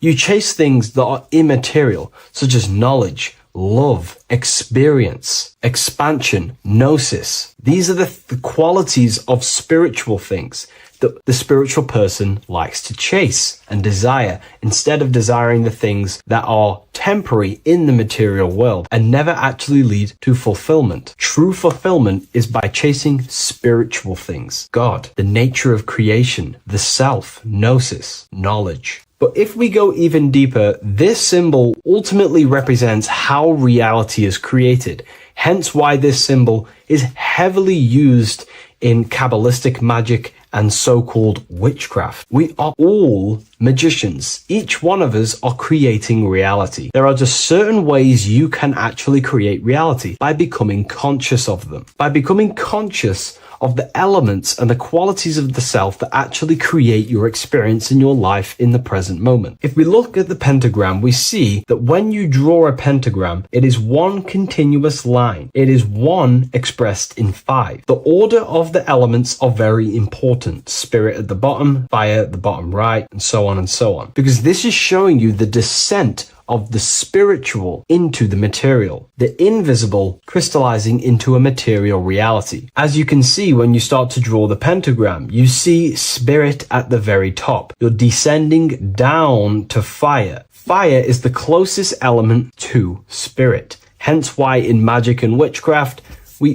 people like to use candles. So you're descending first into fire, then into air, then into water, then into earth, then back into spirit. Because of course, the cycle of creation unfolds itself. When you die, you return back to spirit, and then you reincarnate yourself back into physical reality if you wish and desire to. Everything is under this process of matter spiritual. In the daytime you wake up, you're in your material body. When you go to sleep, you enter your astral spiritual body. Everything's in this continual process, renewing itself in spiritual, then material. But the reason why this is associated with magic so heavily is because each one of these elements corresponds to a different body of consciousness, a different vehicle of consciousness. Consciousness has many different vehicles it uses to create the tangible self, the physical reality. For example, consciousness has a spiritual nature. The spirit element in this case symbolizes the emanation, the descent of the one power, the one force that we are all using. Each one of us is using this one power, the power of the source consciousness, unfolding its creation in the present moment. This represents the source, the emanation, the descent of this continuous flow of energy through us that we are tapped into, like a live stream in the present moment. This descends first, the force descends into fire. Fire symbolizes the willpower, will. In this aspect or vehicle of consciousness, the will is the being that directs intention, initiates action, shapes reality through focus, determination. It sets direction, holds intention, projects a desire into form, and aligns your inner world with the outer creation. The will comes out of the force, spirit. Then the will goes with intention to air. Air symbolizes the mental vehicle of consciousness, the mind, the psychic man. The psychic aspects of your consciousness is thinking, imagination, mental images, logic, using the thought or the mental vehicle body of consciousness. Then that thought has an emotion, which is then water. So it goes from the force to the will to the intellect to the water, the emotional body of consciousness. The emotional vehicle of consciousness amplifies the thought into an emotional desire that you want to take action on. No one takes random actions, and if we do, we say we're very bored and we don't care. The water is the energy, the emotion you have to fulfill something. And that emotion then descends into earth, which is the physical body to take the physical action in the present moment, to fulfill that desire, to fulfill that will, that thought, that desire. And that is how reality is created all the time. Now, there is much more that you can go into with the pentagram, because true magic is about changing consciousness at will, not casting random spells. It's the ability to change the direction of consciousness using the power of the will to direct these forces to create change in the internal world so it can project outwardly in the external world. Because consciousness creates the external reality. What happens within us, we see change outside of us. So true magic is about manipulating the forces and the vehicles of consciousness that exist within our own mind to produce a change in the material world. There are other ways you can use magic, by purifying each body of consciousness or banishing each body of consciousness. Other forms of magic, you can dissect each body of consciousness and work with that specific body. If you think you're using your mind too much, you can start using banishing rituals to banish the power of the mind to stop overthinking, for example. Or if you have lack of emotional connection with your emotional vehicle of consciousness, we can dissect this body, tap into this body, and invoke this body and strengthen it. We're dissecting each body and vehicle of consciousness so we can work with it to create a specific change inside ourselves, then to be mirrored outside of us. So pretty much this pentagram represents the descent of the spiritual turning into a material reality. Hence why sometimes we see a human figure standing in the point of a pentagram, because it ultimately represents the microcosm. You are the microcosm. You represent the entire process of spirit into matter, the invisible into the visible, the formless into form. The pentagram, drawn in one unbroken motion, captures this divine act of creation, showing how consciousness flows downward through the elements or the vehicles of consciousness to bring forth the material reality. The Book of Symbolism will teach you all about this. It was released November 17th. A lot of people have taken advantage of this. You also gain a free ebook with this copy. Every order comes with a free ebook. And if you wish to get your copy of the brand new Book of Symbolism, you can find it in the description or revivalofwisdom.com. Thank you, everyone. I'll see you in the next video. What is good, people? It's Revival of Wisdom. I hope you're all doing well. And this video is how to raise your holy oil or your kundalini. Let's get straight into this. So this is a monthly cycle. Every month, when the moon is in your zodiac sign, this oil is released. Now, the moon is in control of monthly cycles. For women, it's the menstrual cycle, and as well, this holy oil cycle. The moon changes sign every 2.5 days and passes through the zodiac signs in 27 days. So the moon tells the day, the sun tells the time, the stars tell the month. This reality is a massive clock, if you like to say. It's a cycle. Okay. The moon controls the night, emotions, water, fluids, and the mind. Okay. So this oil is produced in the claustrum. It's produced in the claustrum, which is here, right? This is where you get Santa Claus from. Now, the claustrum is at the center of the brain, and it is next to the pineal gland and the pituitary gland. Once it starts in the claustrum, this is the holy present. This is the present that Santa gives to us, Santa Claus. And it goes to the pituitary gland and the pineal gland. And what's connected to the pituitary gland and the pineal gland is the Ida and the Pingala. The Pingala is the pineal gland's nerve, which is the honey, which is the positive charge, electric. And the pituitary is the Ida nerve, which is the magnetic charge. This is the milk, the land flowing with milk and honey. This is the brain, the heaven, okay? And it travels down the spine using these two nerves, these electromagnetic charge. And this is what the ancients symbolized with the two serpents wrapped around the spinal cord, the Ida and the Pingala. And this travels down to the sacrum or the solar plexus. Okay. So once it's here, okay, the spine is an elongation of the brain. So the spine is pretty much the brain. It's an extension of it. And it's kind of a microcosm of how we descended from heaven to physical reality, to physical matter, which is our consciousness has done. Our consciousness has descended from heaven into physical matter, and this is a microcosm of it. Okay. So once we're in the sacrum bone, this holy oil, like I've just explained, this holy oil starts in the Santa Claustrum, goes down the chimney to the sacrum. This is the sacrum, the solar plexus, and drops the present off at the sacrum.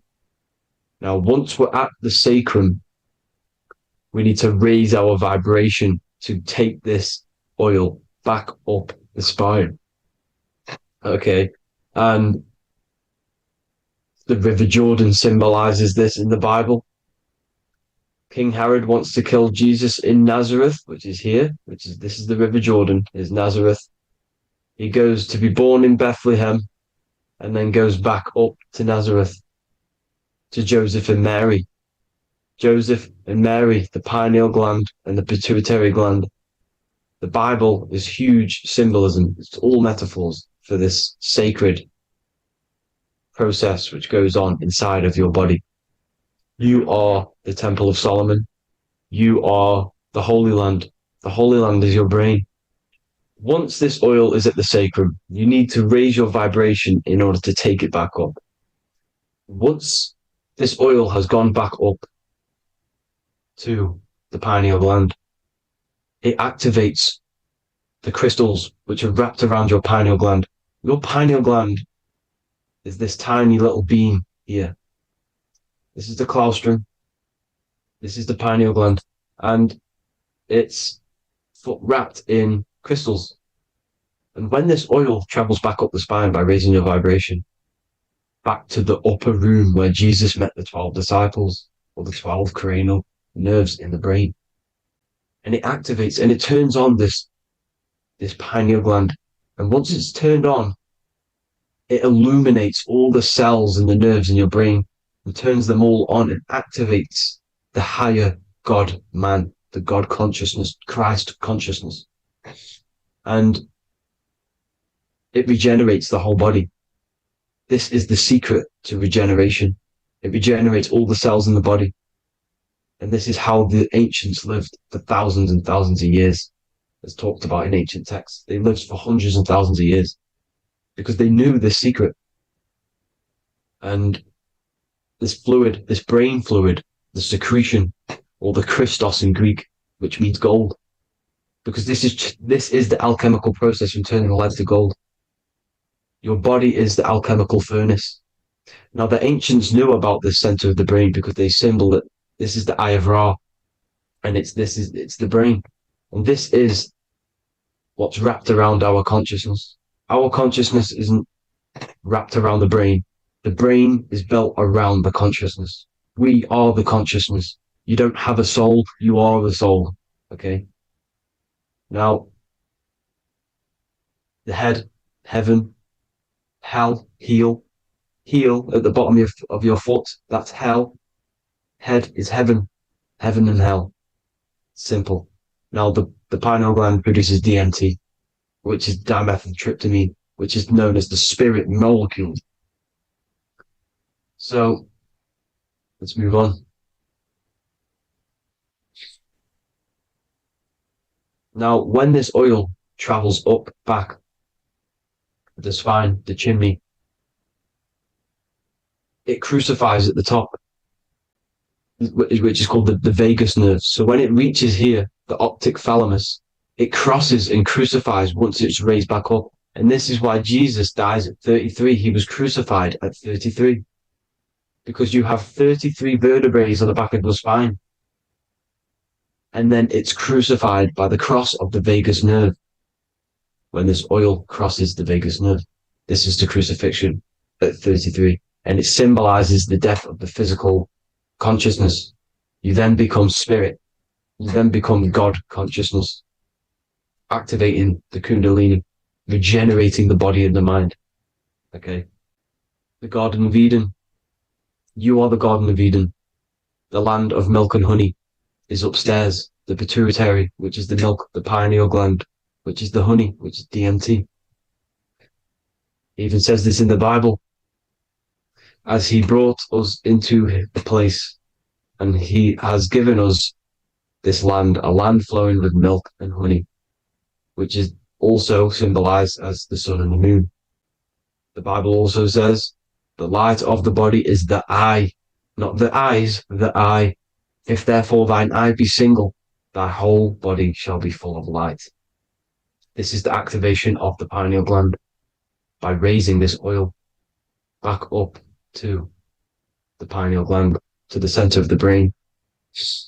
Neither shall they say, see that here, or see there, for behold, the kingdom of God is within you. So he's saying, don't look out there. Nothing is out there. It's all inside of you. Everything's inside of you. You're the universe. Now, how to raise this oil back up to the pineal gland? Every month, like I said, the moon controls the cycle. The moon controls monthly cycles. When the moon is going into your zodiac sign every month, this oil goes down the spine and you must raise your frequency to get it back up. You must retain your seed. This is the most important. Your fluid, your secret, your holy fluid, your life force. You can't let that go. That life force is the reason you're alive. This holy oil is the reason you're alive because it feeds all of the systems in your body. It feeds all the systems in your body. You have to retain your seed, alkaline diet, positive thinking, and meditation. Okay? When you retain your seed, you will live longer. The moment you release it, you're killing yourself. You're killing a piece of yourself every time you release your seed. Every single time. You're killing a part of yourself. Okay? Now, this could be why this could be the illumination, the single eye on the Illuminati's symbol, the Freemasonic symbol, the illuminated eye, the triangle, which could symbolize the body, mind, and spirit, but the eye illuminated. Now, in the Bible, it talks about the two trees, the tree of knowledge and the tree of life. The tree of knowledge is the tree of good and evil, which is the most important system in your body, which is the nervous system. The nervous system, the most important. The tree of good and evil, and the tree of life, which is the cardiovascular system. Now, this oil, when it's released every month, feeds these two systems, and these two systems feed everything. Now, it's important you understand that. Okay? The ancients knew all of this knowledge. The Bible's telling you this knowledge. But it's in a metaphorical way. You have to understand the context behind it so you can read it properly. Now, eating of the tree of life, which is when it talks about in the Bible, eating from the tree of life is actually symbolizing a bad diet, ejaculation, because you're eating from these two systems. You're killing yourself with a bad diet. You're killing yourself with an ejaculation. Okay? So, that's important to understand. Now, this is Jacob's ladder in the Freemasons. Jacob's ladder, which is the spinal cord, it's the stairway to heaven. And this is Jack and the Beanstalk when he goes up the beanstalk and finds the golden egg in the grey clouds. The grey clouds symbolize the grey matter in your brain. Now, the Garden of Eden talks about the 4 different rivers in Garden of Eden. As we see here, the North Pole map, the ancient North Pole map, because the center of the earth is the center of the torus field. Everything's the torus field. Atoms are torus fields. Everything's torus fields. You are the universe. Everything is within you. The North Pole is your spinal cord. This is why they say Santa Claustrum comes from the North Pole. This is the North Pole. And the Santa Claustrum is the center of your brain. Now, there's 4 rivers which come from the Garden of Eden. There's the blood, the Christ oil, which is the oil we're talking about, urine, and saliva. These are the 4 sacred oil, 4 sacred fluids in your body. And these are constantly abused in today's society. Also, these secret societies are targeting these fluids. Okay? This is why porn is free. They sexualize society through Disney. Go and look at some of the Disney movies. There's so many subliminal messages which sexualize these children because they want you sexualized. So you release your seed, which is one of the holy fluids in your body, especially your semen, your sexual energy. So important you retain this. So important because it's your life force. It keeps you alive. Okay. Now, let's recap on this. If you want to raise your oil every month, you can't just retain your seed for the month. You have to retain your seed forever. Don't just do it for a couple of days. You have to do it. It's a lifestyle. You want to become God consciousness, you got to do what it takes. It's hard in this society because this society is made around, it's designed to kill you pretty much. It's designed to keep you in these lower states of consciousness with all the bad food, the chemicals in the food, the chemicals in the water, the sexualized TV programs, sexualized adverts, sexualized TikTok and apps, videos, subliminally stimulating you. Because that is your weakness, sex. It's your weakness. Now, you have to retain your seed, meditation, and an alkaline diet. Why alkaline?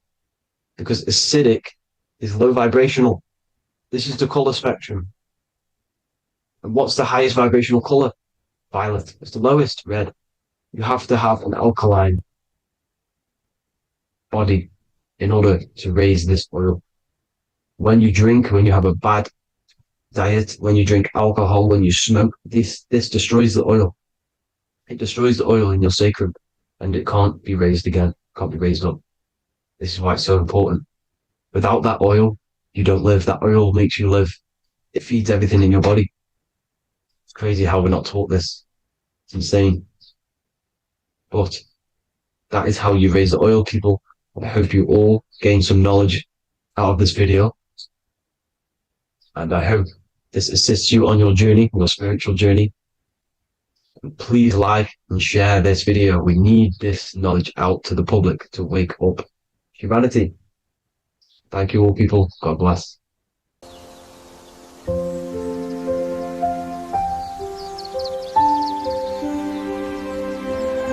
bookofwisdom.com.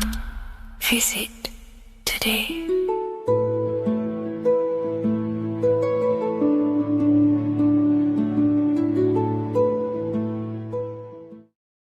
Hello, Seeker. Welcome to Revival of Symbolism, a channel devoted to the language of esoteric symbolism, helping you discover yourself and expand your consciousness into new realms of thought. I'm Harry B. Joseph, also known as Revival of Wisdom, and in this video, we're going to be discussing the symbol of the double-headed eagle, also known as the emblem to represent the 33rd degree Freemason. So let's jump straight into this. We have a piece of Masonic artwork here, which is what we call a complex symbol. A complex symbol is not just one symbol, but many different symbols in one piece of artwork coming together, forming a greater meaning. So we have many different symbols to break down here. And we're going to start off with a little bit of context so we can understand this symbol. This symbol represents the 33rd degree Freemason. Once you reach the 33rd degree of the York Scottish Rite Mason system. So once you reach this level, this symbolism corresponds to that individual. So therefore, this piece of artwork is representing the consciousness, the mindset, the ways of thinking, the ways of viewing the world of the 33rd degree Mason. It represents the consciousness of the 33rd degree Mason. And this is what esoteric symbolism is about. Esoteric symbolism is symbols and emblems representing states of consciousness and teachings within the forces of consciousness. So let's jump straight into this. The first thing that I see when I look at this piece of symbolism is the double-headed eagle, okay? The double-headed eagle. What is this eagle doing? So the thing with symbolism is that symbolism trains the mind to think in a subconscious way. Now, what do I mean? You know, to the person who thinks in linear thought, straight line thought, A to B thought, they see an eagle. They see a piece of artwork. They just see a piece of artwork with no meaning. But to the person who is trained in the occult, these symbols are representing thought vibrations. One example would be in occult symbolism, what we're meant to do, these symbols represent thought forms in the mental plane, within the mind of the individual. Instead of me just giving you the answers, in the occult, they give you symbols. And what you're meant to do is look at these symbols, stare at these symbols, and see what kind of thought arises in your mind, and follow the chain of thought. This is how you unlock deeper levels of symbolism. This is what we call the chain of thought. Now, what do I mean by the chain of thought? If I look at the eagle, I see an eagle on a basic level thought. But then that thought leads to another connection, because this is how thought works. Whatever the character of the thought we think is, or whatever the vibration of that thought, for example, the character of the thought right now would be an eagle, then that leads to another thought. For example, flying. Then flying is connected like a chain to another thought, higher perspective. So we follow the chain of thoughts until we unlock the deeper levels of the meaning of the symbol. And this is what the occult seeks to do. Symbols make and force the individual to go inward. You look at the symbol, it's not a direct meaning, but you have to go inward and start to think and follow the chain of thought that this symbol is connected to until you find its deeper meaning that relates to the individual, to you, to a teaching or a force of consciousness or a state of consciousness. Okay? It's very difficult to explain in words because symbols transcend the barrier of words. Okay? So what we're looking at here is a eagle. And what does the eagle do? Well, the eagle has the ability to fly above the earth. It looks down upon the earth. In allegory and metaphor, this represents a higher perspective of reality, a higher perspective of the world, of the self. So this is representing the consciousness of the 33rd degree Mason. They have a higher perspective of themselves. Why? Because they studied the mysteries. They studied the Kabbalah. They understand consciousness. They understand the human psyche. They understand the origins of consciousness, the forces of consciousness. They understand how the material world is created through the forces of consciousness.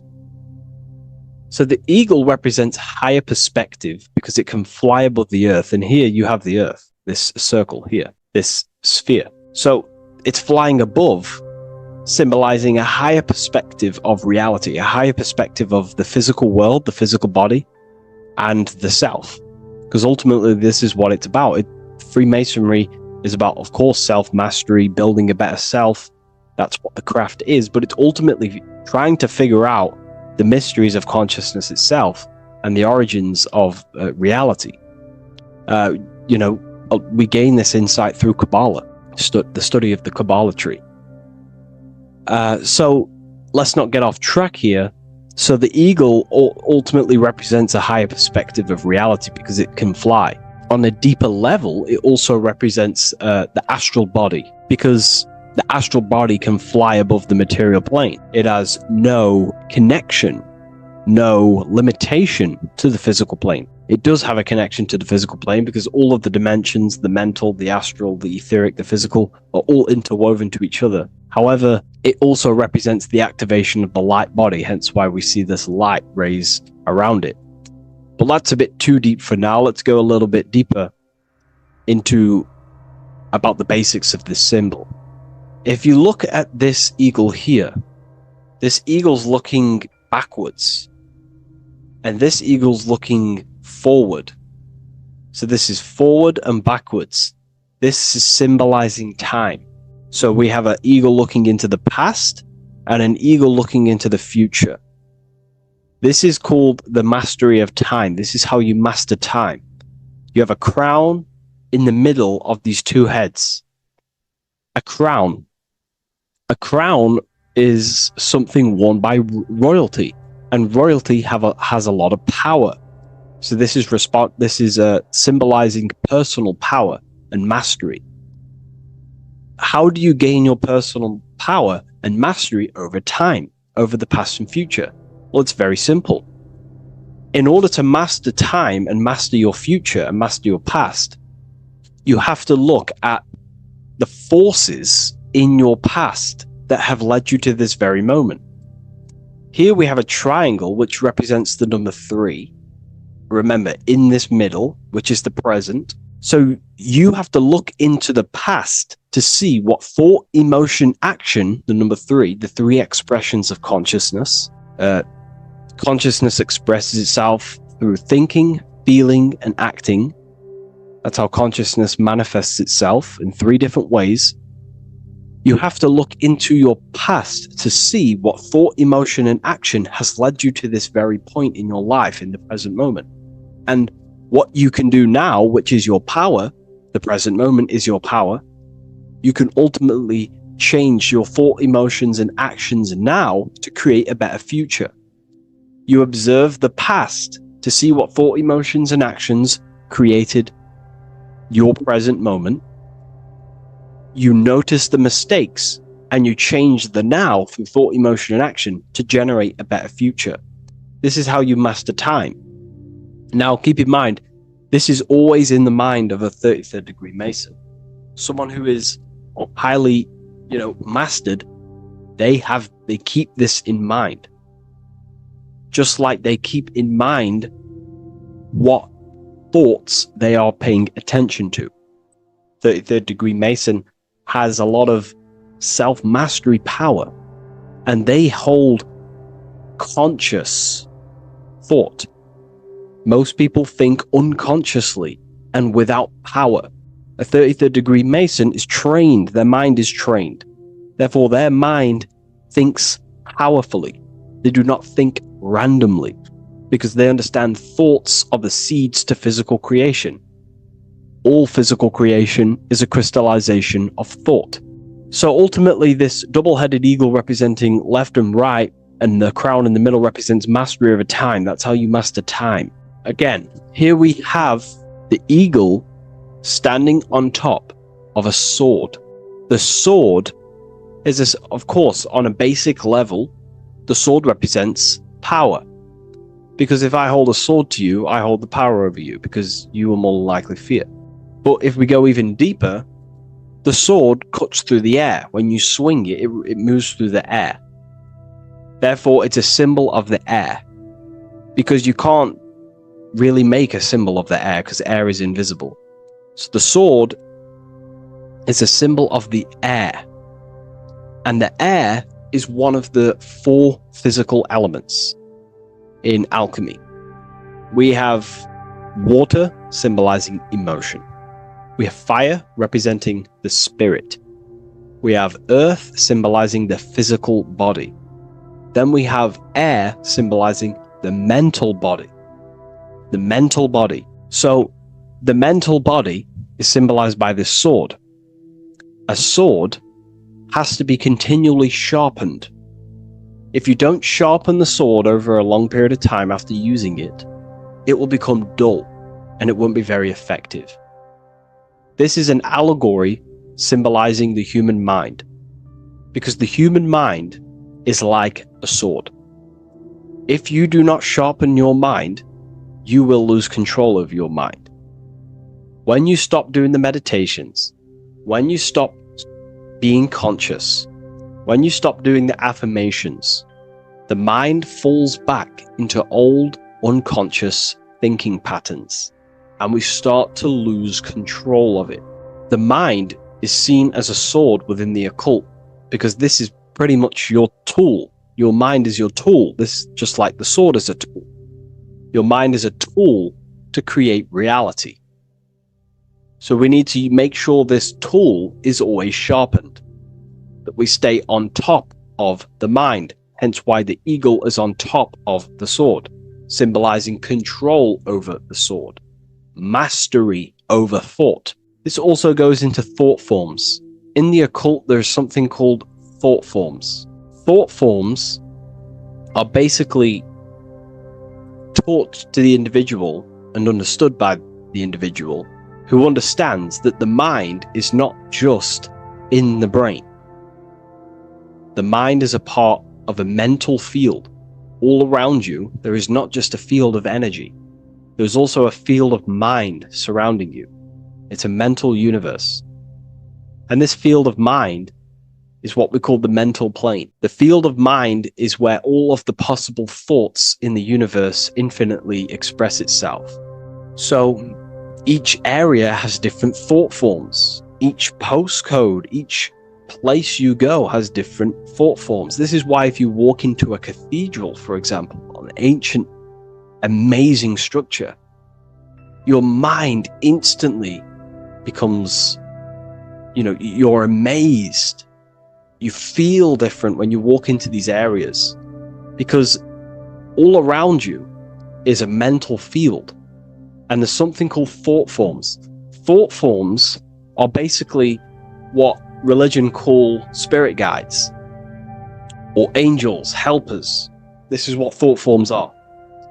Thought forms are basically, if you dwell on the thought that you are going to lose your girlfriend, for example, let's use a negative example here, because a lot of people can relate to this, or your boyfriend. Let's keep it simple. Everyone can relate to this at some point in their life, hopefully, or if not, it's okay, no worries. It's just an example that most people can relate to. If you constantly dwell on the thought that you are going to lose your partner, what we have to understand is that the mental plane, what we have to understand is that the forces within consciousness, within what we call the universe, is always trying to give you what you want to create. That's your right. The universe or mind or consciousness, whatever you want to call it, is always trying to unfold what you want to create. It doesn't know the difference between something you don't want to create or do want to create. Whatever you think about is ultimately what this power of consciousness or the universe will try and manifest. This is why we have to gain mastery over our thought, because thought are basically the seeds that we impress into the dimensions. So we have a mental dimension, we have a higher, middle, lower subplanes of the mental dimension or the mental plane. Then that's just thought. The mental plane is just thought. Below the mental plane, thought takes the body of imagination, which is what we call the astral plane. And the astral plane also has higher, middle, and lower subplanes. Then we have the etheric plane. The etheric plane is basically an energetic copy of the physical plane. So you have an etheric brain, you have an etheric body.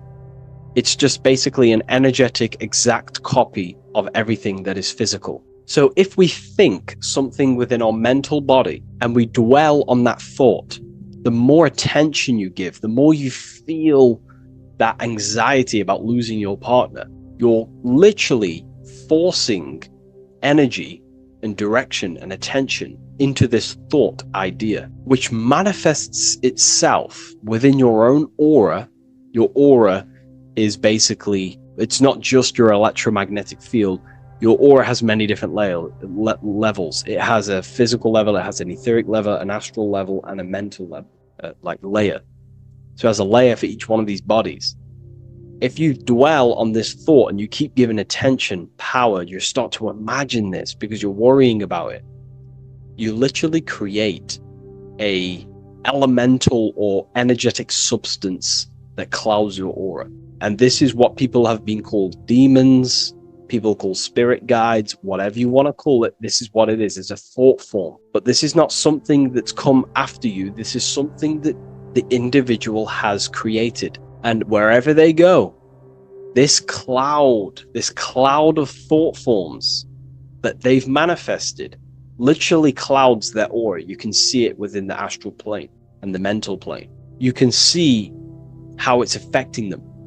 Wherever you go, you start to randomly think about it. You keep thinking about it. It's infecting you. It's like a demon. It's tormenting you. But it's simply just a force, an astral force, and a mental cloud that they've manifested within their aura. Thought forms. The 33rd degree Mason has very powerful thought forms. And this is, if you're a Mason yourself, and you're not aware of this, this is why it's great to be around a 33rd degree Mason within your lodge. because they have very powerful thought forms, and you being in the present of them, you're also taking on his thought forms, and they can assist you. We're all affecting each other through thought transference through the mental field or the mental plane. Okay. Now I'm not going to go too deep into that because, you know, people can use that knowledge for really bad.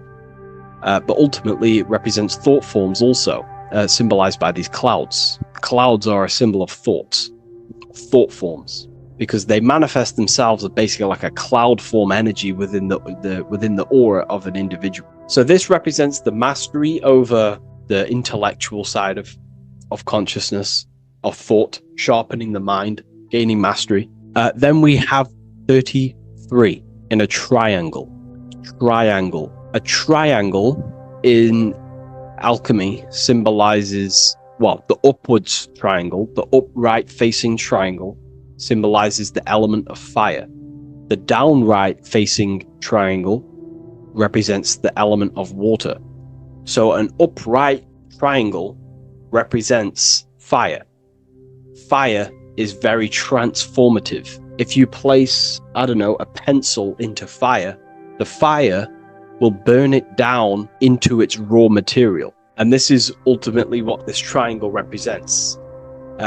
It represents the consciousness of the 33rd degree Mason, who has basically transformed themselves from ego consciousness, only dwelling within the limits of their ego, their old belief systems of thinking they were the body, only reacting to five sense thinking, linear thinking, low base consciousness, not knowing right from wrong.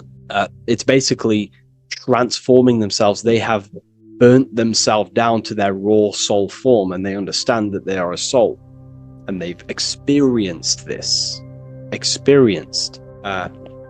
by casting off all the attachments to consciousness. This is why there is the number 33 within this triangle, because 33 is the age that Jesus dies. It's also the number of the Kabbalah tree, because the Kabbalah tree has 10 Sephiroths, 22 pathways, and one hidden sphere called Dot, which all adds up to 33. And the Kabbalistic tree of life, just to give you a bit of context, basically is a blueprint of how God manifested the world, and you are an expression of God. So it's also representing how your soul fell into matter, how consciousness creates matter. And it's also a diagram of how reality is not fixed, but it's ever unfolding creation through these forces of consciousness. So the Kabbalah teaches a way back to source consciousness if you go from the bottom of the tree to the top. And in order to go to source consciousness, you have to die symbolically. It's the death of the self, the death of the ego, the death of the old self, the old belief systems that you had. That has to die. The old person has to die to give room to be spiritually reborn, so you can actually figure out who you actually are. Your ego has to die. Now, that's not saying ego death, but you have to basically give away all of your old belief systems to then be spiritually reborn. That's why Jesus dies at 33 and is resurrected. Ice melts from ice into water at 33rd degree. So it's symbolic of transforming. And again, the upright triangle is the fire element, symbolizing burning things to its base raw material. 33, which is again death and resurrection. So it's all about burning the old self and being spiritually reborn again. This is the teachings of Hermeticism, Christianity. It's in everything. You'll see this symbolism or this story of death and resurrection absolutely everywhere in the ancient myths, because it's all talking about the same thing. You have to symbolically die. You have to kill off the old self to be spiritually reborn, to be initiated into a mystery school. So the 33rd degree Masons basically saying, well, they have resurrected. They have resurrected the connection to their soul, because as we grow older in this life, we lose connection with our true authentic self as the ego develops as we get older. And if we don't stop developing the ego, we never actually connect with who we truly are, which is a divine, immortal, formless being who has the infinite power of creation. This is what you actually are. Okay, so It's also symbolizing the union of opposites, hence why we have a double-headed eagle here. It has opposites. Obviously, this is massive within the occult. You see this everywhere, union of opposites. Okay, so union of opposites goes from, basic teachings to the most advanced teachings that most minds are not ready for. Union of opposites is on a basic level, is union of the mind and the heart, going from mind consciousness, which is basically ego, the lower self. That's not to say the mind isn't powerful, but that is the house of the lower self. The ego. It's the house of the ego. So we have to learn how to use the mind for what its proper use. The mind's proper use is for the soul to create. However, we're not taught this in school, so we've basically developed a false personality within our minds, and our minds have become a vessel for a false identity. So what we need to do is integrate the heart, which is the soul self, the true self, with the true powers of the mind. And the mind is basically a powerhouse of creation, infinite possibility. And that's the mind's true usage is for creation, not a false identity. So it's about integrating the mind and heart. It's also symbolizing a balanced mind, and we do this by aligning the left and right hemispheres of the brain, which help you perceive reality for what it truly is. Because the two double-headed eagles, they're joined together, so it's union of opposites. So it's about reintegrating the female and male aspects of self, such as the left and right hemispheres of the brain, the mind and the heart, all working as one system. When we align the left and right brain, we see reality for what it truly is. Now, what do I mean? Most 90% of people, I'm not putting anyone down. If you relate with this, it's fine. We're all here to work on ourselves. I'm not putting anyone down. People with a left hemisphere dominated view on reality see things as a very logical. They see reality logically, basically. Now, what do I mean? They see things as this is science, that's mathematics, that's religion, that's metaphysics. They're all separate and divided because that's what the left hemisphere does. The left hemisphere basically dissects everything down. The way the brain works is truly magical. The right hemisphere of the brain allows us to basically see a bigger perception on reality. It sees the bigger picture. The bigger picture, for example, the woods. It sees the woods as a whole unified woods. But then the left hemisphere of the brain takes that view and perception of the woods, dissects it down and analyzes it into individual branches, trees, leaves, animals, insects. But in reality, it's all one, because all is manifested from the one God, the one source, the unmanifested consciousness, the unmanifested force. So it's union of this. We have to view the world as in, yes, everything is one, but I'm also living in my personal consciousness. Yes, there is a collective consciousness. We're all one consciousness, but I also have my personal consciousness. I need to think about both, making sure that my thought, emotion, and action is contributing towards the evolution of myself and the evolution of humanity. A person who is only left hemisphered only thinks about themselves mainly, 90% of the time. They only, they're trapped in ego, and the individual can't see pattern recognition, really. Pattern recognition is more the right hemisphere because it sees the whole. So it's about aligning the brain hemisphere so we can actually see reality for what it is, so we can, without distortion or illusion, and be neutral. Okay, we have light rays. Light rays are very symbolic within the occult, especially Freemasonry. Light rays are symbolic of force and form. These are the two dualities within the occult, force and form. The internal world is force, external world is form. Everything outside of you is a formation of force. No force ever takes place on the physical plane. All force takes place within mental, astral, or etheric. The physical world is formation. Therefore, what is the force that drives you? What is the desire that's a force? Emotion, force, thought, force. What are the forces driving you to take action in the physical world? And we need to gain mastery over these forces. Light is also a symbolic of knowledge, because knowledge is considered light. This is why Freemasons say going from darkness to light. Darkness is ignorance. People who are only aware of their five senses, they don't want to know anything else. Their minds are completely shut off. I have my belief system. That's it. I'm happy. I don't care. That's their ego limiting themselves and building their own prison. Light, on the other hand, is about going from a state of unconsciousness, not being aware, into a state of light. Light makes things reveal itself. If I shine light on you when it's dark, I reveal truth. You're there, you're manifested. If you're in a dark room and I shine a torch on you, you're revealed. The veil is lifted. The darkness is gone. So this is symbolic of light revealing higher truths to yourself as you walk the path of self-realization and gnosis. So light is symbolic of this also. They have high amounts of intelligence, a 33rd degree Mason. They have a lot of light. They have a lot of knowledge. They've researched a lot of things. They're intelligent in many different areas of life, within speech, within grammar, the way they portray thought, their mastery, their level of mastery, their understanding of themselves is very advanced.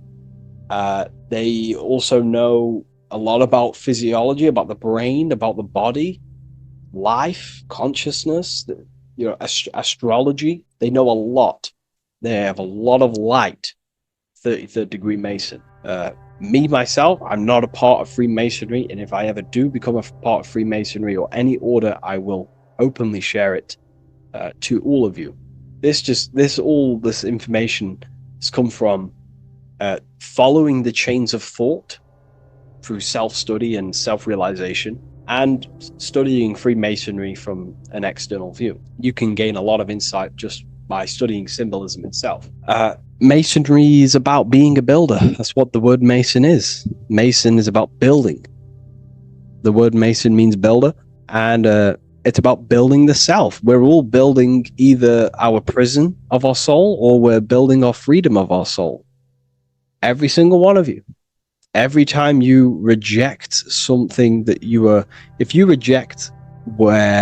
if you did something wrong and you reject you being wrong, someone tells you were wrong, but you reject that, or they try to give you a piece of information and you reject it, you're building your mind's prison, stone by stone. But the person who has an open mind to all things is freeing their mind, freeing their soul. So we're all builders of our soul, and we're all builders of reality also.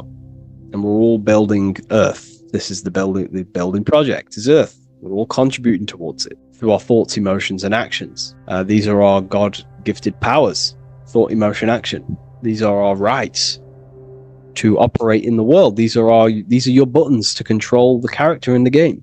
So I hope this information has given you a lot of insight about this symbol. Please leave.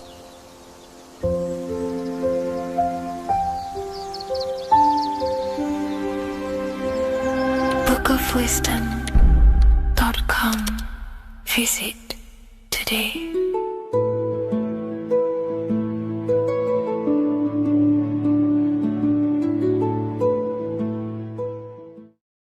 Religions were made to hide the truth about yourself, God, and the universe. You see, religion teaches there is a God separate from you. He created the universe separate from himself. They did this to truly disconnect you from consciousness, from God, and from yourself. Now let me explain. It's going to be very difficult to understand this from a left hemisphere dominated perception. The left hemisphere sees everything individual. The right hemisphere sees the whole. For example, if you're walking through a woods, the left hemisphere sees individual trees, leaves, twigs, and branches. The right hemisphere sees the interconnectedness of the whole woods. We've been trained our whole life to be trapped in the left hemisphere, to think logically, scientifically, with evidence. This way of thinking traps you in illusion, division, and separateness from everything. Plus, in science, they teach you the universe exists outside of you. You exist in a universe, and the universe exists whether you exist or not. This is completely false. You are the universe experiencing itself. There is only one person in the universe. There is only one awareness in the universe, and that is God. That is your consciousness. Not your name, your job, your reputation, your thoughts, your beliefs. That is not God. God is the infinite awareness that you are, the alertness, the essence of life. You are an individual. You have a dual nature, an inner world, consciousness, and an outer world, this physical body. The inner world is the immortal, consciousness, awareness. This physical reality is for the immortal within us to experience and enjoy. And the immortal consciousness, the immortal self, the individualized expression of the only thing that is truly real, which is God, consciousness, is seeking a way to understand itself through infinite vantage points. The same consciousness inside of you, inside of the dog, the squirrel, the plants, the stars, the same awareness is in absolutely everything. Only the right hemisphere can see this connection. The universe is one mind separated into the infinite bodies and life forms. This is why scientists tell you that the universe is forever expanding. It's truth in plain sight. Because the universe is the mind, and the mind is always seeking more vantage points to understand itself. And the mind is always expanding into new realms of thought. The mind cannot be filled up. It does not exist in space. However, human awareness, human consciousness is very sacred. And the reason why I say that is because humans possess a two-way consciousness, unlike a dog, an animal, or a squirrel, for example. The dog looks in the mirror. It is not aware of itself.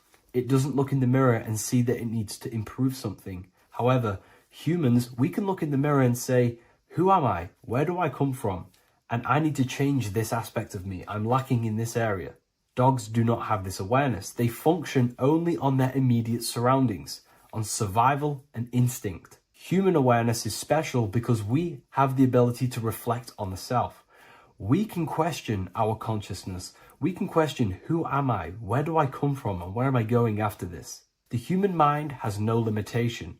We can surpass our animal nature and rise to a godly nature. This is the whole purpose of reaching Christ consciousness, which is just an ideal consciousness where we have control over self and we know who we truly are. Humans have been given the tools to awaken. Our five senses are locked only to perceive the physical world, but the mind holds the gateway to understand the unseen aspects of reality. The mind holds the secrets to the universe and consciousness. We just have to study ourselves to understand God.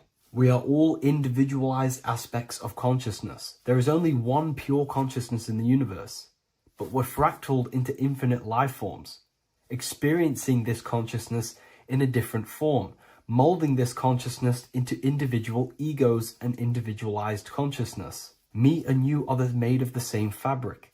However, I have thought different things, believed different things, experienced different things, which has conditioned my consciousness to be my own individualized aspect of God. And that's what makes me, me, and you, you. God is the creative power within us to turn thoughts into physical reality, to create things. We are a creator. Each one of us is a miniature earth, creating and building in this physical 3D reality. Our consciousness holds power over the 3D reality. We can mold it and create anything we wish. However, we have been conditioned to live like an animal, living in our animal nature, eating, surviving, lusting, and these low-level desires keep us trapped from figuring out our creative power. This is why the ancients always depicted God inside of the brain. Even in ancient Christian artwork, William Blake, Anton Raphael, all depict God inside of the brain. Why is this? Because God is our creative power. The spinal column acts as a type of ladder of consciousness. If you just think about sex and act on sex, eating, consuming, and living in a survival animalistic state, then your consciousness is functioning on the lower end of the spinal column, where your reproductive organs are and your gut organs are to consume food. In order to activate the God within us and to us to truly know God, we have to be aligned with the God consciousness. We have to unlock the God within us so we can truly actually experience God and understand it. However, God exists beyond our personal consciousness, beyond our human identity. In secret societies, satanic rituals and satanic societies, they are seeking a way to escape the human identity through ritual work, meditation, and trance-like states. A trance-like state is like the state that you enter just before you fall asleep, where there is no thought present in your mind, because you are not the mind, you are the observer, you experience the thoughts. And when we escape the human identity through rituals, meditation, or trance-like states, we can actually experience beyond the veil of this material world. However, satanic rituals do this in a negative way. Satanic rituals include ways to make the human mind tap out by pushing the human minds to the limit through pain, suffering, and even torture, to allow the mind to pass out so you can temporarily pass on the veil of the physical world and escape the limitations of the human identity and the human thinking mind. Now, you do not have to do it this way. You can experience the divine and beyond your human identity through many different ways, such as deep, deep meditation, rising above your thoughts, and setting 3 alarms, one for 6 a.m., one for 6:30, and one for 7:30. And when you wake up at these times, what you need to do each time you wake up is allow your mind to stay awake but your body to fall asleep. And you will enter this trance-like state. And you can gain ideas, experience lucid dreams, and maybe even astral project. All of these rituals in secret societies and satanic societies is all about escaping the human identity and experiencing the divine planes beyond the physical. To wrap all of this up, this is all about consciousness. Consciousness is the infinite awareness of the universe, just fractaled into separate bodies. And this consciousness is seeking a way to understand itself in infinite angles and vantage points. And religion was made to cut off your connection to the divine planes beyond this world and beyond your self-identity. Therefore, if you want to know God, you have to study the attributes and qualities of God, such as geometry, numbers, consciousness, the mind, the subconscious, human anatomy. All of these things are aspects of God. We have to study ourselves and study nature so we can see God. God is the infinite awareness of the universe. If you love this video, please leave a like and share it with a friend. I'll leave a link in the description for the Book of Wisdom, Volume 2.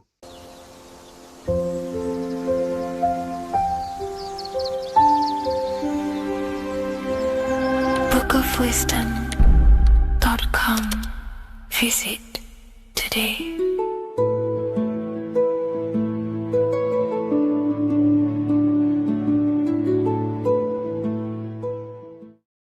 Hello, Seeker. Welcome to Revival of Symbolism, a channel devoted to the language of esoteric symbolism, guiding you to discover yourself and expand your consciousness into deeper realms of thought. I'm Harry B. Joseph, also known as Revival of Wisdom, and today we're going to be discussing this particular piece of Freemasonic artwork, and in the context of force and form. This is a very important ideology to understand about life, your reality, and ultimately to gain your personal power. So if you want to gain your personal power, you have to understand force and form, which is one of the most basic understandings and teachings within the occult schools of thought. So if we look at this piece of artwork that we have here on this Freemasonic drawing or painting, whichever it is, we see in this context force and form. Now, there is a lot going on in this piece of symbolism. There's so much more than just force and form. However, in this video, we're just going to be breaking down the force and form aspects so you can gain an understanding. Here at the very top, we have light rays. This represents force. Here below, you have the physical manifested plane, form, force and form. All creation is force and form. It is the interplay of force and form.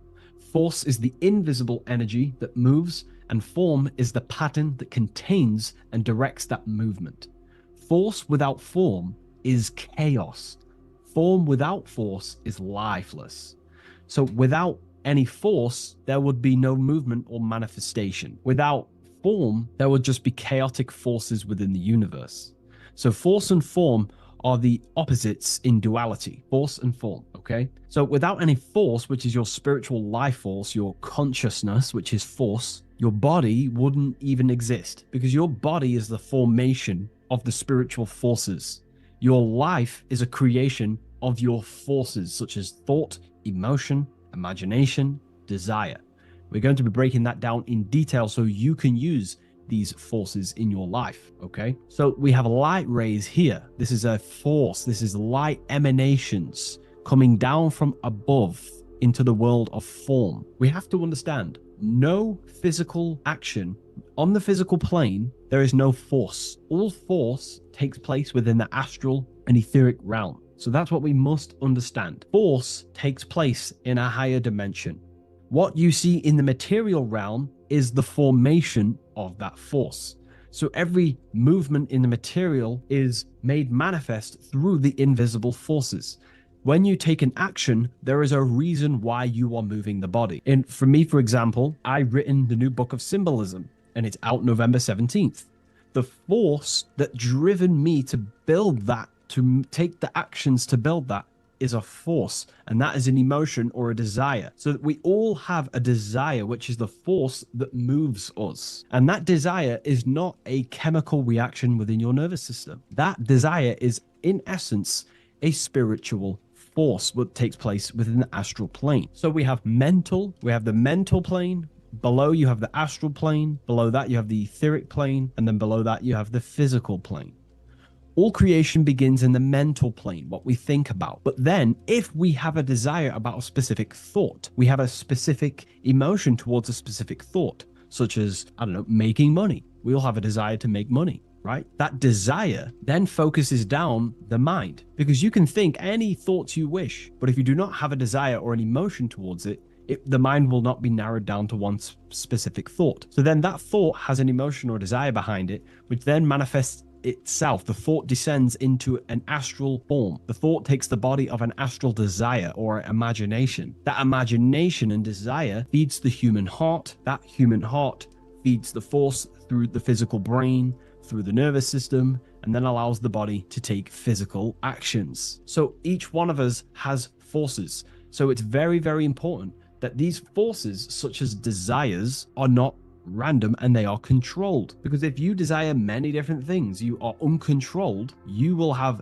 many issues in your life. You will have, if you have uncontrolled desires of lust, uncontrolled desires of vanity, uncontrolled desires of low pleasurable things of the flesh, your desire will not be controlled. Therefore, your force is scattered. So in order to gain self-mastery and to get what you want out of your reality, you have to control your desires, your force. So you have force and form. This is why down here you have people taking physical actions. You have, people running around taking action. And up here you have the forces.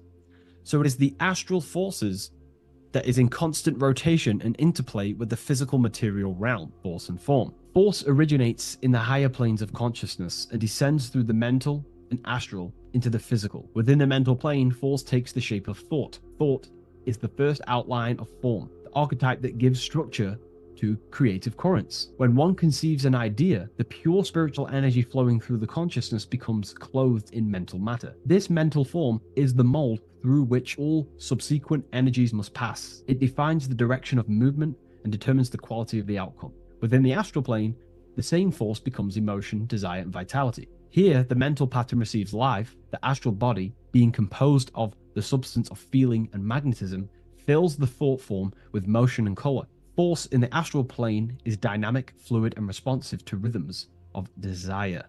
If desire is pure and unified, it directs energy faithfully into the form conceived by the mind. If desire is scattered or conflicted, the astral force distorts the form, producing confused results in the physical world, confused actions, chaotic actions, if you do not have your desires and your heart under control and your emotions under control. Thus, the quality of one's emotional life determines how effectively forces passes through the pattern of thought. So the emotional quality of life, of your life, is determining your actions, because we all take action on what we care about, on the force that is driving us.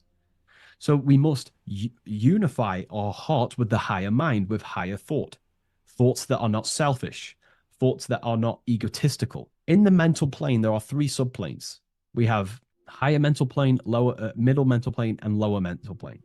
Higher mental plane is higher thought. This is what people call the higher mind. A lot of people say the higher mind, but they don't know truly what it is.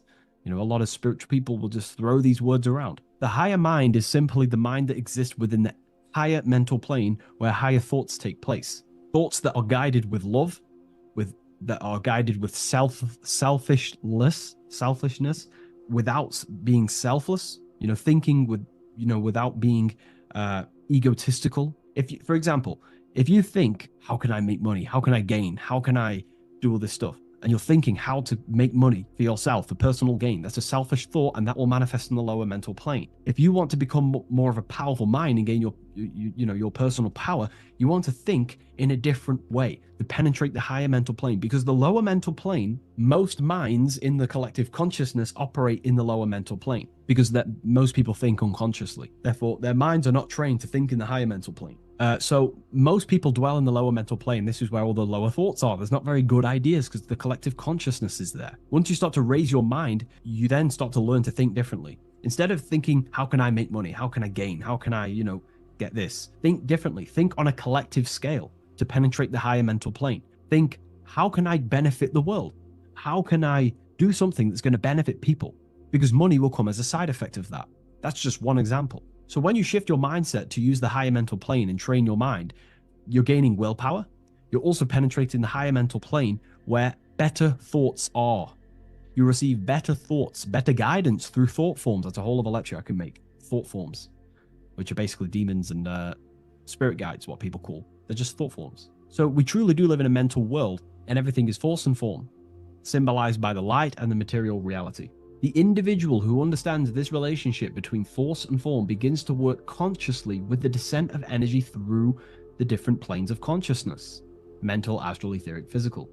When you hold a clear mental image, you create the form. You fill that image with emotion and desire, you generate the force. When you act upon that energy, you complete the circuit of creation. The process is simple yet exact. Force always seeks form, and form always requires force to live. If the mind is undisciplined and the forms it creates are vague, force dissipates into confusion. Energy without direction creates turmoil in the astral body, manifesting as restlessness, anxiety, or inconsistency.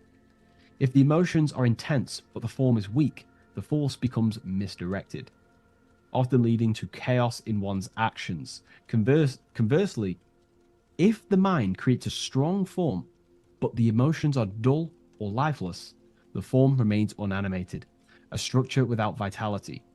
True creation requires the balance and union of a defined mental pattern and vibrant astral current. So it's about aligning your mental and emotional states, symbolized by these two pillars here. Well, they are the extremes. So the moon would be your emotional state, the sun would represent your intellectual, or the masculine and feminine. However, they are the extremes. So this middle pillar represents the balancing of those.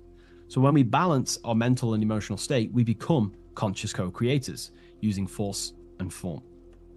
It's a very important lecture, and I know this is a quite complex and advanced lecture, but this is what this channel is about, Revival of Symbolism. It's about more advanced teachings. But hopefully you can get your head around this. There's a few books out there you can definitely read. I can't think off the top of my mind, but you can read this stuff up. It's great information. It will definitely help you in your life. Force and form. And if you haven't already, join the waiting list. I'll leave a link in the description for the Book of Symbolism, November 17th on revivalofwisdom.com. If you wish to be notified, I'll send you an email. I just want to say thank you for your support. Please like, comment, and subscribe, and share to a friend. I'll see you in the next one. Absolutely. Let's refine that into your signature deep and esoteric.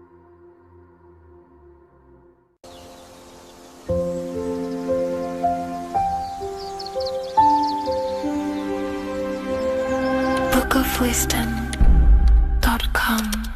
Visit today.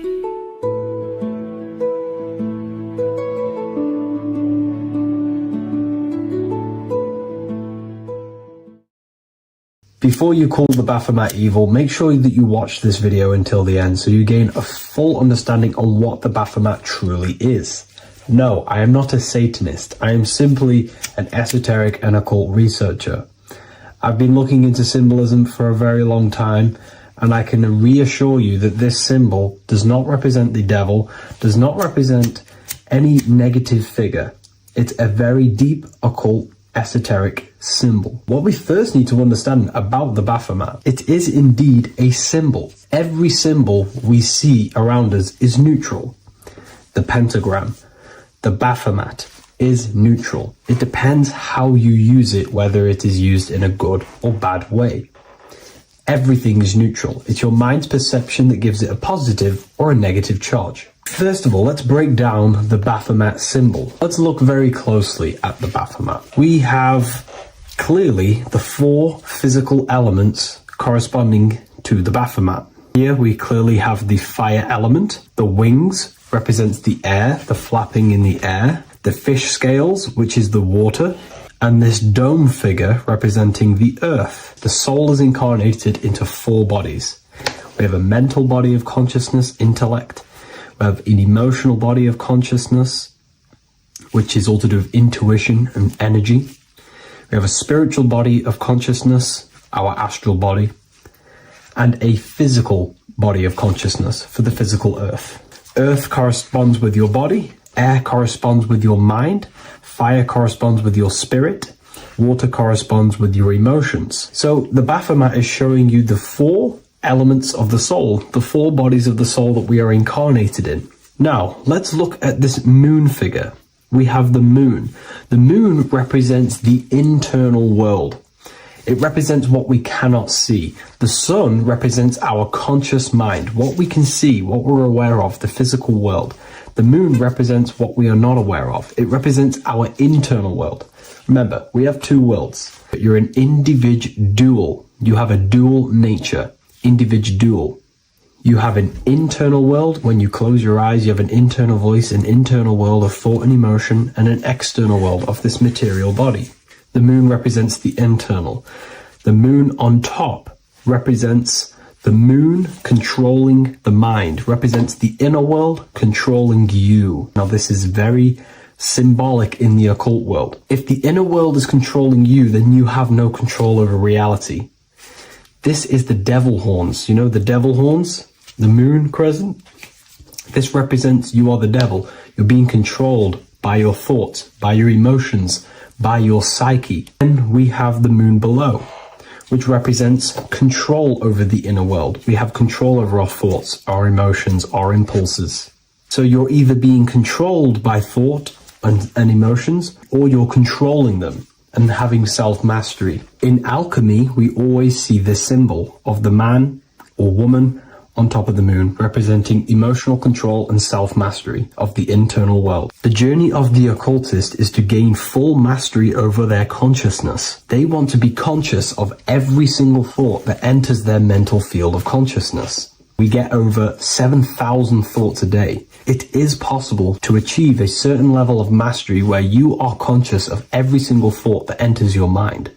This is one of the end goals of self-mastery and occultism, as this gains your personal power. When one achieves this, they are then able to direct the mind in one place and one place only, becoming more effective in manifestation and creation, because we are microcosms of the divine. We are creators. This is the gesture of as above, so below. The inner world and the outer world are mirrors of each other. The inner produces the outer. Your physical life circumstances are a result of every thought you thought in the past. The inner projects the outer.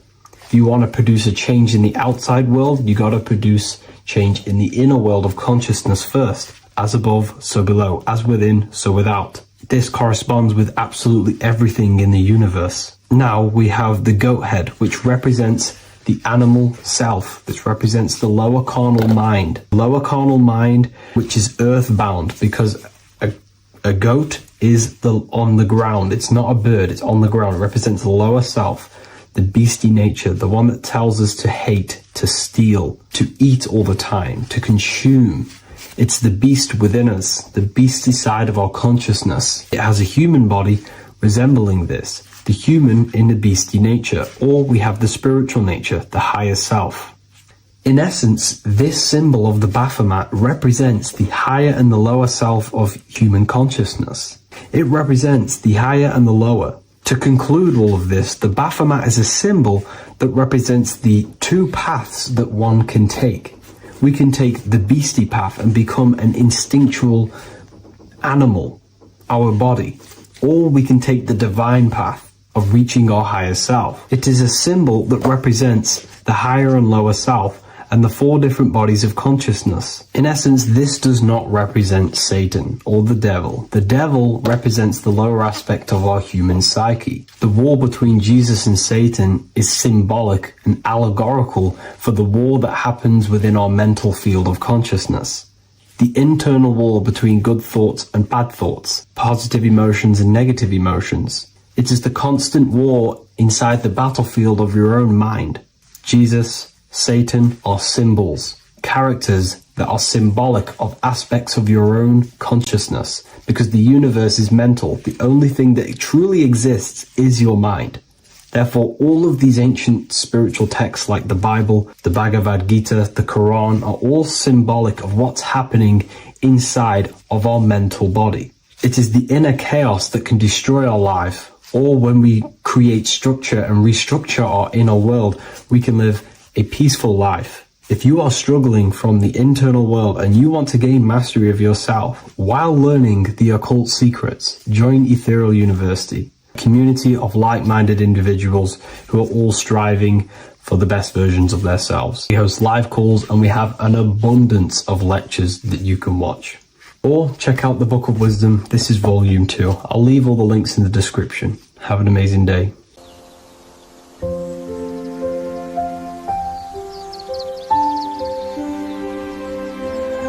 bookofwisdom.com.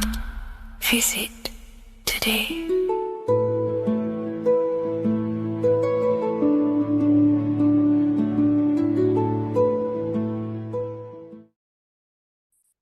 The Pope is supposedly opening 5 portals on Christmas Day. Now, I know this video is a bit late, but I'm going to be commenting on what I think this symbolism and this ritual truly means and what they are trying to do to society with this symbolic ritual. So the first thing we must understand is that everything these people do on a mass scale, all of these major events that they take place on, are all symbolic. They're all ritual. They all have purpose. Okay? So when we look at the locations of these 5 doors that are in Rome, we actually see the sigil of Lucifer when we connect the dots of all of the 5 door locations. This is the sigil of Lucifer. Lucifer is not what you think. Lucifer, sigil of Lucifer, represents the outline of the human brain and our visual perception field. Now, the human perception field is how our brain interacts with the external reality. Our external reality is not physical. The only thing that exists outside of you is pure energy, formless, vibrational energy and light. Your brain is an energy decelerator. Your brain decelerates this light, this energy, into a material reality or perception that you can interact with. You don't look into the external world. The energy, the light, enters the eye retinas, goes through the optic nerve, and travels to the back of the brain called the visual cortex. And the visual cortex is what shapes your visual screen. Now, if you are seeing the screen, this means that you are not the body, you are not the brain, you are the perception observing the screen that you are seeing. You are the eye behind that, you are the person behind that. So, what this is actually symbolizing is perception. This is a symbol of perception, of perceiving the material plane, of how spirit interacts with matter. Now, what's Lucifer? Now, the word Lucifer means the light bearer. He's known as the light bearer. The word Lucifer originates in Latin. Luci means light, and fer means to bring. It's the light bringer. The eyes, the visual perception are the light bringer to your reality. You see, everything outside of you is light. You are made of light. The word hue man means light. Hue means color, which is a form of light. And man means manifest. We're light manifested into material form. Every single one of us is Lucifer. When we fall for the material world, the external world, is an illusion. It is the false world. It can elude you. It can make you fall in love with the material things, material pleasures, lust, money, fame. These things make you fall. This is the fall of Lucifer. This is the mythological story. This is the symbolism behind Lucifer. It's you. Are you falling for material pleasure because you are a divine spiritual being from the higher planes, not from this plane? Now, if you let your divine being fall for this material plane and fall for the evil that can take place in this plane, then you are Lucifer. It represents the false light, the false reality. This symbol, the sigil of Lucifer, it symbolizes the interplay between light consciousness and the perceptual experience of the physical reality. The external world is truly internal. What we visually perceive is essentially light waves carrying information, which then gets processed by our brain, the central computer of our nervous system. Okay? So, how many doors are open? 5 doors. So 5 is the number of perception as well. 5 fingers on each hand, 5 points on the human body, 5 toes on each foot. We have 5 senses. 1, 2, 3, and 4, they're spiritual numbers. 6, 7, 8, and 9, they're material numbers.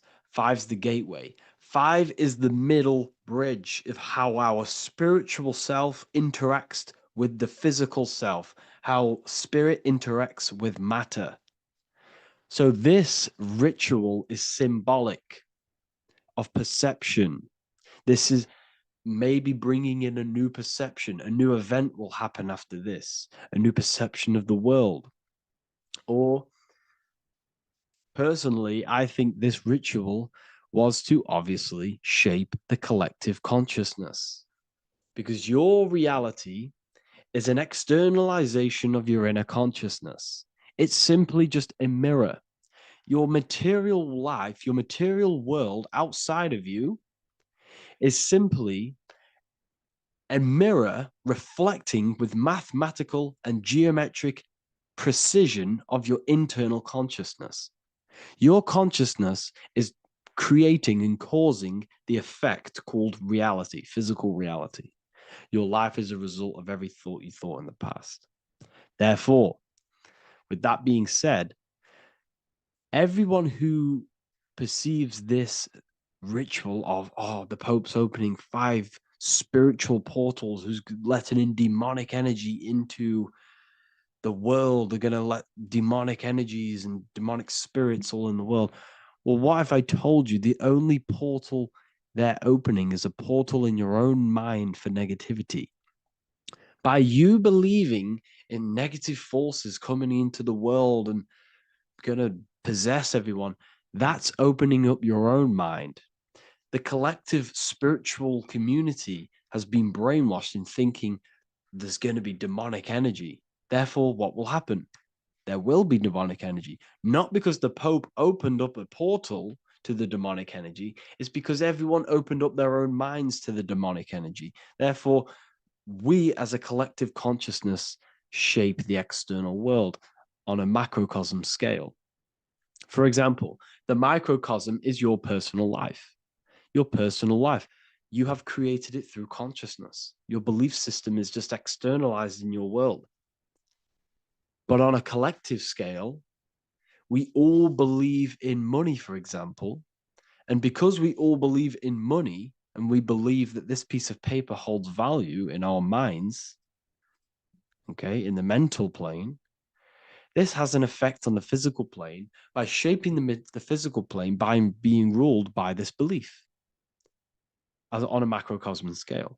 Yes, I know that money doesn't exist. It's just a belief in my mind. But that doesn't have an effect because the collective consciousness believes that money has effect, has power. When it doesn't, it's just a piece of paper with the belief behind it. If the collective consciousness stopped stopped believing in money, then the collective consciousness would have broke the spell and we would have no longer had a material plane ruled by money. You see, our beliefs is ruling and shaping our physical plane. This physical world outside of you is truly just an effect of the mind, an effect of our consciousness, our inner world. So I believe this ritual was done to change our perception, to make us think the Pope is bringing this spiritual energy and negative forces into the world. And it's just simply us creating the negativity in the world by believing in this, by thinking this. Remember, they have the power to send messages into millions of people's minds through media. And then messages are then believed, and that belief is shaping our world. What have I told you? That the New World Order is not manifested by the elite, it's manifested by you and us. We're all manifesting the New World Order. They can't manifest it. We can, because we are the ones believing it. We believe it. It is reality. It shapes our own prison. We're all shaping our own prison by believing in the prison, by believing in money. So this ritual was all to do with perception, creating a new perception, creating fear in our minds to, of course, distract us from what's really going on. This is all a ritual to implant messages in your own mind. So I hope you all understand this video, and I hope you all gain some insight, and I'll see you inside the university.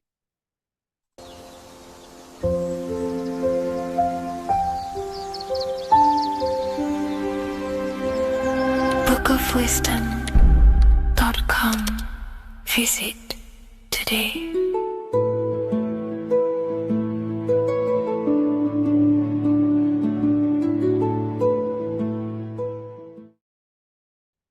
What if I told you many people around you have probably sold their souls? It's more popular than you think, and it's very easy to do. Selling your soul is not something that you can just go and meet the devil and do it. It doesn't work like that. But before I tell you exactly how you can sell your soul and how not to sell your soul, what is the soul? So looking at Jesus, we always see two lights surrounding his head, one surrounding the heart. And as of course, if you've been watching my channel, you know Jesus represents you. He represents the divine essence of the universe made in human form. Each one of us possess a fractal of God's infinite consciousness. We are all God. We are all God experiencing himself in a three-dimensional divided form, separated from his oneness. God wanted to experience himself, so he made this world. So each one of us possess a soul, and the soul is the spark of God's infinite loving consciousness, filled with God's loving moral law. So the reason why Jesus is always have a light above his head and a light on his heart is because this represents the brain and the heart. The brain is not the mind. The heart is not the soul. The brain is the physical manifestation of the mind. It is the physical mechanical computer for the spiritual mind. The heart is the physical manifestation of the soul. The heart is a brain. In fact, it contains 40,000 specialized cells, which are the exact same cells found in your cranial brain. Yes, your heart is an emotional brain. Your cranial brain is a thought brain. It's a computer. Okay? Everything that exists physically exists non-physically. This is what the ancients called spirit. just means invisible force. The mind, the thoughts are not made of atoms. You can't touch, you can't find tangible thoughts, imaginations. These things exist spiritually in metaphysical counterspace. It's the same with your emotions. The emotions are spiritual. They are not physical. You can't touch them. So thoughts are the language of the mind. Emotions are the language of the soul. Sometimes we can become eluded by thought and we can become eluded by emotion. If we are led purely by emotion, we can create illusions in our perception. The same if we rely only on thought. We must balance these two. Okay? So the mind is the creator, the soul is the operator. Every thought we think is being judged by our soul. The soul is the judge. The soul tells you what is right, what is wrong. And even the Freemasons depict this spirit and matter in their black and white checkered boards. White is spirit, black is matter. Matter is dead, spirit is life. This is what this represents. Physical reality is not just physical. For every physical object, for every physical manifestation, there is a spiritual force bringing it into existence. Consciousness brings everything into existence. Before you kick a football, there's a change in your inner consciousness before you take that action of kicking the football. Everything exists in spirit before matter. You existed in spirit before you were physical. We also see this in alchemical Freemasonic artwork. This represents the clouds. This is the mind. This is the heavens. And then coming down into the heart, which represents the earth. The light entering the mind into the heart, because every thought we think is being judged by the heart. The heart speaks to you through emotion. The soul speaks to you through emotion.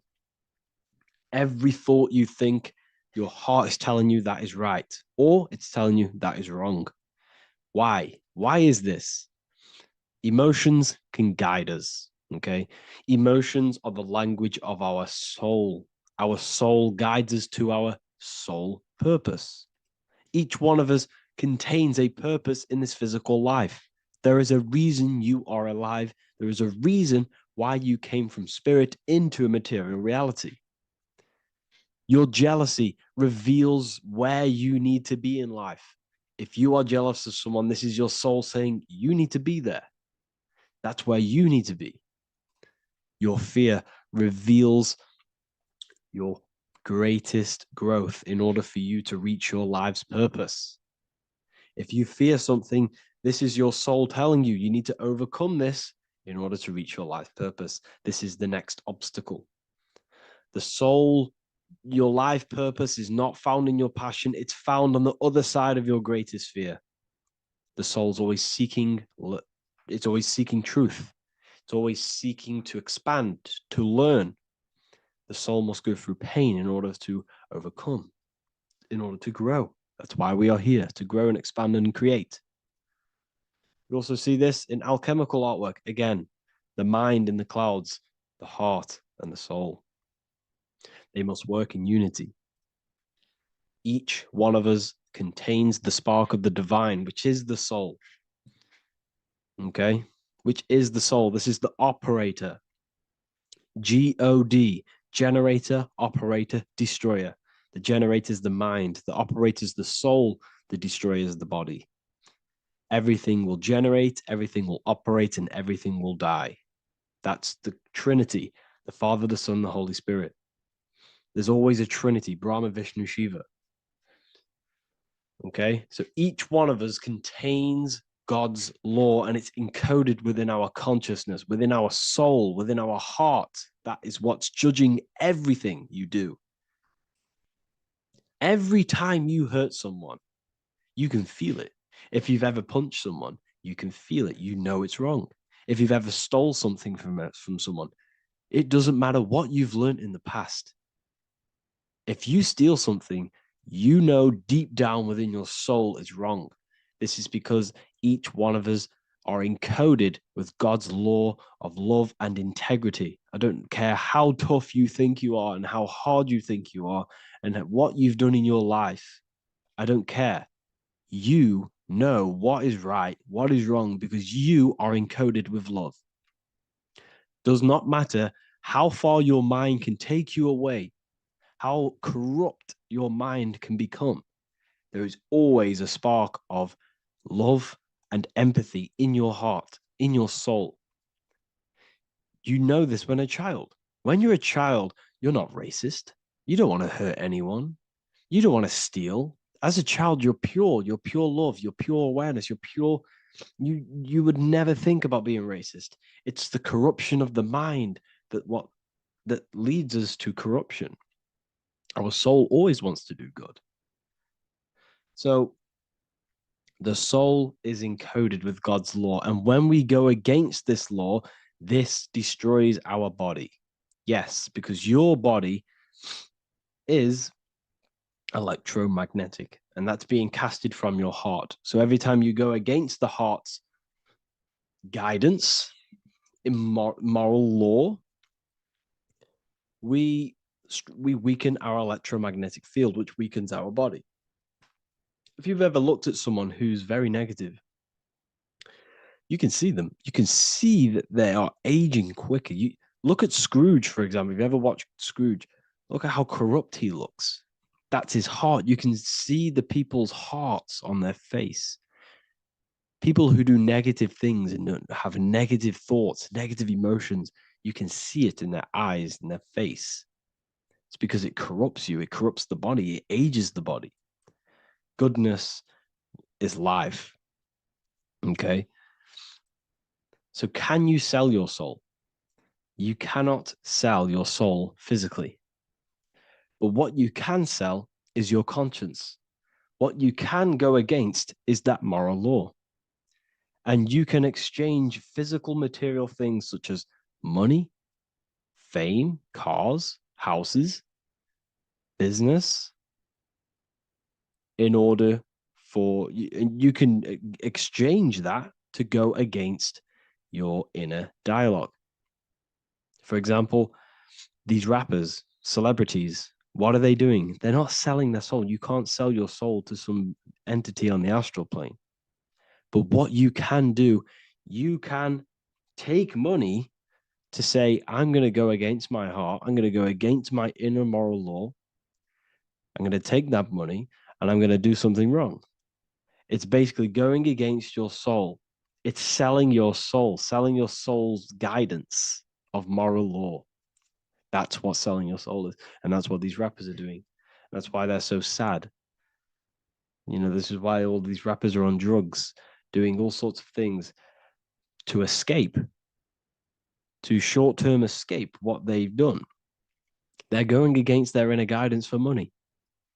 And yes, short-term pleasure may be happy for now, but in the long run, it will leave you feeling voidless because nothing material can ever satisfy your soul. Nothing.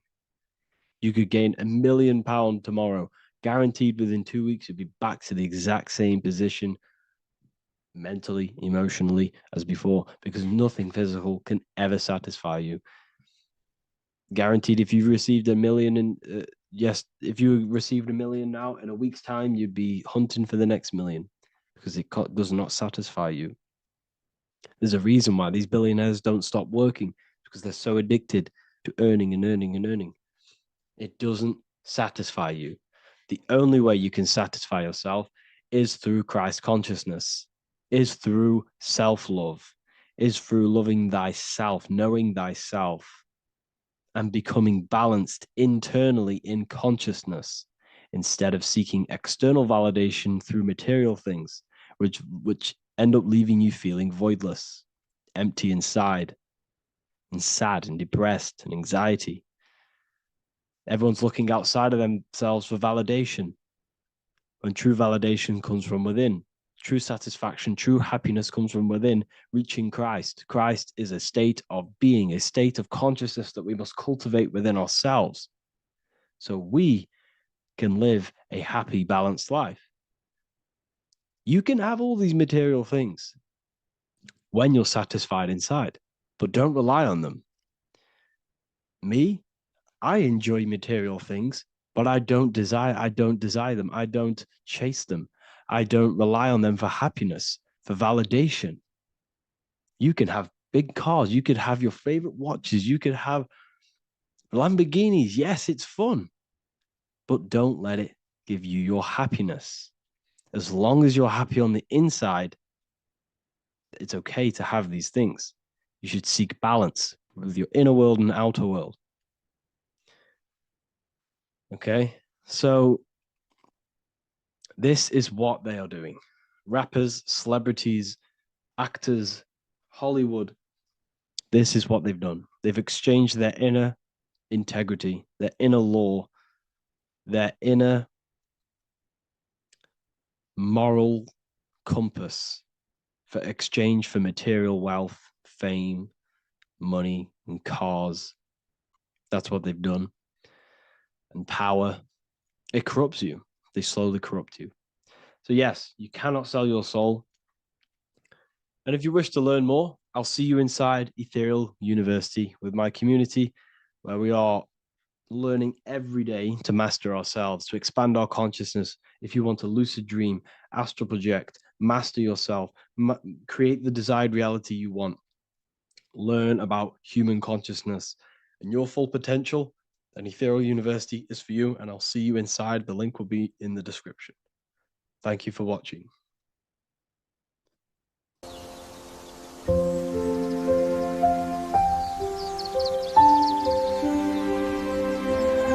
bookofwisdom.com.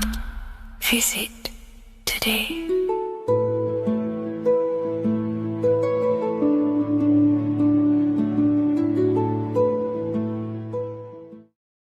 Do the elites actually worship Saturn? In this video, we're going to be discussing the occult and esoteric meaning of the 7 planets and the abuse of the Saturnic energy within today's world. This will help you gain a deeper understanding of reality, yourself, how you create reality, and what these 7 planetary energies actually truly are. In order to understand anything within the universe, we have to understand the law of correspondence, the law of as above, so below. There is one consciousness expressed in infinite forms. Me, you, the squirrel, everyone who possesses consciousness within this universe is an expression of the one divine consciousness, what we like to call Source, God, or the grand architect of the universe. We have to understand there is a large scale, but the large scale is mirrored in the small scale. If we look at lightning, this is a large scale. This is the macrocosm. Then we go a bit smaller to the trees. We see the same pattern. Then we look a little bit smaller into the human body. We see the same pattern of the nervous system. Then if we zoomed into the microcosm, brain cells, we still see the same pattern. This reveals the universe is a fractal universe. The large is reflected in the small. And this is the symbol of the Fibonacci sequence, which represents this as above, so below principle. The big spiral represents the macrocosm, but then this spirals into the tiny spiral. This symbol goes for eternity, never touching, never finishing. The large is mirrored in the small. With understanding this, we can realize that we are a microcosm of God. We are our own universe. We are our own world. Your body is the earth. Your mind is the mind of God, just in a smaller version. You are a drop in the ocean of the vast collective consciousness. With that being said, everything you see outside of you is inside of you. As above, so below. The 7 planetary energies on a macrocosmic scale are the 7 energies that form the physical world. The physical dimension is crystallized thought. Everything you see around you was thought made manifest. Thought imagined, then created in the physical reality. Therefore, these 7 planetary energies are 7 astral forces that create and weave the material existence. For example, if we look at a tree has 7 categories of consciousness, 7 creational forces that create the tree. This is the reason why we have 7 days of creation in the Bible. This is the reason why we have 7 days of the week for the 7 planetary energies. Monday is for the moon, Mars is for Tuesday, Mercury for Wednesday, Jupiter for Thursday, which is Thor. Thor is Jupiter. Venus for Friday, Saturn day for Saturn. Saturn, Sunday for the Sun. This is also the reason why we have 7 major energy centers within the body, the 7 life forces that flow through the body to give physical existence to the physical form. Man is a microcosm of the universe. With that being said, if we look at a tree is nature, and nature is the macrocosm, the creation of God's mind. And if we look at the tree, we can see 7 creational categories that go into create the tree. For example, the stem of the tree, the trunk, represents the sun. The root system, the base of the tree, where the tree grows out of, is Saturn. If we look at the fruit of the tree, that represents Jupiter. The smell, the look, the colors of the tree, that's Venus. How the tree communicates with other trees through the root system is Mercury, the intellect, the intelligence, the communication. The leaves of the tree is the moon. The defense mechanism of the tree, how it defends itself from infections and other territories, is Mars. So we can see all physical matter, all physical creation demands these 7 categories of consciousness, these 7 planetary forces. But again, that is the macrocosmic scale. The macrocosm is reflected in the microcosm, which means you have access to these forces, these 7 planetary energies, and you use them to create anything in reality. You've been using them maybe unconsciously your whole life. For example, this book that I've created, the Book of Wisdom Volume 2, you can find it in the bio if you're interested in reading it. It has the 7 planetary forces that go into this tree, into this book. I used the sun, which is my passion and my drive to take actions. I used Mercury, which is my intellect, my thinking, my communication. I used Venus, the layout, the look of the book. I use Mars, my defense of my work, my trademark, my copyright. I use Saturn. Saturn is my time, my discipline, my attention. I use Jupiter, which is the why, the reason why I created it. I used the moon, which is my care. My care is the generative force. Whatever you create in your reality is because you care. You care about keeping a house above your head. Therefore, you go to work and earn money. Care is the driving force to create anything in reality. What you see right now watching this video is because you care about watching this video. If you lose care about watching the video, you will turn it off and continue to do something else. All creation demands these 7 forces, hence why we have here a midsection. Sometimes we see the symbol of the earth, which is a circle and a cross in the middle, because these 7 forces create earth. But again, this video is specifically aimed to Saturn. We're going to be discussing Saturn's Saturnic energy because there is a lot of misunderstanding in today's world. And I'm going to give my perspective and my research on the energy of Saturn and how we use it and how it's being abused in today's world. Saturn externally, because remember, we have an external world, an internal world, a macro and a micro. Saturn externally in the material plane governs the foundational and enduring aspects of existence, such as the roots of plants, the bones of our body, even the insects that dwell beneath the ground. It represents the dull, hard, unyielding forces of life, symbolizing structure, limitation, and conditioning. Under Saturn's influence, things become rigid, bound by the god of time, bound by restriction and boundaries. In Roman mythology, Saturn is revered as the god of time, ruling over the cycles, beginnings, and endings. This connection with this emphasizes Saturn's role in marking the passages of life, aging, and inevitable constraints we all face. Internally, inside yourself, the microcosm. Internally, Saturn embodies the conditioning within our own consciousness. When Saturnian aspects of consciousness dominates, we become overly rigid, fixated, restricted in our thinking and actions. For example, Saturn's influence is strongly felt in today's world, where many people's minds are confined to societal norms and conditioned responses. The pervasive control Saturnian energy can lead to the sense of limitation, as people become trapped within structure imposed by society and power structures. However, we have to remember that limitation, there is dark and light. Limitation is not bad. This is why Saturn is connected to the god Satan. They are the same being. It's something that restricts, holds back, and keeps you limited, conditions and limits consciousness to its lower power. Saturn is a great teacher, guiding us through difficult life lessons that ultimately lead to growth and expansion and power. Although Saturn's energy is harsh and often challenging, it helps us to develop resilience patience, discipline, and wisdom. Yet in modern age, this energy has overpowered the minds of the masses, fostering excessive rigidity and limitation. Instead of being ruled by Saturn's constraints, we should seek to embrace more freedom, love, joy, balancing Saturn's lessons with openness and fluidity in our life. So like I said, Saturn rules law. Anything that is limiting or holding back, something that is a restriction or a wall. This is why we see judges wear black robes. The color black is associated with Saturn because Saturn rules over the nighttime and the winter time. Capricorn, they wear black robes. A graduate also wears a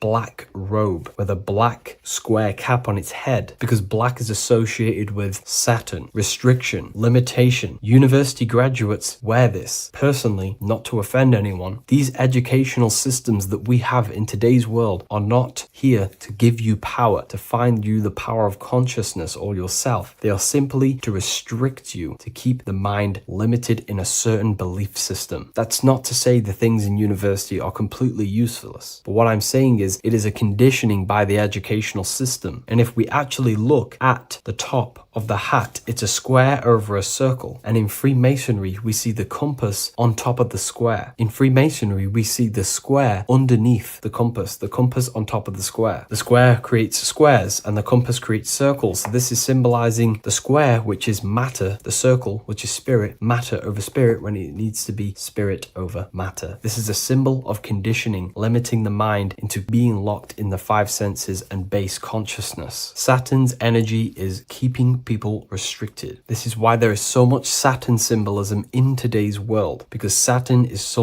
anything to do with limitation, restriction, and time. All of the systems in place are to limit our minds, to keep us on base consciousness, only thinking in a limited box, only thinking and aware of the five senses. In base consciousness, in animal nature, one only thinks according to their senses. When they have a sense, their mind thinks. This is an affect state of consciousness. They're living in the affect. We need to understand that in base consciousness, we have no true power to create. We're simply living in cycles of affect. Now, what do I mean? The physical world is the effect. It's already manifested and cannot be changed. Our consciousness needs to rise to become a cause instead of playing around and being lost in the effect, to become a co-creator. And this is what the system does not want you to do. It does not want you to become a conscious creator. So they keep you in base consciousness, not giving you the awareness that you are literally a god creating a world right now. You are a world and you are shaping the world. Our consciousness needs to be mastered, controlled, and then we can become a conscious creator instead of running around in the world of illusion and effect. As above, so below. What happens in the mind happens in reality. We do not want to be matter over spirit, which means the external world over the internal world. We need the internal world to rule over the external. Saturn's symbolism can be symbolized as a black cube. The cube symbolizes this physical world because everything has 6 sides. We can move forward, backward, left, right, up, and down. We are in this cube. This is why we say think outside the box. Thinking outside the box means to become a cause and not an effect. The mind needs to be a cause,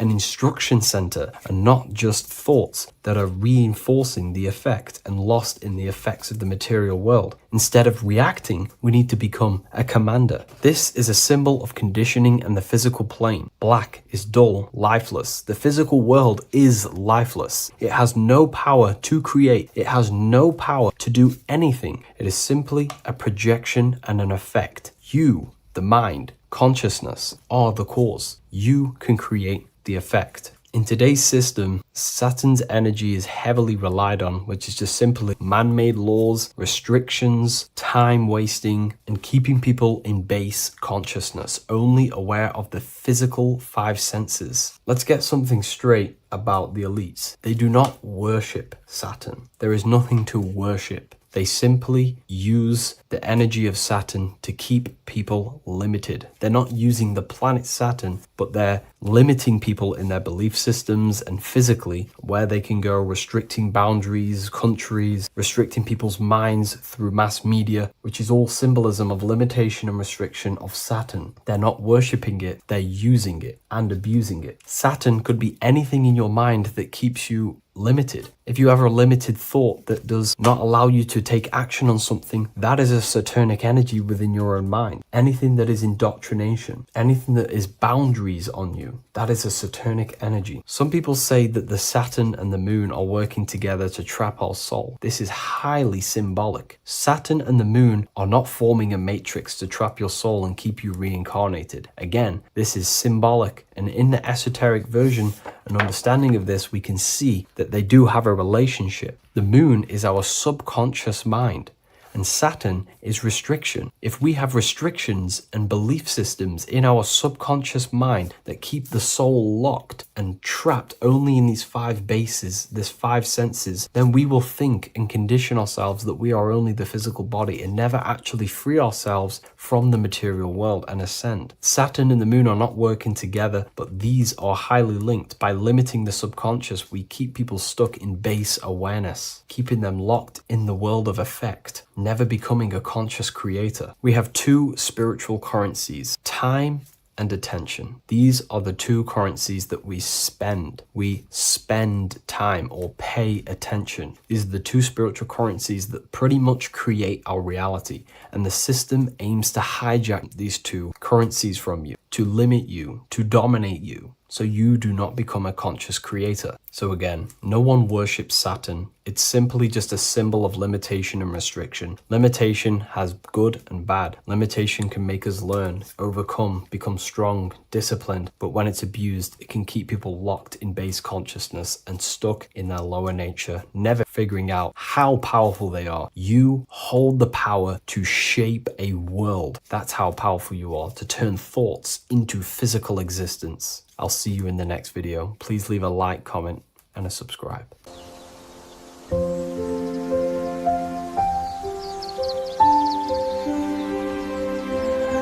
bookofwisdom.com. Visit today.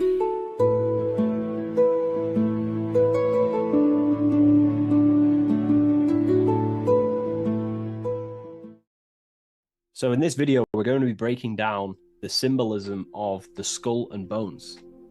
The skull and bones is found in the Masonic tradition. It's also found in a satanic secret society, such as the Skull and Bones Secret Society at the University of Yale, filled with secrecy there.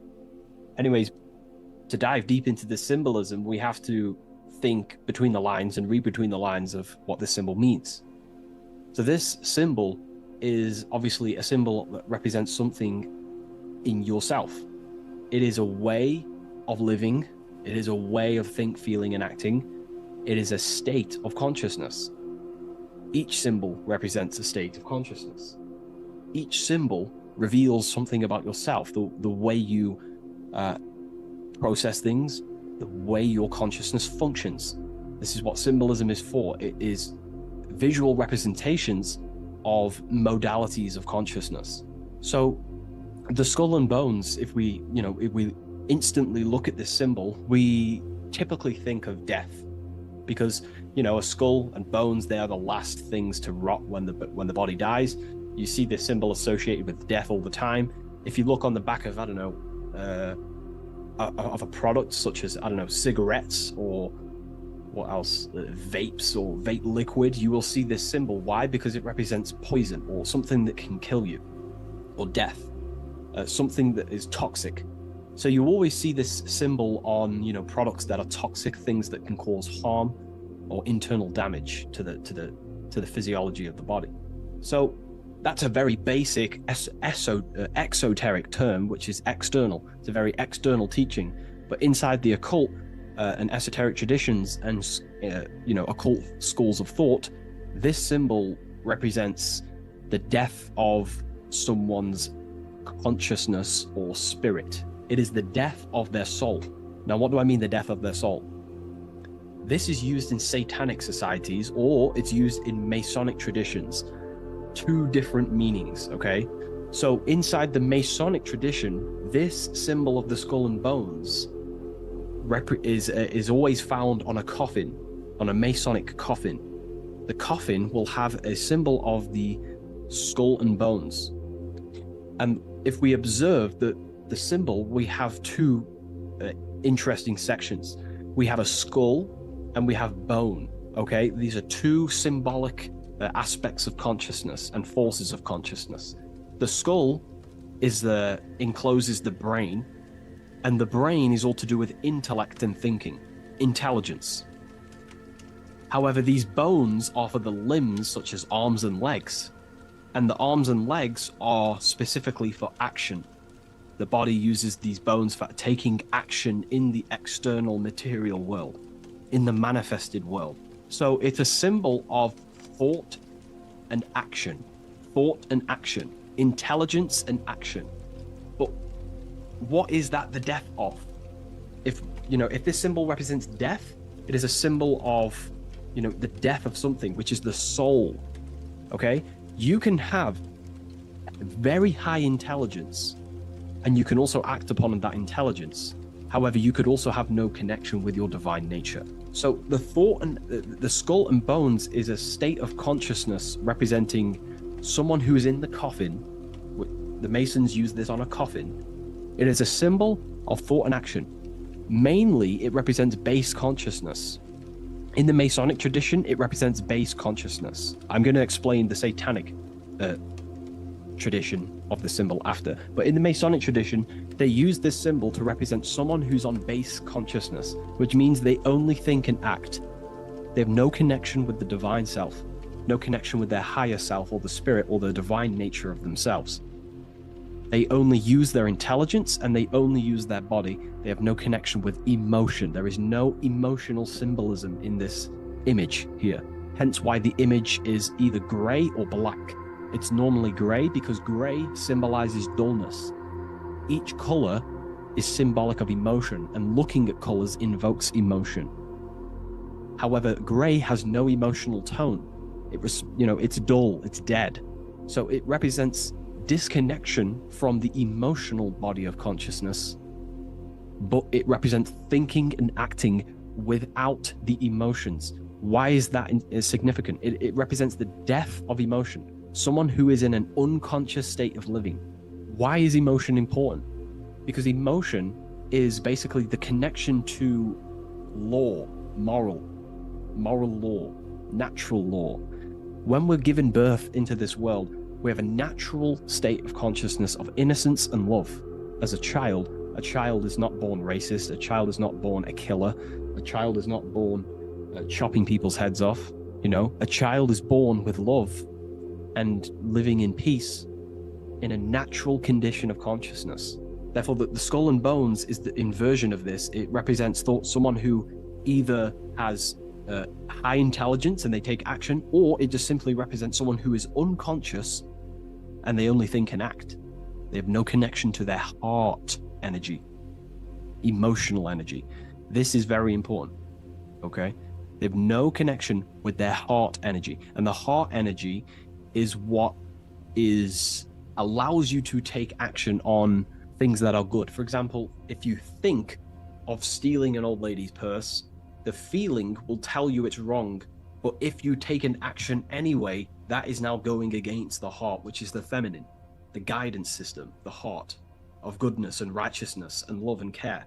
So in the unconscious state, in base consciousness, symbolizing the first degree of masonry, base consciousness, the checkerboard floor, you'll see a coffin with a skull and bones on, symbolizing an unconscious way of thinking and acting. They have no connection with their feminine qualities of consciousness, which is the heart energy. Look around in the world today, you will see this everywhere. People only think and act. They have no connection with their intuition, their feminine side. And the feminine side is what guides your soul through this life. So in the Masonic tradition, this is a symbol of someone who only thinks and acts, and they may even think and act unconsciously, because it's a symbol of death, which means the death of consciousness. They are unconscious. They don't even know they exist. They don't question life. They don't question what is this world. They don't question they think manifestation is just a fairy tale. They unconsciously think and act and create their reality. They wonder why there's so much negative in their reality because they are unconscious. So this is a symbol of the death of consciousness. They have no connection to their internal self, the qualities of the heart, and they only think and act, an unconscious state of living. Now, to go into the satanic side of this, the Skull and Bones tradition, the Skull and Bones is a satanic society. Allegedly. We don't actually know what goes on in there, but it's allegedly a satanic society. This symbol has a complete different meaning. Well, it's the same meaning, but it represents high intelligence, someone who is very, very, very intelligent in the mind, intellectually, and they take action. Because Satanism is not worshipping Satan. A lot of people won't understand this, but Satanism is not about worshipping Satan. Satan, therefore, is an allegory, a metaphor, or a symbol that represents the egoic force of an individual's mind or consciousness. Satan is a symbol representing the ego of man, of an individual. And like I broke down earlier, when we think about stealing an old lady's purse or punching someone in the face, the heart tells you that's wrong, but the body takes an action anyway. That little voice inside your mind that says, do it anyway, even though you know it's wrong internally, that little voice that says, do it anyway, that is what the ancients or esoteric societies call Satan. It's not a deity, but it's an aspect of our own mind, an unchecked aspect of ourself that is always trying to rule and gain, is trying to conquer you. This ego tries to conquer and take full control of you. And that's what we see in today's world.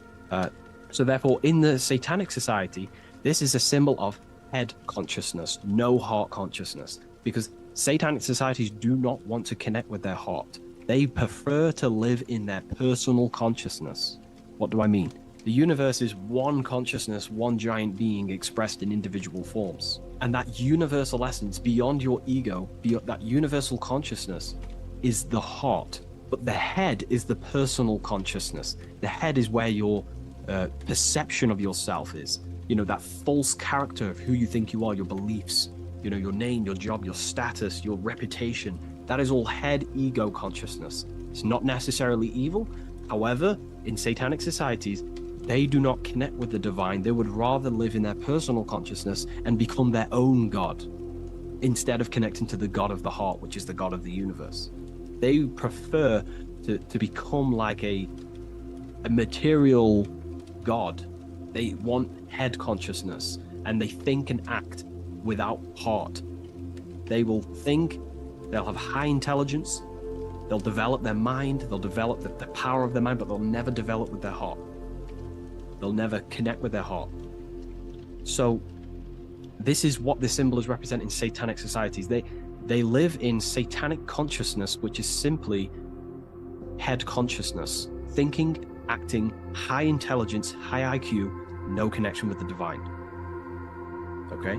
And today, this is what the world is being pushed upon. This is the world is 80% Satanist, and people are walking around they're Satanists and they don't even know. This is how the dark occult has influenced the world to become so vain, lost in vanity, ego, lust, materialism, status, money. They've made the world unknowingly become satanic. Most of the people in the world are walking around Satanism. They're satanic.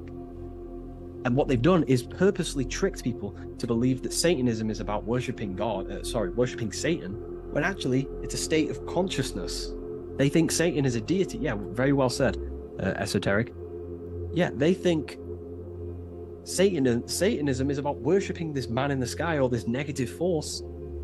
But it's a state of being, because we are all God. We're all co-creators of God. We're not the God, but we are expressions or emanations of God. And our soul is the thought force of God. Just like when you think about a certain thought and you dwell upon it for a while, that thought becomes literally an entity or an energy form within the astral plane, and the soul of that elemental being or a thought force is your thought force. That's the soul of that being. Your soul is the thought force of God. You were thought into existence by the mind of God. I hope you gain an understanding of what this means in the two different ways, the Masonic tradition and the Satanic tradition. The Masonic tradition is a symbol of base consciousness, someone who only thinks and acts. They may have high intelligence, they may not. They're living in the death of their feminine side of consciousness. They're emotionless, have no connection with their moral compass of the heart. They have no intuition. They only think and act. They go against their heart. They take actions against their guidance. Someone who lives unconsciously, creates their reality unconsciously, thinks, feels, and acts unconsciously. And then in the Satanic tradition, well, going back to the Masonic tradition, that base consciousness that I've just explained is the state that we must arise from, because that is the coffin. You'll see this symbol on a coffin because the coffin represents the death of the spirit, the death of the feminine side of consciousness, and the death of conscious being actually aware. And that's the state we must rise from, out of the coffin into higher consciousness. And that's why Masons, not just Masonry, you have this whole story of death and resurrection is in everything. It's in the Bible. Jesus dies and he is resurrected. In Masonry, when you're initiated, they symbolically kill you and then you are resurrected. Every secret society symbolically kills you and then resurrects you. Why? Because in order to awaken to what you truly are, you have to kill who you thought you were in your mind. In order to awaken to what you are, you have to kill what you thought you were. So it's a death and resurrection. Okay, so this is the state we arise from, but in the Satanic tradition, this is glorified, this state of consciousness. They are conscious, they have high consciousness, but they only have intelligence and action. Their intelligence and action are one, they think and act instantly. But they think and act at the expense of others because they have no connection with their heart. There's no heart symbolism here. It's a symbol of intelligence and action, the mind and the body. So the Satanic tradition, they think and act at the expense of others. They seek to control other people because they have no connection with their heart. They have no connection with empathy, love, or care. They only care about themselves and the brotherhood of their secret society. This is what true Satanism is. It's not about worshipping Satan. It's about serving Satan, which is your ego, the egoic force that tells you not to go with your heart. So yeah, I hope that clears some things up about this symbol.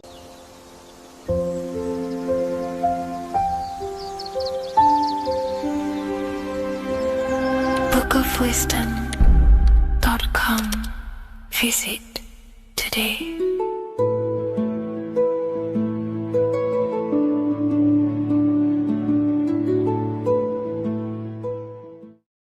Religions were made to hide the truth about yourself, God, and the universe. You see, religion teaches there is a God separate from you. He created the universe separate from himself. They did this to truly disconnect you from consciousness, from God, and from yourself.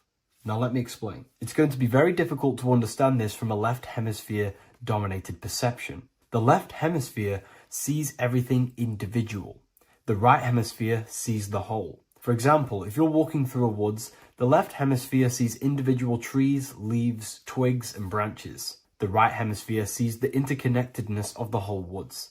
We've been trained our whole life to be trapped in the left hemisphere, to think logically, scientifically, with evidence. This way of thinking traps you in illusion, division, and separateness from everything. Plus, in science, they teach you the universe exists outside of you. You exist in a universe, and the universe exists whether you exist or not. This is completely false. You are the universe experiencing itself. There is only one person in the universe. There is only one awareness in the universe, and that is God. That is your consciousness. Not your name, your job, your reputation, your thoughts, your beliefs. That is not God. God is the infinite awareness that you are, the alertness, the essence of life. You are an individual. You have a dual nature, an inner world, consciousness, and an outer world, this physical body.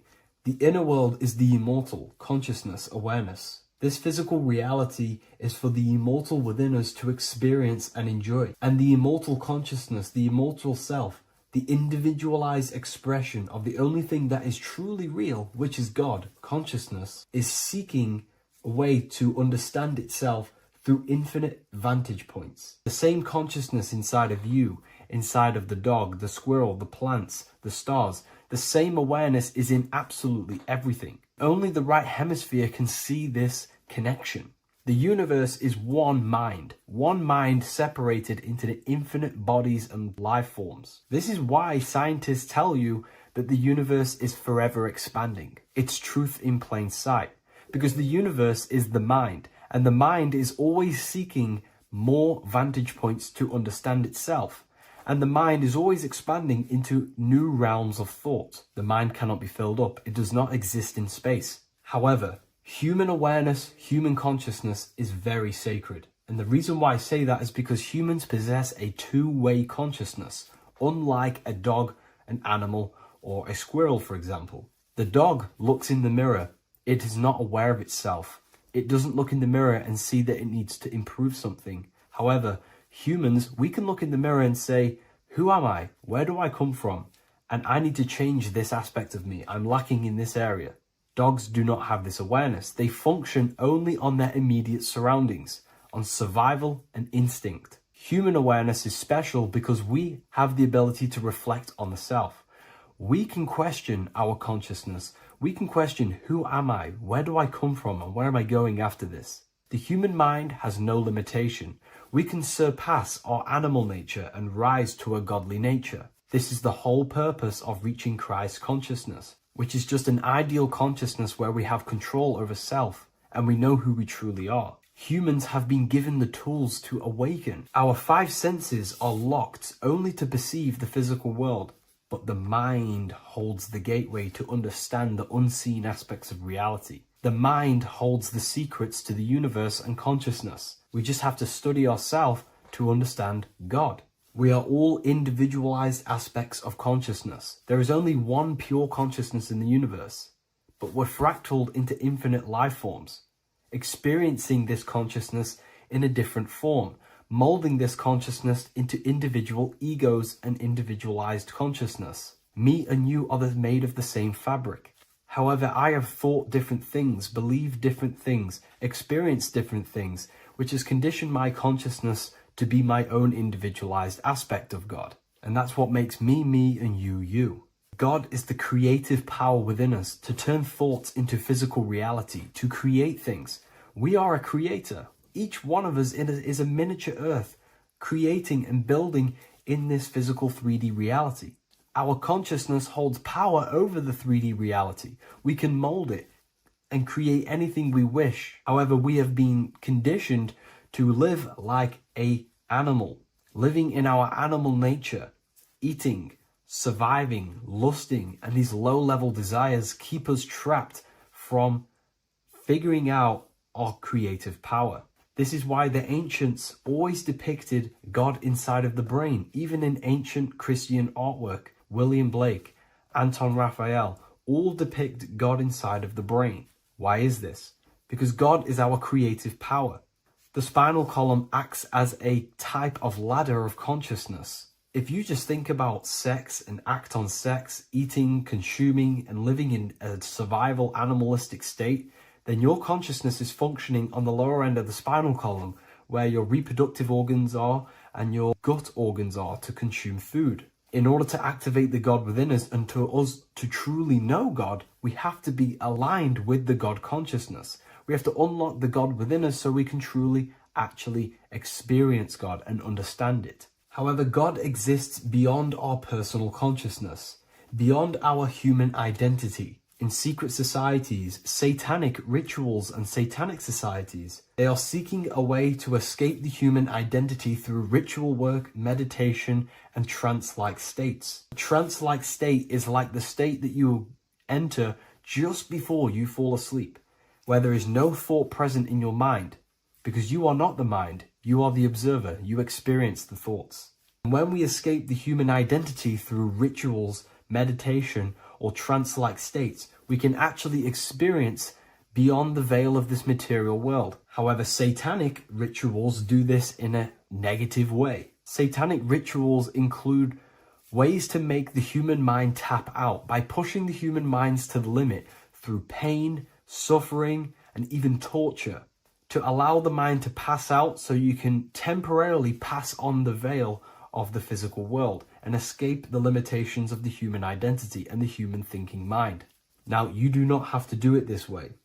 You can experience the divine and beyond your human identity through many different ways, such as deep, deep meditation, rising above your thoughts, and setting 3 alarms, one for 6 a.m., one for 6:30, and one for 7:30. And when you wake up at these times, what you need to do each time you wake up is allow your mind to stay awake but your body to fall asleep. And you will enter this trance-like state. And you can gain ideas, experience lucid dreams, and maybe even astral project. All of these rituals in secret societies and satanic societies is all about escaping the human identity and experiencing the divine planes beyond the physical. To wrap all of this up, this is all about consciousness. Consciousness is the infinite awareness of the universe, just fractaled into separate bodies. And this consciousness is seeking a way to understand itself in infinite angles and vantage points. And religion was made to cut off your connection to the divine planes beyond this world and beyond your self-identity. Therefore, if you want to know God, you have to study the attributes and qualities of God, such as geometry, numbers, consciousness, the mind, the subconscious, human anatomy. All of these things are aspects of God. We have to study ourselves and study nature so we can see God. God is the infinite awareness of the universe. If you love this video, please leave a like and share it with a friend. I'll leave a link in the description for the Book of Wisdom, Volume 2. As above, so below. This is one of the most crucial teachings within esotericism, occultism, or what we like to call it today, spirituality. I don't like calling it spirituality because it's not spirituality. I teach human consciousness. I teach the science of you and your consciousness alone and your being.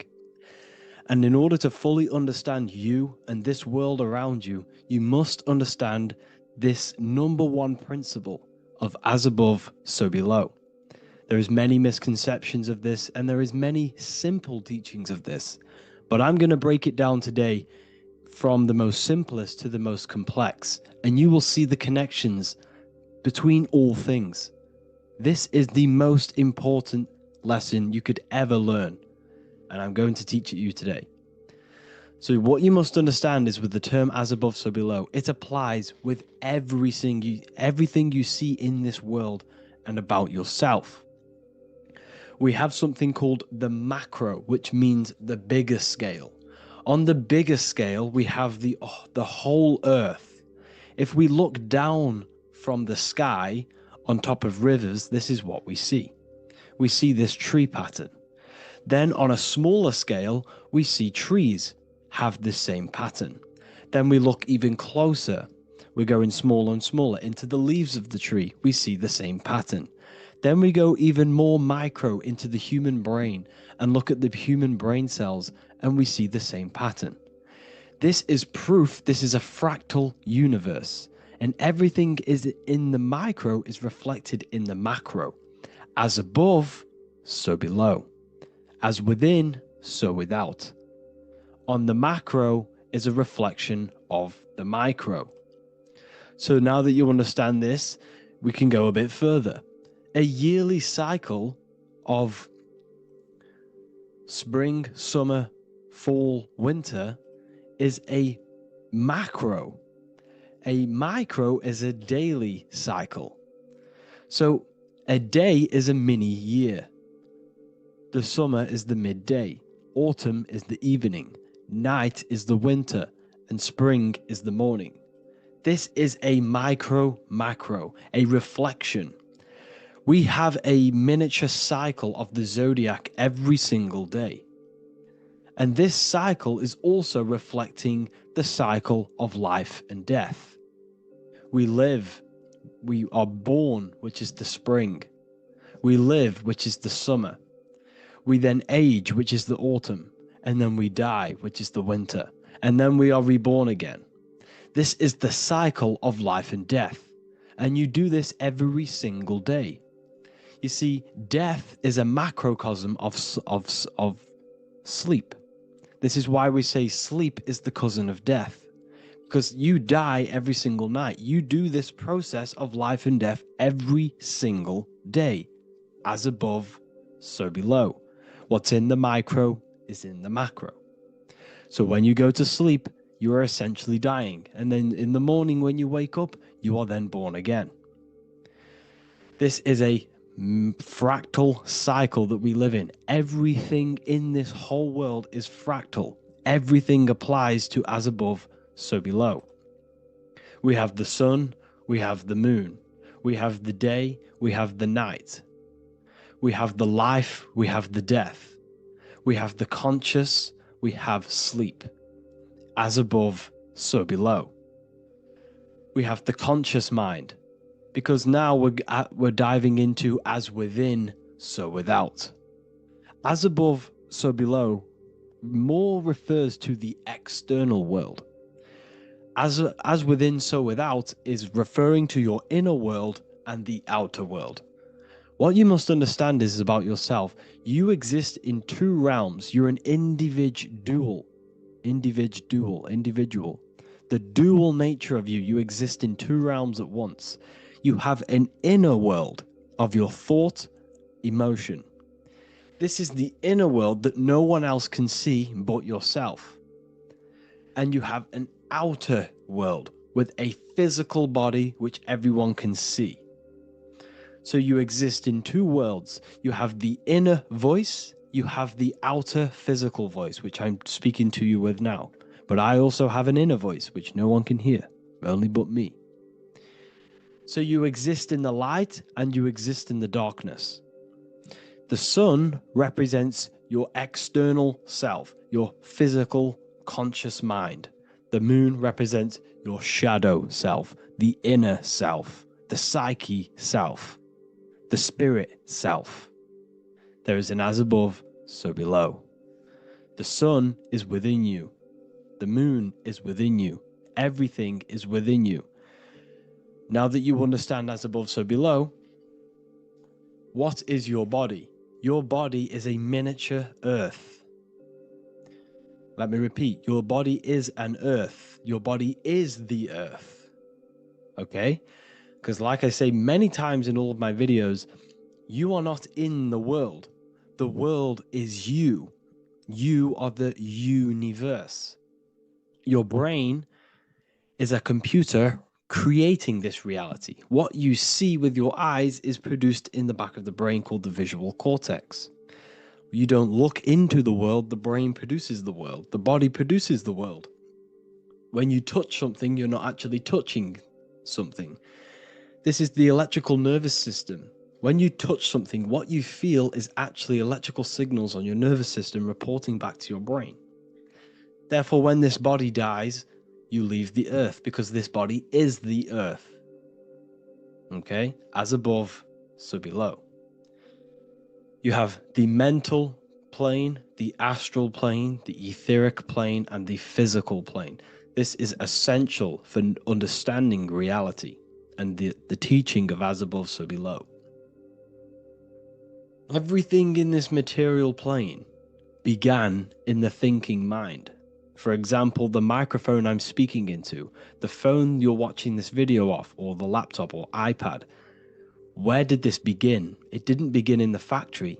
The first ever place this item begun was in the mind of an individual. The invisible realms of mind is where all physical things and physical items begun. Essentially, this physical plane is the effect of the thinking mind. This world is the world of effect. It's the world of outcomes. When you see something, it is already manifest. It is already being manifested. It is an effect. And in the effect of the cause, which is the thinking mind. Therefore, the mind creates thoughts, which is the mental plane. Then after thoughts creates imagination, which is the astral plane. These two are spiritual. They are non-physical. So spirit kind of means non-physical. Then you have the physical planes, the etheric and the physical plane. As above, so below. What happens in the mind is manifest on the physical plane. Like I said, the phone that you are holding, it was a thought, and then it brought down into a physical reality. As above, so below. You change the mind, you change your reality. Your environment, the word environment has ment in it because your environment is mental. So now that you understand this, so what is the world around you? The world around you was created by the mind of God. It was manifested through God's thought. So you are living in the mind of God. You are a thought in the mind of God. God thought you into existence.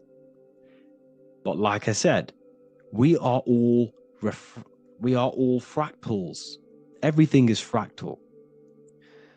If God exists, this means that you are God, as above, so below. God created you through the thinking mind, and he gave you a thinking mind. So God created the macrocosm. God created the macro, the whole world. He designed the whole world, the sun, the stars, the moving. He designed this. But then he gave you the thinking mind to design your own life and create your own life in his world. You are a microcosm of God's macrocosm. Just like God thought you into existence and the whole world into existence, you are a microcosm thinking your world, your reality into existence. You see this now? Everything is a reflection, everything is a mirror, everything is fractal. So in order for you to change your reality, you must change these higher planes. Your thought and imagination are the two key aspects of creating physical reality.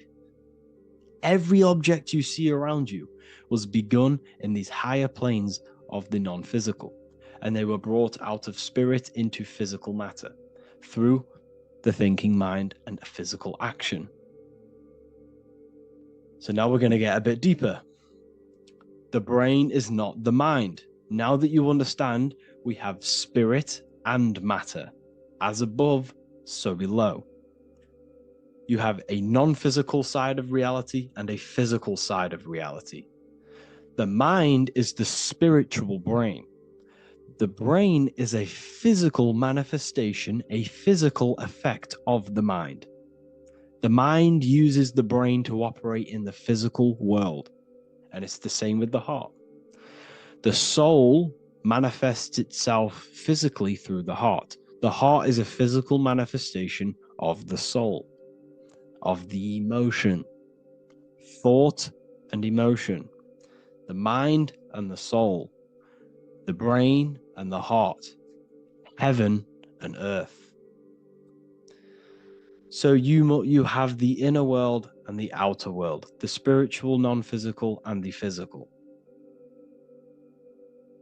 So we are all on this process of awakening, an expansion of our minds into new fields of thought, into new fields of awakening ourselves. Because essentially we are born into this world, but you are born many, many times. You can be born physically and you can be born spiritually. Like I said, everything is fractal. So just like when the baby finds out that there is a world outside of its mother, what does the baby do? The baby seeks a way out of its mother, and then the baby is now born into a new world, a world outside of its mother's womb. It's the same with you and your spiritual process. As your mind becomes aware that there are other realities beyond your physical body, it then seeks a way out. And this is why you are probably watching my YouTube, because you are now on the path. Something within you has guided you to this path of knowledge, truth, enlightenment, and expanding your consciousness. And it is your soul who brought you here.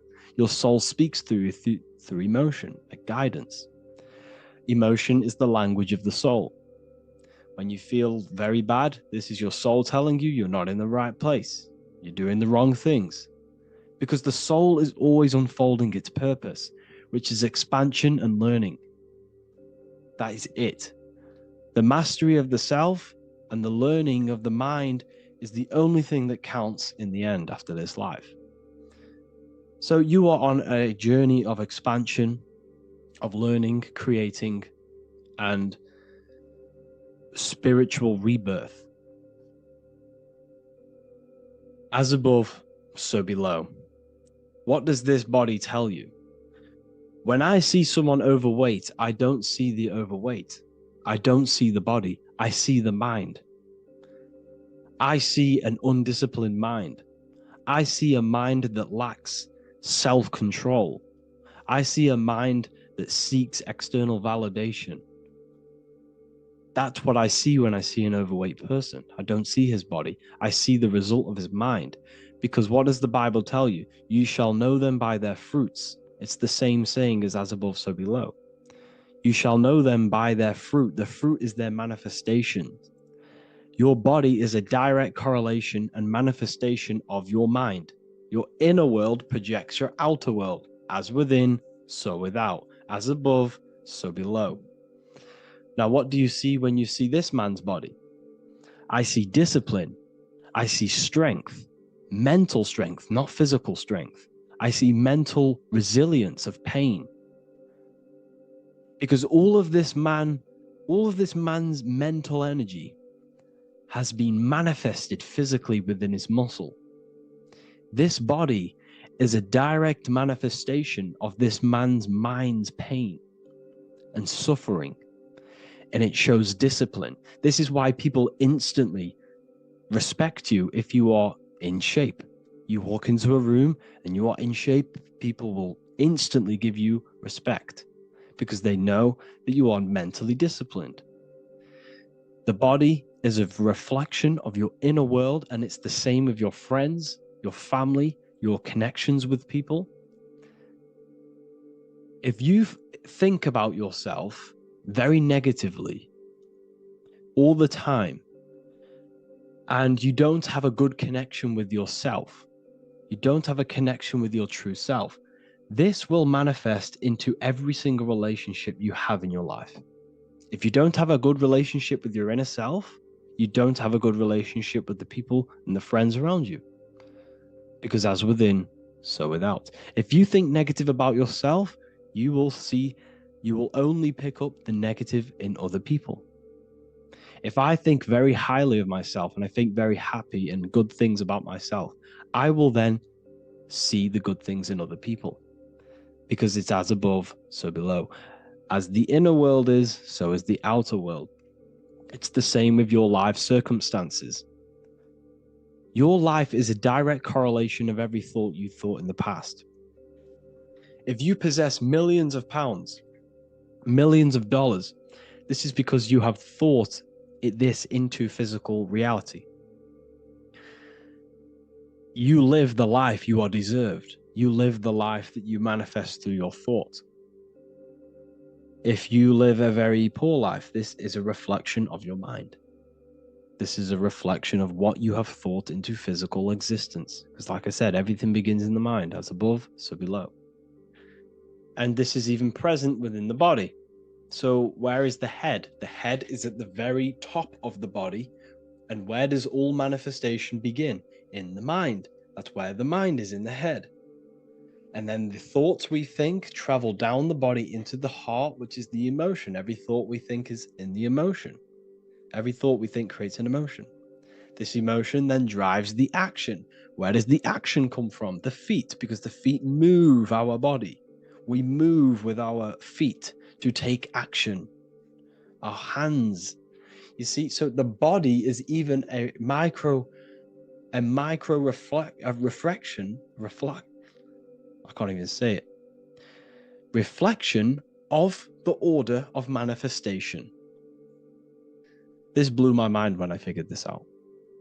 You see, the head, the thoughts begin here. This is the beginning of all manifestation. Then it comes down to the heart. This is the emotion. Then you take the action. The thought and emotion then sparks the action, which is taken with the hands and the feet. And where's the lowest point on the body? The feet, and that's touching the physical earth. So the head is where the thought is, the non-physical, and the lowest point on the body, which is touching the physical earth. So the head represents spirit, the feet represent matter, spirit and matter. Your room, if I walk into your room and I see a messy room, I don't see the room, I see a messy mind. The room is a reflection of the mind. If you have a messy room, this is your mind. It's an externalization of your unsorted mind, undisciplined mind. So like I said, we are all God, and we must find the God self within us. And I teach all of this inside the Book of Wisdom, Volume 2. This is not just a book, this is a revolution. This is the beginning of a new age with this book. If you have read it, I congratulate you. You should feel very proud of yourself if you have an open mind. You should feel proud of yourself for watching these videos, because not many people have an open mind. Remember this, people. You are special if you're watching these videos. You have the mind. You have the ability to see through the illusion. And I take my hat off to you. You want to take this to the next step? Read the book. Or if you want to take it to the serious levels, join the university. The university, you gain access to every piece of my material that I've ever done, all of my books, all of my lectures that are hidden from YouTube, that are hidden from everywhere else, the lectures that give you real power. And if you feel alone on this journey, we have a conscious community where you can connect with like-minded individuals, because I've been there. I've been there when you feel lonely, because you feel like no one else is thinking the way you are feeling. You can't talk to people about these things because people just think you're crazy. That's why I put together this, so we can connect, so we can unite, so you can connect with people, so you don't feel crazy about thinking about this stuff, learning about this stuff. And if you truly want to level up your life, people, and take your studies serious, this is for you. We do live calls, we do lectures. There's a whole library filled with books you can read. It's the perfect place for the truth seeker. I thank you all for joining. Please leave a like, a comment, a subscribe. Let me know any future videos you want me to make in the comments. Thank you all. Have an amazing day.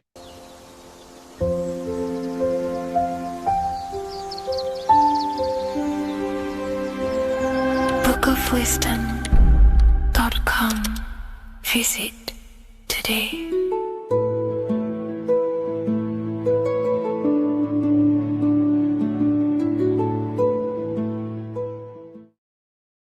What if the word Yahweh is proof that God is embedded in our very own being? Stay with me, because what I'm about to show you might change the way you see yourself forever. Today's topic is decoding the mystery name of Yahweh, the sacred name of God from the Hebrews.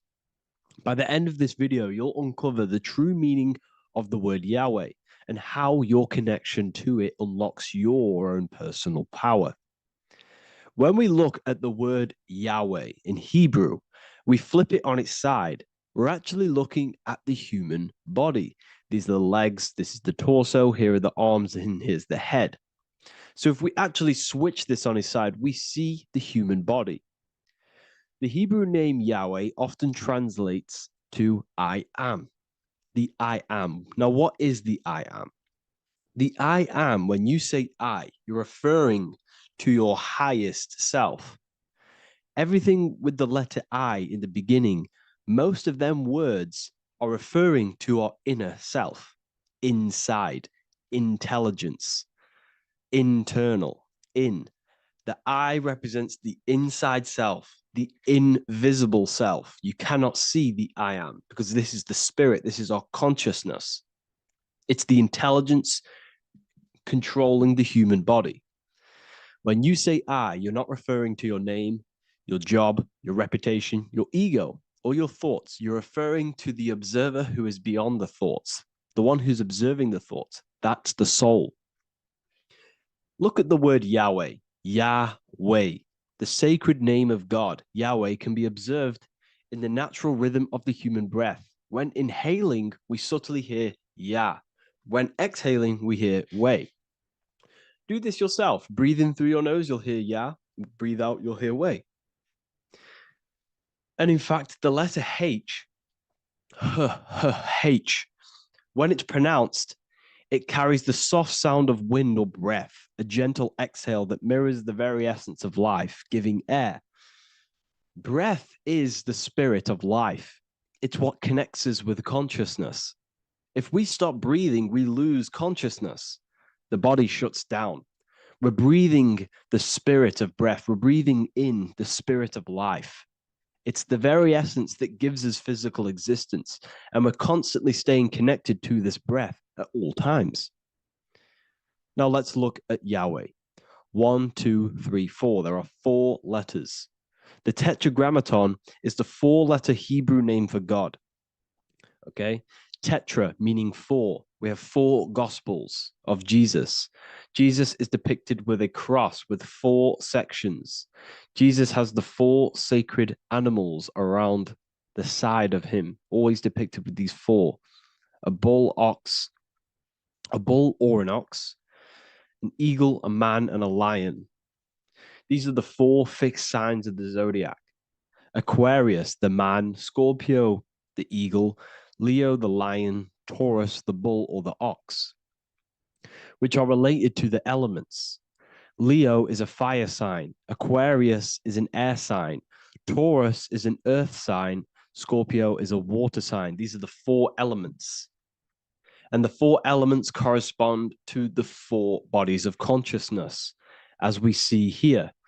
This is fire, this is air, this is water, this is earth. So we are made out of the 4 elements, which represent the 4 bodies of consciousness: mind, emotion, spirit, and body. The soul is incarnated into 4 sections. Hence why Jesus has 4 gospels. Hence why Yahweh is a four-named word, because we are tetraform. We have 4 bodies of consciousness. There are 4 pillars to reality: the mind, emotion, spirit, and the body. So what we're actually looking at here is the name of the very essence of the self. Yahweh represents the universal consciousness that we're all tapped into, because the body is like a radio. The body is basically a radio antenna, which is picking up the stream of consciousness, and we're all the same consciousness, just experiencing it in a different body. And Yahweh is the name for this intelligence that we're all acting out, that we're all manifestations of. So now let's look at the word Yahweh, where we read it this way in Hebrew, which is 10565. 10565 in the Hebrew letters and the numerical values. And the DNA is made up of 4 bases. These 4 things which create the DNA. This basis is the genetic code for all living things. Each DNA strand is held together by sulfur bridges that appear in a repeating pattern of 10, 5, 6, 5. This pattern matches the numerical value of the Hebrew letters of Yahweh, Yod, He, Vah, He, which are 10, 5, 6, 5. This means the structure of DNA, the code of life, follows the same number sequence as the sacred name of God, Yahweh. This is a factual observation. So we're looking at 10565. So let's look over this one more time. Yahweh represents the breath, Yahweh, inhale, exhale. It translates to I am. It's written in our DNA. The word Yahweh on its side looks like the human body.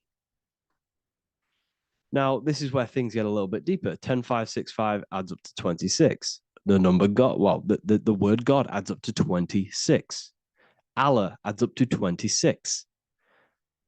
There are 206 bones in the human body, 26. 26 adds up to 8. 8 is the number of infinity. We are all the infinite consciousness. Consciousness will never die. It's immortal. It's infinite. We are all infinite. We are not these skeletal structures. We are Yahweh, the universal consciousness. The creator of all things is our essence. We're all God with individual identities, but the highest versions of ourselves is God. The ego is our own personal experience of God. Does this make sense? So in conclusion, Yahweh is not the name of a separate God from us, but rather the reflection of the divine consciousness manifesting through the human form. The human body is like a receiver acting as an antenna that tunes into the infinite intelligence and life force we call consciousness or God. This means that rather than being external, the divine presence is within us, expressed through our very existence. It's very interesting when we look into this, and what religion has done is flipped all of this knowledge. All of this sacred knowledge has been externalized. They've externalized God so that we worship God and we view God as something separate from the human experience. They do this so that we don't find the God within us, so that we don't find that we have the power of creation. The mind is the creative force of God. The body is the will to act out that thought. They don't want us to figure out that we are creators and we're all creating our own earthly experience. We're all projecting this reality. And they don't want us connecting with the divine intelligence within us because they want to be the creators. They want to keep this knowledge. They don't want the masses to wake up to this powerful knowledge. So what they've done is that they've taken the scriptures, they've externalized it so that we start worshiping and giving away our power to these external things. And when God is external, we start to fear God because we start to think that God has power over us.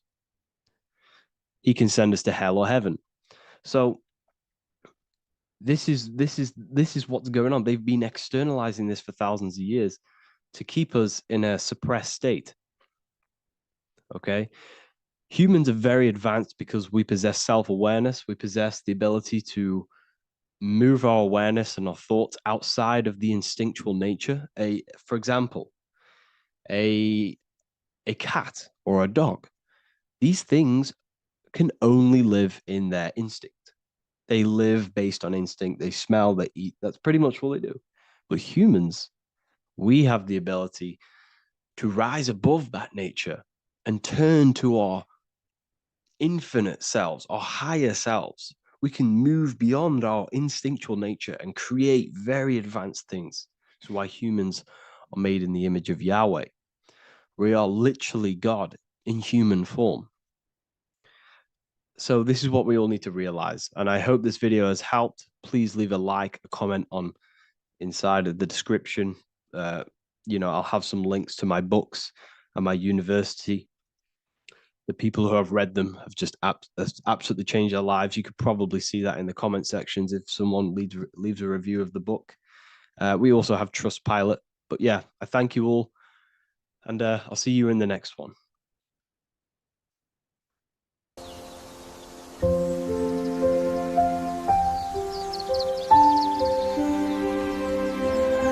bookofwisdom.com. Visit today.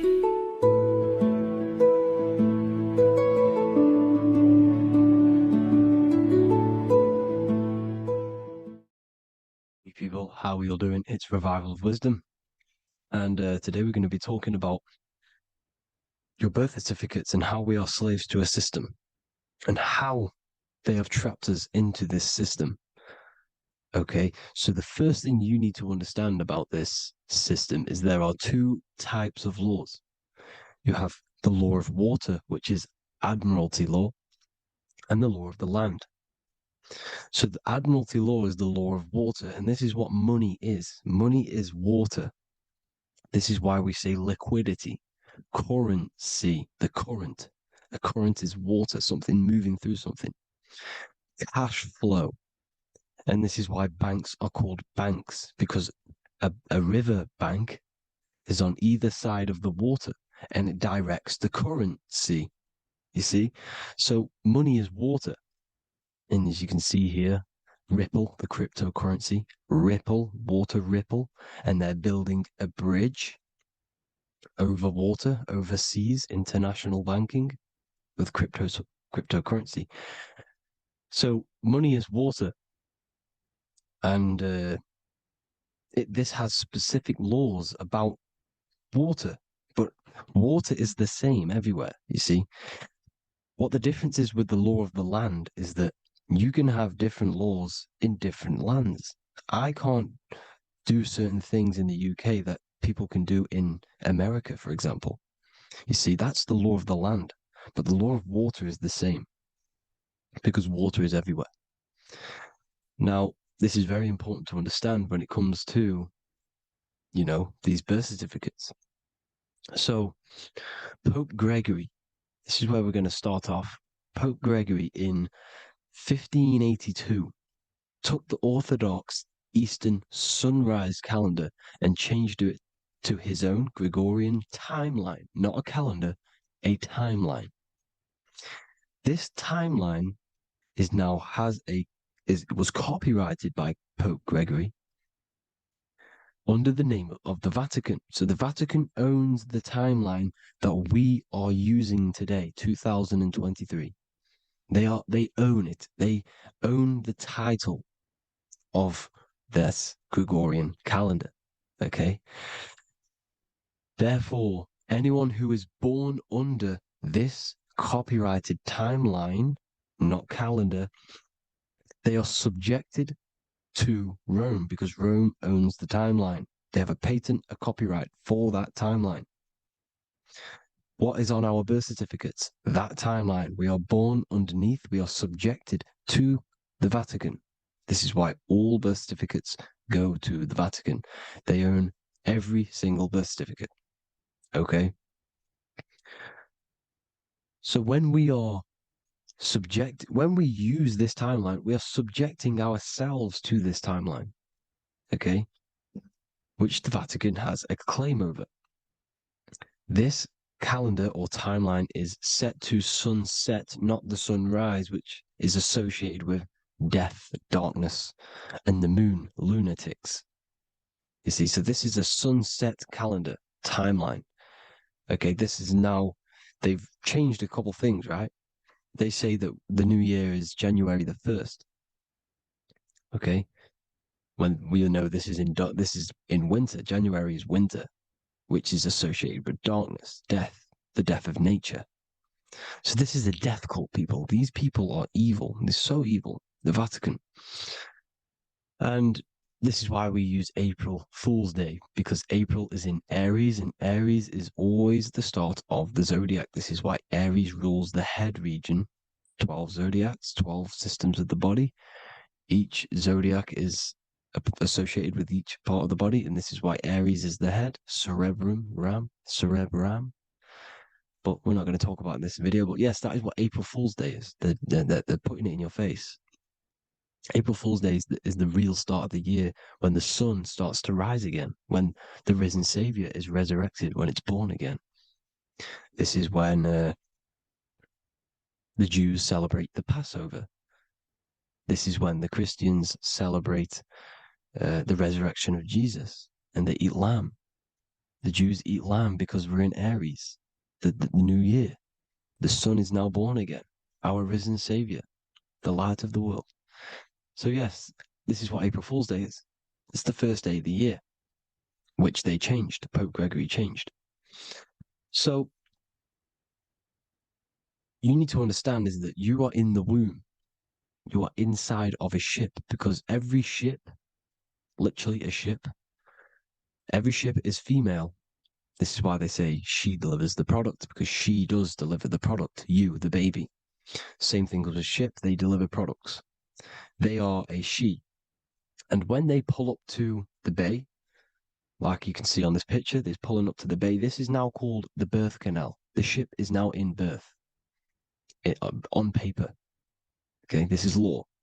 And when they pull up, they tie up to the bay, and now they get a certificate of manifest certifying all of the products which are on the ship and what they are bringing into that nation. Okay, so you're bringing in this many of that, everything's on the certificate of manifest. And this certificate as manifest is also your birth certificate because you are traveling through water when you are in the birth canal of your mother, because you are in water when you are in the womb. And you travel through the birth canal. And when you arrive, you get a certificate of manifest with the name, how many, the quantity, you know what, that's your birth certificate. Okay. And this is what it is. We are a well, we're not a corporation, but we represent a corporation, which is your name in full capital letters. That is your corporation. You cannot physically tax a body, but you can tax a corporation. This is why we get charged. This is why we get taxed, because it all goes down to the corporation, which our name represents, which we are subjecting ourselves to. We are my name. I am subjecting myself to this name, and that name has a corporation which I represent, which I subject myself to. You see, this is how we are attached to this straw man, this character that they have built on paper. So it's a character which is on paper. This is what we represent. So when the woman gives birth, she delivers the baby, and then she has another substance. Now I'm going to I'm going to break down how they attach this name to us, how they do it. Okay. Our mother is carrying us the product in the womb, the water. And it goes, for example, it goes from the United Kingdom into a state-owned, corporate, federal-owned hospital, which is government-owned. She does not declare the package when she enters the building. Aha, so keep that in mind. When she delivers the package in the federal territory, she does not declare the package either when she leaves. Therefore, there is no evidence that we exist when we arrive on paper. On paper, there is no evidence that we came into the building or left the building. We have not been declared. So we do not exist on paper at this point. When the woman gives birth, she delivers the baby, and then she has another substance, which is called the afterbirth material. Okay? This afterbirth material has the same DNA as our physical body, with the body, mind, and spirit. Okay? This is how they get this corporation. Hold on.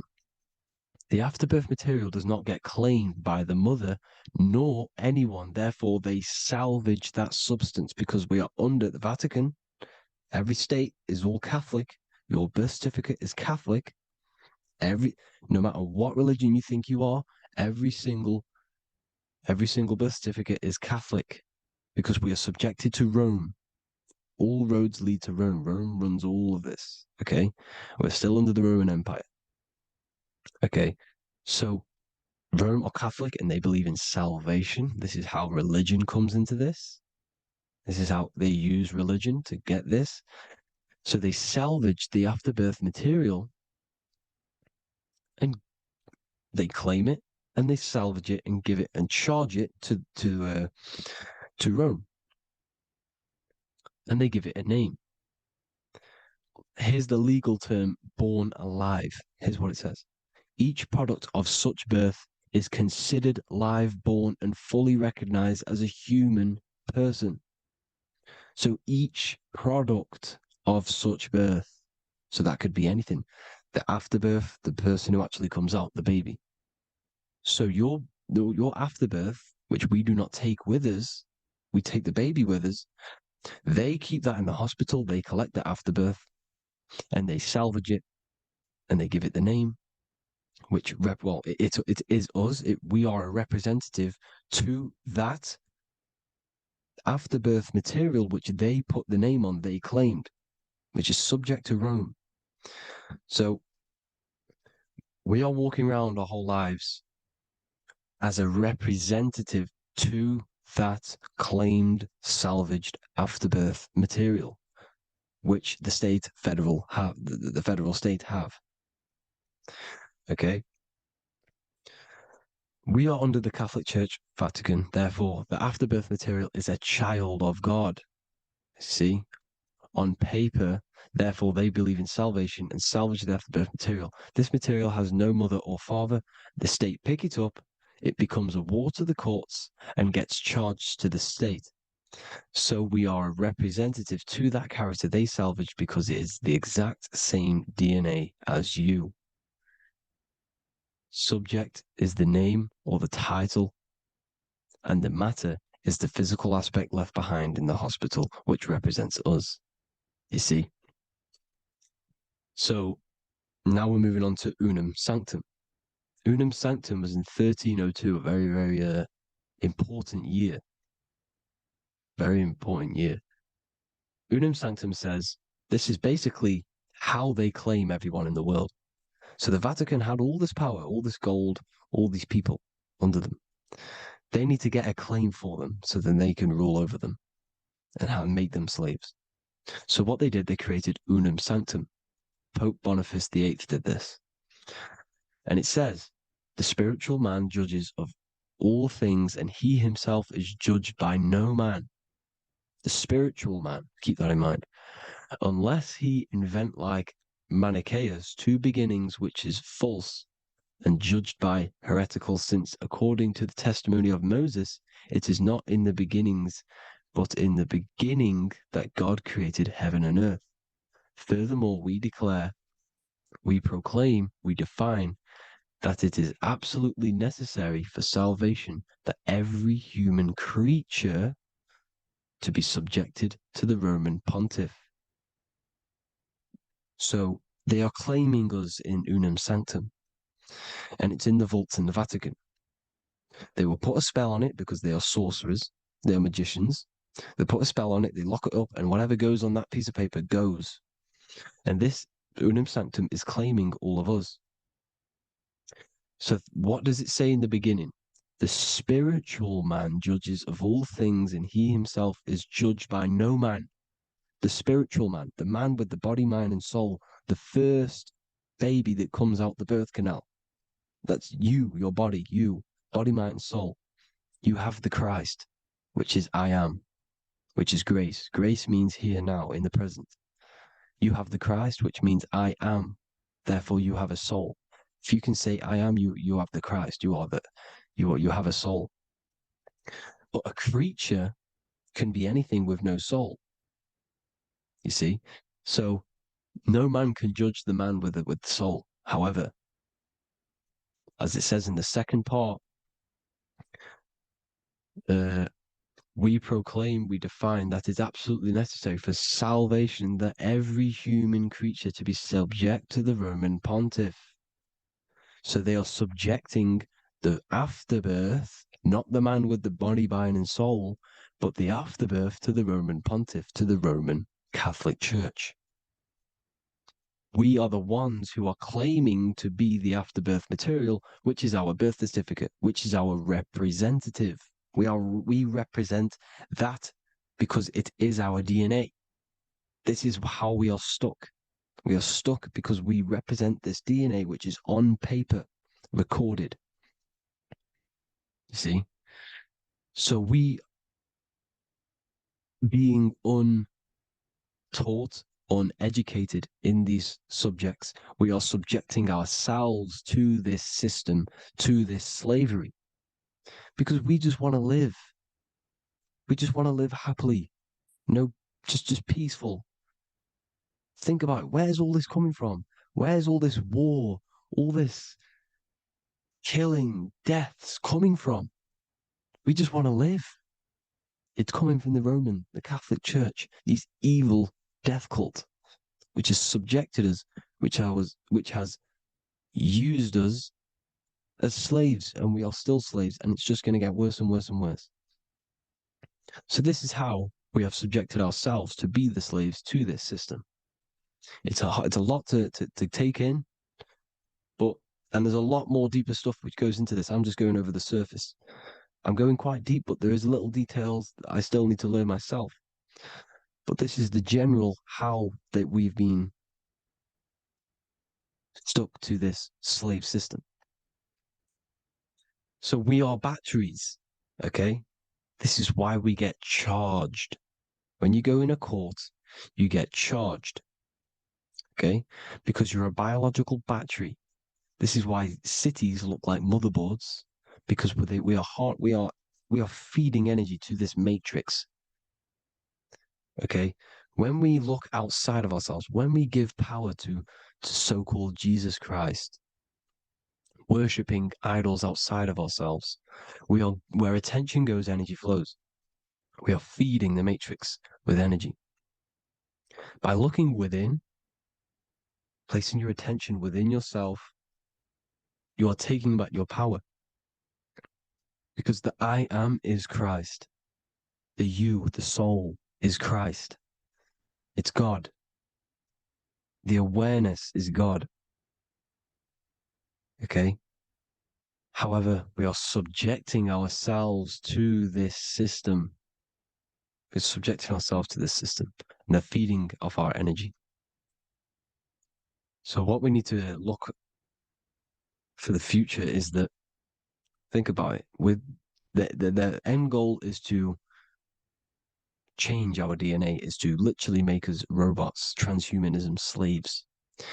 This is why we have smart cars, smartphones, smart watches, smart meters, smart cities.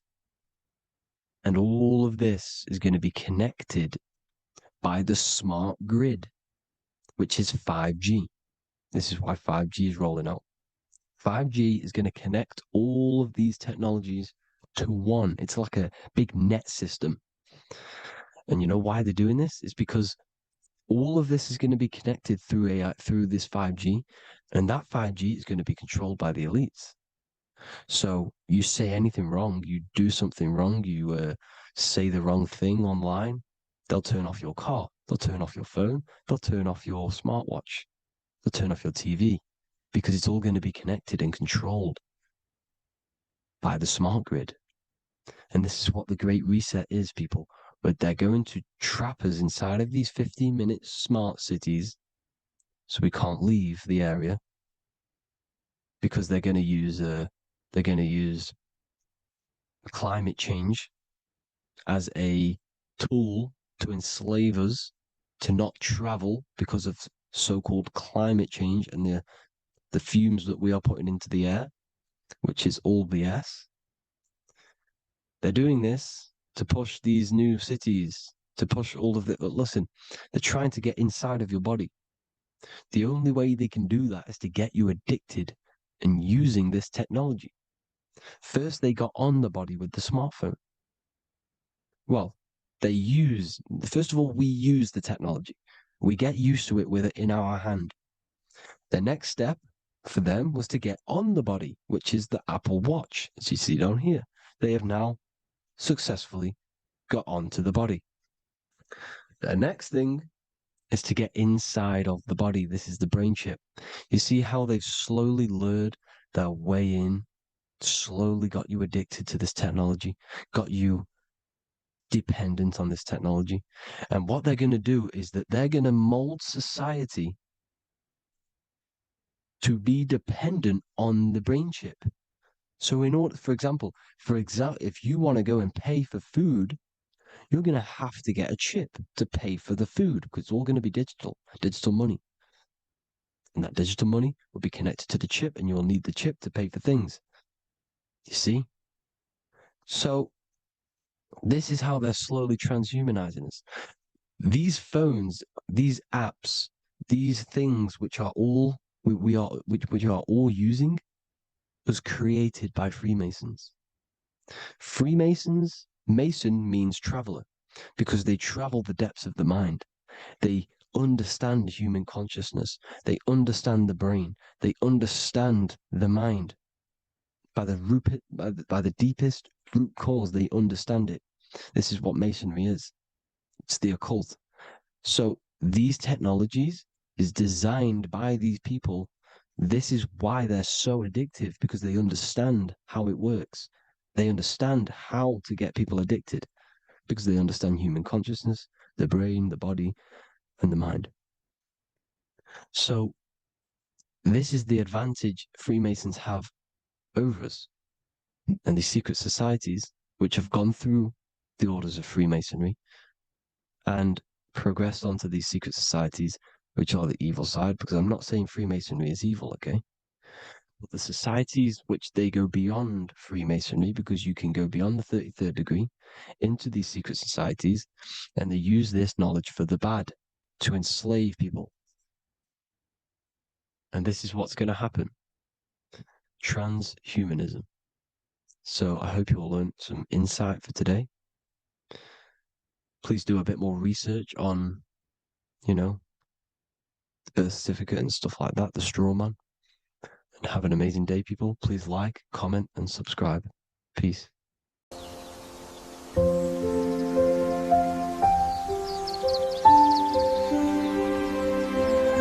bookofwisdom.com. Visit today.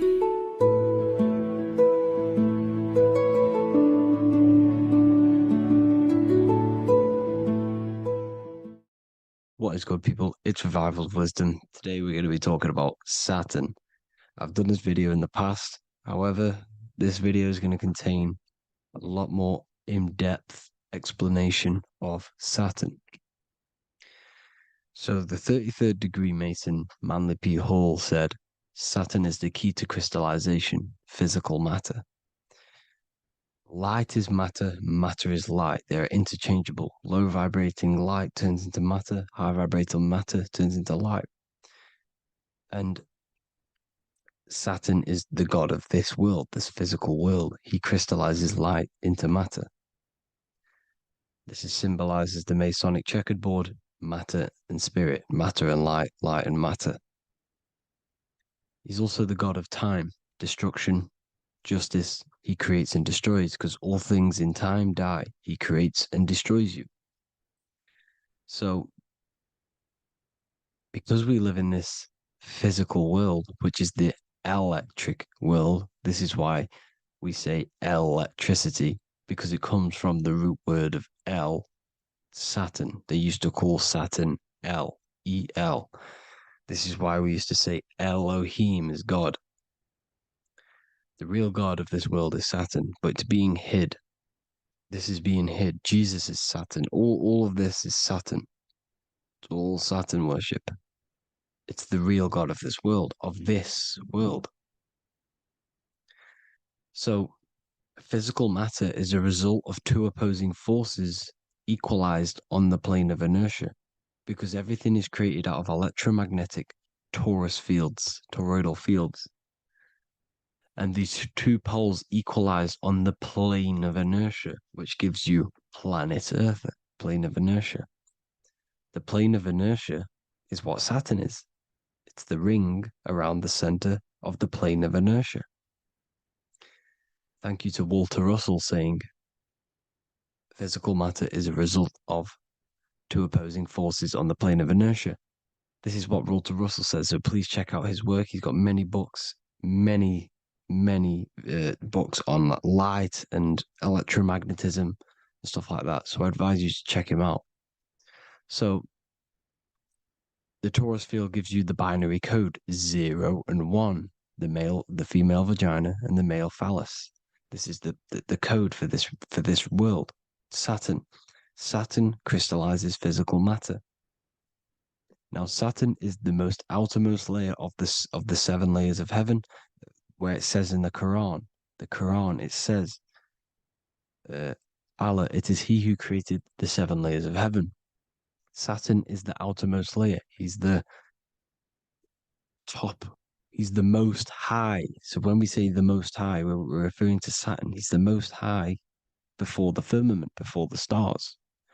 So Saturn is the god of this world. He's the Lord of the Rings. He wears the crown. The crown is the rings. Crown, Kronos. So the planets are luminaries. They are lights. They are beings. They are energy, conscious energy. And we're in the heart of the solar system. Saturn is the outermost layer. He is the one of this world. He's the god of this world. Now, on the North Pole of Saturn, You have the hexagon. Add up all the sides, it creates the six-pointed star. Or it can be created as a cube. The cube is very important. The six-pointed star is very important. 6 points, 6 triangles, 6 side, 6, 6, 6. Black cube adds up to 6 in gematria. Now, what did I say in the beginning? Saturn crystallizes the physical world. He creates physical things out of light. You are a light being. This is why we say human. Hue means the light spectrum. Hue, man, we are light manifested into physical forms. Human. And we are incarnated through Saturn. Satan, same thing. The number of the beast is 666, and the 666 comes from the 6.6 triangle, 6 sides of Saturn, 666. We are all known as carbon-based life forms. Carbon, the atomic structure of carbon, is 666, 6 protons, 6 electrons, 6 neutrons. We are materialized into our physical bodies through Saturn, through the number of the beast. These bodies are the beast, it's the animal. The divine, the Christ, is the consciousness within, because you are a physical, spiritual being combined into one, hexed into one. Hexagram. This is a hexagram. You're hexed into physical matter, spirit and matter, light and dark, combined into one. Now you contain of the mark of the beast. The mark